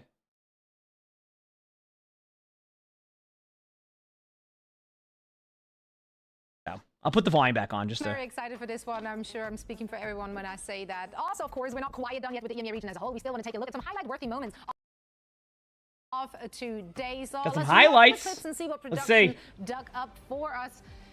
May on Gibraltar? Yeah. Getting Kevster. I got baited. I thought so. It's Kevster Tracer, all right. Getting overwatched by the high noon and then Tracer perfect pulse bombs you. That happens. Really, truly a great master. Kevster the pot. Ha ha ha ha ha ha. I love it actually. Oh, stir the pot. Yeah, the lower third. All right, this looks so bad for them, right? At the start of the clip, they're like in orbital array, finishing the cap, and Kevster says, hold on. Pass me the ball, coach. Look at my phone very quickly. Imagine having Kevster. What else I can do to prove it at this point? It's you and Kevster for me. Oh, nice. I see what you done there. I love that. He's our guest of the show. That's why you gotta beat Eds. You gotta take Kevster down. Generally shocked. The audacity. I like that. I like that. Audacity. We're vibing. Even as I'm leaning back, he's blown away. He's like, how dare you not recognize my greatness? I respect this. Yeah, TM. Twisted Minds 3-0'd it. It wasn't even close. Believing in himself. It 3-0'd it. No matter what. I believe in him too. I believe in it. I mean, honestly, I kind of regret calling him out. But maybe that put the fire in his belly. Good for him. You're welcome, Space Station fans. Man, Lapdus Farah has been. Oh, the mouse is at 1%. difficult to That's deal funny. with. Like as you say, right? Like in theory, you know exactly what to do against it, but it just doesn't work. Especially on Nano Barrage. Yeah. That's a lot of damage. That's a lot of damage. That's big numbers. Yeah. Big numbers. Nano Barrage is a lot. Yeah. At the sneeze. There was also a clip. You know, if you wanted more backbone highlights, there was one on when he played Venture on Lijiang Tower, and then. Sorry, Jai, I had to sneeze. A drill off the map, but we don't talk about that. Well, we just did, though. If this timer says 30 minutes, chat, I think I might stop then. Schedule for tomorrow. Like if they just like decide to do a 30-minute timer, I might just like first things in the morning, go eat and then be on tomorrow. Does that sound good, chat? We'll see though. Two banger matches.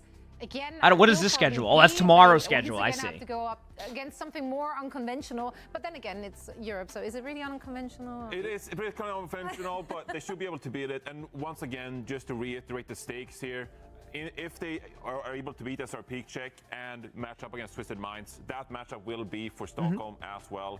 If Virtus Pro, they beat out Twisted Minds, they become the third team to qualify for Stockholm in the EMEA region, because no one else can win it. All three, they have the three most Sugar points. Whereas the Twisted Minds, because of the Sugar point differential, if they beat Virtus Pro or Virtus Pro loses to SR Peak Check, they have more points than Virtus Pro, and they'll be able to qualify for Stockholm. Okay. So we'll have to see how that goes. If any of that was wrong, then you can blame me, because it is me alone who's made the research. How do you get drops? Spencer, what drop you looking for on Nutrient? You were confident. You did not have to give me the capital. But either way, you just watch the channels or channels with drops enabled, and you get drops. But like for Esports one, you watch the Esports one specifically. We're heading into a quick break, and when we come back, we are gonna dive deep into everything NA. You don't want to miss it. So we see you on the other side.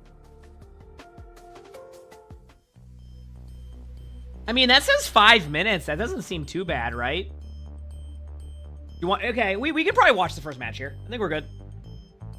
Because usually they'll do like 30 minutes, but they're ahead of schedule now. How about this, chat? We watch this match coming up, and then I'll hop off for the day, and then we'll be on tomorrow for some more Overwatch, sponsored stream, some other stuff. Sound good? If SSG wins this, they'll have 3 this year. Oh, are you saying if SSG wins this whole tournament, they'd have 3? That's cool. Heck yeah. It's always good to have an org that's winning in multiple games. You know? 5-minute break into a 20-minute talk show? I know. I know. But hey. Yeah.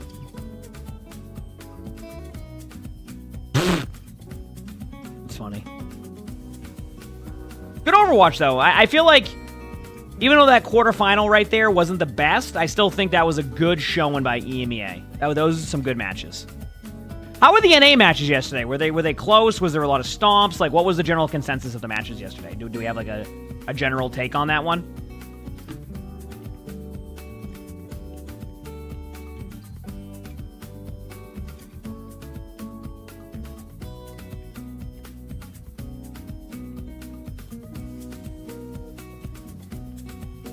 No take? Okay, perfect. Thanks. We're good to go then. Good matches, though. Good matches. Oh, man.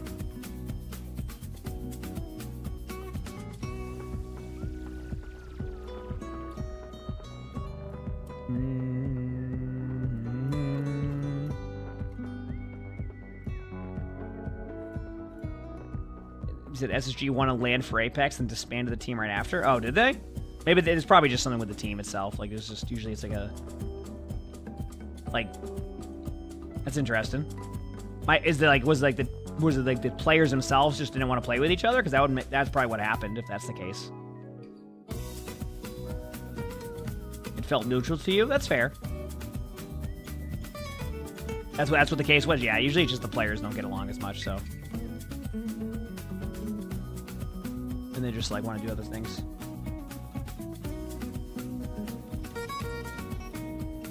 Have I ever played one of those teams before? Oh, like in these? No. Like you're talking about if I played it? No, not these teams. Your first time watching it? Yeah, Kyle. Pro play's fun. I mean, that's why I like co-streams. I think it introduces players more to esports. I hope that they continue to do stuff with streamers going into next season because, like I said, right now the way they do drops, they try to funnel everybody to their stream when a lot of other games have gone the route of like being like, hey, like the other teams have been like, hey, by the way, you know, we...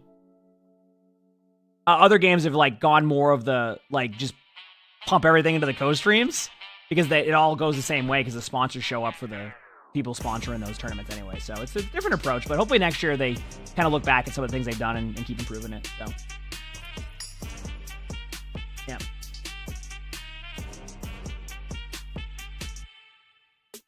Yeah, I don't know much about the team they're playing, but wait.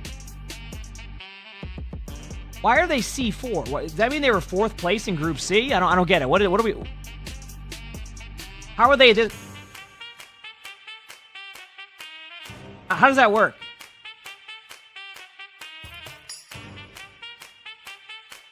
Were they... Initially, they must have been C1, right? If it's the upper bracket final? Or the upper bracket semi? I'm so confused.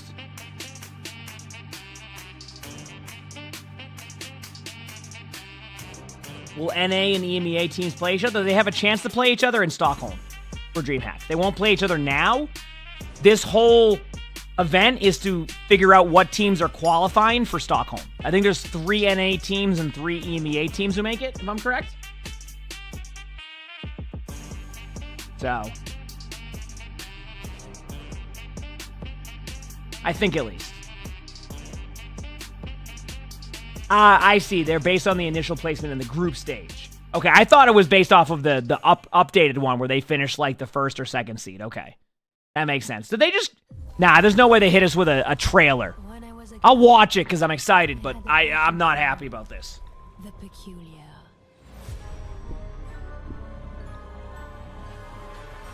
As my magical studies deepened, my powers grew stronger. And the results became curious.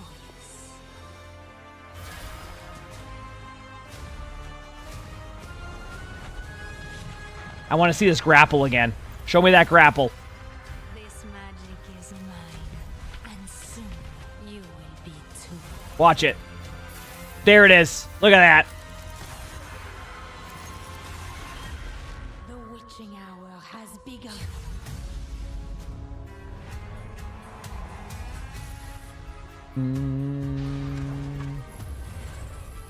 I like the idea of this. This is cool. A G1 Widow hitting shots. Do not underestimate me. 3 Moira orbs, everybody's dream. I said that yesterday. By the way, their trailers have been so much better over the past like 4 seasons. They've been great. Stairs! I had to do that one again. Apparently TikTok and Instagram love that. My future's bright. Mercy on call.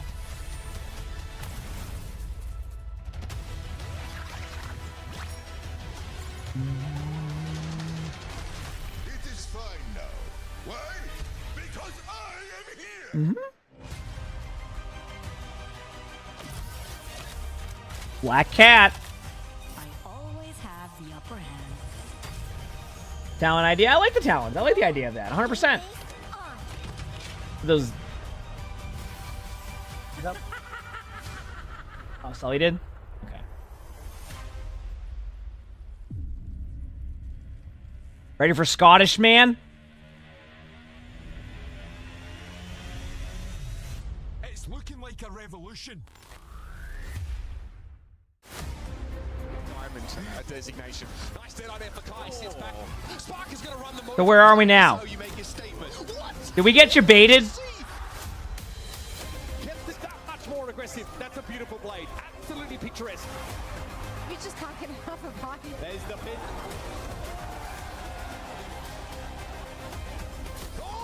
That's a nice shot. I didn't see that one coming.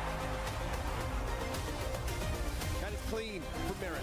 Toronto to fight are going to be your back-to-back-to-back champions. This is all they needed, claiming victory. Nice stick. Crazy Raccoon versus Team Falcons. Lip just throwing clips. This whole hop's pretty devastating when you're up in the corner. It is delectable. This might just be enough. And Crazy Raccoon. I remember that hog play. It came out of nowhere. I remember that. It was like, what the heck? Why are you on hog? But it worked out.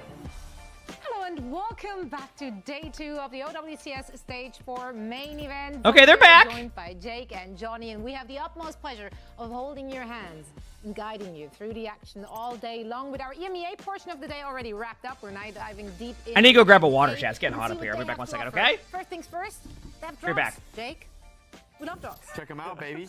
I'll drop Link them. up your accounts. Get them connected. You don't want to be missing out on these drops. This is the last day to earn that waffle picture, which goes hard, which I might consider using if I wasn't committed to having the Chewan picture for the rest of my time playing Overwatch. Okay, that's a hard commitment. Would you consider to recommitting to waffles, Johnny? No, I just flat neither the portrait picture or the dish itself. I think I'm good. I got the top 500 season 1. I only got that. So You're living in the past. Okay. True. That's a little.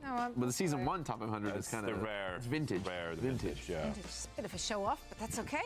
Speaking of showing off, I want to show you our featured co-streamers for the main event. That's right, we have co-streamers all day, every day, and of course on their respective days, drops will be enabled on their streams as well. So make sure to head on over there and show them some love. Say hi from us. I think Avril is struggling at this point. Go say Avril's hi. struggling? He had to wake up at like 3 a.m. to stream, so or something like He's that. used to that. Somebody sub him and buy him a Red Bull. Avril exceeded, he transcended time zones. He doesn't need sleep. He doesn't need He's sleep. just a robot now. Exactly. Avril is just like above it all. He's not above our schedule though. He has to adhere to it. Let's take a look at our season schedule. We're nearing the end, everyone. Time flies when you're having fun, Johnny. Yeah, indeed. And we've been having so much fun this year. So much fun! Okay, we're back, chat. Yippee! Of course, the last stage wrapping up here. The last chance to lock your slot for Stockholm, of course. And even if you haven't been that successful throughout the year, there is still a direct qualification at the end of the tunnel here in stage 4. If you win stage 4, you qualify for Stockholm no matter what. We are So back. this is your chance to secure. Time for some more matches, chat. Let's go, baby. Just beat Toronto Defined. Or just buy your own ticket. That goes out to not just our viewers, but also some of the players. You know, There's some maybe you don't qualify. BYOC Just, tournaments. you know, Pull up. Pull up. That's right. That's right. Get your tickets right now. They're on sale. Also, if you want to be really fancy, you can get yourself a platinum ticket. That's right. For a dollar amount that I have forgotten, but is somewhere in the 140. It's like $180 something. Okay, we'll make that you're up. like upselling. I don't think it was actually that expensive. Well, Either way, rather go high, so when they go there, they're like, oh, it was How lower. Oh, pleasant. I got a deal. But not be like, oh yeah, I mean, anyway. either whatever it costs, it's worth it because you get a coin, you get a hoodie, Alright, we're good. you get exclusive things. Yeah, the hoodie I looks love cool. Exclusive things. Also, you Hoodie get looks cool. guaranteed seating for all 3 days of the festival. And There you go. trust me, it's a big festival. Wow. DreamHack is packed. Low key, based on the last DreamHack, you might need that guaranteed seating. We had to get, like, packed extra out. We brought extra chairs in Yeah. on the later I've been days. saying that about the last stream hack. I was there. They It's where it's at. had to add extra chairs. It's different. Live games, baby. That's right. And some of our teams still fighting for their lives in order to make it to DreamHack to join us for all the festivities. Here is a lower bracket in the, where are we? NA region. That's right. That's where we're at. Energy Shock and TSM currently awaiting their opponents. We had to say goodbye to Shikigami and Citrus Nation, who have entertained us all season long. But let's take a look at that upper bracket to see who's battling it out. So who's on Rad Avidity? Like, who's the roster? Like, I don't know the team name. And Fluffy Dream Who would I recognize on it? To continue their run through the upper brackets. I'm excited for both of these. Poor Energy Shock, you know, taking on Toronto Defiant in the first match, so now they have to fight their way through the lower bracket. Should have been top seed. Should have been top seed. Should have beat Fluffy Dreamland in the groups. Yeah. That's why Fluffy Dreamland are still in the upper bracket. But in One the second, end, chat. you got to beat the top teams to go to Stockholm, right? Like, yes, you might have an easier or harder path, but this is double elim. There's no excuses here, Johnny.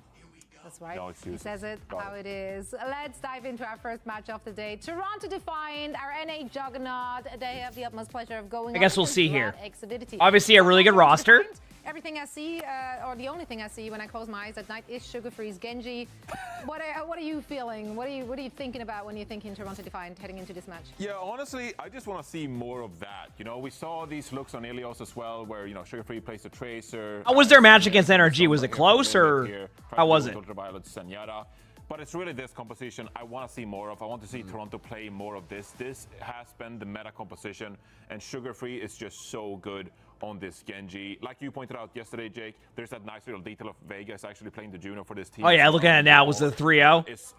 Damn. NRG's a really good team though, so. This composition, it puts Sugar Free on one of his best damage here, which is Genji, and it puts Merit on long range hit scan. Okay, so they have. The other side here, Wop and Bun are of course. I know these players. I haven't seen them play as a team. How do they stack up against a Sugar Free Genji? I mean, I know. Okay, this will be cool. Both no strangers to that hero, but. I know. I get these players in my ranked games from time to time, so I know them from that. These are strong players. I think Wub and Bun are great highlights because they've both had great tournaments so far, big hero pools, a lot of flexibility, which is good for the meta. And this is a team, you know, I want to sing their praises, but in the end, no matter how good you've looked against other teams, you're going up against Toronto Defiant. This is a different match to any other that you'll face here in the bracket. This is a different beast. There's a reason that they're pre-qualified for the event without technically playing a single match here at the tournament, because they've just won everything in North America. No one has taken a championship from them. They have been undeniable in this region.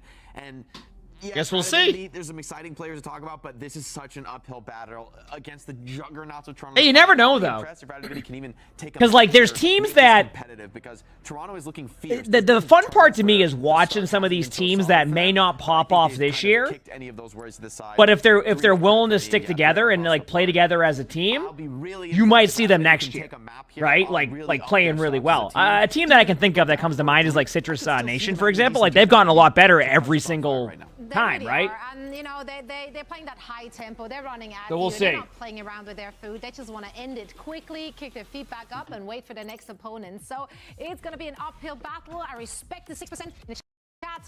That's right. And one of them was me because I'm a massive Bun stan. She's my favorite. Yeah, it is. I mean, that's what I'm saying. Radividi, they're good players. Like it's a solid team, but Toronto is just like best in class every category. Hey, I see 6% there, and I say, so you're saying there's a chance, it just looks right? serviceable. It's hard to even look good against Toronto Defiant. So that's how I see it. Uphill battle for them. Let's see what they have in store for us as we're sending it over to our beloved casters. Jack, Jen, 6% though? Believe? My God. Hope? My God. No? Yeah. Take that. Oh, there you go, Stumpy Goblin. 6%.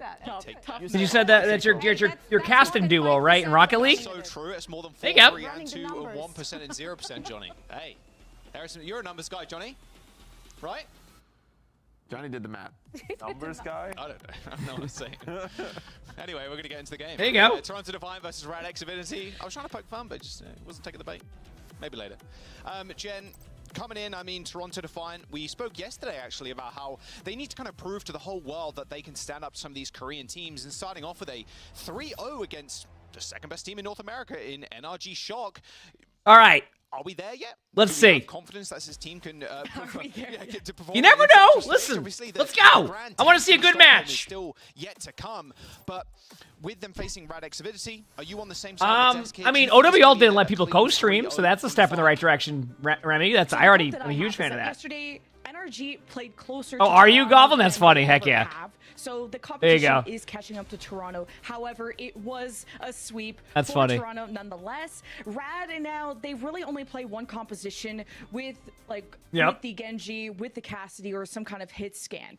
So them being the masters of one comp, they really got to execute. And there's 3 ways of approaching this composition: being proactive, being reactive, or just purely disengaging. And with the high tempo play that Toronto Defiant like to play, I would almost see I liked how NRG yesterday were just purely disengaging and poking them down. So it may just be kind of respecting Toronto's dives and giving them space. Yeah, I mean, that was one of the problems a lot of people ran into OWL is like they wanted to control the league so much, so they didn't want the players to also showcase their personality. Does that make sense? So they didn't really focus on like building up the players to go with it, because a lot of the time you want to be both the fans of the team and the players. They wanted to control so much of it. So OWCS has allowed that to loosen up quite a bit. So. Radx Avidity and Toronto Defiant here in the upper. Oh really, Goblin? Oh, so you're like 6'4"? Toronto looking like I know how that goes. I have that moment for myself too, Goblin. So when Flats and I did the cooking stream, like I'm 5'7" and 3/4, and Flats is like 6'5". But when they got Chauffeur on the team, and when they're in a playoff scenario too, they're just a different beast entirely. Okay, it was a good win. We'll see if Radek's Avidity can kind of, live up to some grand expectations. All right, here we go. 6% in the audience, and maybe take a map off Toronto. So we're going to roll out. It's going to be dive for either side. 6-6 for you. There you go. Yeah. Tracer, we don't get to see That's this funny. too often. There's been a lot of Genji out with her, and I haven't seen a whole lot of Tracer out of her. She was doing a lot of Sojourn. So Toronto's running Winston on a Brig, which is a pretty normal comp for this map. I have seen that where teams are.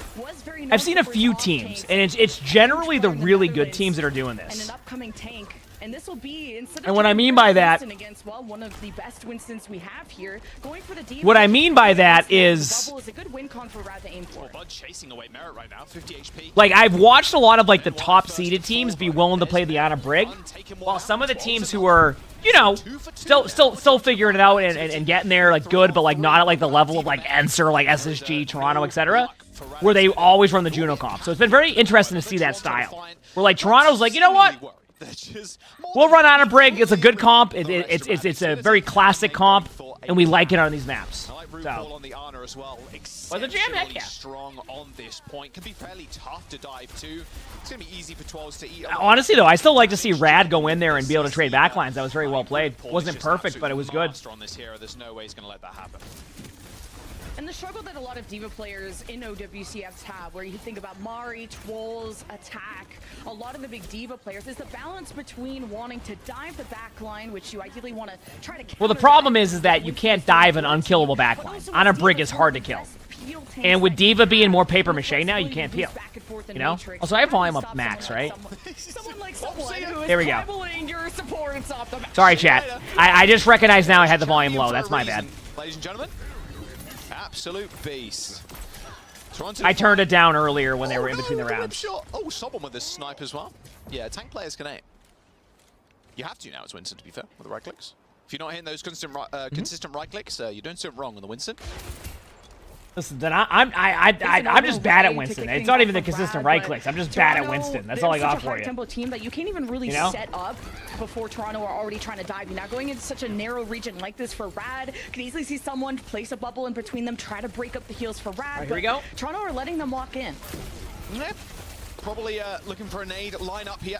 Scuffed getting antied. Oh, the cancel on the old dude.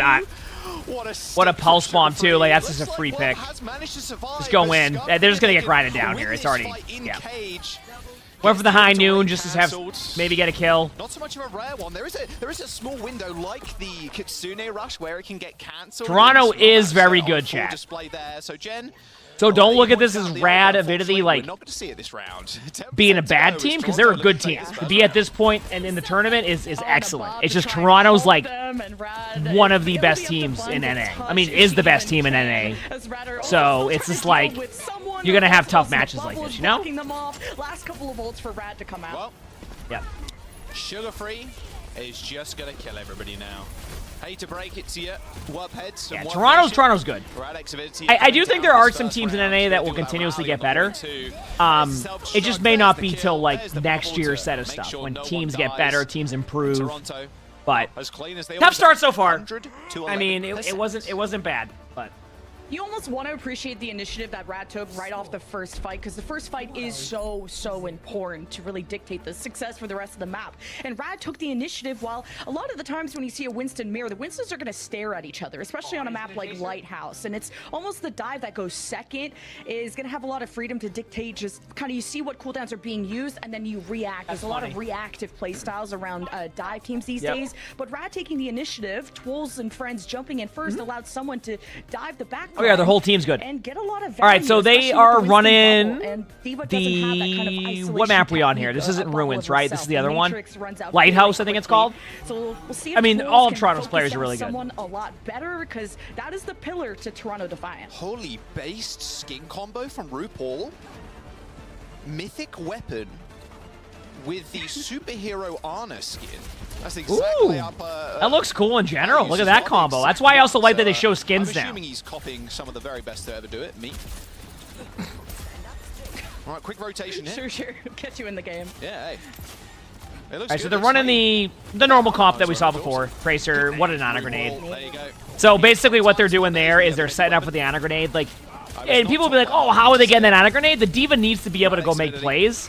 It's not like in Overwatch 1 where the D.Va is able to kind of play a little bit more defensive and just sit there and watch for honor grenades. You need to do a lot as the D.Va, so it's just...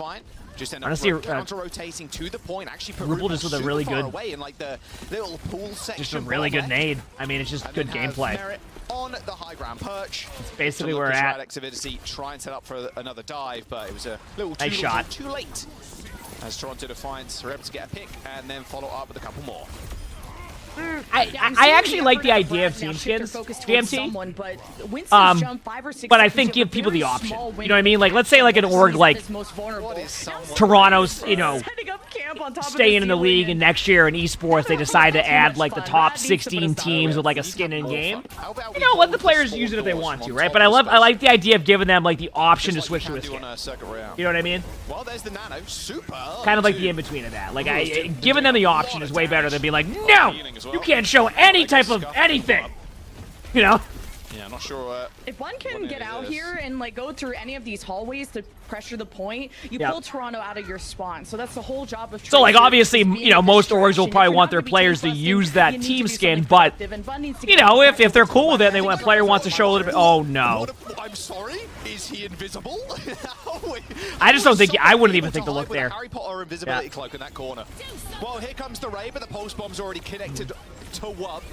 Now the pulse bomb came in from Bun. Okay, Bun.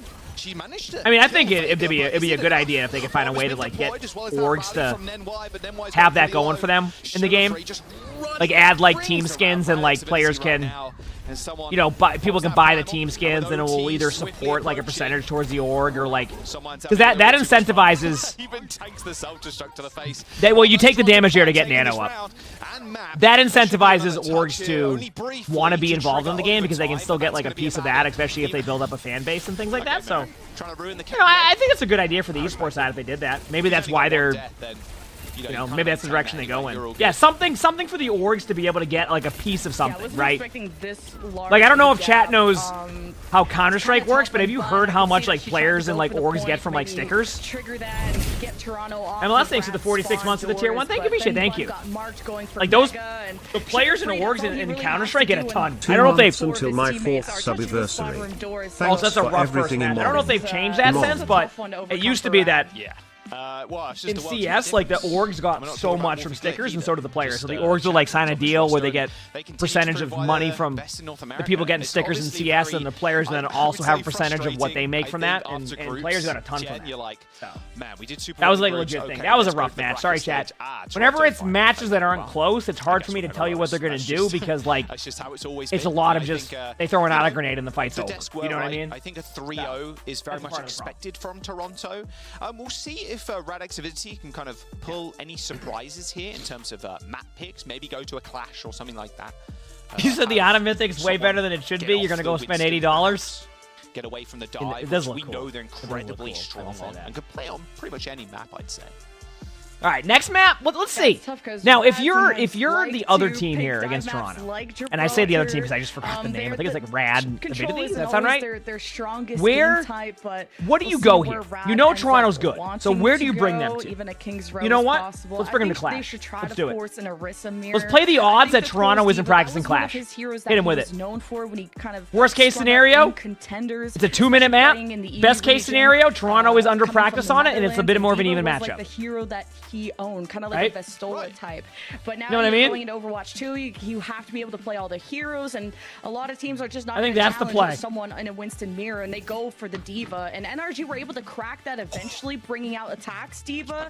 And this is a lot of deaths versus not a lot of deaths, for sure.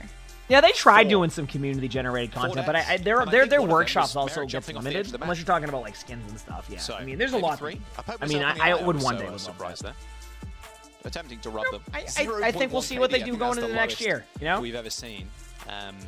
I mean, look, it is expected. I don't think this really shows the true like power and potential of Radek's Avidity in any stretch of the imagination. I just think Toronto Defiant are just so head and shoulders above the Good thing rest like a of the coach right there. I region mean, that's what you do. right You just, now. just And I heck think it. Rad Hit him with some have a Clash. good opportunity at There's taking no way that match these off teams of are practicing like on a NRG Clash. Shot Just and hit him with it, taking see what series happens. maybe off of teams like Go Throne of Anubis. It'll be even worse. Potentially, right? That map is They're tough very much trying to play. punch up here in a large way. It's just Toronto are just low zone. They're too strong. They are too powerful. As we look towards the next map.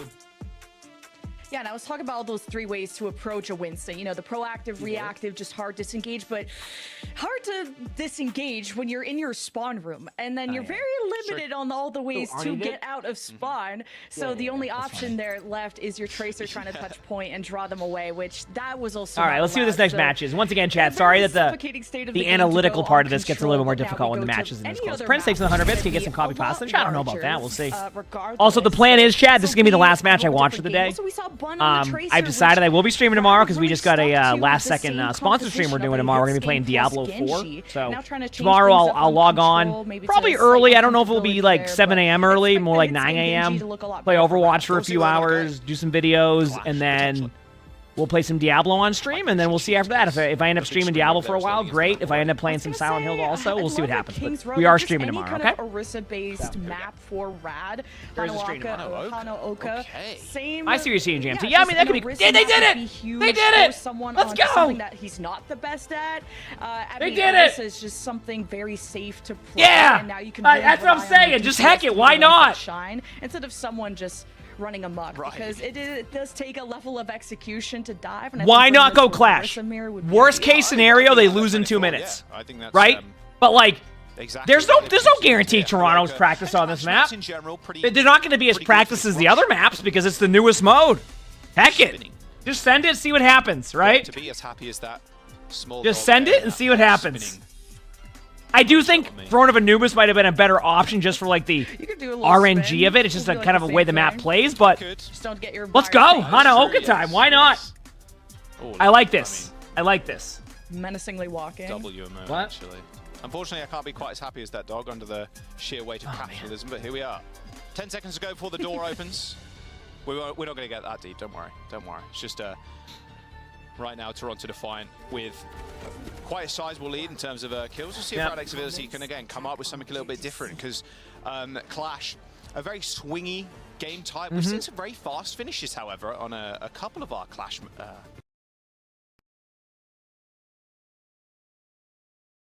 Hello?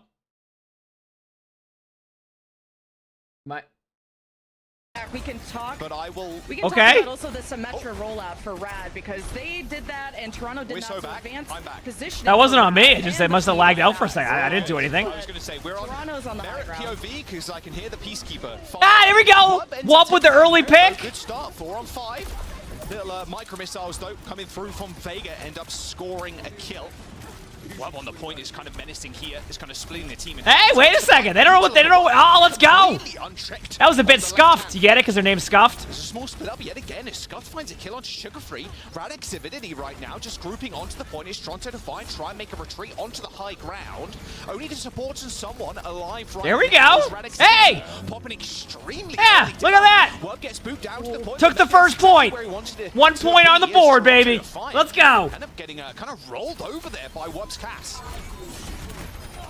So first he had forward positioning off the Symmetra use off spawn from Rad, and kind of an exchange there. A really good flail initially from to get Wub to the lower ground, but then there's this dance between when do you think the Deadeye is going to be popped and when they almost got the Genji spin or a deflect, and someone took all. Okay, so now they have Juno ultimate, and they're going to be able to counter Briggle.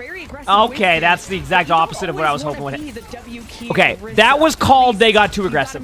They were feeling it. They won the first point. They said, let's do this. At a certain point, you need to back up and recognize you have the map control rather than, like, just do that. I get it, though. I'm probably doing the same damn thing at that point. Sugar-Free dominating.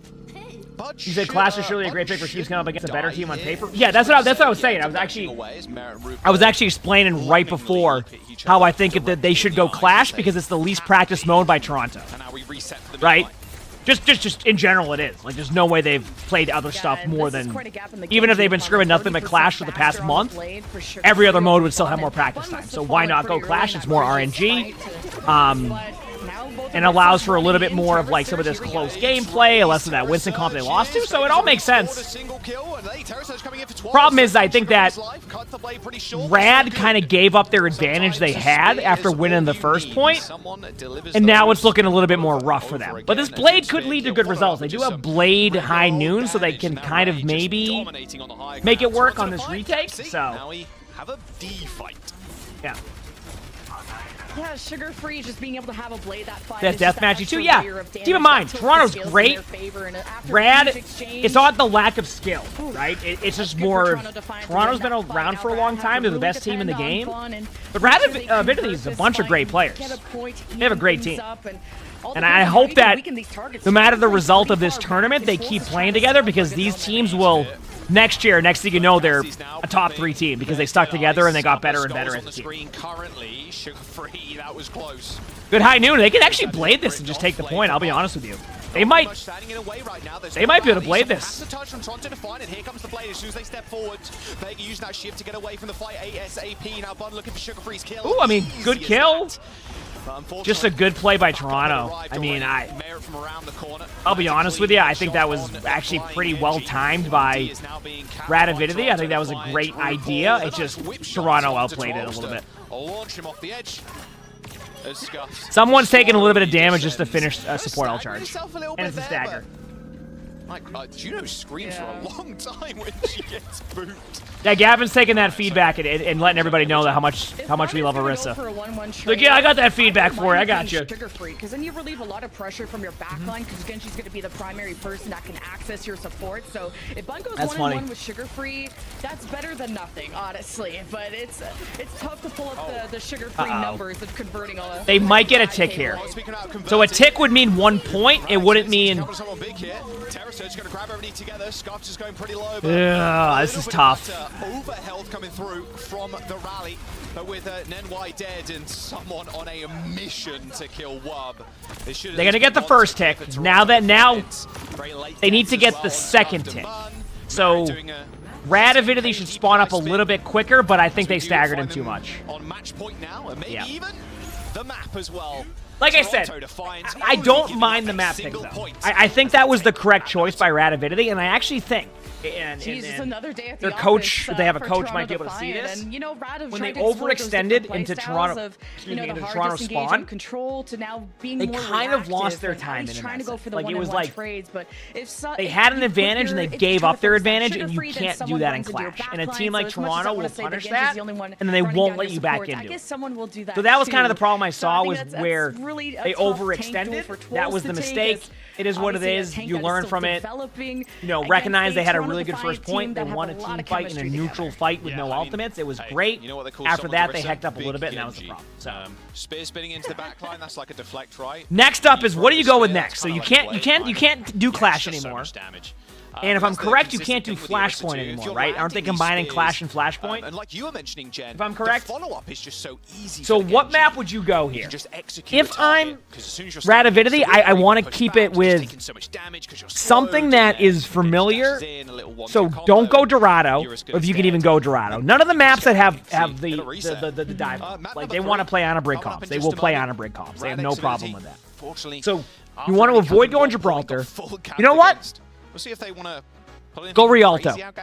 Rialto is also being underplayed in this tournament. Hit him with a map that, once again, is not being played a lot. A lot of teams are avoiding Rialto.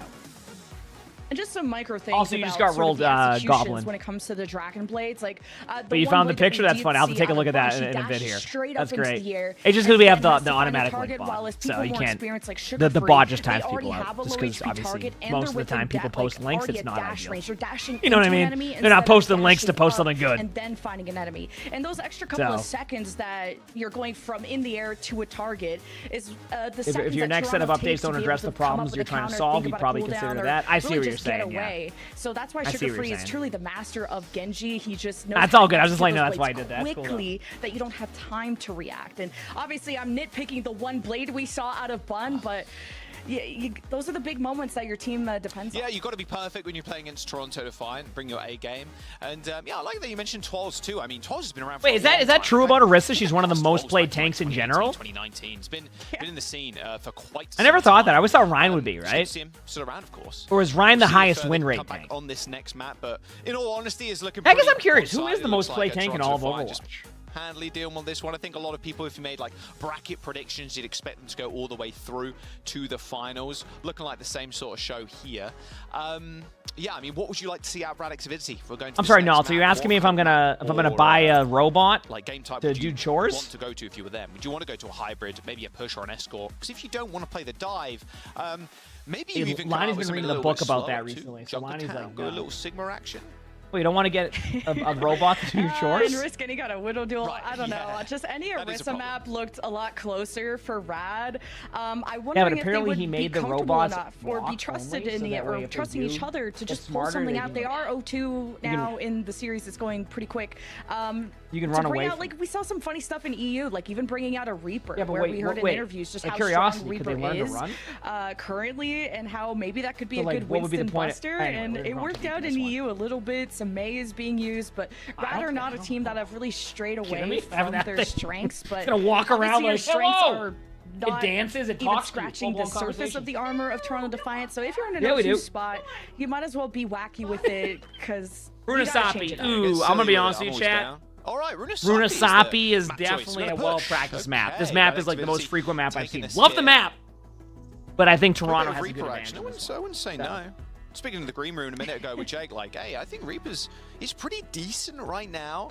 It's not the craziest. What is the pick of all Nintendo time. alarm clock? What is that? Especially on these push maps and well, I guess you could play on Esperanza, but Runasapi, like, you can play super far away. The Reaper's a little bit harder to execute. You unashamedly love Orisa. Okay, my take on Orisa? Well, like Merit. But, you know, you could, Orisa is fun when not not mad. expecting, but as we load on in, it's very much looking like a Toronto Defiant victory, but anything can happen. Yep. It's a $100 alarm clock engineered to be the most annoying thing in the world. A couple of times against NRG, and you would think that Rad of yeah, I pretty we strengths, but also Lonnie has her 5:35 a.m. alarm that I love hearing. Closer to them, it was 144. I know, I usually am up. For Toronto on Runasapi, so I'm wondering if Rad think if they can kind of increase that tempo. And Lonnie's alarm goes, wake up, wake up, wake up. That would be their best chance because playing back, playing reactive hasn't worked. So maybe being proactive would be a bit. Okay, here we go. Okay, here we go. I like Runasapi. Well, Runasapi, in my opinion, is them learning from all their other maps and what people like about Push and what they don't like about Push, which is why I think the map is so good. Now, granted, I think it still has a lot of a learning curve for a lot of ranks, but what I love about it is it just feels like they looked at all the other Push maps and said, okay, here's what we like, here's what we don't, let's look at this stuff and make a map based off of the feedback we get. And that's what Runasapi feels like to me. Swift flashbang, I'd imagine, and then a headshot will do it. As there comes the team wipe. That's what I like about the map. Falling. Oh, so that was some weird sound right there. What was that?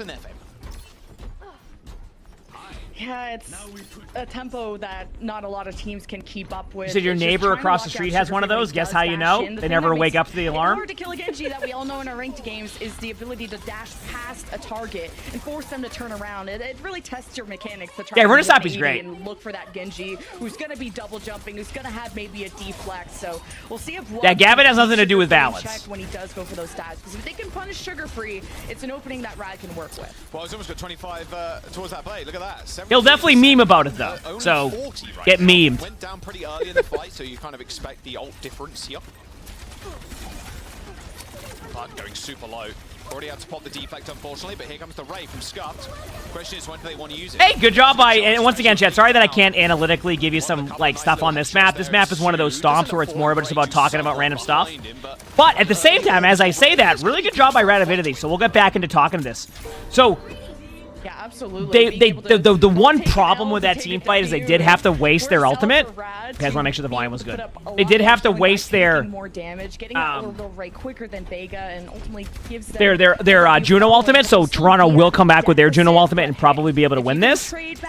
But the flip side of that is that they at least did win that team fight. So it's not like they just get stomped and it's like 150 meters.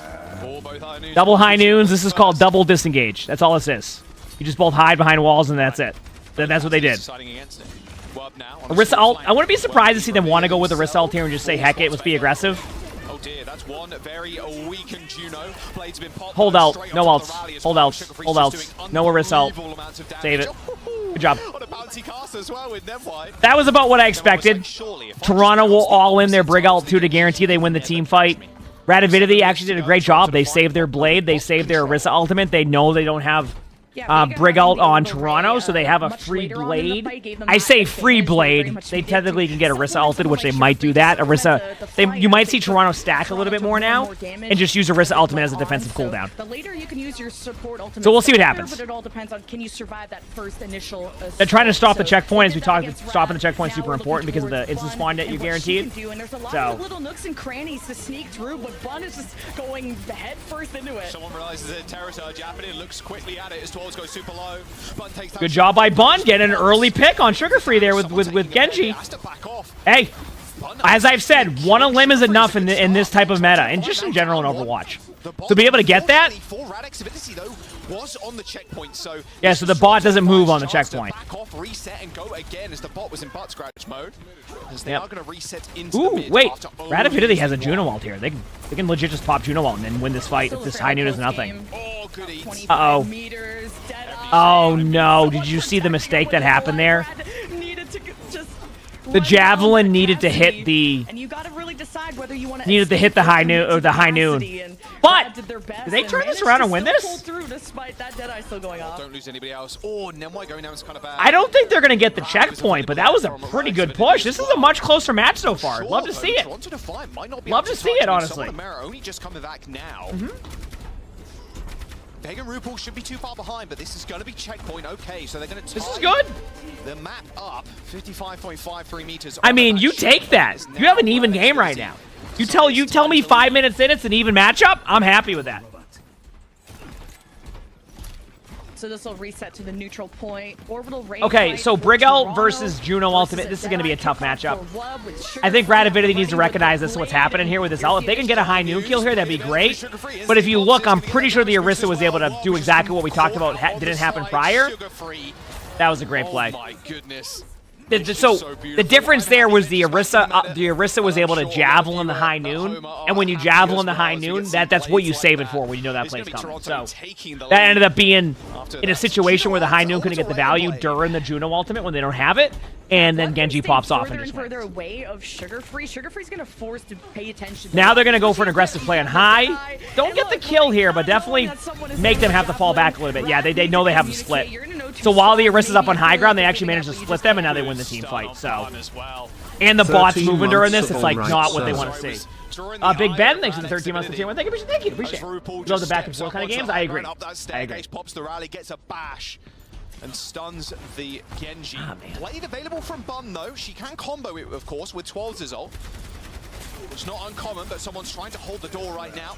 High noon popped. There's the if Toronto gets through this choke, it's going to be tough. Radavidity does have Juno ultimate to be able to come back with, so they can use the Juno ult blade, and they got the high noon out, so they know they have that aggressive play.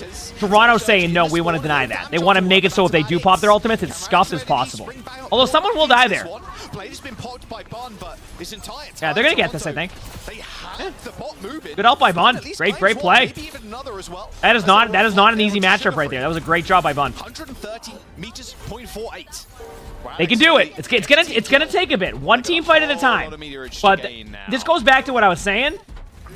Ratavidity is not a bad team. Toronto's just that good. So whether or not they win this match, this is going to give them that confidence of like, we can match well. We have the capability of doing stuff. We need to clean up our gameplay and keep getting better as a team. But this has been pretty good, right? Yeah, and they only need to win 15 more team fights. But I mean, that's the main part. I think they're a good team. Back. Are you going to follow through if they disengage? The comms have to be perfect, but Sugar Free has Blade. If you ult track this, you got to be ready for it. You got to distance yourself away. Terror Surge, there's the dash. Merit finished off. Hey! Perfect combo there from if they can win with just an Orisa ultimate, that's huge, and they are. Look at the ult economy right now. Kills here coming through from Toronto to find potential. Well, but dead. Only one person left. Unfortunately for can they get the checkpoint in time for Wub? No, the timing! I guarantee Wub got bad spawn. They can move up. They've got the orbital ray. The Juno's not there right now because the Juno's going to go throw a speed ring behind. Did you see the bottom where the Juno went there? They're throwing a speed ring for Cassidy. They need to back up, though, in a second. That's why the Brig's playing back. They're letting the Orisa get card space so they can meet each other in the back here when the High Noon gets back. They're going to probably go into a High Noon play or just lead right away with a Juno ultimate. Where Wub is positioned is... Jack, we get some Blanks for Remix of Infinity with a 5 gift. Thank you, Remix. Appreciate it. Thank you. Both Cassidy's down as the blade has been pulled and the combo just never gets yeah. 1, 2... What ended up happening here, and... From Sugar Free's blades... I think this is where, if they look back in hindsight, they needed to get the cart space and then back up on the high ground. Because the High Noon isn't going to be as effective there, and the Blade will be. So you need to go take the high ground fight. But they had no Cassidy, because remember when they got that really good last second pick on the Cassidy? Get the point as far as possible, disengage up, then use your High Noon from a much more advantageous spot. Instead, Toronto's able to funnel them into where they wanted to go. Ooh, nice javelin. This could be a team fight win. Nice. Fun's been popping off. Both Genjis. Woo! Hey, let's go. Nice play. Problem, the card's still pushing main. We're attempting to get maximum value out of someone's Terror Surge. Raxavidity have got a long way to go with this. You said nerf Genji? Yeah, I don't know if you watched the previous match. I think you'd be saying the opposite. Yeah, for Bun to pull out a late blade after a lot of cooldowns have been used is great. Rad's got to be careful, though, stacking too much around their Orisa and maybe putting too many eggs in the Nenwai rally to maybe stun the blade or a Troll's Terror Surge. Again, splitting up may be a way to force Toronto into one certain direction. You watch the previous map, therefore nerf Genji? Yeah, true. Leads to the Genji dashing around and you trying to find where he is in the midst of your team and the other team. So just Rad got to be careful with stacking. You're Toronto here as well. You got no real need to push around this corner. You can just hold on here forever, pretty much. 130 meters, almost to completion. Terror Surge does end up getting popped as well as that High Noon from Mary. High Noons from both sides. Gotta survive this High Noon. They do survive the High Noon. Now the Juno ultimate, and they get the pick! That is huge. Okay, this gets a lot more interesting. It's gonna be tough, but there's a chance. Because look it. They have Brig ult, they have High Noon. They only need to win about 450 more team fights. Actually, it's just 2 more. It's 2 more, because I think it's going to get to... Ooh, it might be 3 more. This orbital blade is just going to go crazy. Nenwai's rally it's the High Noon. Has to save the day. Orisa needs to get in front of this High Noon. Because if the High Noon can get a kill on their engagement, they can win this. Could be the end-all be-all. There's the Deadeye to try to push Toronto. Yeah, that was right. They tried the Brig ult. All in. There's the... Yeah, that's it. That's GG's. 2 kills for Sugar Free. You know what, though? Not a bad showing by Ratavidity on this map. Not a bad showing at all. I felt like they... Once again, sometimes you need matches like that, and you need close games like that to really go, okay, there's confidence here. Like, we can do this. And I think that was the most important part. So, it was going to be an uphill battle to begin with, just like apparently all the ranked games I'm in, but, like, that was a good play. So, I think Shock plays a little bit later. With that being said, though, Chad, I am going to hop off. I'm gonna go eat some food. I was gonna try to go all night with the matches, but now I have a sponsor stream tomorrow, so I don't want to lose my voice. So tomorrow, Overwatch to start. Then we have a sponsored Diablo stream at some point, and then I might play Silent Hill also. So tomorrow's gonna be a pretty busy day too. So I will be live tomorrow. Okay. So I hope everybody enjoyed the matches. I had a ton of fun commentating on them, talking about the matches. I felt it was a great time. I hope that everybody here enjoyed. I had a blast. I hope everybody else did too. But with that being said, I am going to hop off. Like I said, I'm going to go grab some food, and I'm going to chill for a bit. So I hope that you all enjoyed. Hope you all enjoyed everything too, because I certainly had a good time. I think Flats is going to keep watching the matches if I'm correct. So I'll raid Flats so you can keep watching matches, okay? But chat, thank you a ton for watching. I appreciate y'all. Do me a favor, hit the follow button if you haven't. Thank you all for all the subs, all the bits in general. Just thank you for hanging out, chat. Y'all have been awesome. Thank you for hanging out with me. It was a really fun stream. Chat, will I see you tomorrow? Let me get my song on. 1 second. It plays ads. Okay, will I see you tomorrow? The world keeps turning. Stars like ladders in the sky keep burning, burning. Heck yeah, chat. Heck yeah, chat. So to see. Thank you again for all the love. I hope you all have an amazing day or night wherever you're from. And I will see you tomorrow. See you later. Peace.